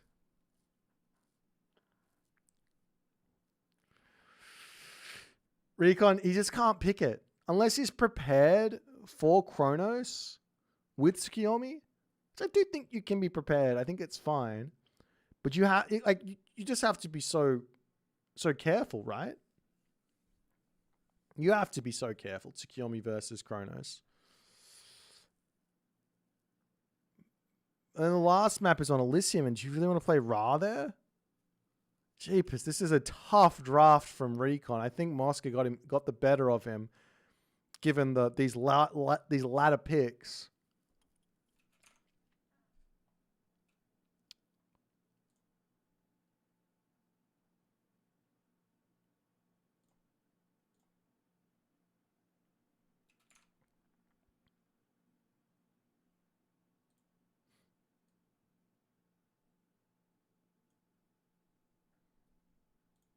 All right, well. Oh, did they already start? Have I missed? Oh, there's the draft. Okay, I mean the thing. Okay. My brain is losing my mind.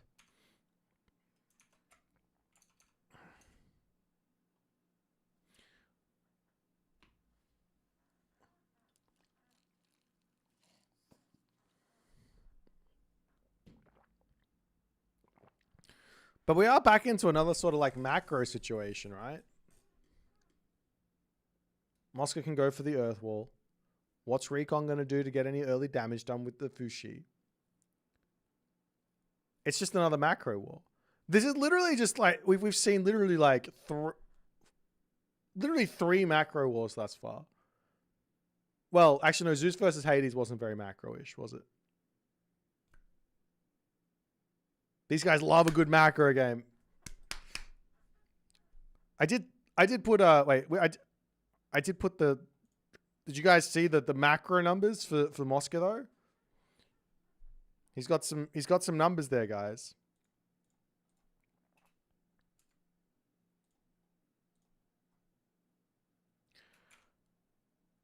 Hang on, let's just jump over to that one. I'll show you guys while we're waiting.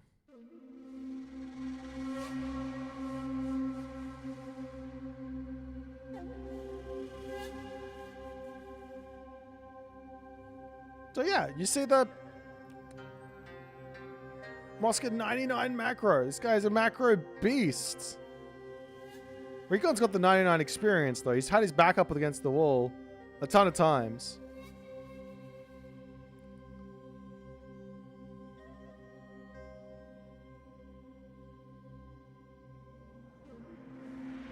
I guess we'll see how it's all going to go.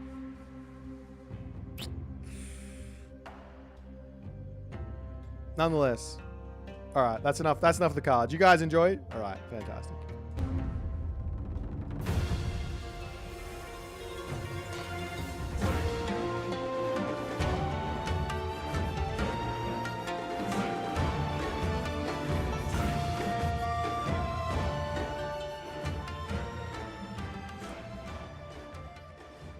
Still waiting for these guys to just kick this game off.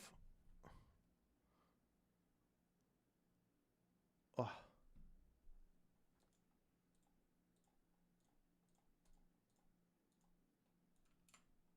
I'm not going to lie. It's 5:30 a.m. I did not expect this stream to go for nearly 9 hours. We are getting there.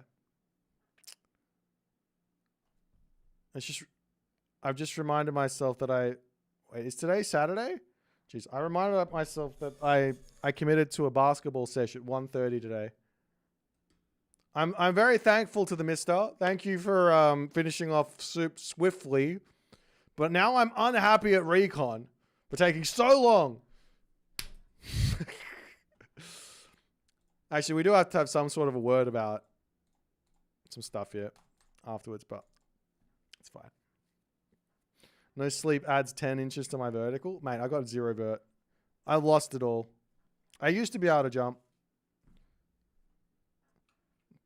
Outapes, who doesn't get angry when they get upset? I did. I'll let Twitch chat... No, I'll tell you what I'll do. I'll let YouTube polling decide my numbers for my card. Dunking on everyone. Oh, we have started. Hells yeah. We got about 1 minute until we're into this fourth game.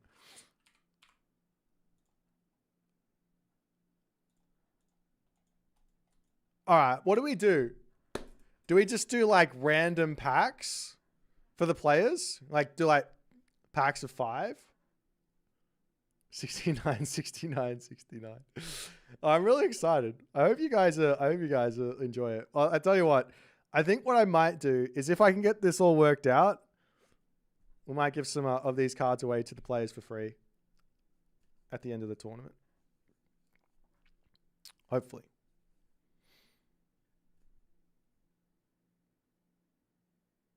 Man, I just got... Oh, dear. All right, we're back. How am I going to print it? That's a great question. I got no idea. I have no plans. I just like... You know, it's like Steve Jobs. I don't know how it's going to be done, but we're going to get it done. I'll tell you what. I'll ask ChatGPT. ChatGPT can help me out. If anyone knows anyone who's good at creating playing cards, send me a... I want real marble. I don't even know what that means. Anyways, guys, thanks for waiting. We're getting into game number 4 here. Fushi versus Shenong on the map Steppe. Mosca is 1 win away from getting to the next stage of this tournament. Recon here, back up against the wall. Let's jump in to Steppe.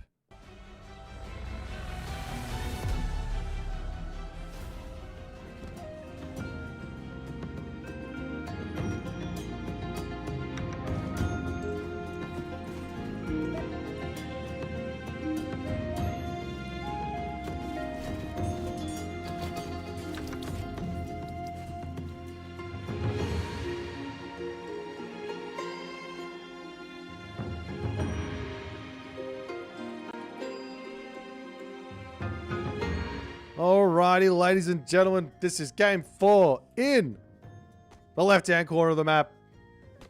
We have Recon playing as Fushi.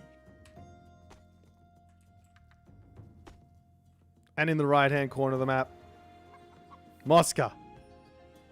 Trying to upset the beast. He is 1 win away. But again, being 1 win away doesn't mean anything. All it means is you get teased for losing to whoever you lost against. I know from experience. That's what happened. I was like, 1 win away from victory and then lose. Never mind. Let's not replay my past. Relics on the map. Let's have a little look-see in the top of the map. Over here, we have ourselves the Kui Drum. Helping out those heroes. As they lose hit points, they gain damage. Over onto this side, we have the Gung near Odin's Spear. You're boosting up those spear-holding Deuterinos. Over onto this side, we have the 9 Cauldrons. Just going to be some vulnerability to hack pierce being reduced there for the cavalry from the ballet in this one. And skulls of the Surspes there. Nice little relic to help out in the mirror matchup as well. Now, this map, there is a really nice town center over here. Very, very tough to deny this town center. The only Chinese god that can really help deny, or actually deny the Shenong second town center is Nuwa. Because you drop creation down, you steal the farm, you delete the farm, you're good to go. Right? You have to have the units over there as well, right? But if you don't have that there, you have to bring a villager, walk that across the map to steal the farm, and then also have the units, and then also playing around the earth wall. It's tough. It's tough. But a 1 town center all in could work here. Spam units out, charge forward, live the dream.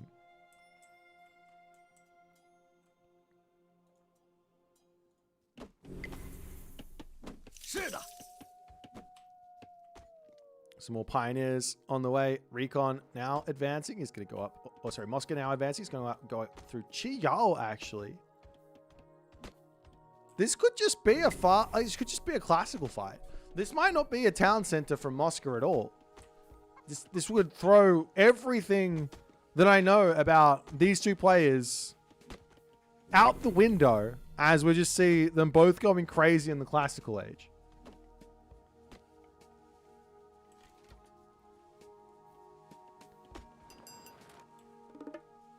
Goat's coming back from Mosca. Let's do a quick goat count.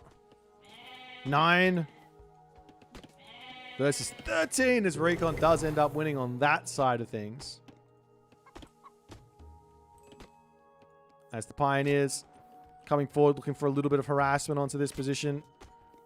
Mosca's got to be kicking himself for not dropping those farms on top of this gold mine.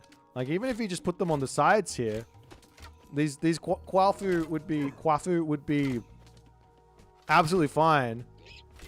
Recon getting some big damage done as the Quafu needs to pull back. Military camp getting shot up here. It's going to be Javelineers immediately.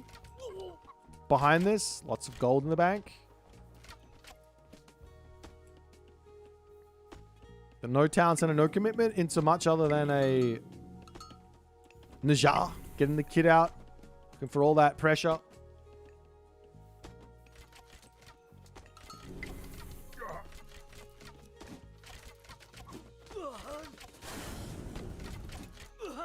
And funnily enough, one Javelineer, not enough to actually deal with the Pioneers there.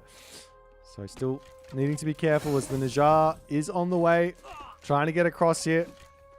Good control from Recon as he is trying to just get as much pressure as possible. Do we see any buildings down? No. Still not a single building from Recon. He's just going mass Pioneer. I must say I played against this on the ladder a few times, actually. I played against this on the ladder. Just spam Pioneers, get the upgrade, live the dream. But I don't know how much this works against the Javelineers. Once the Javelineer numbers come through, it's gonna be a big tough time.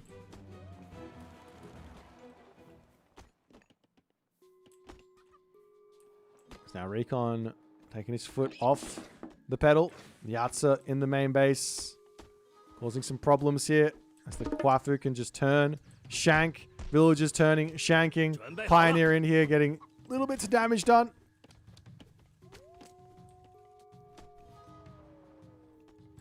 As Recon's pressure. We'll stop. Is he going? I think he might be thinking about Heroic Age. 400 food. 200 gold. Has not shown an armory anywhere just yet, but hasn't dropped a single military building. Meanwhile, on the other side, Mosca's no longer building himself any Javelineers. He might be thinking about a town center here. Lots and lots of wood in the bank. Lots and lots of gold in the bank. A military camp now getting dropped. But this could just be bait. He could still be going Heroic Age. Oh, he's still making a whole bunch of chilling. Or maybe it is just going to be a full-out classical fight. Both these players are just trying to get their toes wet in this game. Not sure what to do. But, yeah, Mosca is committing to this classical fight just to some degree. He's dropping himself now. Another military camp. Houses coming down.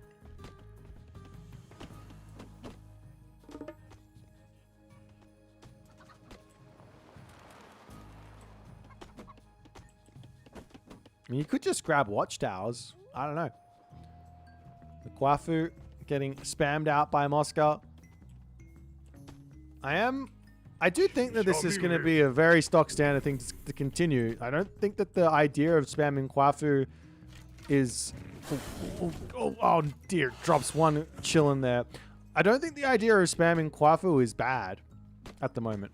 We see both players actually doing it. Like 5 Quafu for Recon on the other side. 4 for Mosca. He's going to be pumping more out. I think the decision between making Quafu and making Myth Unit or getting upgrades is going to be a little bit more tricky now. And obviously, in going for the Quafu strat, you're not going to get as many resources as you used to, but it's still going to be nice.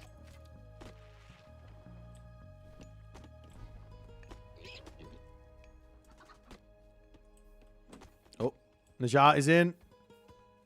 Trying to get the damage onto these villages. So they pull back underneath the towns and no problems there. They actually heal up while sitting on those Shenong farms there as well.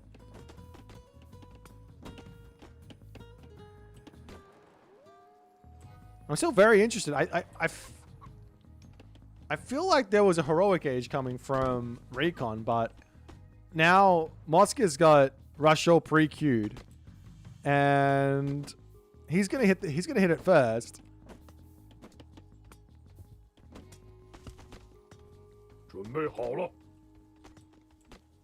As these villagers pull over onto the farms, just having the villagers that are low HP farming up, getting that HP back in is nice. Is it like 1 HP a second or something? Half a HP a second? Yeah, 1 HP a second is very, very nice.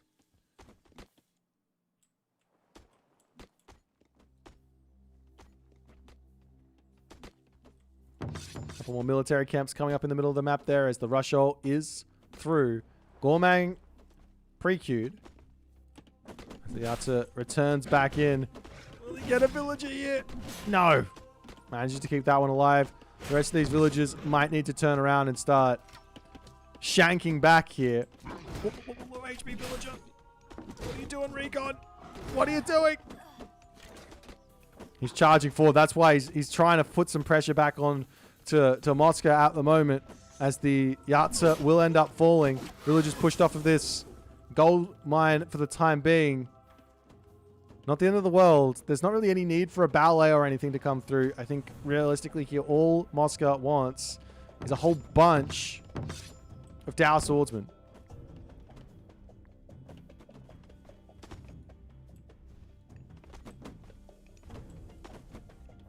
As now Gormang is queued up. The tower is spotted on this position. He's going to turn and start bashing away, but I mean, it takes a long time to kill off a military camp there with these types of units. Javelineer goes down, and that's a kill here. I don't know what Recon's trying to do sitting on this position. Charges forward. Gonna pick off a couple of those Javelineers. Nice shoot and scoot forward there from Recon.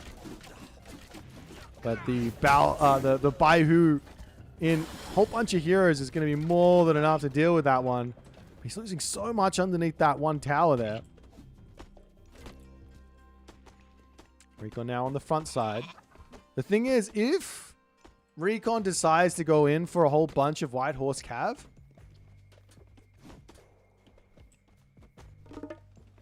is there not the issue of a whole bunch of Halberdiers coming through? Shenong farms do get dropped onto this position. Is a military camp going to come down for another potential attachment of the towers here? Pick up every unit he can as the Baihu comes through. That's going to be eating up that Chillin. Does manage to keep it alive. But Recon needs to sort of get out of here. Shoot and scoop backwards, sniping Pioneers and everything else. As a ballet is getting built up with just the one Qualfu here. I don't know about that. He needs to get as many of these guys in here and get this up as fast as he possibly can. The one advantage here that Recon still has, and he, oh, never mind, he's using it. So no real advantage for Recon now. He's got no food remaining, or no Peach Blossom Spring remaining. He's going to have to move out onto the map. Does help out a little bit on the resource deficit. Your opponent's got those Prosperous Seeds farms helping him out.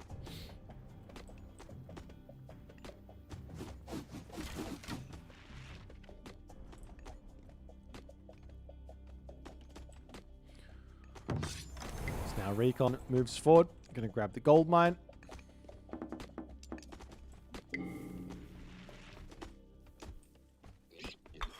Walls up all over onto this position. It's now Gilded Shields. Divine Judgment coming through. Man, this is such a tough position, I think, now for Recon to be in. Like, where is he going to attack? You got this immobile army, which Mosca is building. It's going to be incredibly powerful, incredibly tough to kill. But it's immobile. Doesn't really... It can't defend anywhere. Where do you attack? Can't attack this position. Can't really attack this position. Woodline's not really important. We do have the Najar, the teenager, looking for something to kill. But nothing on that wood line for the time being as the White Horse Cavalry starting to move around the map. Checking things out. I mean, picking off some villages on the wood line wouldn't go astray.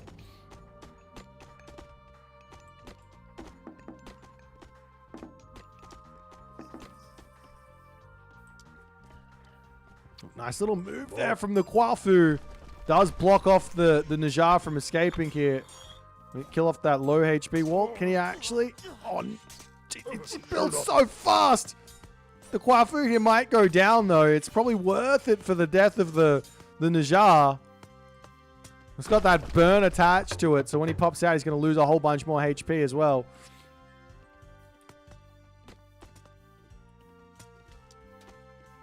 Yeah, he does go down. Nice little pick there is the White Horse Cavalry to pull back over onto this side. More like scouting, just seeing what's happening. Mosca is still building units. He's getting himself out his halberdiers to deal with those cavalry units. The Baihu defending as the Baihu's stuck inside of the wall. You can jump out after the special is done. Over onto this side. Does spot another villager. Gets 2 kills here. Nice little spot there. Has to be careful against the Dows, but he can just happily pull back. No problems. Another valet coming up from Recon in the middle. Up 8 villages now after these raids.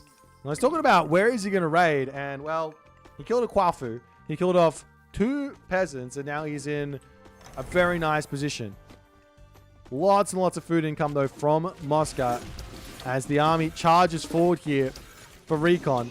But does he have the answer for all these Dow swordsmen? Answer no. He's got 1 or 2 fire archer here at the moment. So he almost has to just ignore them, take everything else out, and then just run. But it looks like he's got enough here, and Mosca pulls back.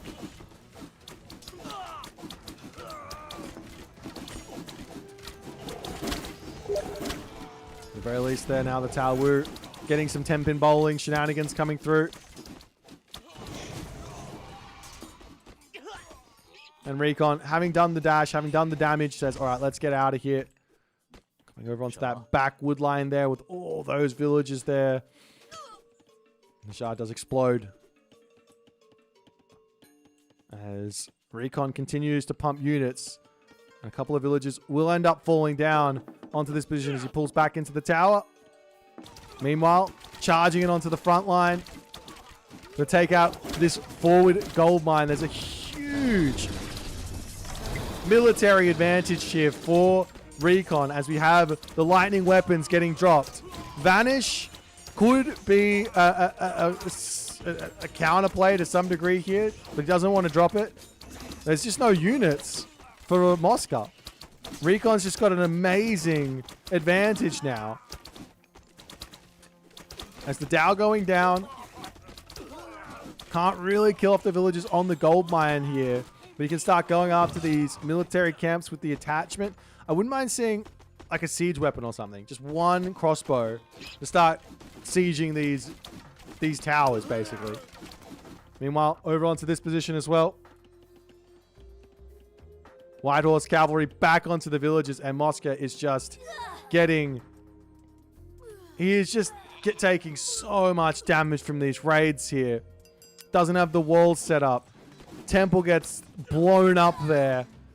And now the villager differential is 56 to 37. 57 to 37. 20 villager lead now cooking for Recon. As the fire archers are going to be more than enough to deal with these Dow swordsmen. There are a couple of those javelineers on the back. But good control there from Mosca to snipe those back. Over here for Recon, he kind of needs to pull them. But he's feeling like he's got the advantage enough here.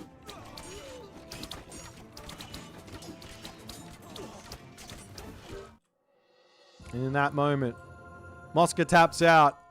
And Recon forces a game 5. What a way to finish the day. We got a game 5 here. Winners bracket quarterfinals. Recon does manage to make it work. But we've got one final game for today. I don't really have anything else to say on this one. Let's check out the post game and see if we can learn anything from it. Realistically, I think Mosca had a bit of a brain blank in this one. How do you deal with the White Horse Cavalry? Get yourself some halberdiers with Master of Infantry. Master of Infantry? I can't remember what it's called. Master of Weaponry. Master of Weaponry halberdiers. And then you're good to go. That's what you need. But he doesn't go for it, and he doesn't wall, and he just takes too much damage from the raids, and he's just going to fall over from just the differential in economy. Schmack. But nonetheless, let's check out the draft and see what they're going to pick for Game 5. One last game. One victor. One loser who gets to go to the loser's bracket and play for second place, but still can actually win the tournament. Still. Must be an age mythology here for both players.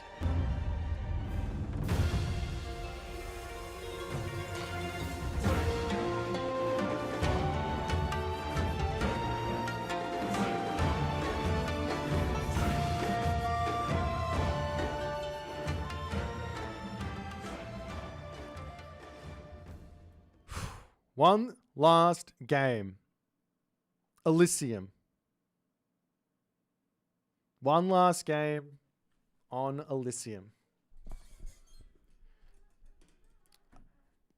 What more can I say? Apart from one more game on Elysium. I don't know what the matchup is just yet. Yes, I do. It's Tsukiyomi. And it's set.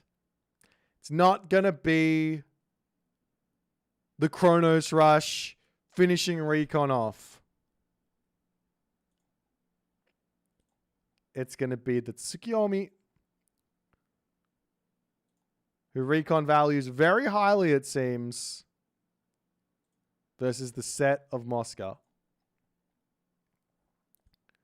I'm surprised not to see the Chronos. Map Elysium, not an amazing map for set. Only deer that can be converted. You can play a nice macro game by just converting all those deer up, so that works.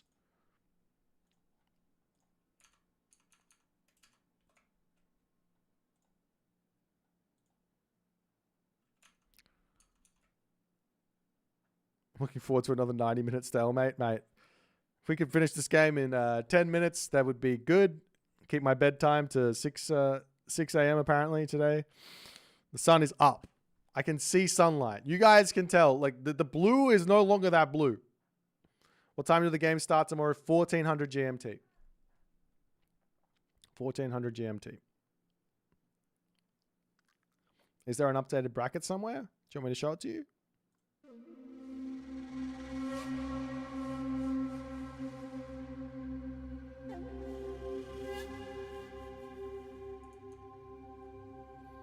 Updated bracket right here.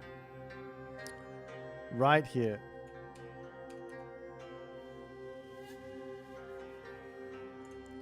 So, yeah, we got TheMista took out Soup 3-0. Matador lost to TheRapl 3-1. Kavoth lost to Soup 3-1. Recon and Mosca currently 2-2-2. And whoever is the loser of this one will be turning up tomorrow to take on Grass. So, yeah, that's the bracket. Tomorrow the games go El Matador versus B at 1400. Then goes Kvoth versus Minieti at, you know, we've got it as a loose 1530, but it could be 1600. You never know. Depends on how the games go. And then we have Grass versus the loser of this next game. And then Soup versus Nyan.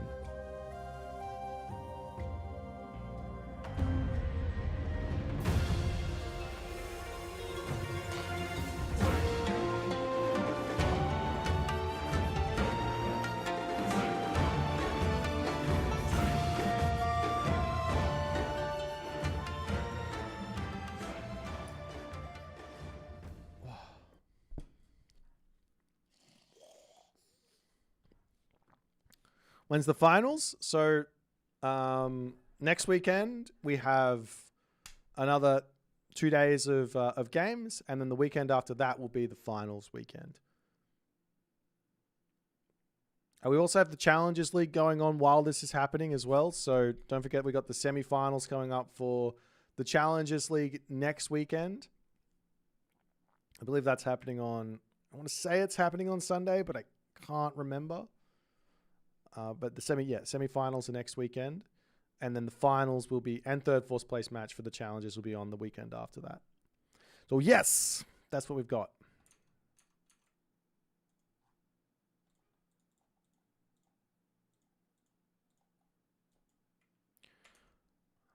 But let's have our points. You guys love a good point. Dude, I am tired. I'm not going to lie to you guys. Not going to lie to you guys. It's a mission. We do what we can.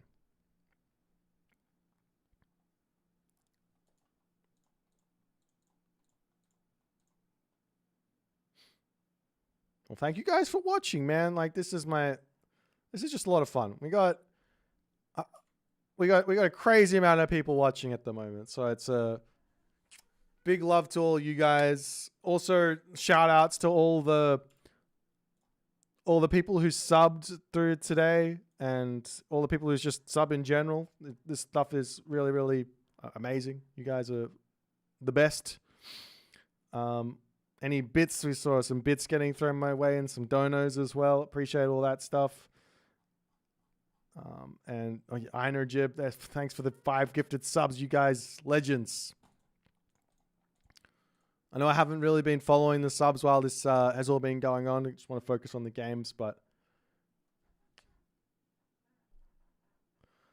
the blue light's mainly to keep myself awake. No. That's not really how it works. It just looks cool. I don't know how it is.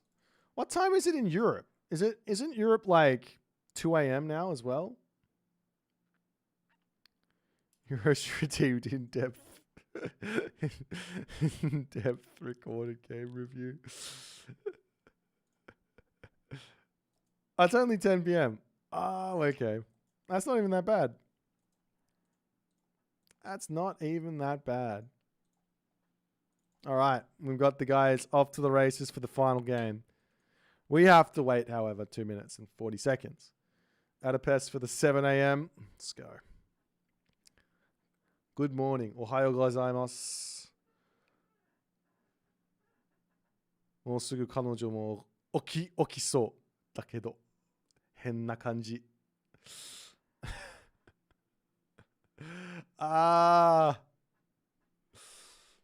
One final game.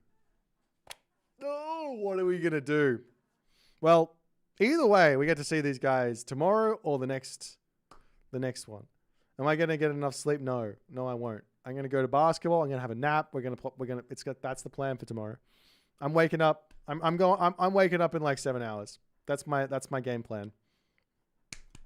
Waking up in 7 hours. I mean, sleep is for the weak. Sleep is for the weak. There's no way this game can go for, I don't believe this game can go for an hour. There's no way. Not Set versus Tsukiyomi. No way.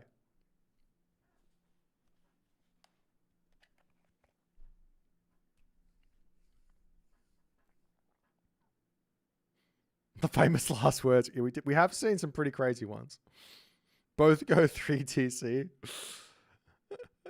Actually, no, that does actually make sense. I played this matchup once, and the Tsukiyomi player went 2 TC. It was on Elysium, so it's not really likely to see a 2 TC from the Tsukiyomi.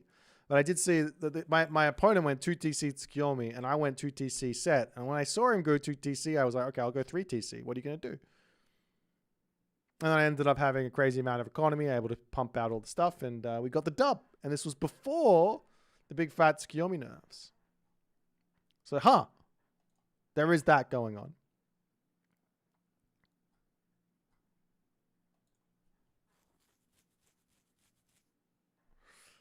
All right, guys. One final game here. 2-2. An incredible series thus far. Mosca, the Greek expert, it seems. He's won with both of his Greek gods, but he has not been able to topple the Egyptian of Recon or the China of Recon. The mirror matchups have gone Recon's way in this series. Well, technically, with the exception of the Greek one. But now we don't see a mirror matchup. Japan versus Egyptian. some spice for sure. Let's jump into the final game here on the map Elysium and see who is left standing after the dust settles.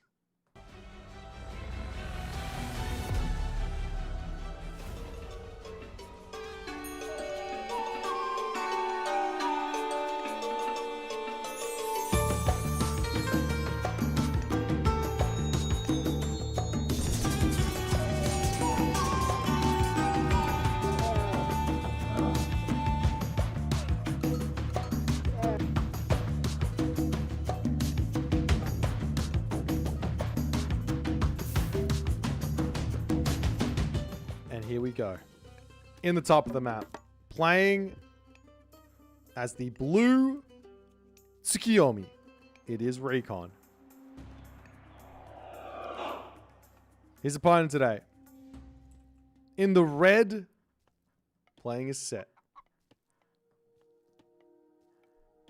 it is Mosca.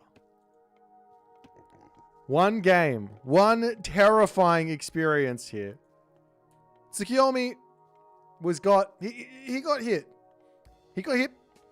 I would say he got kind of lightly smacked in several different areas. Tengu costs a little more. Shogun no longer breeds myth units by smacking enemy myth units. Sorry, breeds samurai by smacking enemy myth units. Across all of Japan, Bushido slowed down slightly for the dojo units. Doesn't really have much of an impact onto the Tsukiyomi way of life, which is cavalry only or die. And the final one that was changed a little bit is the Ivory Netsuke, going down just a little bit in gold reward, as well as also going down in cost. The New Moon recharge cost was also changed, but that doesn't really change much, in my opinion. All right. Ideas here for the set. Shifting Sands Rush. I faced this the other day. It was painful. I died. It was a fun game. The Shifting Sands Rush could come in.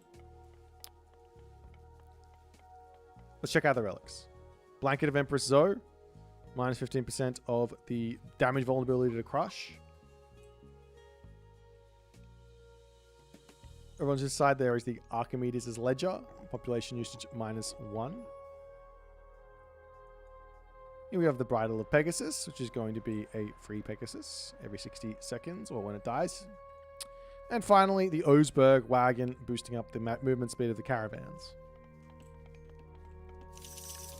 Temple coming up for Recon. He has not defended this gold mine in the slightest. And we are going to be seeing Tar coming through. Now, what's the reason for Shifting Sands here? Well, one, you play around. Okay, so there's two things here. One, first and foremost, is there is no Shockwave. There's no Thunderdome. So you don't have to play around the Thunderdome. Shifting Sands can help you a little bit there, but you have to sort of know the ins and outs on how to use it. Still trying to work that out myself, apparently. But what you can do is you can use Shifting Sands to counter Inari or Kami's Swampland. As an idea.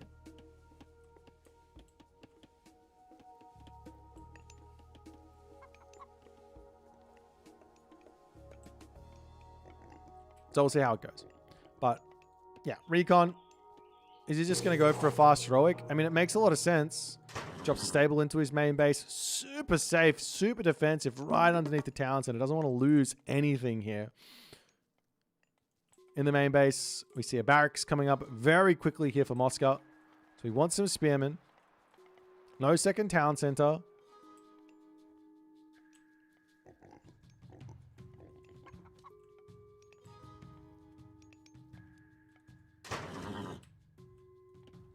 And there's going to be a guardhouse as well here for Recon. So no samurai, no dojo, no shenanigans. Just going to be straight cav, get some bushy, defend, maybe get some raids off. It's going to be a little bit difficult to raid early game here, but My boy sees Cav and he says, all right, let's make Cav.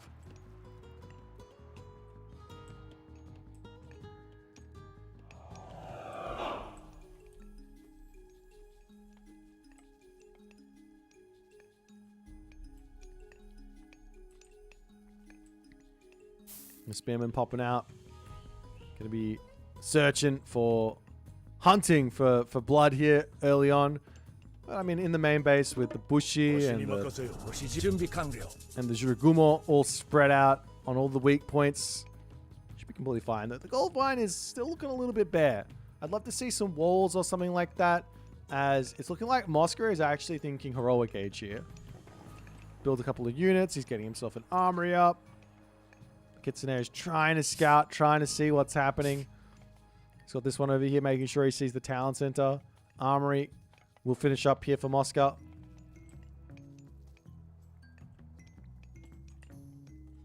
And it will actually be a pretty quick segment to come through. So not worrying about that Nephthys, not wanting to have the super priests and also cheaper priests. So not too concerned about any sort of myth unit spammage, but there are a lot of concerns to have, in my opinion, against the myth units in this matchup. But this will give access to some pretty strong slingers. Though I don't think Recon's really going to be going for too many samurai in this one.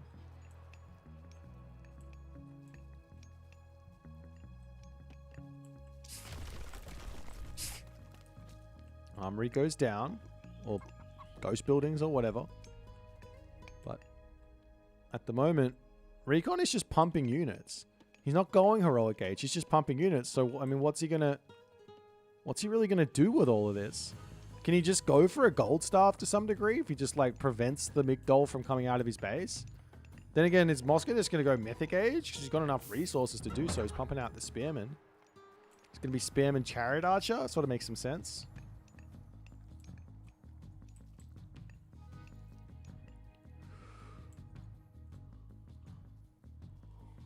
Walls coming up here as Recon not able to really find the damage just yet.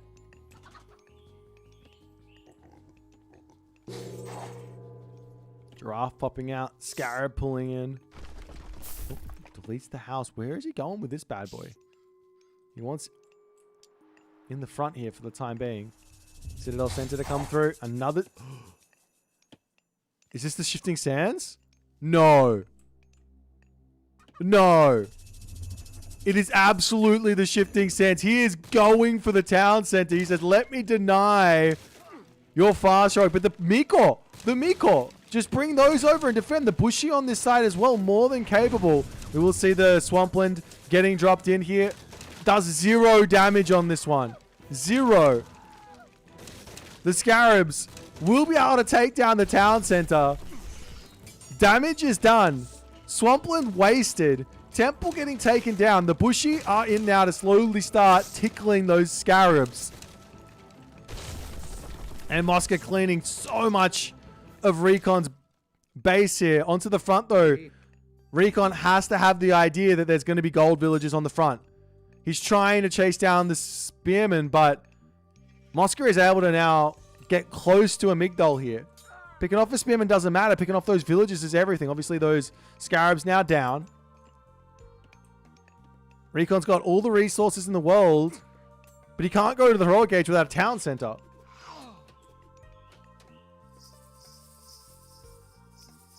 The villagers get pulled off back into the main base. One idea here from Recon is just to go full spammage on units and just not even put the town center back. I don't know if it's a good idea, but it's an idea.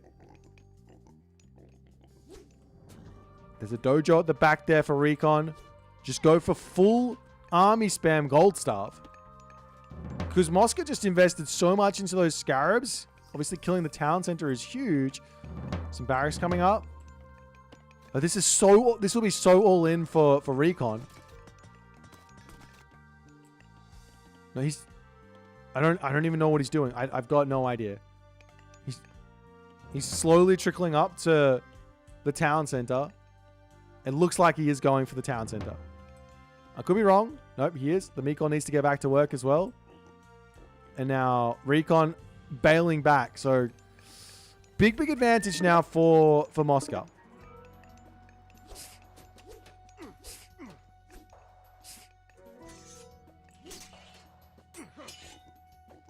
Labushi going to get picked off on the front here. So the real answer for all those spearmen is going to be a whole bunch of those samurai. Now Recon will need a lot of gold income to get to the next age. And now Amygdala Stronghold in the middle. Securing that position. Well, it looks to me like Mosca is more than going to be fine here. Not going to get gold starved. Got the damage in. Slowed the heroic age down in a big way. And he's too late to get back and deny this. All the spearmen in as well. And Recon going to have to find the next way through here this matchup. No way to get a gold starve. What can you do next? Town center is up. Hachiman on the way. 56 seconds. Villager differential starting to get a little out of control. There is 70 favor in the bank. But we're going to have enough for 4-ish Tengu if he wants to go that way. As the spearmen are going to happily take some fights over here. A couple of samurai on the back would be a big help. He does have to build the temple as well if he wants to do that. Of course he wants a temple because it's free Tengu.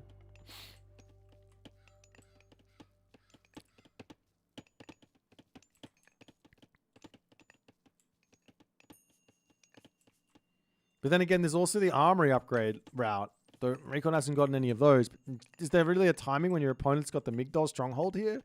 Probably not.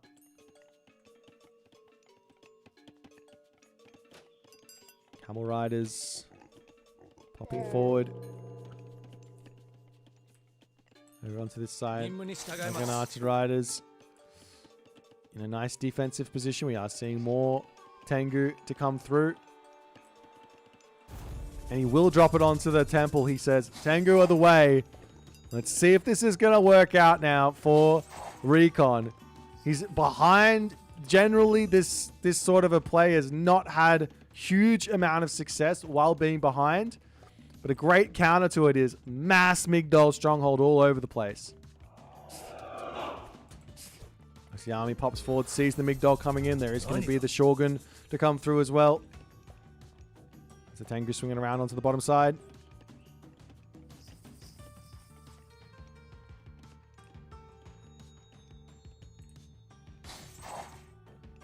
I mean, there's just so much room here for catch-up from Recon. He just has to kill off villagers. That's the big thing. Villagers coming down onto the bottom. Food. Mosca does spot that. The villagers will pull away.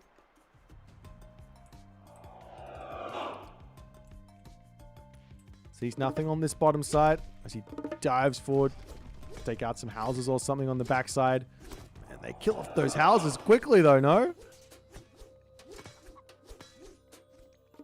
Shogun on this side getting pulled back. So Tengu will dive forward and just say, I'll kill off some priests, that's fine. I'll pop into the Citadel center here is Recon got to be a little bit careful. Definitely don't want to be losing anything here. Up onto this position, though. The spearmen coming forward. They get sent packing.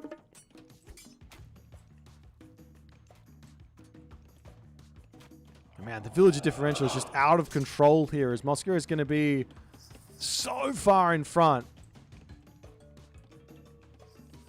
Recon, on the other hand, has to pull Miko off to start getting healing in. He will drop a castle onto this position to defend himself. But I imagine a Mythic Age might be on the cards here for Mosca soon.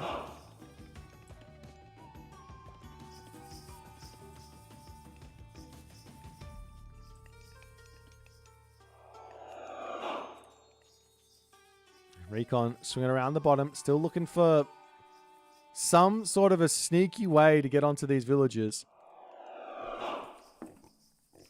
He does get spotted coming down to the bottom, but you kind of have to...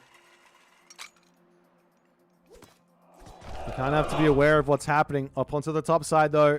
The army to charge forward. Castle 11 seconds from completion. Naginata Riders on the back. The Tengu getting healed up here. So the villagers will pull off of the food yet again. Still no angle here for Recon to really get that value. Mosca is playing amazing defense at the moment. The army charging in. We will see a guardhouse coming down to block the angles. Yeti Spearman really, really good versus those camel riders. Recon needs to bring his Tengu back in. Maybe the castle to snipe the priest on the back. Is the Tengu going to dive forward here and slowly start breaking through all of these units? Onto the back here, though, the Pharaoh does get spotted. Tengu into the main fight here. Huge amount of gold to come through. Recon doesn't have a market, though, as this looks like the Recon army is going to absolutely devastate Mosca's Camel Rider Priest force here. Absolutely huge. Now, Recon, gigantic advantage on the military. Huge gold income to come through from those Tengu on that fight as well. Where to next? Because I've not won this game just yet. Recon or Mosca will get the military back in. He's going to get more buildings popped up all over the place. The Miko can come and heal up everything.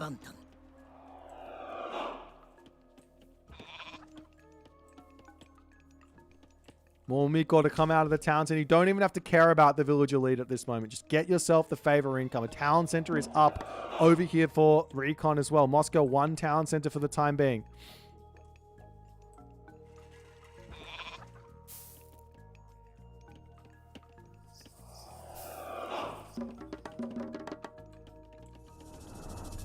Another vision to come down. Mosca doesn't see the town center up here. Tengu making a little moving around this side. Gonna bring around the Rosie to make things confusing here. Healing everyone up.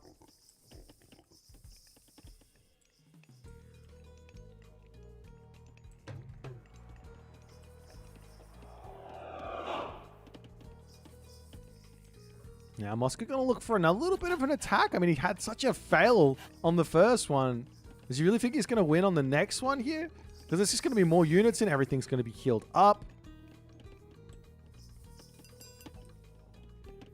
See more Yati Spearmen, more Samurai, and Oyumi out as well.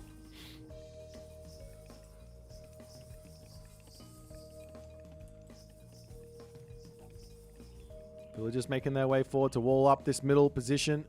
Starts to get spotted by Mosca as he has the Camel Riders in. But there's all the Tengu in to say, get out of here, Mosca, you're not allowed.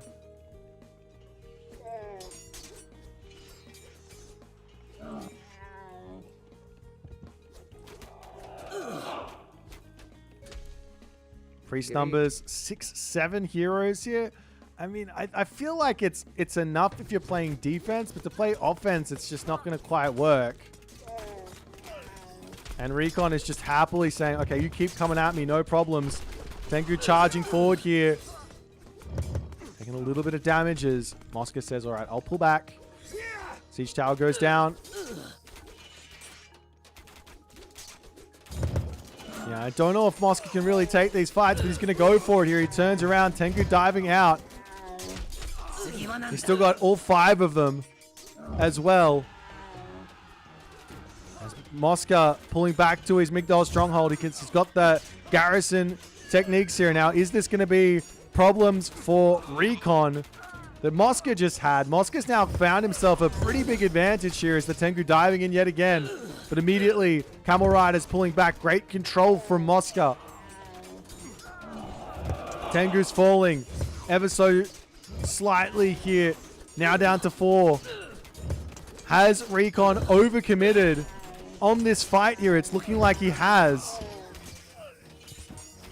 As he has to pull back yet again. He's trying to get the castle up onto this position, but now the game is completely flipped and Mosca is the one in control.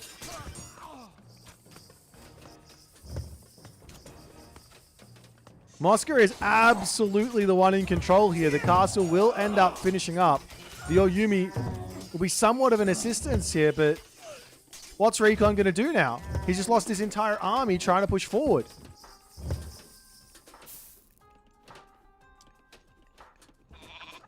I mean, the mental fortitude to continue in a series like this, in this sort of a situation.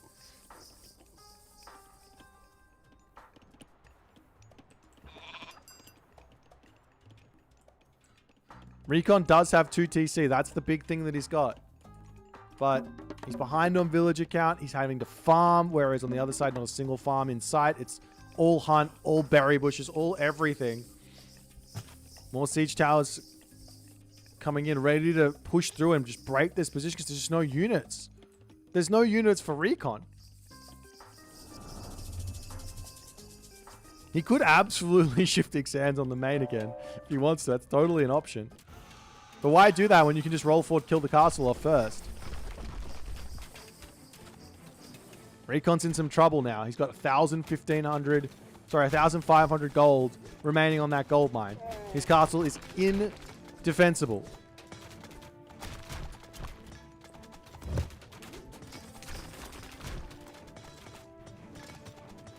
Behind this, we see the Horus pre-queued.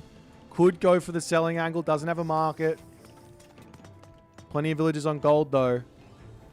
As Tornado is going to be a big strength to move forward in this game. So villagers getting sniped. Got the siege towers rolling in to take out the castle now. Is there enough stuff here to defend this or not is the big question. I don't think there is. Recon can garrison into the castle, ungarrison, try and take out the siege towers, but this is not looking good. Horus coming through. Mosca in the driver's seat.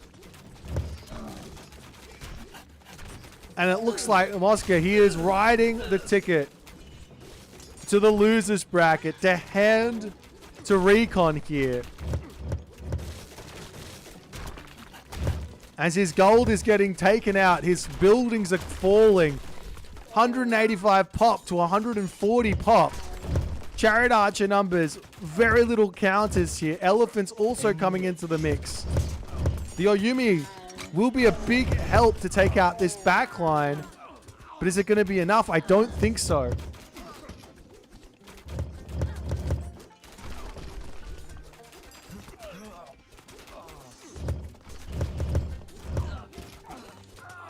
Villages falling. It's still 62 to 65 villages. The whole entirety of the map is starting to go over to Mosca's side as well. Migdol here. There's this position as well as Recon's going to try and get over there. Into you. But a slight pushback here from Recon. He's going to get his castle back up. Do you want a castle here? Why not just put it up onto this spot to grab this gold mine and rotate? Tengu going after villagers. Any amount of damage here. Just get some damage. But there's going to be a tornado soon. Villagers falling in this position. And the tornado gets dropped. All the villagers going down. The castle gets denied. The army pulling back over here. Whoop, villagers do actually manage to stay alive onto the side, distracting off there. As Recon doing his best to try and figure this all out.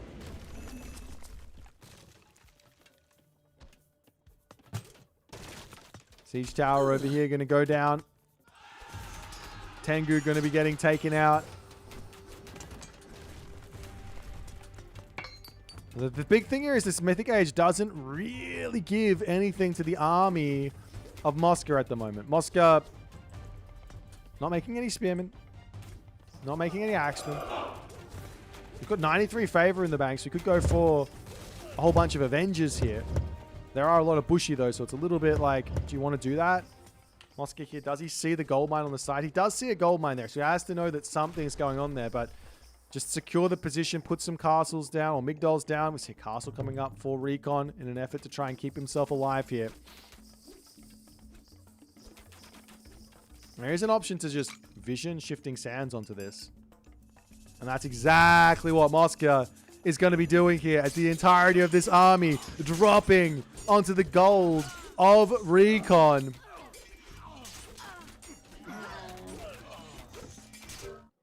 And Recon taps out as Mosca manages to survive here And he claims the dub against the mammoth Recon. We've had, guys, we've had literally 3 upsets in this first round of Age of Mythology Champions League Season 4. What an insane game here from Mosca.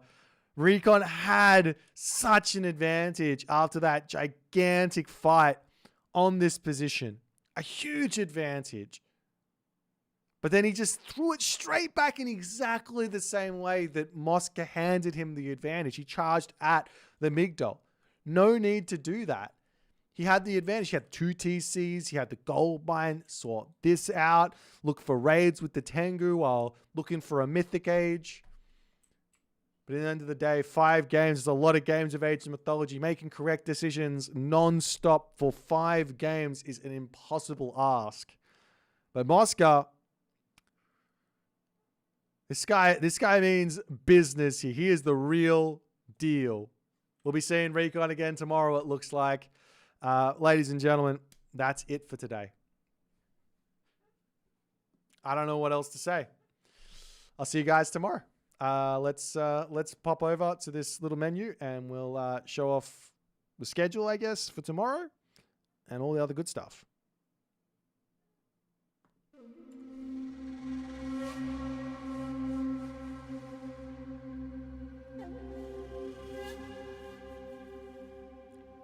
So here is our schedule for tomorrow. We're going to be having El Matador versus 3DB, followed by Kvoth versus Mini Yeti, followed by Recon Grass, followed by Soup Nyan Racing Cat. That is tomorrow's games. So a pretty insane turn of events here, I'd say. I'm going to send you guys over to the Age of Empires 4 crowd, because they are doing some stream marooning, and I will see you guys later. Have a fantastic rest of your day. Love you all. Amazing games. And I'll see you all tomorrow for more. Bye.